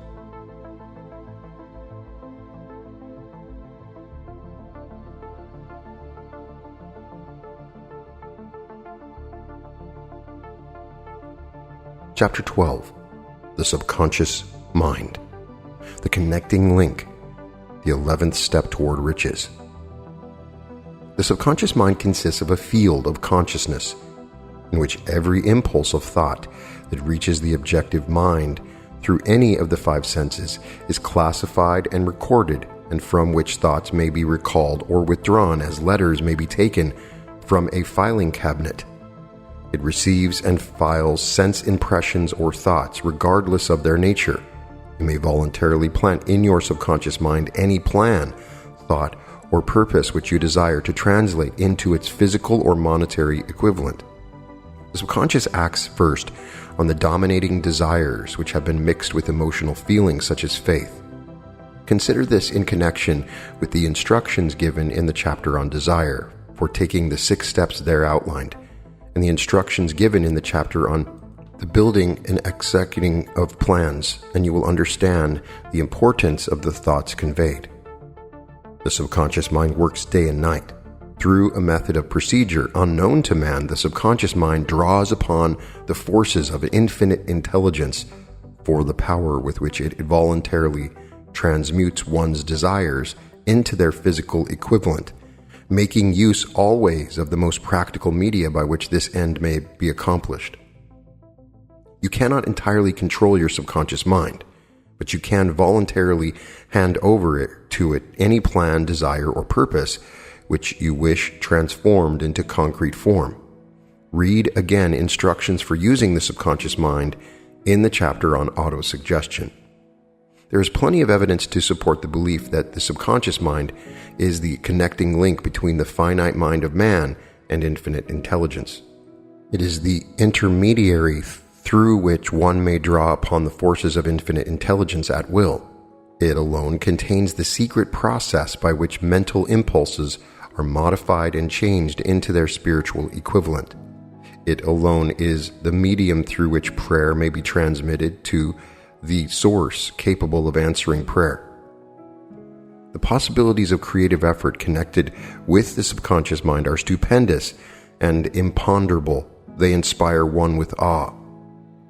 I never approach the discussion of the subconscious mind without a feeling of littleness and inferiority, due perhaps to the fact that man's entire stock of knowledge on this subject is so pitifully limited. The very fact that the subconscious mind is the medium of communication between the thinking mind of man and infinite intelligence is, of itself, a thought which almost paralyzes one's reason. After you have accepted as a reality the existence of the subconscious mind and understand its possibilities as a medium for transmuting your desires into their physical or monetary equivalent, you will comprehend the full significance of the instructions given in the chapter on desire. You will also understand why you have been repeatedly admonished to make your desires clear and to reduce them to writing. You will also understand the necessity of persistence in carrying out instructions. The 13 principles are the stimuli with which you acquire the ability to reach and to influence your subconscious mind. Do not become discouraged if you cannot do this upon the first attempt. Remember that the subconscious mind may be voluntarily directed only through habit, under the directions given in the chapter on faith. You have not yet had time to master faith. Be patient, be persistent. A good many statements in the chapters on faith and autosuggestion will be repeated here for the benefit of your subconscious mind. Remember, your subconscious mind functions voluntarily, whether you make any effort to influence it or not. This naturally suggests to you that thoughts of fear and poverty and all negative thoughts serve as stimuli to your subconscious mind unless you master these impulses and give it more desirable food upon which it may feed. The subconscious mind will not remain idle. If you fail to plant desires in your subconscious mind, it will feed upon the thoughts which reach it as the result of your neglect. We have already explained that thought impulses, both negative and positive, are reaching the subconscious mind continuously from the 4 sources which were mentioned in the chapter on sex transmutation. For the present, it is sufficient if you remember that you are living daily in the midst of all manner of thought impulses which are reaching your subconscious mind.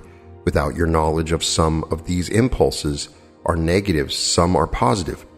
You are now engaged in trying to help shut off the flow of negative impulses and to aid in voluntarily influencing your subconscious mind through positive impulses of desire. When you achieve this, you will possess the key which unlocks the door to your subconscious mind.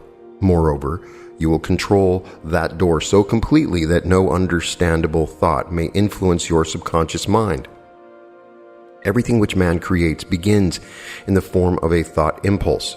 Man can create nothing which he does not first conceive in thought. Through the aid of imagination, thought impulses may be assembled into plans.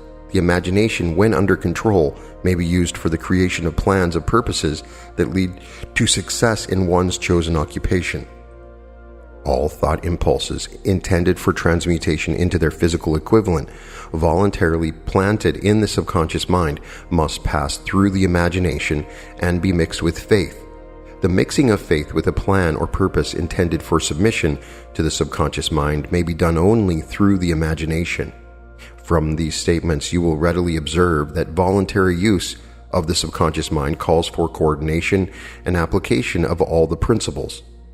Ella Wheeler Wilcox gave evidence of her understandings of the power of the subconscious mind when she wrote, "You never can tell what a thought will do in bringing you hate or love. For thoughts are things, and their airy wings are swifter than carrier doves. They follow the law of the universe. Each thing creates its kind, and they speed over the track to bring you back whatever went out from your mind." Mrs. Wilcox understood the truth that thoughts which go out from one's mind also embed themselves deeply in one's subconscious mind, where they serve as a magnet, pattern, or blueprint by which the subconscious mind is influenced while translating them into their physical equivalent.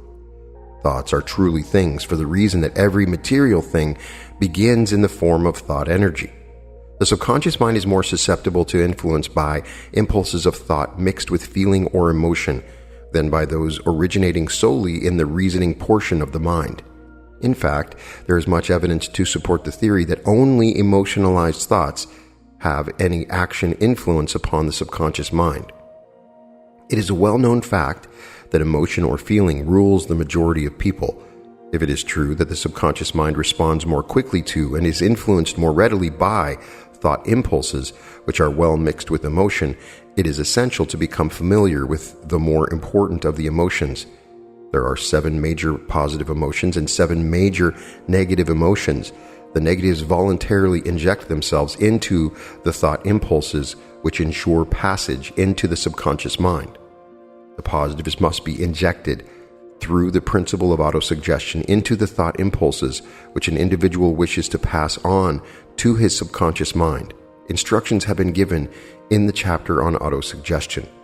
These emotions or feeling impulses may be likened to yeast in a loaf of bread, because they constitute the action element which transforms thought impulses from the passive to the active state. Thus may one understand why thought impulses, which have been well mixed with emotion, are acted upon more readily than thought impulses originating in cold reason. You are preparing yourself to influence and control the inner audience of your subconscious mind in order to hand over it the desire for money, which you wish transmuted into its monetary equivalent. It is essential, therefore, that you understand the method of approach to this inner audience. You must speak its language, or it will not heed your call. It understands best the language of emotion or feeling. Let us therefore describe here the 7 major positive emotions and the 7 major negative emotions, so that you may draw upon the positives and avoid the negatives when giving instructions to your subconscious mind. The 7 major positive emotions: the emotion of desire, the emotion of faith, the emotion of love, the emotion of sex, the emotion of enthusiasm, the emotion of romance, the emotion of hope. There are other positive emotions, but these are the 7 most powerful and the ones most commonly used in creative effort. Master these 7 emotions. They can be mastered only by use, and the other positive emotions will be at your command when you need them. Remember, in this connection, that you are studying a book which is intended to help you develop a money consciousness. By filling your mind with positive emotions, one does not become money conscious by filling one's mind with negative emotions. The 7 major negative emotions to be avoided: the emotion of fear, the emotion of jealousy, the emotion of hatred, the emotion of revenge, the emotion of greed, the emotion of superstition, the emotion of anger. Positive and negative emotions cannot occupy the mind at the same time. One or the other must dominate. It is your responsibility to make sure that positive emotions constitute the dominating influence of your mind. Here, the law of habit will come to your aid. Form the habit of applying and using the positive emotions. Eventually, they will dominate your mind so completely that the negatives cannot enter it. Only by following these instructions literally and continuously can you gain control over your subconscious mind. The presence of a single negative in your conscious mind is sufficient to destroy all chances of constructive aid from your subconscious mind. If you are an observing person, you must have noticed that most people resort to prayer only after everything else has failed, or else they pray by a ritual of meaningless words, and because it is a fact that most people who pray do so only after everything else has failed, they go to prayer with their minds filled with fear and doubt, which are the emotions the subconscious mind acts upon and passes on to infinite intelligence. Likewise, that is the emotion which infinite intelligence receives and acts upon. If you pray for a thing, but have fear as you pray, that you may not receive it or that your prayer will not be acted upon by infinite intelligence, your prayer will have been in vain. Prayer does sometimes result in the realization of that for which one prays. If you have ever had the experience of receiving that for which you prayed, go back in your memory and recall your actual state of mind while you were praying, and you will know for sure that the theory here described is more than a theory. The time will come when the schools and educational institutions of the country will teach the science of prayer. Moreover, then prayer may be and will be reduced to a science. When the time comes, it will come as soon as mankind is ready for it and demands it. No one will approach the universal mind in a state of fear, for the very good reason that there will be no such emotion as fear. Ignorance, superstition, and false teaching will have disappeared, and man will have attained his true status as a child of infinite intelligence. A few have already attained this blessing.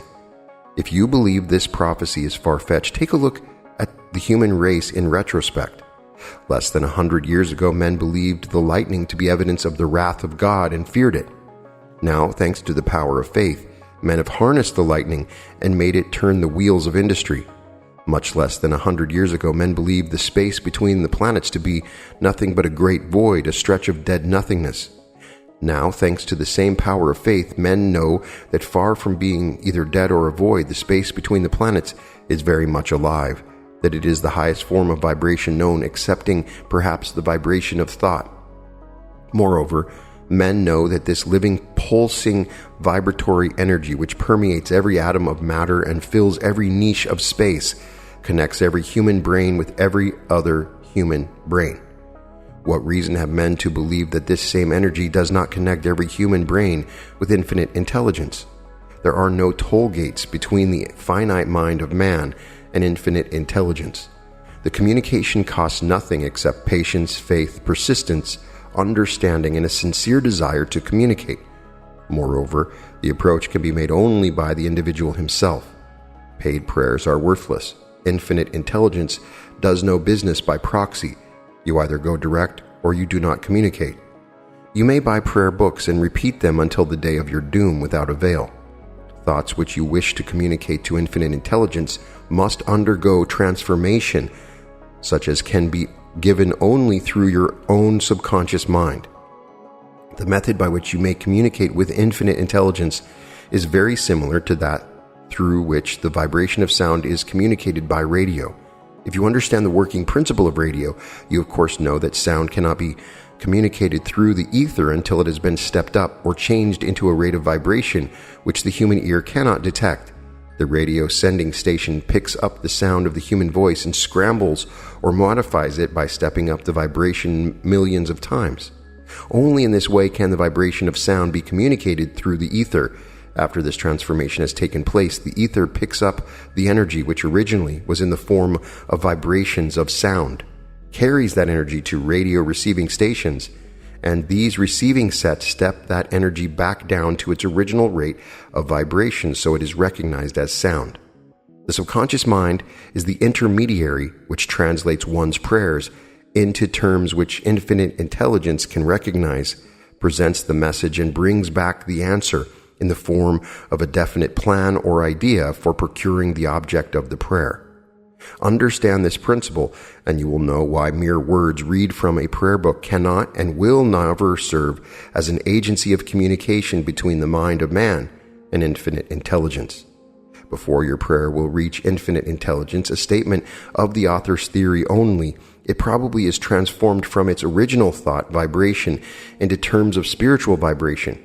Faith is the only known agency which will give your thoughts a spiritual nature. Faith and fear make poor bedfellows. Where one is found, the other cannot exist.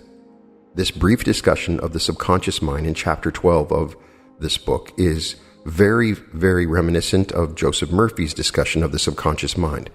But in particular, the point I want to emphasize is that the subconscious mind is the medium with which you can communicate with infinite intelligence.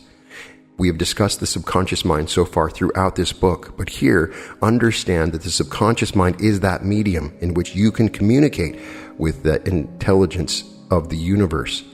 That is important. Also emphasized here are the power of emotions when communicating with the subconscious mind.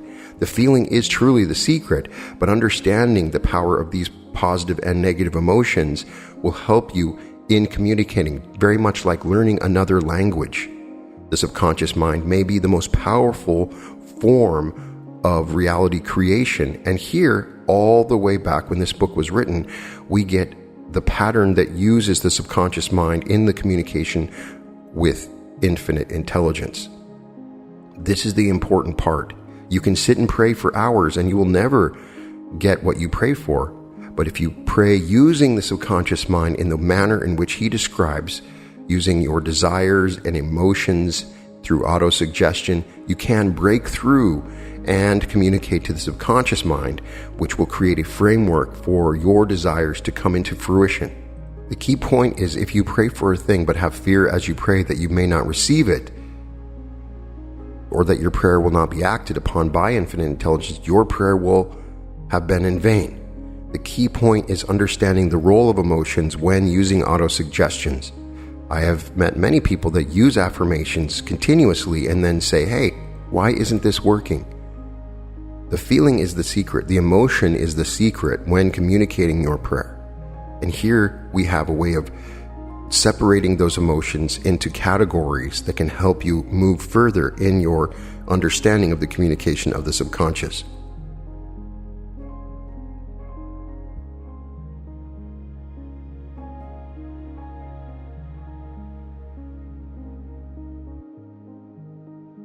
Chapter 13. The Brain, a broadcasting and receiving station for thought. The 12th step toward riches. More than 20 years ago, the author, working in conjunction with the late Dr. Alexander Graham Bell and Dr. Elmer R. Gates, observed that every human brain is both a broadcasting and receiving station for the vibration of thought. Through the medium of the ether, in a fashion similar to that employed by the radio broadcasting principle, every human brain is capable of picking up vibrations of thought which are being released by other brains.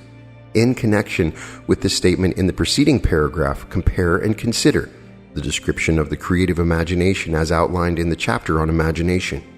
The creative imagination is the receiving set of the brain, which receives thoughts released by the brains of others. It is the agency of communication between one's conscious or reasoning mind and the four sources from which one may receive thought stimuli. When stimulated or stepped up to a high rate of vibration, The mind becomes more receptive to the vibration of thought which reaches it through the ether from outside sources. This stepping up process takes place through the positive emotions or the negative emotions. Through the emotions, the vibrations of thought may be increased. Vibrations of an exceedingly high rate are the only vibrations picked up and carried by the ether from one brain to another. Thought is energy, traveling at an exceedingly high rate of vibration. Thought which has been modified or stepped up by any of the major emotions vibrates at a much higher rate than ordinary thought, and is this type of thought which passes from one brain to another through the broadcasting machinery of the human brain. The emotion of sex stands at the head of the list of human emotions as far as intensifying and driving force are concerned. The brain, which has been stimulated by the emotion of sex, vibrates at a much more rapid rate than it does when the emotion is quiescent or absent. The result of sex transmutation is the increase of the rate of vibration of thoughts to such a pitch that the creative imagination becomes highly receptive to ideas which it picks up from the ether. On the other hand, when the brain is vibrating at a rapid rate, it not only attracts thoughts and ideas released by other brains through the medium of the ether, but it gives to one's own thoughts that feeling, which is essential before those thoughts will be picked up and acted upon by one's subconscious mind. Thus, you will see the broadcasting principle is the factor through which you mix feeling or emotion with your thoughts and pass them on to your subconscious mind. The subconscious mind is the sending station of the brain through which vibration of thought are broadcast.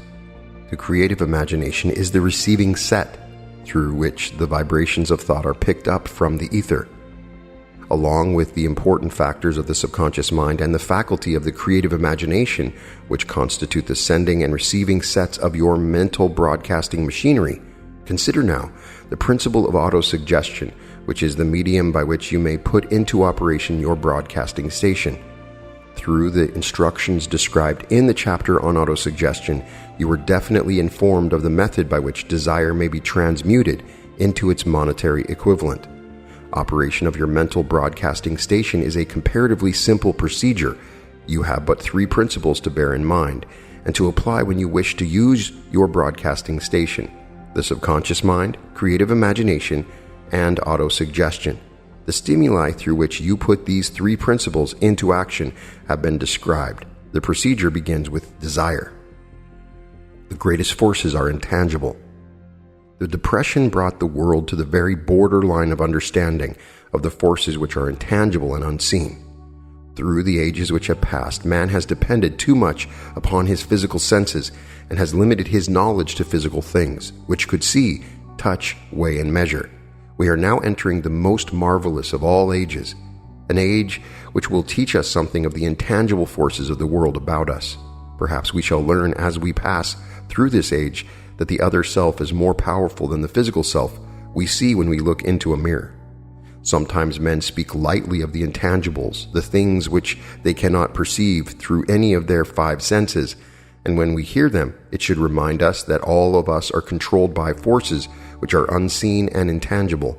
The whole of mankind has not the power to cope with nor to control the intangible force wrapped up in the rolling waves of the oceans.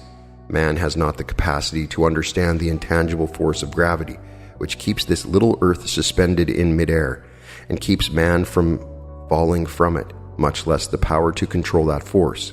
Man is entirely subservient to the intangible force which comes with a thunderstorm, and he is just as helpless in the presence of the intangible force of electricity. Nay, he does not even know what electricity is, where it comes from, or what its purpose is. Nor is this by any means the end of man's ignorance in connection with things unseen and intangible. He does not understand the intangible force and intelligence wrapped up in the soil of the earth, the force which provides him with every morsel of food he eats, every article of clothing he wears, every dollar he carries in his pockets. The dramatic story of the brain. Last but not least, man, with all his boasted culture and education, understands little or nothing of the intangible force, the greatest of all the intangibles of thought. He knows but little concerning the physical brain and its vast network of intricate machinery. through which the power of thought is translated into its material equivalent. But he is now entering an age which shall yield enlightenment on the subject. Already men of science have begun to turn their attention to the study of this stupendous thing called a brain, and while they are still in the kindergarten stage of their studies, they have uncovered enough knowledge to know that the central switchboard of the human brain, the number of lines which connect the brain cells one with another, equal the figure 1 followed by 15 million ciphers. The figure is so stupendous, said Dr. C. Judson Herrick of the University of Chicago, that astronomical figures dealing with hundreds of millions of light years become insignificant by comparison. It has been determined that there are from 10 billion to 14 billion nerve cells in the human cerebral cortex, and we know that these are arranged in definite patterns. These arrangements are not haphazard, they are orderly. Recently developed methods of electrophysiology draw off action currents from very precisely located cells or fibers with microelectrodes, amplify them with radio tubes, and record potential differences to a millionth of a volt. It is inconceivable that such a network of intricate machinery should be in existence for the sole purpose of carrying on the physical functions incidental to growth and maintenance of the physical body. Is it not likely that the same system which gives billions of brain cells the media for communication one with another provides also the means of communication with other intangible forces? After this book had been written, just before the manuscript went to the publisher, there appeared in the New York Times an editorial showing that at least one great university and one intelligent investigator in the field of mental phenomena are carrying on an organized research through which conclusions have been reached that parallel many of those described in this and the following chapter. The editorial briefly analyzed the work carried on by Dr. Rhine and his associates at Duke University. What is telepathy? A month ago, we cited on this page some of the remarkable results achieved by Professor Rhine and his associates in Duke University from more than 100,000 tests to determine the existence of telepathy and clairvoyance. These results were summarized in the first 2 articles in Harper's Magazine. In the second, which has now appeared, the author E.H. Wright attempts to summarize what has been learned, or what it seems reasonable to infer, regarding the exact nature of these extrasensory modes of perception. The actual existence of telepathy and clairvoyance now seems to some scientists enormously probable as the result of Rhine's experiments. Various participants were asked to name as many cards in a special pack as they could without looking at them and without other sensory access to them. About a score of men and women were discovered who could regularly name so many of the cards correctly that there was not one chance in many a million of their having done their feats by luck or accident. But how do they do them? These powers, assuming that they exist, do not seem to be sensory. There is no known organ for them. The experiments work just as well at distances of several hundred miles as they did in the same room. These facts also dispose, in Mr. Wright's opinion, of the attempt to explain telepathy or clairvoyance through any physical theory of radiation. All known forms of radiant energy decline inversely as the square of the distance traversed. Telepathy and clairvoyance do not, but they do vary through physical causes as our mental powers do. Contrary to widespread opinion, they do not improve when the percipient is asleep or half asleep, but on the contrary, when he is most wide awake and alert. Rhine discovered that a narcotic will invariably lower a percipient's score, while a stimulant will always send it higher. The most reliable performer apparently cannot make a good score unless he tries to do his best. One conclusion that Wright draws, with some confidence, is that telepathy and clairvoyance are really one and the same gift. That is, the faculty that sees a card face down on a table seems to be exactly the same one that reads a thought residing only in another mind. There are several grounds for believing this. So far, for example, the 2 gifts have been found in every person who enjoys either of them. In every one so far, the 2 have been of equal vigor, almost exactly. Screens, walls, distances have no effect at all on either. Wright advances from this conclusion to express what he puts forward as no more than the mere hunch that other extrasensory experiences, prophetic dreams, premonitions of disaster and the like, may also prove to be part of the same faculty. The reader is not asked to accept any of these conclusions unless he finds it necessary, but the evidence that Rhine has piled up must remain impressive. In view of Dr. Ryan's announcement in connection with the conditions under which the mind responds to what he terms extrasensory modes of perception, I now feel privileged to add to his testimony by stating that my associates and I have discovered that we believe to be ideal conditions under which the mind can be stimulated so that the sixth sense described in the next chapter can be made to function in a practical way. The conditions to which I refer consist of a close working alliance between myself and 2 members of my staff. Through experimentation and practice, we have discovered how to stimulate our minds by applying the principle used in connection with the invisible counselors described in the next chapter, so that we can, by a process of blending our 3 minds into one, find the solution to a great variety of personal problems which are submitted by my clients. The procedure is very simple. We sit down at a conference table, clearly state the nature of the problem we have under consideration, then begin discussing it. Each contributes whatever thoughts that may occur. The strange thing about this method of mind stimulation is that it places each participant in communication with unknown sources of knowledge, definitely outside his own experience. If you understand the principle described in the chapter on the mastermind, you of course recognize the round table procedure here described as being a practical application of the mastermind.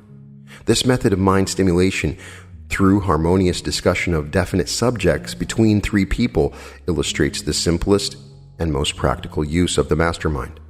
By adopting and following a similar plan, any student of this philosophy may come into possession of the famous Carnegie formula briefly described in the introduction. If it means nothing to you at this time, mark this page and read it again after you have finished the last chapter. The depression was a blessing in disguise. It reduced the whole world to a new starting point that gives everyone a new opportunity. This chapter on the brain is important in understanding the way your mind and brain work. There are 2 aspects that he emphasizes in this chapter, in particular, that you receive thoughts and you also broadcast thoughts, and there is a difference. You are receiving thoughts all the time. You may be thinking thoughts that you think are yours, but they're not. And you're sending out thoughts which influence those around you. In particular, this chapter emphasizes the use of the emotion of sex as intensifying driving force for the broadcasting and reception of these thoughts. In particular, he's talking about the emotion of it. That is something that is not talked about by others that talk about telepathy. In addition, the subconscious mind is the sending station of the brain through which vibrations of thoughts are broadcast. So the creative imagination is then the receiving set through which the vibrations of thought are picked up from the ether. The implication here is that the imagination is receiving the thought vibrations of those around you. An important way of understanding the way the imagination works in Napoleon Hill's conception. The discussion of these intangible forces and the documentation and research of this amazing aspect of the brain has continued. As he indicates, we're at the very cusp and beginning of understanding the way the brain works, and we have learned a lot more since this book was originally published through research on remote viewing by Russell Targ, as well as other researchers, and we continually become astonished by the amazing ability the brain has in a variety of different aspects. In order for you to become rich, you must learn how to use your brain both in broadcasting and receiving thoughts, and this is an important chapter in that discussion.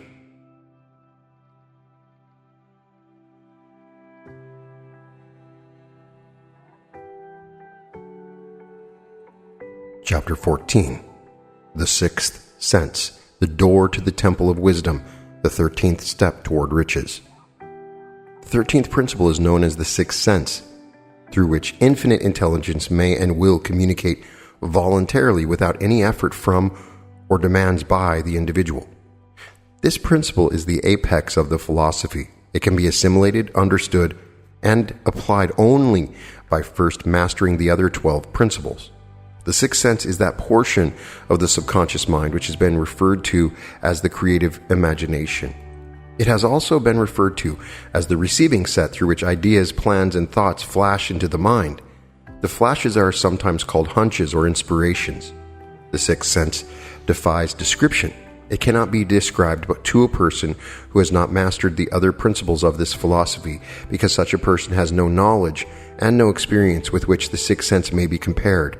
Understanding of the sixth sense comes only by meditation through mind development from within. The sixth sense probably is the medium of contact between the finite mind of man and infinite intelligence, and for this reason it is a mixture of both the mental and the spiritual.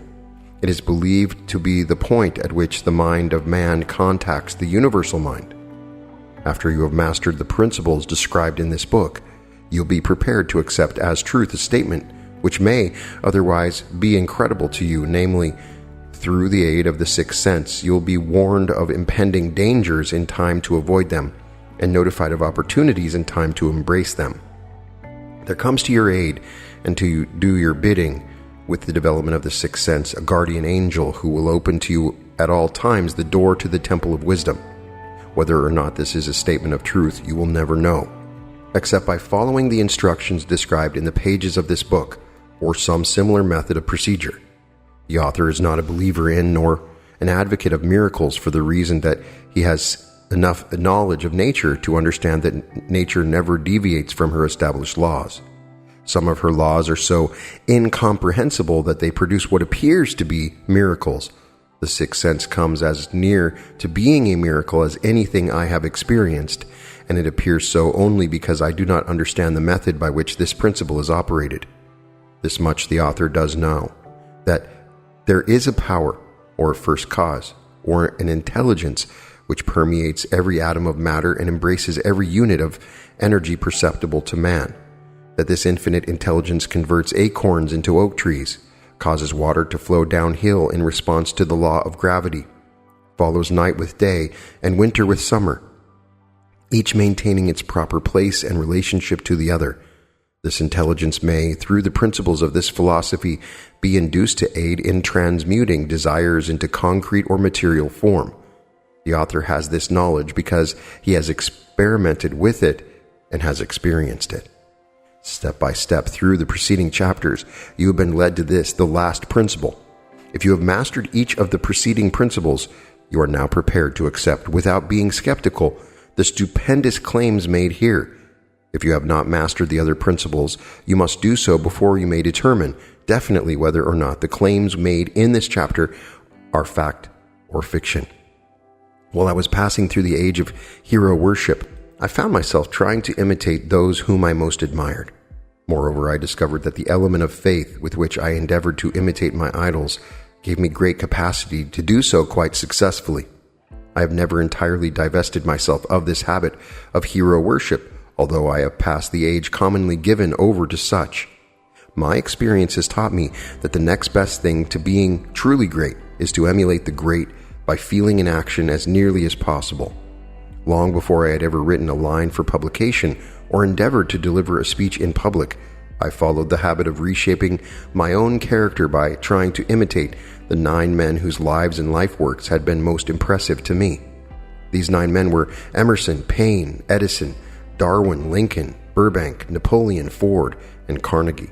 Every night, over a long period of years, I held an imaginary council meeting with this group whom I called my invisible counselors. The procedure was this. Just before going to sleep at night, I would shut my eyes and see in my imagination this group of men seated with me around my council table. Here, I had not only an opportunity to sit among those whom I considered to be great, but I actually dominated the group by serving as the chairman. I had a very definite purpose in indulging my imagination through these nightly meetings. My purpose was to rebuild my own character so it would represent a composite of the characters of my imaginary counselors. Realizing as I did early in life that I had to overcome the handicap of birth in an environment of ignorance and superstition, I deliberately assigned myself the task of voluntary rebirth through the method here described. Building character through autosuggestion. Being an earnest student of psychology, I know, of course, that all men have become what they are because of their dominating thoughts and desires. I knew that every deeply seated desire has the effect of causing one to seek outward expression through which that desire may be transmuted into reality. I knew that self-suggestion is a powerful factor in building character, that it is, in fact, the sole principle through which character is built. With this knowledge of the principles of mind operation, I was fairly well armed with the equipment needed in rebuilding my character. In these imaginary council meetings, I called on my cabinet members for the knowledge I wished each to contribute, addressing myself to each member in audible words as follows. Mr. Emerson, I desire to acquire from you the marvelous understanding of nature which distinguished your life. I ask that you make an impress upon my subconscious mind of whatever qualities you possessed, which enabled you to understand and adapt yourself to the laws of nature. I ask that you assist me in reaching and drawing upon whatever sources of knowledge are available to this end. Mr. Burbank, I request that you pass on to me the knowledge which enabled you to so harmonize the laws of nature that you caused the cactus to shed its thorns and become an edible food. Give me access to the knowledge which enabled you to make 2 blades of grass grow where but one grew before, and helped you to blend the coloring of the flowers with more splendor and harmony, for you alone have successfully gilded the lily.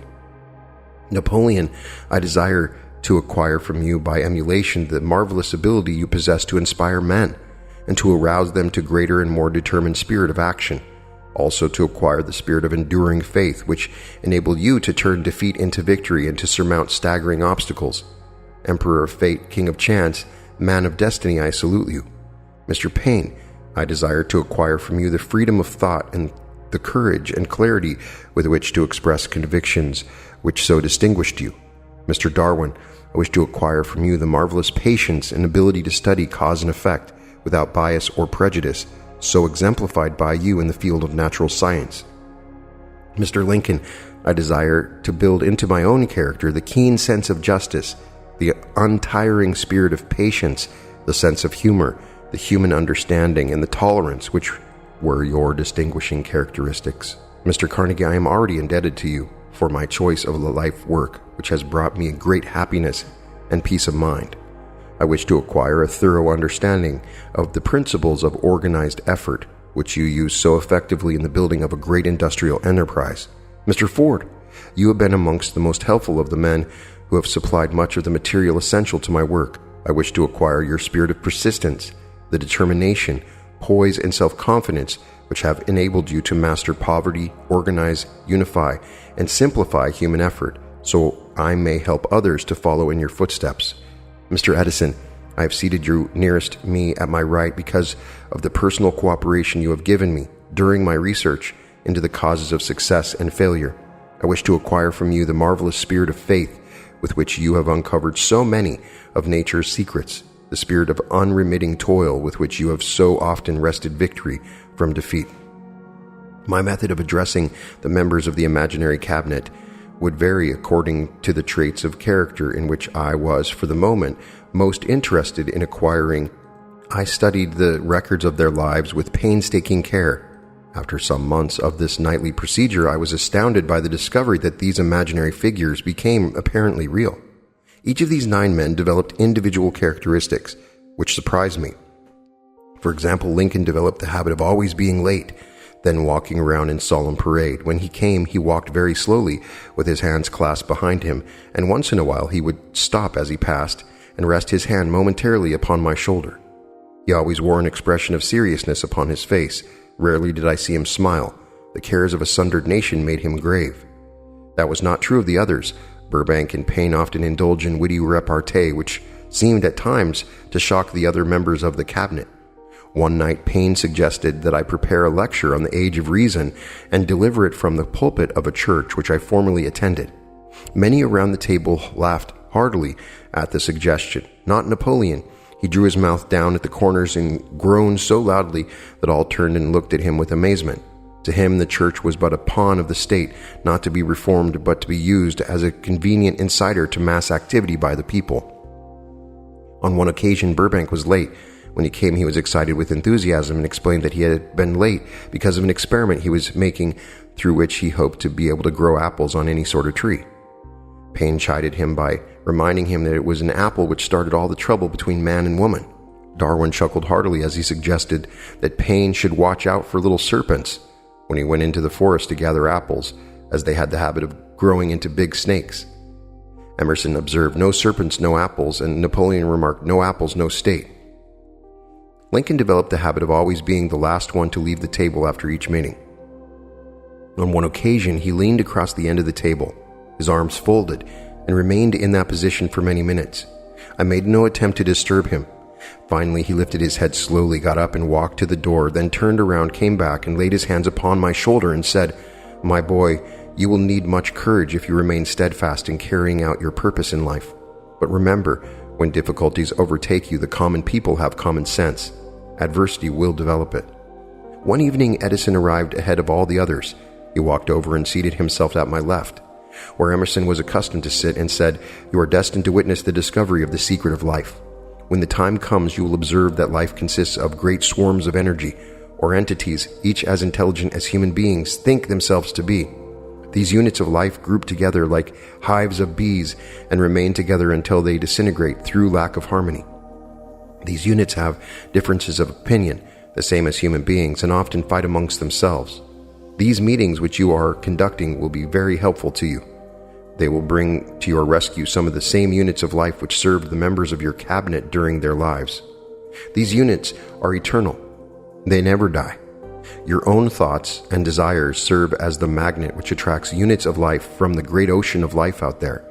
Only the friendly units are attracted, the ones which harmonize with the nature of your desires." The other members of the cabinet began to enter the room. Edison got up and slowly walked around to his own seat. Edison was still living when this happened. It impressed me so greatly that I went to see him and told him about the experience.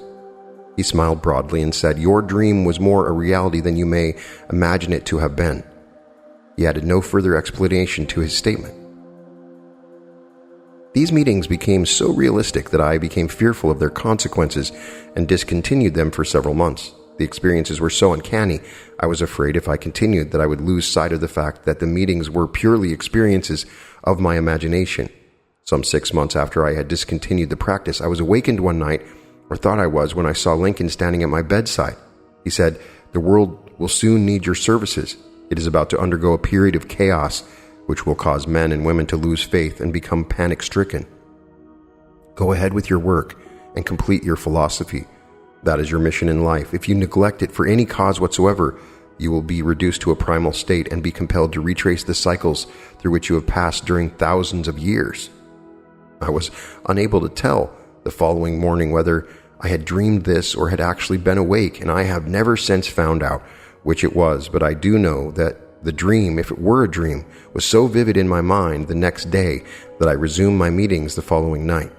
At our next meeting, the members of my cabinet all filed into the room together and stood at their accustomed places at the council table, while Lincoln raised a glass and said, "Gentlemen, let us drink a toast to a friend who has returned to the fold." After that, I began to add new members to my cabinet. Until now, it consists of more than 50, among them Christ, St. Paul, Galileo, Copernicus, Aristotle, Plato, Socrates, Homer, Voltaire, Bruno, Spinoza, Drummond, Kant, Schopenhauer, Newton, Confucius, Albert Hubbard, Braun, Ingersoll, Wilson, and William James. This is the first time that I have had the courage to mention this. Heretofore, I have remained quiet on the subject because I knew from my own attitude in connection with such matters that I would be misunderstood if I described my unusual experience. I have been emboldened now to reduce my experience to the printed page because I am now less concerned about what they say than I was in the years that have passed. One of the blessings of maturity is that it sometimes brings one greater courage to be truthful, regardless of what those who do not understand may think or say. Lest I be misunderstood, I wish here to state most emphatically that I still regard my cabinet meetings as being purely imaginary. But I feel entitled to suggest that while the members of my cabinet may be purely fictional and the meetings exist only in my own imagination, they have led me into glorious paths of adventure, rekindled an appreciation of true greatness, encouraged creative endeavor, and emboldened the expression of honest thought. Somewhere in the cell structure of the brain is located an organ which receives vibrations of thought ordinarily called hunches. So far, science has not discovered where this organ of sixth sense is located, but this is not important. The fact remains that human beings do receive accurate knowledge through sources other than the physical senses, Such knowledge generally is received when the mind is under influence of extraordinary stimulation. Any emergency which arouses the emotions and causes the heart to beat more rapidly than normal may, and generally does, bring the sixth sense into action. Anyone who has experienced a near accident while driving knows that on such occasions the sixth sense often comes to one's rescue and aids by split seconds in avoiding the accident. These facts are mentioned preliminary to a statement of fact which I shall now make, namely that during my meetings with the invisible counselors, I find my mind most receptive to ideas, thoughts, and knowledge which reach me through the sixth sense. I can truthfully say that I owe entirely to my invisible counselors full credit for such ideas, facts, or knowledge as I received through inspiration. On scores of occasions when I have faced emergencies, some of them so grave that my life was in jeopardy, I have been miraculously guided past these difficulties through the influence of my invisible counselors. My original purpose in conducting council meeting with imaginary beings was solely that of impressing my own subconscious through the principle of autosuggestion with certain characteristics which I desired to acquire. In more recent years, my experimentation has taken on an entirely different trend. I now go to my imaginary counselors with every difficult problem which confronts me and my clients. The results are often astonishing, although I do not depend entirely on this form of counsel. You, of course, have recognized that this chapter covers a subject with which a majority of people are not familiar. The sixth sense is a subject that will be of great interest and benefit to the person whose aim is to accumulate vast wealth, but it need not claim the attention of those whose desires are more modest. Henry Ford undoubtedly understands and makes practical use of the sixth sense. His vast business and financial operations make it necessary for him to understand and use this principle.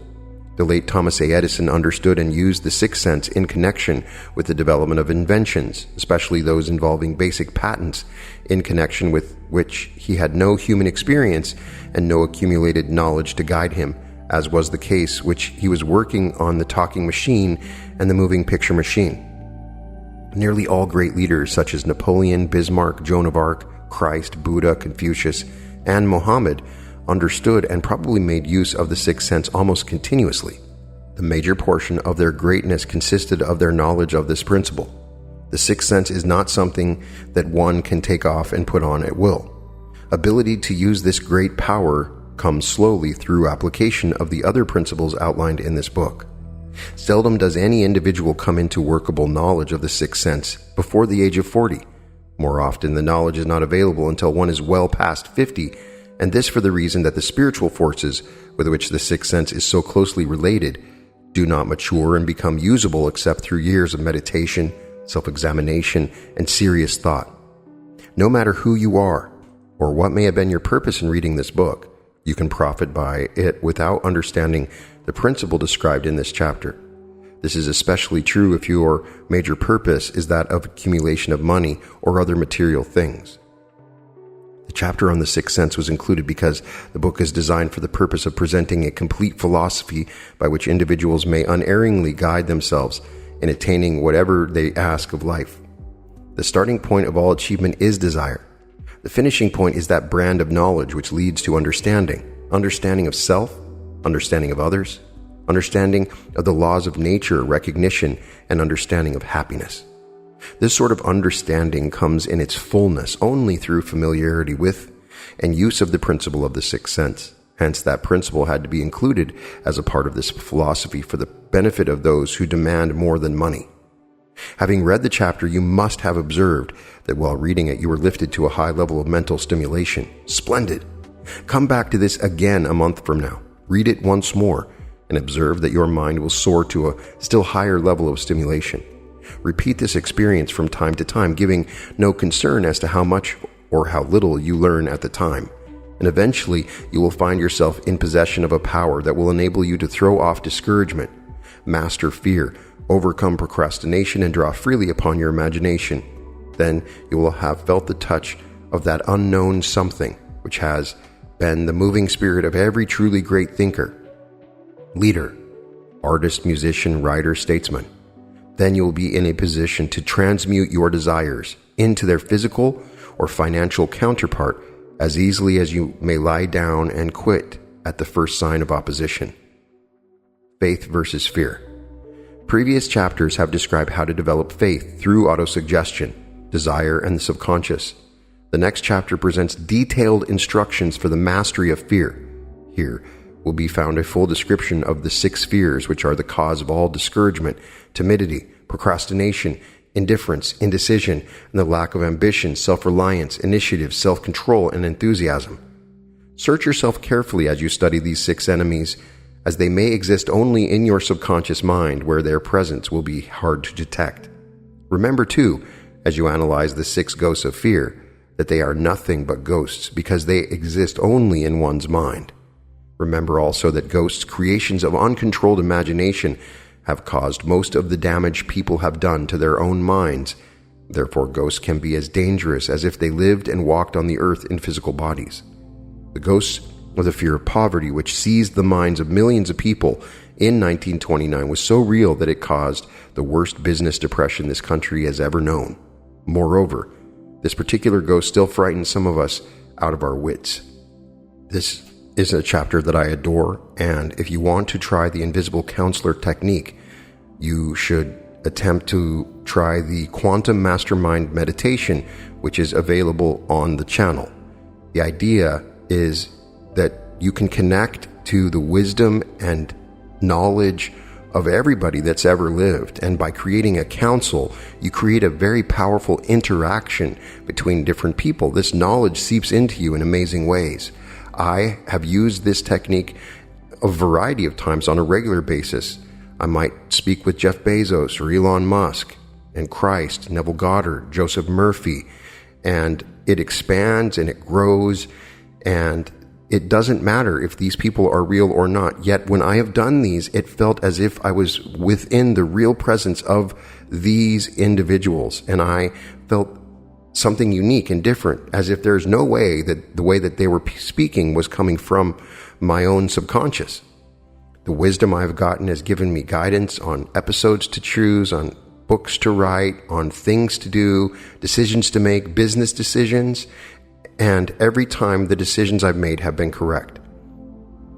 The 6th sense is an incredibly important sense tied very much to the chapter on the subconscious. You get flashes of wisdom, intuition that guide you, that tell you the ways to make decisions and give you new ideas for inventions and businesses that you may have in the future. It is important that you learn how to use this sense, that you adapt yourself to it, that you recognize when you're receiving information from this temple of wisdom that Napoleon Hill is talking about. You can build your character. It can guide your character. Many people speak to guides on a regular basis, and in fact, they may be doing the same thing here. And all I can tell you is to go into it with an open mind and utilize this technique, speak with them on a regular basis, and the more you do it, the better you'll get at it. At a minimum, it is opening up your mind to alternative interpretations and ways of thinking, which is the primary goal. But in many cases, I believe that you almost end up channeling the real entities that are involved.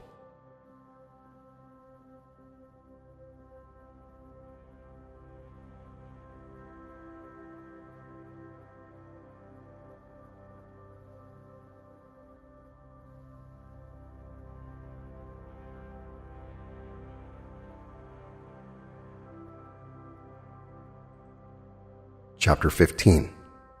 How to outwit the 6 ghosts of fear. Take inventory of yourself as you read this closing chapter and find out how many of the ghosts are standing in your way. Before you can put any portion of this philosophy into successful use, your mind must be prepared to receive it. The preparation is not difficult. It begins with study, analysis, and understanding of 3 enemies, which you shall have to clear out. These are indecision, doubt, and fear. The 6th sense will never function while these 3 negatives or any of them remain in your mind. The members of this unholy trio are closely related. Where one is found, the other 2 are close at hand. Indecision is the seedling of fear. Remember this as you read. Indecision crystallizes into doubt. The 2 blend and become fear. The blending process is often slow. This is one reason why these three enemies are so dangerous. They germinate and grow without their presence being observed. The remainder of this chapter describes an end which must be attained before the philosophy as a whole can be put into practical use.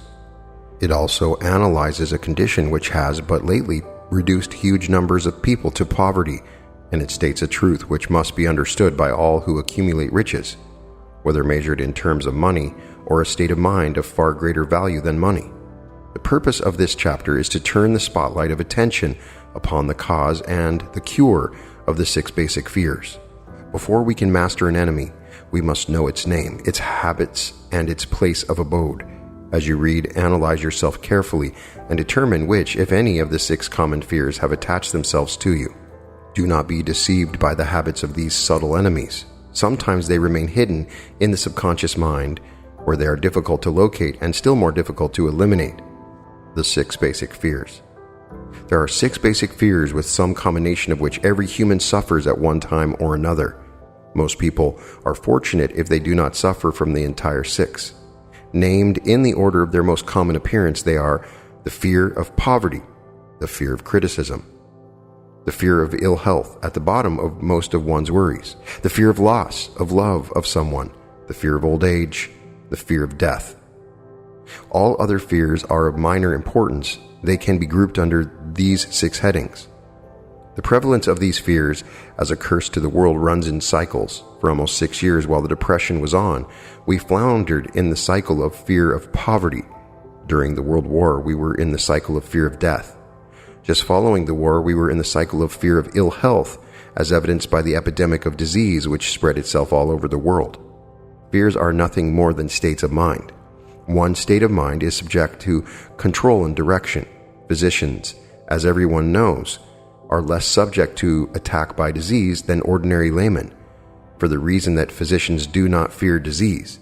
Physicians, without fear or hesitation, have been known to physically contact hundreds of people daily who were suffering from such contagious diseases as smallpox without becoming infected. Their immunity against disease consisted largely, if not solely, in their absolute lack of fear. Man can create nothing which he does not first conceive in the form of an impulse of thought. Following this statement comes another of still greater importance, namely man's thought impulses begin immediately to translate themselves into their physical equivalent. Whether those thoughts are voluntary or involuntary, thought impulses which are picked up through the ether by mere chance, thoughts which have been released by other minds, may determine one's financial, business, professional, or social destiny just as surely as do the thought impulses which one creates by intent and design. We are here laying the foundation for the presentation of a fact of great importance to the person who does not understand why some people appear to be lucky, while others of equal or greater ability, training, experience, and brain capacity seem destined to ride with misfortune. This fact may be explained by the statement that every human being has the ability to completely control his own mind, and with this control, obviously every person may open his mind to the tramp thought impulses, which are being released by other brains, or close the doors tightly and admit only thought impulses of his own choice. Nature has endowed man with absolute control over but one thing, and that is thought. This fact, coupled with the additional fact that everything which man creates begins in the form of a thought, leads one very near to the principle by which fear may be mastered. If it is true that all thought has a tendency to clothe itself in its physical equivalent, and this is true beyond any reasonable room for doubt, it is equally true that thought impulses of fear and poverty cannot be translated into terms of courage and financial gain. The people of America began to think of poverty following the Wall Street crash of 1929. Slowly but surely, that mass thought was crystallized into its physical equivalent, which was known as a depression. This had to happen. It is in conformity with the laws of nature. The fear of poverty. There can be no compromise between poverty and riches. The two roads that lead to poverty and riches travel in opposite directions. If you want riches, you must refuse to accept any circumstance that leads toward poverty. The word riches is here used in its broadest sense, meaning financial, spiritual, mental, and material estates. The starting point of the path that leads to riches is desire. In Chapter 1, you received full instructions for the proper use of desire. In this chapter on fear, you have complete instructions for preparing your mind to make practical use of desire. Here, then, is the place to give yourself a challenge which will definitely determine how much of this philosophy you have absorbed. Here is the point at which you can turn profit and foretell accurately what the future holds in store for you. If after reading this chapter you are willing to accept poverty, you may as well make up your mind to receive poverty. This is one decision you cannot avoid. If you demand riches, determine what form and how much will be required to satisfy you. You know the road that leads to riches. You've been given a road map which, if followed, will keep you on that road. If you neglect to make the start or stop before you arrive, no one will be to blame but you. This responsibility is yours. No alibi will save you from accepting the responsibility if you now fail or refuse to demand riches of life, because the acceptance calls for but one thing. Incidentally, the only thing you can control, and that is a state of mind. A state of mind is something that one assumes. It cannot be purchased. It must be created. Fear of poverty is a state of mind, nothing else. But it is sufficient to destroy one's chances of achievement in any undertaking, a truth which became painfully evident during the Depression. The fear paralyzes the faculty of reason, destroys the faculty of imagination, kills off self-reliance, undermines enthusiasm, discourages initiative, leads to uncertainty of purpose, encourages procrastination, wipes out enthusiasm, and makes self-control an impossibility. It takes the charm from one's personality, destroys the possibility of accurate thinking, diverts concentration of effort. It masters persistence, turns the willpower into nothingness, destroys ambition, beclouds the memory, and invites failure in every conceivable form. It kills love and assassinates the finer emotions of the heart, discourages friendship, and invites disaster in 100 forms. Leads to sleeplessness, misery, and unhappiness. And all this despite the obvious truth that we live in a world of overabundance of everything the heart could desire, with nothing standing between us and our desires, excepting lack of a definite purpose. The fear of poverty is, without a doubt, the most destructive of the 6 basic fears. It has been placed in the head of the list because it is the most difficult to master. Considerable courage is required to state the truth about the origin of this fear, and still greater courage to accept the truth after it has been stated. The fear of poverty grew out of man's inherited tendency to prey upon his fellow man economically. Nearly all animals lower than man are motivated by instinct, but their capacity to think is limited. Therefore, they prey upon one another physically. Man, with his superior sense of intuition, with the capacity to think and to reason, does not eat his fellow men bodily. He gets more satisfaction out of eating him financially. Man is so avaricious that every conceivable law has been passed to safeguard him from his fellow man. Of all the ages of the world of which we know anything, the age in which we live seems to be one that is outstanding because of man's money madness. A man is considered less than the dust of the earth unless he can display a fat bank account. But if he has money, never mind how he acquired it. He is a king or a big shot. He is above the law. He rules in politics. He dominates in business. And the whole world about him bows in respect when he passes. Nothing brings man so much suffering and humility as poverty. Only those who have experienced poverty understand the full meaning of this. It is no wonder that man fears poverty. Through a long line of inherited experiences, man has learned for sure that some men cannot be trusted where matters of money and earthly possessions are concerned. This is a rather stringent indictment, the worst part of it being that it is true. The majority of marriages are motivated by the wealth possessed by one or both of the contracting parties. It is no wonder, therefore, that the divorce courts are busy. So eager is man to possess wealth that he will acquire it in whatever manner he can, through legal methods if possible, through other methods if necessary or expedient. Self-analysis may disclose weaknesses which one does not like to acknowledge. This form of examination is essential to all who demand of life more than mediocrity and poverty. Remember, as you check yourself point by point, that you are both the court and the jury, the prosecuting attorney and the attorney for the defense, and that you are the plaintiff and the defendant. Also that you are on trial.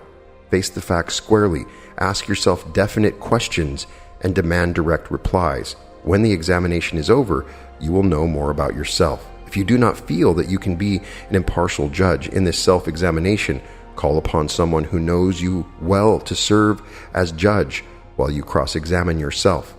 You are after the truth. Get it no matter at what cost, even though it may temporarily embarrass you. The majority of people, if asked what they fear most, would reply, "I fear nothing." The reply would be inaccurate because few people realize that they are bound, handicapped, whipped spiritually and physically through some form of fear. So subtle and deeply seated is the emotion of fear that one may go through life burdened with it, never recognizing its presence. Only a courageous analysis will disclose the presence of this universal enemy. When you begin such an analysis, search deeply into your character. Here's a list of the symptoms for which you should look. Symptoms of the fear of poverty. Indifference, commonly expressed through lack of ambition, willingness to tolerate poverty, acceptance of whatever compensation life may offer without protest, mental and physical laziness, lack of initiative, imagination, enthusiasm, and self-control.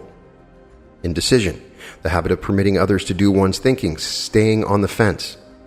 Doubt, generally expressed through alibis and excuses designed to cover up, explain away, or apologize for one's failures, sometimes expressed in the form of envy of those who are successful or by criticizing them. Worry, usually expressed by finding fault with others, a tendency to spend beyond one's income, neglect of personal appearance, scowling and frowning, intemperance in the use of alcoholic drink, sometimes through the use of narcotics, nervousness, lack of poise, self-consciousness, and lack of self-reliance. Overcaution, the habit of looking for the negative side of every circumstance, thinking and talking of possible failure instead of concentrating upon the means of succeeding, knowing all the roads to disaster, but never searching for the plans to avoid failure, waiting for the right time to begin putting ideas and plans into action until the waiting becomes a permanent habit, remembering those who have failed and forgetting those who have succeeded, seeing the hole in the donut but overlooking the donut, pessimism leading to indigestion, poor elimination, auto-intoxication, bad breath, and bad disposition. Procrastination, the habit of putting off until tomorrow that which should have been done last year, spending enough time in creating alibis and excuses to have done the job. This symptom is closely related to overcaution, doubt and worry, refusal to accept responsibility when it can be avoided, willingness to compromise rather than put up a stiff fight, compromising with difficulties instead of harnessing and using them as stepping stones to advancement, bargaining with life for a penny instead of demanding prosperity, opulence, riches, contentment, and happiness, planning what to do if and when overtaken by failure instead of burning all bridges and making retreat impossible, weakness of and often total lack of self-confidence, definiteness of purpose, self-control, initiative, enthusiasm, ambition, thrift, and sound reasoning ability, expecting poverty instead of demanding riches, association with those who accept poverty instead of seeking the company of those who demand and receive riches. Money talks. Some will ask, why did you write a book about money? Why measure riches in dollars alone? Some will believe, and rightly so, that there are other forms of riches more desirable than money. Yes, there are riches which cannot be measured in terms of dollars, but there are millions of people who will say, give me all the money I need and I will find everything else I want. The major reason why I wrote this book on how to get money is the fact that the world has but lately passed through an experience that left millions of men and women paralyzed with the fear of poverty. What this sort of fear does to one was well described by Westbrook Pegler in the New York World Telegram. Money is only clam shells or metal discs or scraps of paper, and there are treasures of the heart and soul which money cannot buy, but most people, being broke, are unable to keep this in mind and sustain their spirits. When a man is down and out on the street, unable to get any job at all, something happens to his spirit, which can be observed in the droop of his shoulders, the set of his hat, his walk, and his gaze. He cannot escape a feeling of inferiority among people with regular employment, even though he knows they are definitely not his equals in character, intelligence, or ability. These people, even his friends, feel, on the other hand, a sense of superiority and regard him, perhaps unconsciously, as a casualty. He may borrow for a time, but not enough to carry on his accustomed way, and he cannot continue to borrow very long. But borrowing in itself, when a man is borrowing merely to live, is a depressing experience, and the money lacks the power of earned money to revive his spirits. Of course, none of this applies to bums or habitual ne'er-do-wells, but only to men of normal ambitions and self-respect. Women conceal despair. Women in the same predicament must be different. We somehow do not think of women at all in considering the down and outers. They are scarce in the breadlines. They rarely are seen begging on the streets, and they are not recognizable in crowds by the same plain signs which identify busted men. Of course, I do not mean the shuffling hags of city streets who are the opposite number of the confirmed male bums. I mean reasonably young, decent, and intelligent women. There must be many of them, but their despair is not apparent. Maybe they kill themselves. When a man is down and out, he has time on his hands for brooding. He may travel miles to see a man about a job and discover that the job is filled, or that it is one of those jobs with no base pay, but only a commission on the sale of some useless knick-knack which nobody would buy except out of pity. Turning that down, he finds himself back on the street with nowhere to go but just anywhere. So he walks and walks. He gazes into store windows at luxuries which are not for him, and feels inferior and gives way to people who stop to look with an active interest. He wanders into the railroad station or puts himself down in the library to ease his legs and soak up a little heat. But that isn't looking for a job, so he gets going again. He may not know it, but his aimlessness would give him away even if the very lines of his figure did not. He may be well dressed in the clothes left over from the days when he had a steady job, but the clothes cannot disguise the droop. Money makes difference. He seems thousands of other people, bookkeepers or clerks or chemists or wagon hands, busy at their work, and envies them from the bottom of his soul. They have their independence, their self-respect and manhood, and he simply cannot convince himself that he is a good man too, though he argues it out and arrives at a favorable verdict hour after hour. It is just money which makes this difference in him. With a little money, he would be himself again. Some employers take the most shocking advantage of people who are down and out. The agencies hang out little colored cards offering miserable wages to busted men, $12 a week, $15 a week.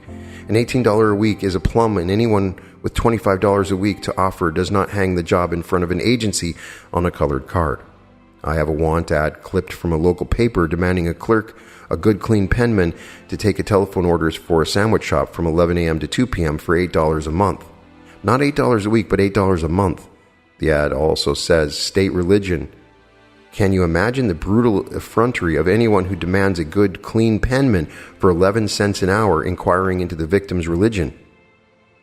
But that is what busted people are offered, the fear of criticism. Just how man originally came by this fear, no one can state definitely. But one thing is certain, he has it in a highly developed form. Some believe that this fear made its appearance about the time that politics became a profession. Others believe it can be traced to the age when women first began to concern themselves with styles and wearing apparel.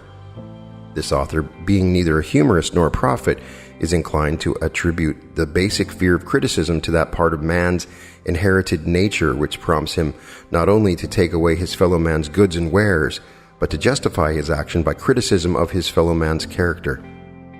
It is a well-known fact that a thief will criticize the man from whom he steals, that politicians seek office not by displaying their own virtues and qualifications, but by attempting to besmirch their opponents. The fear of criticism takes on many forms, the majority of which are petty and trivial. The astute manufacturers of clothing have not been slow to capitalize this basic fear of criticism, with which all mankind has been cursed. Every season, the styles and many articles of wearing apparel change. Who establishes the style?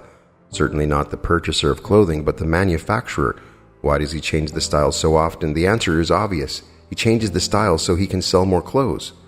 For the same reason, the manufacturers of automobiles, with a few rare and very sensible exceptions, change styles of models every season. No man wants to drive an automobile which is not of the latest style, although the older model may actually be the better car. We've been describing the manner in which people behave under the influence of fear of criticism as applied to the small and petty things of life. Let us now examine human behavior when this fear affects people in connection with the more important events of human relationship.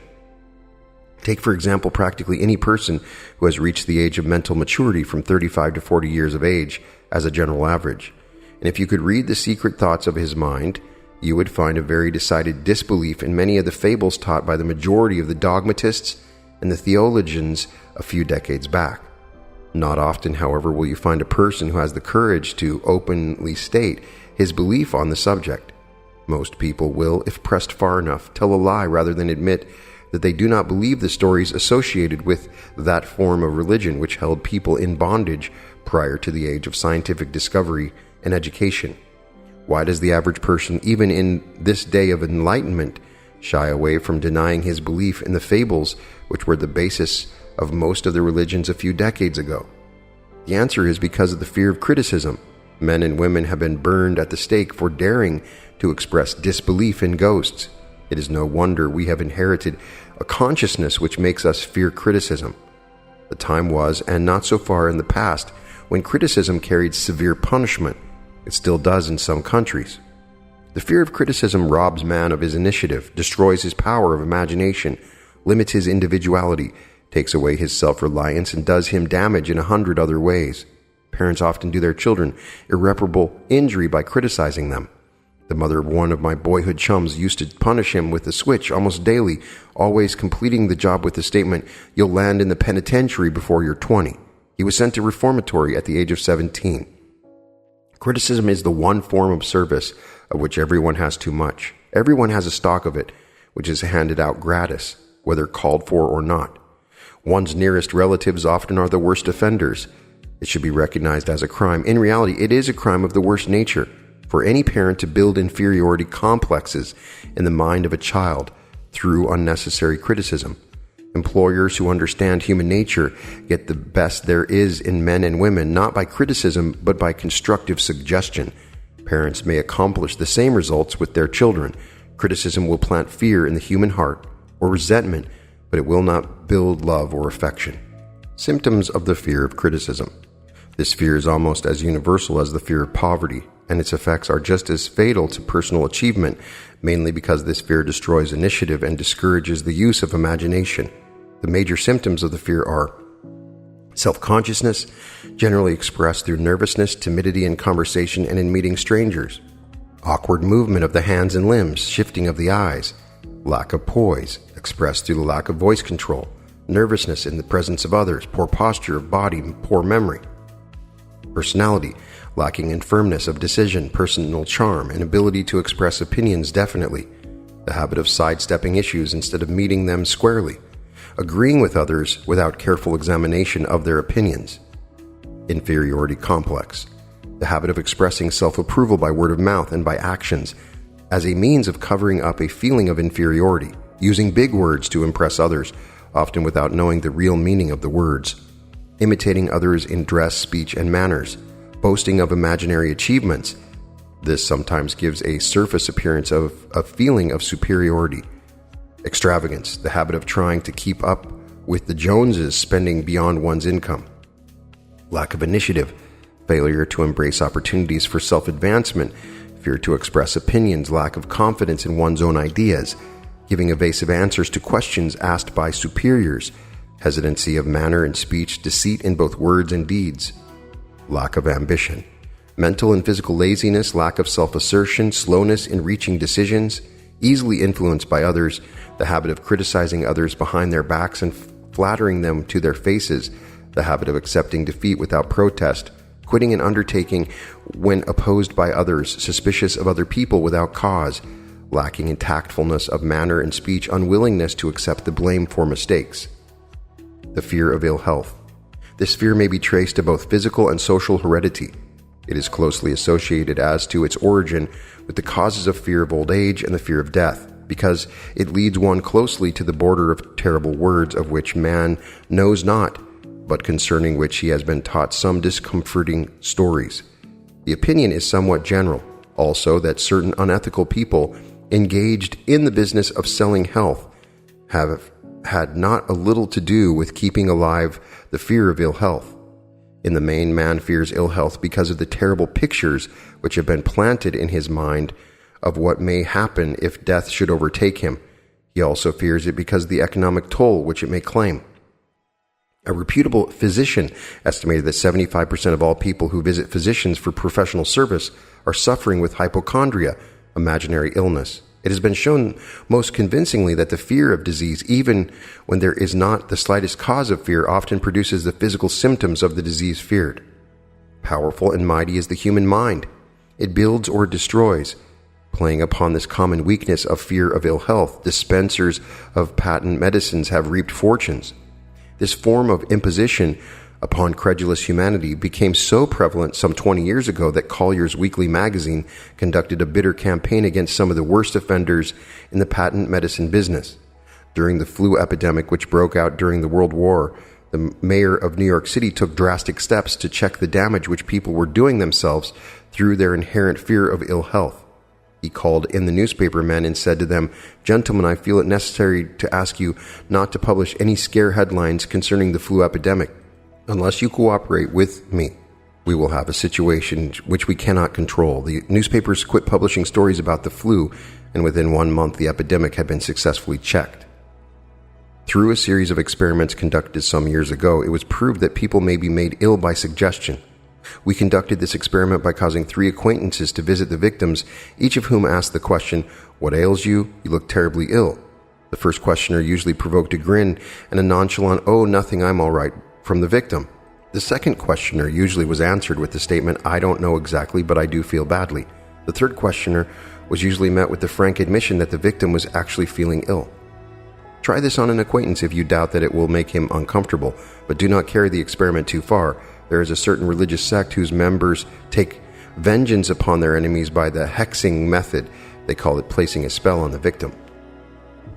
There is overwhelming evidence that disease sometimes begins in the form of negative thought impulse. Such an impulse may be passed from one mind to another, by suggestion or created by an individual in his own mind. A man who was blessed with more wisdom than this incident might indicate once said, "When anyone asks me how I feel, I always want to answer by knocking him down." Doctors send patients into new climates for their health because of a change of mental attitude is necessary. The seed of fear of ill health lives in every human mind. Worry, fear, discouragement, disappointment in love and business affairs cause this seed to germinate and grow.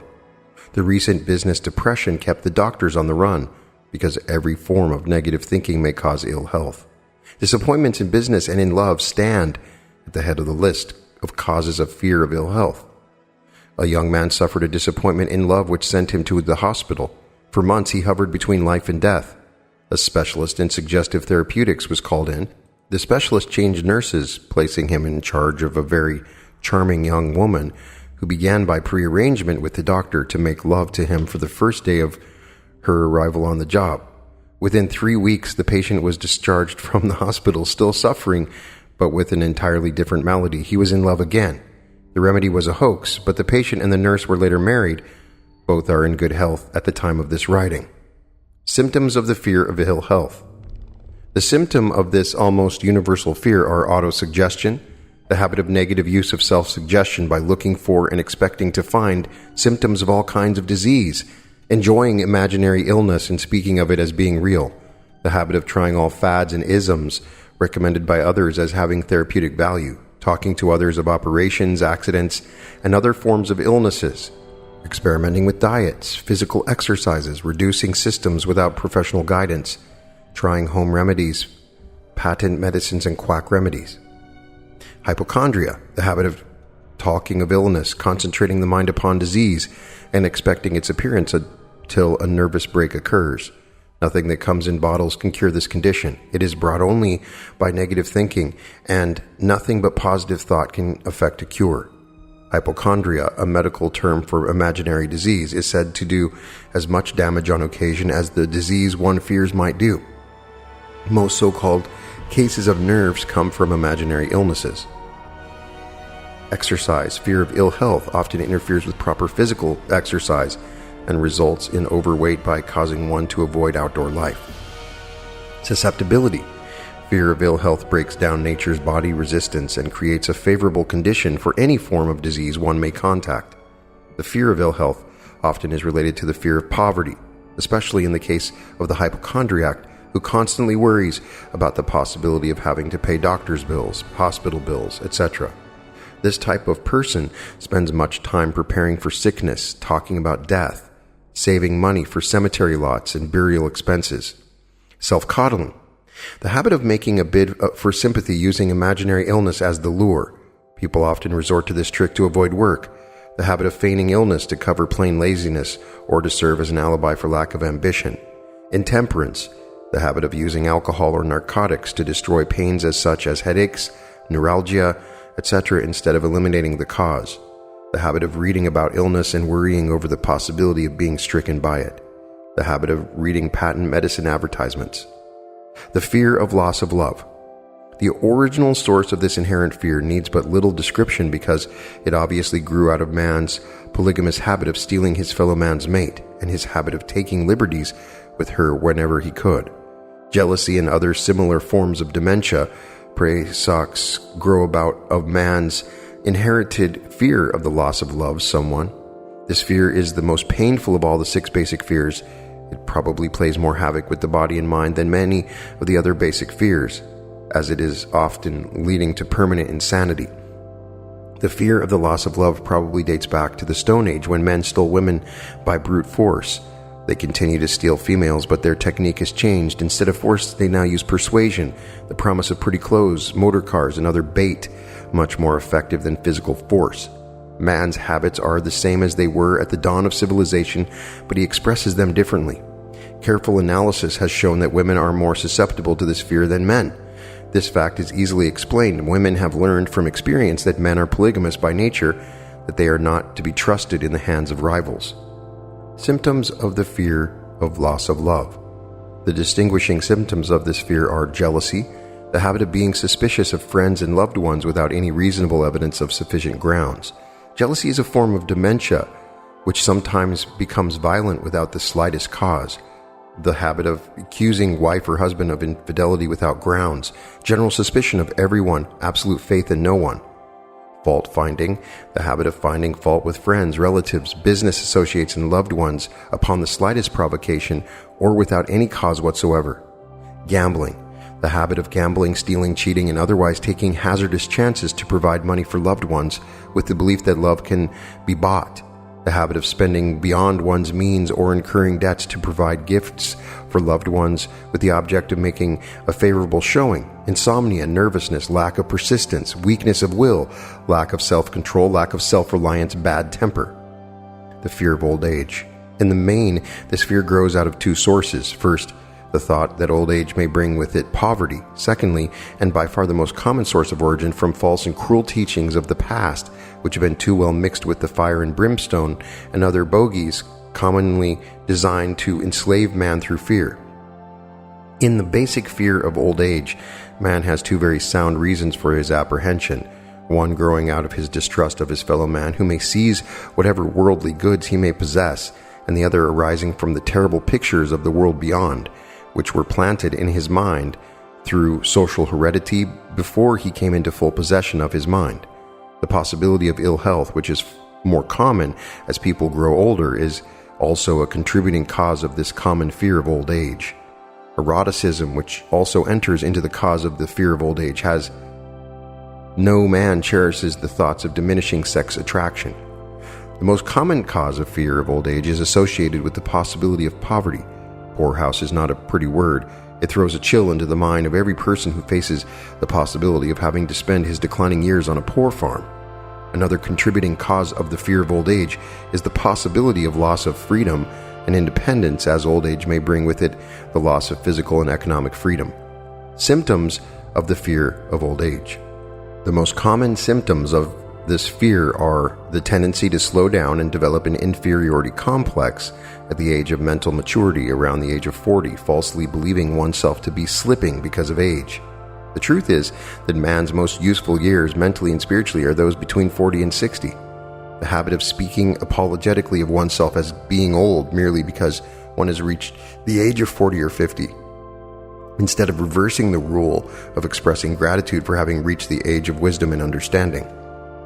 The habit of killing off initiative, imagination, and self-reliance by falsely believing oneself too old to exercise these qualities.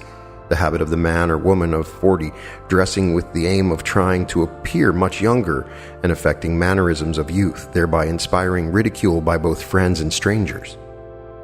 The fear of death. To some, this is the cruelest of all the basic fears. The reason is obvious. The terrible pangs of fear associated with the thought of death in the majority of cases may be charged directly to religious fanaticism. So-called heathens are less afraid of death than the more civilized. For hundreds of millions of years, man has been asking the still unanswered question, whence and whither? Where did I come from and where am I going? During the darker ages of the past, the more cunning and crafty were not slow to offer the answer to these questions for a price. Witness now the major source of origin of the fear of death.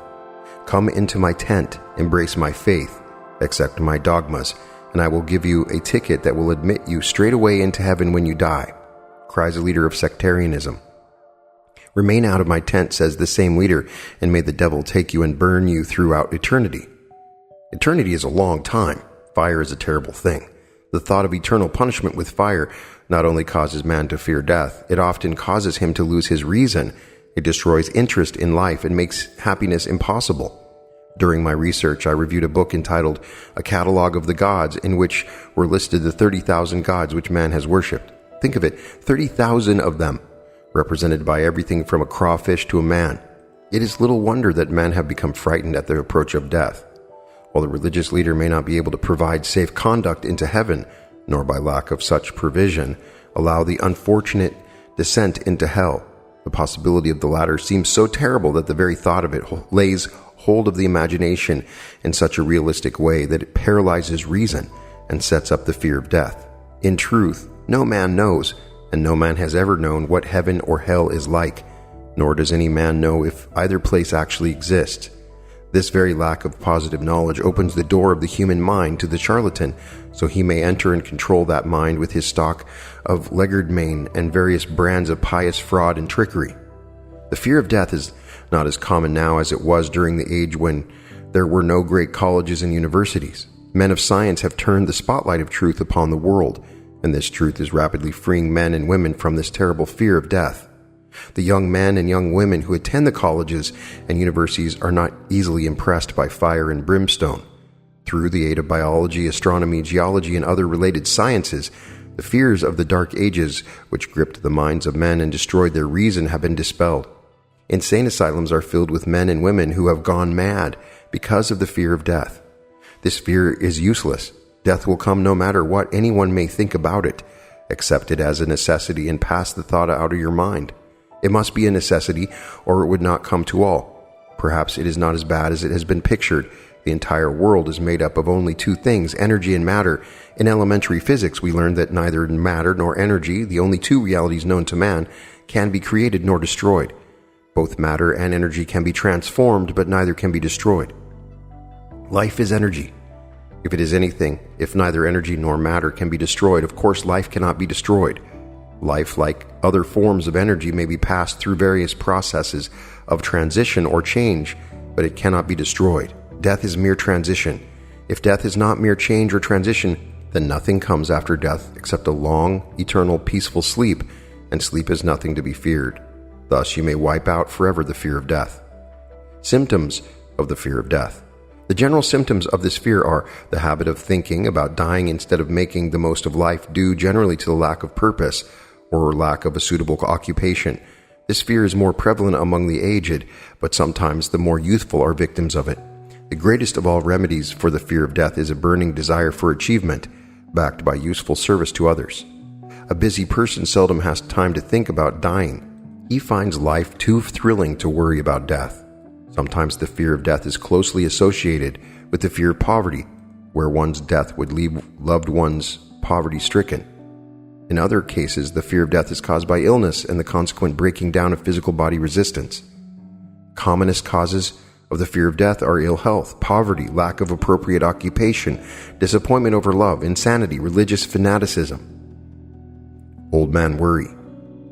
Worry is a state of mind based upon fear. It works slowly but persistently.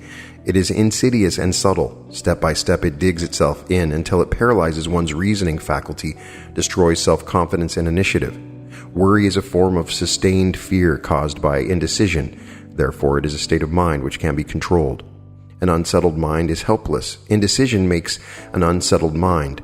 Most individuals lack the willpower to reach decisions promptly and to stand by them after they have been made, even during normal business conditions. During periods of economic unrest such as the world recently experienced, The individual is handicapped not alone by his inherent nature to be slow at reaching decisions, but he is influenced by the indecision of others around him who have created a state of mass indecision. During the Depression, the whole atmosphere all over the world was filled with Firenza and worryitis, the two mental disease germs which began to spread themselves after the Wall Street frenzy in 1929. There's only one known antidote for these germs. It is the habit of prompt and firm decision. Moreover, it is an antidote which every individual must apply for himself. We do not worry over conditions. Once we have reached a decision to follow a definite line of action, I once interviewed a man who was to be electrocuted 2 hours later. The condemned man was the calmest of some 8 men who were in the death cell with him. His calmness prompted me to ask him how it felt to know that he was going into eternity in a short while. With a smile of confidence on his face, he said, "It feels fine. Just think, brother, my troubles will soon be over. I have had nothing but trouble all my life. It has been a hardship to get food and clothing. Soon I will not need these things. I have felt fine ever since I learned for certain that I must die. I made up my mind then to accept my fate in good spirit." As he spoke, he devoured a dinner of proportions sufficient for 3 men, eating every mouthful of the food brought to him and apparently enjoying it as much as if no disaster awaited him. Decision gave this man resignation to his fate. Decision can also prevent one's acceptance of undesired circumstances. The 6 basic fears become translated into a state of worry through indecision. Relieve yourself forever of the fear of death by reaching a decision to accept death as an inescapable event. Whip the fear of poverty by reaching a decision to get along with whatever wealth you can accumulate without worry. Put your foot upon the neck of the fear of criticism by reaching a decision not to worry about what other people think. Do or say, eliminate the fear of old age by reaching a decision to accept it not as a handicap, but as a great blessing which carries with it wisdom, self-control, and understanding not known to youth. Acquit yourself of the fear of ill health by the decision to forget symptoms. Master the fear of loss of love by reaching a decision to get along without love, if that is necessary. Kill the habit of worry in all its forms by reaching a general blanket decision that nothing which life has to offer is worth the price of worry. With this decision will come poise, peace of mind, and calmness of thought which will bring happiness. A man whose mind is filled with fear not only destroys his own chances of intelligent action, but he transmits these destructive vibrations to the minds of all who come into contact with him and destroys also their chances. Even a dog or a horse knows when its master lacks courage. Moreover, a dog or horse will pick up the vibrations of fear thrown off by its master and behave accordingly. Lower down the line of intelligence in the animal kingdom, one finds this same capacity to pick up the vibrations of fear. A honeybee immediately senses fear in the mind of a person. For reasons unknown, a bee will sting the person whose mind is releasing vibrations of fear much more readily than it will molest the person whose mind registers no fear. The vibrations of fear pass from one mind to another just as quickly and surely as the sound of the human voice passes from the broadcasting station to the receiving set of a radio, and by the selfsame medium. Mental telepathy is a reality. Thoughts pass from one mind to another. Voluntarily, whether or not this fact is recognized by either the person releasing the thoughts or the person who picks up those thoughts. The person who gives expression by word of mouth to negative or destructive thoughts is practically certain to experience the results of those words in the form of a destructive kickback. The release of destructive thought impulses alone without the aid of words produces also a kickback in more ways than one.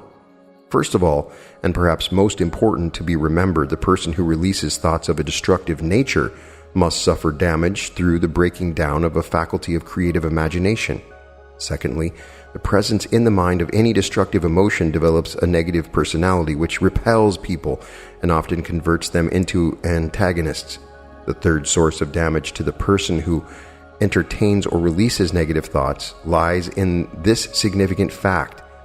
These thought impulses are not only damaging to others, but they embed themselves in the subconscious mind of the person releasing them, and there become a part of their character. One is never through with a thought merely by releasing it. When a thought is released, it spreads in every direction through the medium of the ether, but it also plants itself permanently in the subconscious mind of the person releasing it. Your business in life, presumably to achieve success. To be successful, you must find peace of mind, acquire the material needs of life, and above all, attain happiness. all of these evidences of success begin in the form of thought impulses. You may control your own mind. You have the power to feed it whatever thought impulses you choose. With this privilege also goes the responsibility of using it constructively.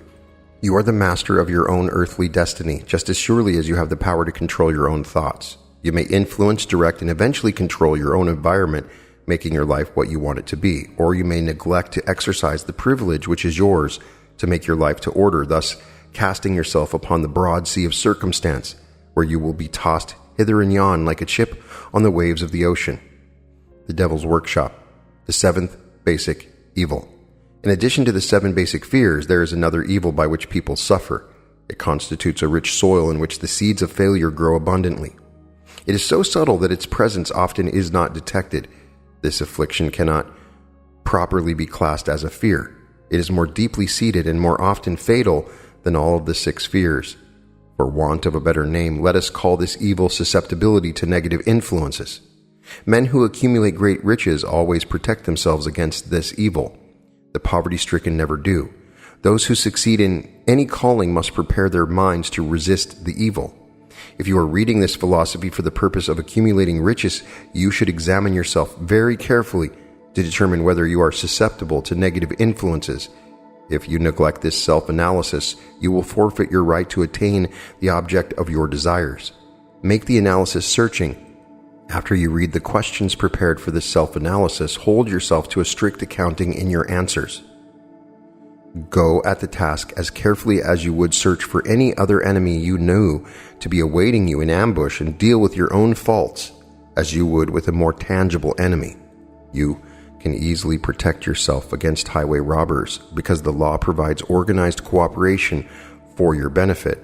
But the 7th basic evil is more difficult to master because it strikes when you are not aware of its presence, when you are asleep and while you are awake. Moreover, its weapon is intangible because it consists of merely a state of mind. This evil is also dangerous because it strikes in as many different forms as there are human experiences. Sometimes it enters the mind through the well-meant words of one's own relatives. At other times it bores from within, through one's own mental attitude. Always, it is as deadly as poison, even though it may not kill as quickly. How to protect yourself against negative influences. To protect yourself against negative influences, whether of your own making or the result of the activities of negative people around you, recognize that you have a willpower and put it into constant use until it builds a wall of immunity against negative influences in your own mind. Recognize the fact that you and every other human being is by nature lazy, indifferent, and susceptible to all suggestions which harmonize with your weakness. Recognize that you are by nature susceptible to all the 6 basic fears and set up habits for the purpose of counteracting all these fears. Recognize that negative influences often work on you through your subconscious mind, therefore they are difficult to detect. And keep your mind closed against all people who depress or discourage you in any way. Clean out your medicine chest, throw all your pill bottles, and stop pandering to colds, aches, pains, and imaginary illness. Deliberately seek the company of people who influence you to think and act for yourself. Do not accept troubles, as they have a tendency not to disappoint. Without doubt, the most common weakness of all human beings is the habit of leaving their minds open to the negative influence of other people.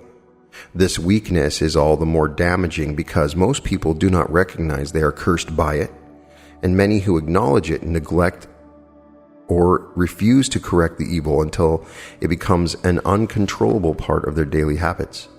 To aid those who wish to see themselves as they really are, the following list of questions has been prepared. Read the questions and state your answers aloud so you can hear your own voice. This will make it easier for you to be truthful with yourself. Self-analysis test questions. Do you complain often of feeling badly? If so, what is the cause? Do you find fault with other people at the slightest provocation? Do you frequently make mistakes in your work, and if so, why? Are you sarcastic and offensive in your conversation? Do you deliberately avoid the association of anyone, and if so, why? Do you suffer frequently with indigestion? If so, what is the cause? Does life seem futile and the future hopeless to you? If so, why? Do you like your occupation? If not, why? Do Do you often feel self-pity, and if so, why? Are you envious of those who excel you? To which do you devote most time thinking of success or failure? Are you gaining or losing self-confidence as you grow older? Do you learn something of value from all mistakes? Are you permitting some relative or acquaintance to worry you? If so, why? Are you sometimes in the clouds and at other times in the depths of despondency? Who has the most inspiring influence upon you? What is the cause? Do you tolerate negative or discouraging influences which you can avoid? Are you careless of your personal appearance? If so, when and why? Have you learned how to drown your troubles by being too busy to be annoyed by them? Would you call yourself a spineless weakling if you permitted others to do your thinking for you? Do you neglect internal bathing until auto-intoxication makes you ill-tempered and irritable? How many preventable disturbances annoy you, and why do you tolerate them? Do you resort to liquor, narcotics, or cigarettes to quiet your nerves? And if so, why do you not try willpower instead? Does anyone nag you? And if so, for what reason? Do you have a definite major purpose? And if so, what is it? And what plan have you for achieving it? Do you suffer from any of the 6 basic fears? If so, which ones? Have you a method by which you can shield yourself against the negative influence of others? Do you make deliberate use of autosuggestion to make your mind positive? Which do you value most, your material possessions or your privilege of controlling your own thoughts? Are you easily influenced by others against your own judgment? Has today added anything of value to your stock of knowledge or state of mind? Do you face squarely the circumstances which make you unhappy or sidestep the responsibility? Do you analyze all mistakes and failures and try to profit by them? Do you take the attitude that this is not your duty? Can you name 3 of your most damaging weaknesses? What are you doing to correct them? Do you encourage other people to bring their worries to you for sympathy? Do you choose from your daily experiences, lessons, or influences which aid in your personal advancement? Does your presence have a negative influence on other people, as a rule? What habits of other people annoy you most? Do you form your own opinions or permit yourself to be influenced by other people? Have you learned how to create a mental state of mind with which you can shield yourself against all discouraging influences? Does your occupation inspire you with faith and hope? Are you conscious of possessing spiritual forces of sufficient power to enable you to keep your mind free from all forms of fear? Does your religion help you to keep your own mind positive? Do you feel it your duty to share other people's worries, and if so, why? If you believe that birds of a feather flock together, what have you learned about yourself by studying the friends whom you attract? What connection, if any, do you see between the people with whom you associate most closely and any unhappiness you may experience?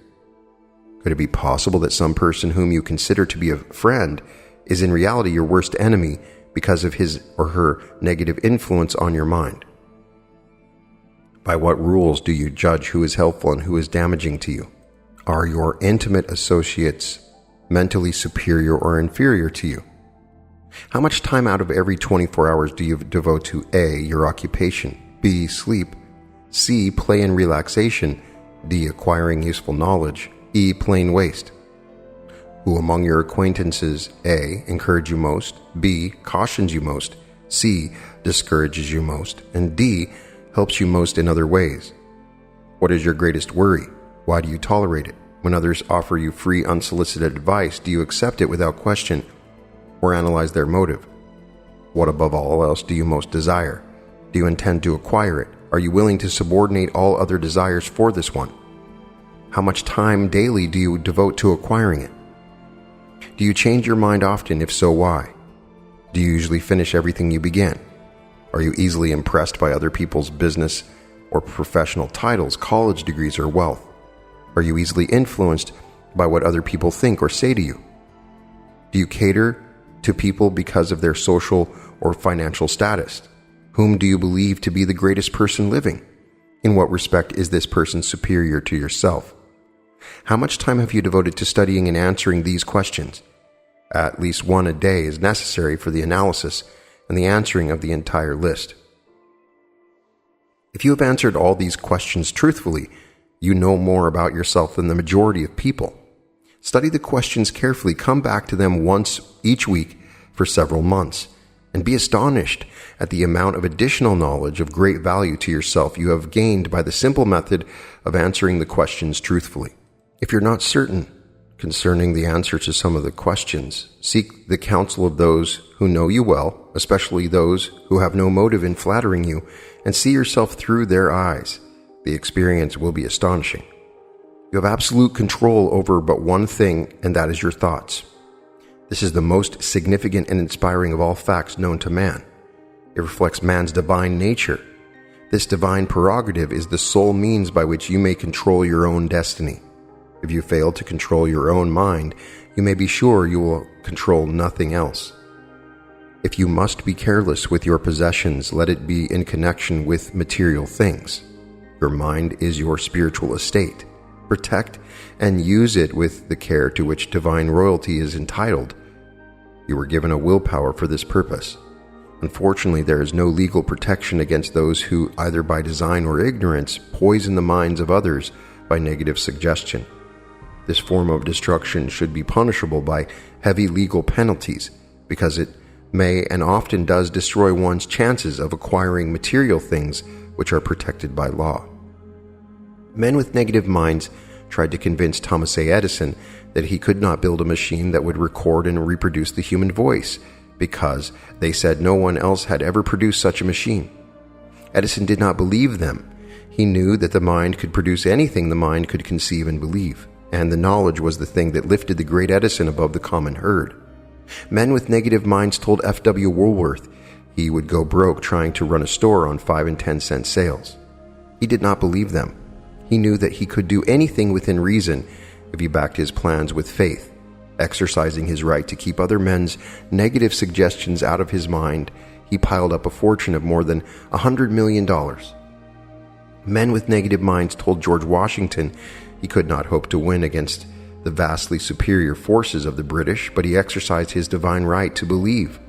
Therefore, his book was published under the protection of the Stars and Stripes, while the name of Lord Cornwallis has been all but forgotten. Doubting Thomases scoffed scornfully when Henry Ford tried out his first crudely built automobile on the streets of Detroit. Some said the thing would never become practical. Others said no one would pay money for such a contraption. Ford said, "I'll belt the earth with dependable motor cars," and he did. His decision to trust his own judgment has already piled up a fortune far greater than the next 5 generations of his descendants can squander. For the benefit of those seeking vast riches, let it be remembered that practically the sole difference between Henry Ford and a majority of the more than 100,000 men who work for him is this: Ford has a mind and controls it. The others have minds which they do not try to control. Henry Ford has been repeatedly mentioned because he is an astounding example of what a man with a mind of his own and will to control it can accomplish. His record knocks the foundation from under that time-worn alibi, "I never had a chance." Ford never had a chance either, but he created an opportunity and backed it with persistence until it made him richer than Croesus. Mind control is the result of self-discipline and habit. You either control your mind or it controls you. There is no halfway compromise. The most practical of all methods for controlling the mind is the habit of keeping it busy with a definite purpose, backed by a definite plan. Study the record of any man who achieves noteworthy success, and you will observe that he has control over his own mind. Moreover, that he exercises that control and directs it toward the attainment of definite objectives. Without this control, success is not possible. 57 famous alibis by Old Man If. People who do not succeed have one distinguishing trait in common. They know all the reason for failure and have what they believe to be airtight alibis to explain away their own lack of achievement. Some of these alibis are clever and few of them are justifiable by the facts. But alibis cannot be used for money. The world wants to know only one thing: have you achieved success? A character analyst compiled a list of the most commonly used alibis. As you read the list, examine yourself carefully and determine how many of these alibis, if any, are your own property. Remember, 2. The philosophy presented in this book makes every one of these alibis obsolete.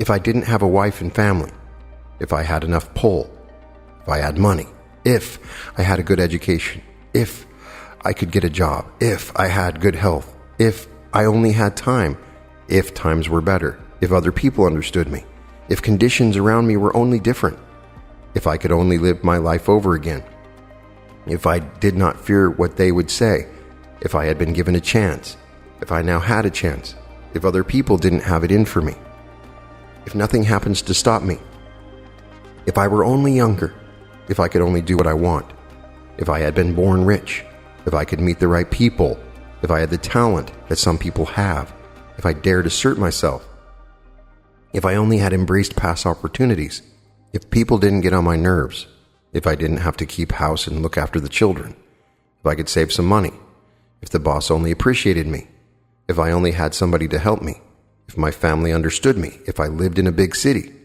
if I could just get started, if I were only free, if I had the personality of some people, if I were not so fat, if my talents were known, if I could just get a break, if I could only get out of debt, if I hadn't failed, if I only knew how, if everybody didn't oppose me, if I didn't have so many worries, if I could marry the right person, if people weren't so dumb, if my family were not so extravagant, if I were sure of myself, if luck were not against me, if I had not been born under the wrong star, if it were not true that what it is to be will be, if I did not have to work so hard, if I hadn't lost my money, if I lived in a different neighborhood, if I didn't have a past, if only I had a business of my own, if other people would only listen to me, if, and this is the greatest of them all, I had the courage to see myself as I really am, I would find out what is wrong with me and correct it. Then I might have a chance to profit by my mistakes and learn something from the experience of others.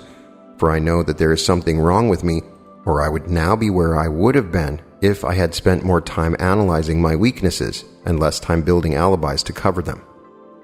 Building alibis with which to explain away failure is a national pastime. The habit is as old as the human race, and it is fatal to success. Why do people cling to their pet alibis? The answer is obvious. They defend their alibis because they create them. A man's alibi is the child of his own imagination. It is human nature to defend one's own brainchild. Building alibis is a deeply rooted habit. Habits are difficult to break, especially when they provide justification for something we do. Plato had this truth in mind when he said, "The first and best victory is to conquer self. To be conquered by self is of all things the most shameful and vile." Another philosopher had the same thought in mind when he said, "It was a great surprise to me when I discovered that most of the ugliness I saw in others was but a reflection of my own nature." "It has always been a mystery to me," said Elizabeth Hubbard, "why people spend so much time deliberating, fooling themselves by creating alibis to cover their weaknesses. If used differently, this same time would be sufficient to cure the weakness, then no alibis would be needed." In parting, I would remind you that life is a checkerboard and the player opposite you is time. If you hesitate before moving or neglect to move promptly, your men will be wiped off the board by time. You are playing against a partner who will not tolerate indecision. Previously, you may have had a logical excuse for not having forced life to come through with whatever you asked, but that alibi is now obsolete because you are in possession of the master key that unlocks the door to life's bountiful riches. The master key is intangible, but it is powerful. It is the privilege of creating in your own mind a burning desire for a definite form of riches. There is no penalty for the use of the key, but there is a price you must pay if you do not use it. The price is failure. There is a reward of stupendous proportions if you put the key to use. It is the satisfaction that comes to all who conquer self and force life to pay whatever is asked. The reward is worthy of your effort. Once you complete this book, you may find yourself coming back to this chapter the most often. As I read this book prior to deciding to write or start my channel or start my own company and businesses, Many times I discovered fears I was not even aware of. The amazing thing about this chapter is it pulls out a portion of you that you may be blind to. The questions that you ask yourself, the things that you do are important. The self-analysis questions are amazing, and most importantly, the 57 famous alibis. I've used every single one, and I've used them repeatedly. I'm about to turn 50 years old myself, and for 30 years, I use those alibis all the time. I use those alibis to justify not doing the things I wanted, not aiming for the definite purpose that was deep in my heart. All of those alibis were the reasons I didn't achieve my goals. Those alibis were always there with me. If I lived in a big city, if I could save some money, if I just could assert myself, if I had money, if I could get a job, all those ifs. And these are things that you use as well. And if we can overcome these alibis, anything is possible. And I mean anything. I am at the pinnacle of all of these fears. For a very long time, I've feared the loss of love and have seen all the symptoms, and it has affected my life deeply. I've feared ill health. I've feared criticism so much that I refused to write any book. I had left college choosing to write screenplays and was ultimately blocked in that journey because I just feared criticism. I was too fearful of it. I couldn't let other people read my writing, and I was unable to move forward in that goal or desire that I had. And the fear of death has hurt me many times and has disposed of many different goals that I've had in my life. I'm not alone. We all suffer from these things. I saw it with my parents. I saw it with my grandparents. I've seen it with my friends. These fears may be more important to understand than anything else. If we can overcome these fears, then anything is possible. You should have confidence that within you have the divine ability to communicate with infinite intelligence.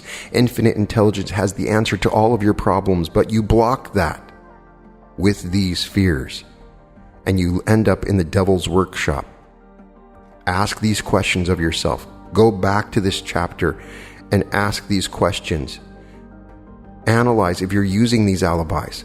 Just the process of going through this is going to unlock a portion of your personality that you are not even aware of. And you will be able to think and grow rich. I hope this book does what it did for me, for you. That it unlocks your true destiny and your true power. Deep within you, you have a definite purpose, and you can use this book to find the path towards achieving whatever that definite purpose is. If you find yourself saying, I can't do this, I won't be able to do this, it's impossible, go back and listen to this entire book again. With these master keys, you can unlock whatever it is that you want in your world, and you can truly think and grow rich. All episodes of The Reality Revolution can be found at therealityrevolution.com. And welcome to The Reality Revolution.